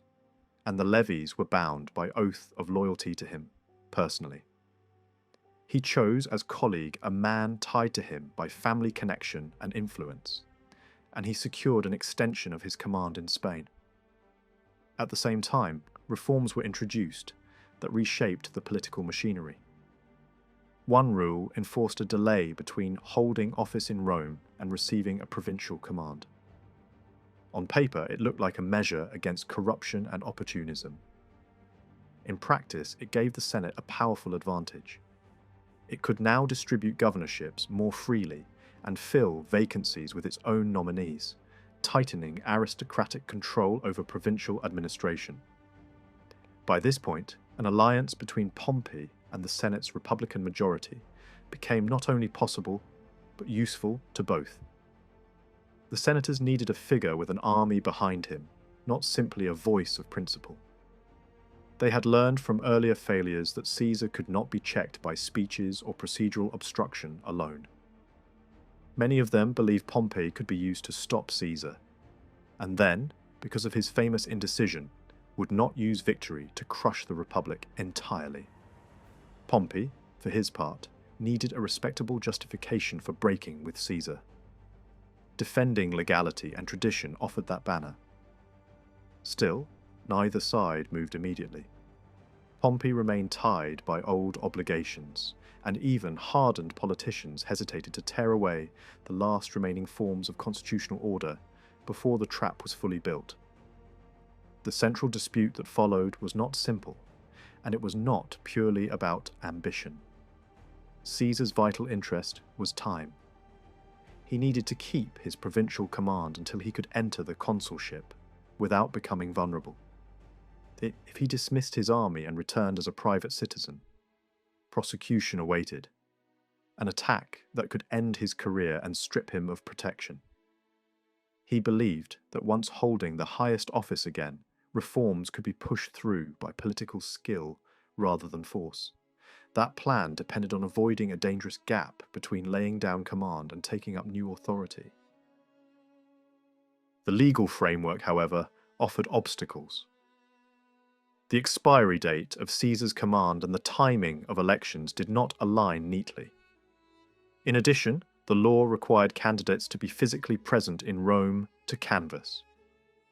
For a general in command, appearing in the city could mean surrendering legal protection and forfeiting authority. Caesar had anticipated these difficulties and had arranged exemptions through popular legislation. Pompey had supported at least one of those exemptions, but then, true to his habit of contradiction, backed a broader rule that restored the requirement of personal presence. A later clause was attached to soften the injustice by protecting those already exempted. Yet the way it was handled left the legal status questionable. The result was a situation in which Caesar's enemies could claim to be acting within the letter of the law while bending procedure to reach a predetermined outcome. Law became a weapon, shaped and reshaped depending on who held the blade. The first formal push against Caesar came when a consul tried to force the issue early, but discussion was postponed under pressure. In the meantime, Caesar bought political support and gained crucial allies. One of them, Curio, was an aristocrat with a reputation for glamour and shifting loyalties, now searching for a role as a serious statesman. He identified a vulnerability in the Senate's position. If Caesar was demanded to resign, why not demand the same of Pompey? Curio proposed simultaneous disarmament. The idea was politically brilliant because it sounded fair and it split the Senate. After voting to pressure Caesar and rejecting a similar pressure on Pompey, the Senate nonetheless passed Curio's broader proposal by a huge majority. The contradiction exposed the real motive behind the campaign and weakened the moral confidence of those pushing hardest for confrontation. Meanwhile, preparations for conflict were already underway. Under the excuse of a Parthian war, the Senate demanded legions from both Caesar and Pompey. Pompey also requested the return of a legion Caesar had previously lent him. Caesar's forces were reduced by 2 legions in this maneuver. The stated destination was the eastern frontier, but the troops were kept in Italy, stationed where they could be used against Caesar, rather than against Parthia. This was a quiet step towards civil war, taken under official language and public pretenses. Tensions escalated when a report spread that Caesar had moved forces toward Italy. The report was false, but it was used as fuel. A consul tried to have Caesar declared an enemy of the state, and wanted Pompey ordered to march. Curio exposed the lie and blocked the motion. The Senate hesitated to endorse the extreme step, yet the consul and his allies rushed to Pompey anyway, urging him to save the Republic and granting him informal authority to take control of the troops at Capua and raise new forces. Pompey accepted this half-legal commission, and that was enough. Events were now being driven by a smaller faction whose hatred and impatience pushed faster than the state's official machinery. Caesar responded with calculated restraint, understanding that moderation could be as useful as strength. He offered a compromise. He would surrender much of his command and most of his legions if he could keep a reduced position and limited force until elections protected him. The offer met many of the demands of moderates. It also placed the burden of refusal on his opponents. Caesar wanted his terms read formally to the Senate, so the record would show who rejected peace. At the start of the new year, Curio returned to Rome carrying Caesar's message.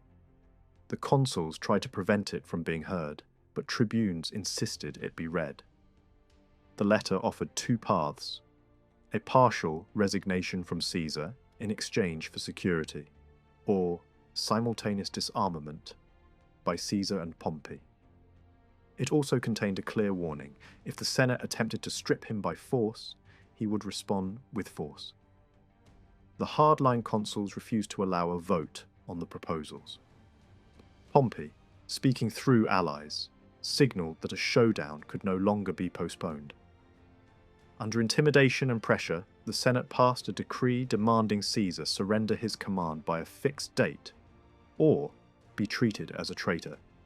When the tribunes vetoed the decree, the conflict sharpened. The next step followed quickly. Emergency measures were declared, loyal magistrates were called upon to defend the state, and Caesar's allied tribunes fled the city in disguise to join him. Their flight gave Caesar a powerful political narrative, an appeal to the violation of sacred civic protections and to the idea that constitutional forms had been crushed by faction. In Ravenna, Caesar faced the final test: the loyalty of the troops near him. He addressed them not as an abstract political audience, but as veterans whose identity had been forged in hard years of campaign. He spoke of insults, injuries, and the humiliation of seeing tribunes driven out, and he framed the coming decision as both personal defense and moral retaliation. Once he was certain of their commitment, he ordered the distant legions to march and moved south. The crossing of the Rubicon turned political crisis into open war. When Julius Caesar stepped across the Rubicon, the balance of power appeared to lie overwhelmingly with his opponents. His authority rested only on the provinces he directly controlled. Northern Italy welcomed him with enthusiasm, yet beyond the Alps the mood was mixed. Many Gallic communities had accepted Roman rule with reluctance and watched events cautiously, uncertain whether to risk loyalty to a conqueror whose future seemed doubtful. In Rome itself, he possessed little visible support. Most senators and established politicians stood with Pompey, and even within Caesar's own circle there were few experienced commanders. The defection of Labienus, once his most trusted marshal, deprived him of the only lieutenant capable of independent operations on a grand scale. On paper, the situation looked perilous. What Caesar lacked in numbers and prestige, he compensated with unity of command. His enemies were a coalition, constantly debating, questioning, and second-guessing one another. Caesar alone decided, and his decisions were carried out without hesitation. He towered so far above his subordinates that no rival could emerge in his camp. The veterans who had marched with him through Gaul saw him not merely as a leader but as the embodiment of their own victories. They were ready to follow him anywhere, even against the republic they had once served. 9 hardened legions formed the core of his strength, and the recruiting grounds of northern Italy promised a steady stream of replacements. Pompey's side, by contrast, possessed the outward symbols of legitimacy. The Senate, still recognized as the lawful government, had allied itself with him. The capital and its institutions were in his hands, allowing him to present his cause as the defense of tradition against rebellion. Bankers feared that Caesar would cancel debts. Small landowners dreaded a return of anarchy. To many Italians, Pompey seemed the safer guardian of order. Yet beneath this appearance lay deep weakness. The senatorial camp was divided by jealousies. Noblemen quarrelled over rank and strategy as if the enemy were distant rather than advancing. Wealthy supporters offered applause but little sacrifice. When danger approached, this impressive coalition began to crumble. Beyond Italy, the picture looked more favourable for Pompey. Recent appointments had filled the provinces with men loyal to the Senate. Client kings in the east owed their thrones to Pompey's earlier campaigns, and the ruler of Numidia feared everything from Caesar's success. Spain held 7 seasoned legions, and Greece and Asia could provide a powerful fleet. Pompey boasted that he needed only to stamp his foot to raise an army. The boast was not entirely empty, yet the forces in Italy were unprepared. The only troops immediately available were 2 legions originally Caesar's, whose loyalty could not be trusted. The rest were raw levies without cohesion. Caesar acted before this machine could be assembled. With a single legion, he advanced rapidly along the Adriatic coast, securing town after town. Offers of negotiation were met with demands that he first surrender his command, terms he could not accept. The swiftness of his movement created panic. Pompeian levies in Picenum melted away, and even the capital trembled. Pompey withdrew to the south, intending to use Apulia as a base for evacuation if necessary. He ordered Domitius, stationed at Corfinium, to join him, but Domitius refused, convinced he could check Caesar alone. The town was soon surrounded. After a brief resistance, Domitius attempted to flee, but his own soldiers mutinied and surrendered. Caesar released the captured officers without punishment and incorporated the common soldiers into his army, a gesture that won him sympathy across Italy. Recognizing that Italy could not be held, Pompey executed a skillful withdrawal to Brundisium and ferried half his forces across the sea before Caesar arrived. Attempts to block the harbour failed, and Pompey escaped to Pyrrhus with minimal loss. The lack of a fleet prevented pursuit. Caesar found himself once again between 2 dangers: Pompey in the east and powerful armies in Spain. True to his method, he chose immediate attack on the nearer threat. Before leaving Italy, he tried to stabilize the situation. His clemency had already calmed fears of proscriptions. Extremists in his own party complained, but ordinary Italians welcomed a victor who did not plunder. The Senate remnants refused to cooperate, so Caesar governed through praetors and tribunes, even forcing open the treasury when obstruction continued. Sicily and Sardinia were secured to guarantee grain supplies, and order gradually returned. The Spanish campaign became a masterpiece of improvisation. Pompey's commanders held strong positions along the Ebro, but they were deployed too far forward. Early skirmishes went badly for Caesar, and floods destroyed his bridges, leaving his army short of food. He responded by building light boats, crossing upstream, and turning the enemy's flank. When the Pompeians tried to retreat into Celtiberia, Caesar's cavalry harried them relentlessly, cutting off mountain passes and water sources. Trapped and starving, the enemy capitulated. In 3 months, Spain was won, a region that had resisted conquerors for generations. Elsewhere, fortune was harsher. In Africa, Curio advanced recklessly and was destroyed by the cavalry of King Juba. Along the Illyrian coast, Caesar's squadrons were defeated, and a detachment of his legions surrendered. Yet the main theatre lay in the east, where Pompey had gathered a vast coalition army supported by a dominant fleet. Caesar crossed the Adriatic with only part of his forces, landing at Pyrrhus and seizing coastal towns before Pompey could react. Reinforcements later slipped through the naval blockade, but Pompey entrenched himself near the sea, confident that supply lines and numbers would decide the war. Caesar attempted the impossible task of surrounding the Pompeian camp near Dyrrhachium. The lines became too long to hold, and Pompey finally broke out, inflicting a serious defeat. It was Caesar's worst reverse, yet Pompey hesitated to press the advantage. Caesar withdrew to Thessaly, drawing the enemy inland away from the safety of the fleet.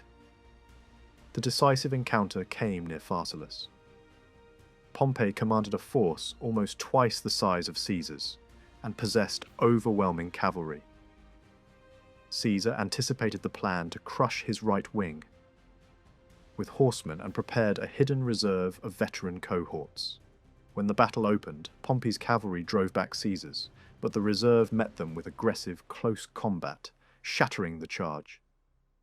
Caesar then released his final line, and the Pompeian centre collapsed. The camp was stormed before nightfall, and thousands surrendered at dawn. The civil war of the Republic effectively ended on that field. Pompey fled eastward, seeking refuge among former allies. Syria and Cyprus turned him away, and he turned to Egypt, where he had once exercised influence. There, on the shore of Pelusium, he was murdered by agents of the young Egyptian king, eager to please the new master of Rome. Pompey's life closed in tragedy. He had been a capable soldier and an honest man in a corrupt age, yet politically he lacked the firmness required by his extraordinary position. Fate placed him in a role too large for his cautious nature. Caesar pursued to Alexandria and became entangled in Egypt's dynastic quarrel. Fascinated by Cleopatra and convinced he could impose order, he lingered too long. The city rose against him, and for months he was besieged with a small force until relief arrived from Asia Minor. After defeating the Egyptian army on the Nile and installing Cleopatra on the throne under Roman protection, he turned north to confront Pharnaces of Pontus. A lightning campaign ended at Zela, summarized in his famous phrase of arrival, sight, and victory. Meanwhile, the defeated Republican leaders regrouped in Africa under Cato and Scipio. Caesar, delayed by mutiny among his veterans and by administrative tasks in Italy, crossed later with limited forces. After months of manoeuvring, he forced battle near Thapsus. His troops attacked without orders, overwhelmed the enemy and destroyed the last organized army of the Old Republic. Many leaders chose suicide rather than capture. Cato's death became a symbol of resistance and a moral challenge to the new regime. A final uprising in Spain brought Caesar back to the field. At Munda, he faced a desperate coalition and won only after fierce fighting. The victory removed the last military opposition.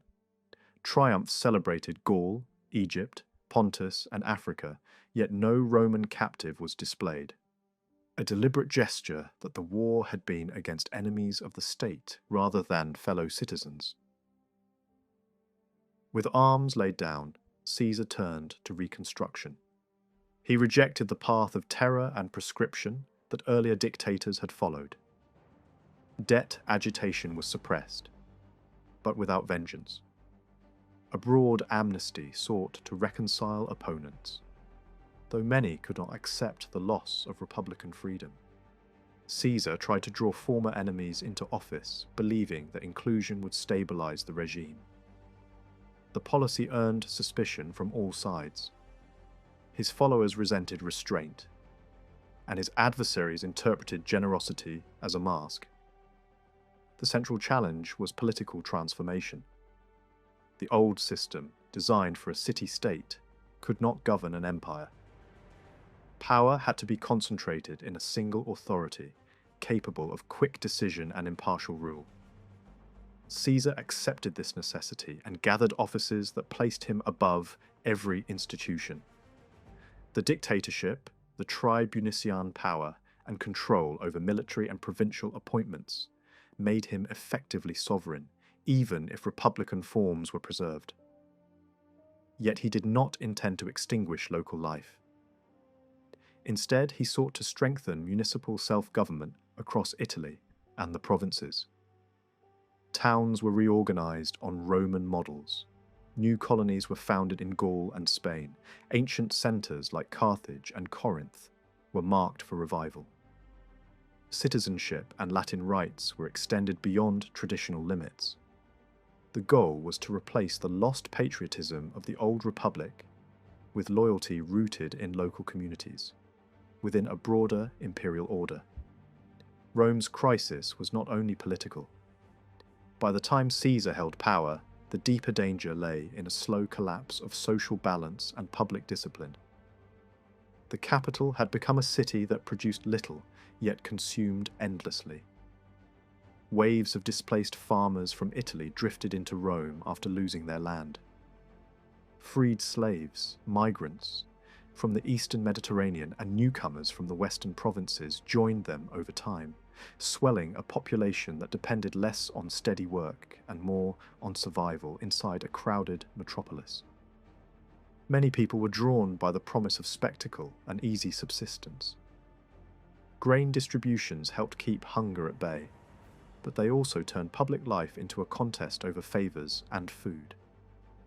Informal associations and neighbourhood groups, once ordinary parts of urban life, could be converted into organised street power. With no real police force to impose order, violence and intimidation became common tools in political struggle, and the city's stability could be shaken by whoever controlled the loudest gangs.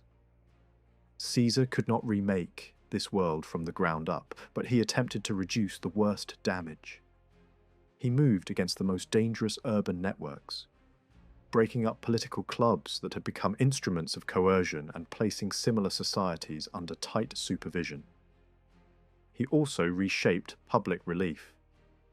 Instead of allowing the grain system to function as a permanent entitlement for enormous numbers, he restricted distribution to those classed as genuinely poor, cutting the list dramatically and turning a blunt giveaway into something closer to targeted support.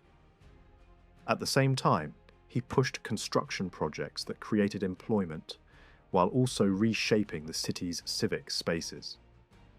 New public buildings, new meeting areas, and expanded administrative centres were not only monuments to authority, they were also a practical attempt to keep thousands of idle hands busy. Yet his most ambitious solution aimed beyond Rome itself. He treated emigration and resettlement as a pressure valve. By sending surplus population to new settlements overseas, he tried to give the unemployed a stable livelihood and revive regions around the Mediterranean whose local economies had been hollowed out by Rome's dominance. Italy, beyond the capital, faced its own emergency. The class of small farmers that had once provided both soldiers and social stability had steadily thinned. Their plots had been absorbed into vast estates, worked by slaves, run for profit by wealthy owners who preferred scale and control to the slow returns of smallholding life. Pasture and stock raising spread across large parts of the peninsula at the expense of grain cultivation. The result was a society with little middle ground. Enormous numbers of slaves and impoverished citizens on one side, and a narrow elite on the other. Even among the rich, the appearance of power often concealed financial fragility. Prestige politics demanded lavish spending on games, gifts, public entertainments, and display.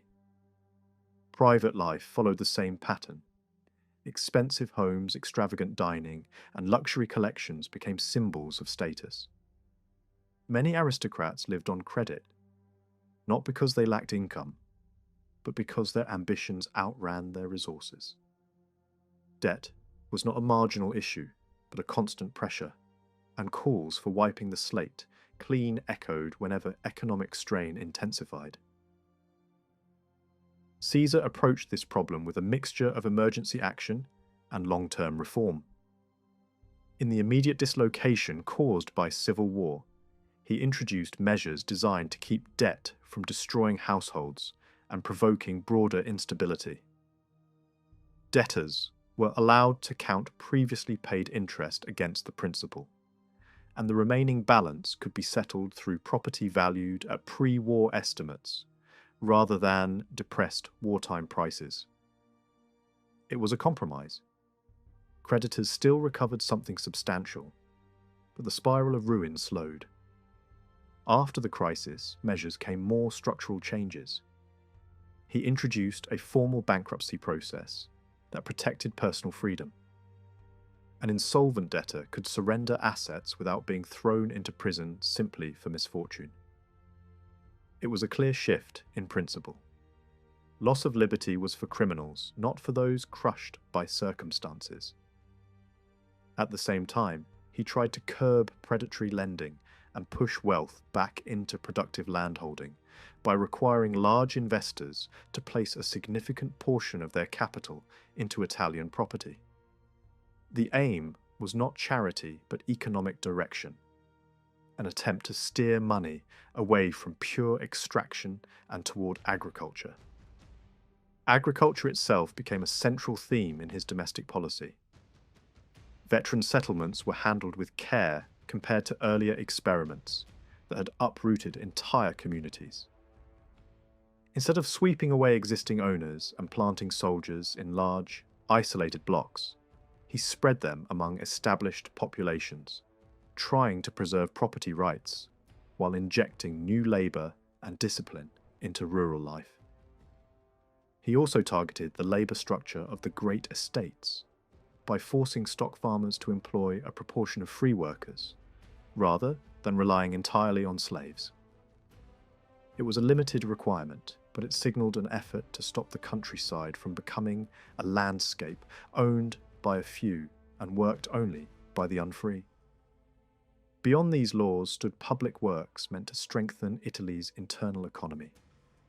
Draining marshy land, improving transport routes through difficult terrain, and linking productive regions to markets more efficiently. If Rome and Italy were troubled, the provinces were often in worse condition. In the Western territories, there were still energetic communities capable of growth under stable administration.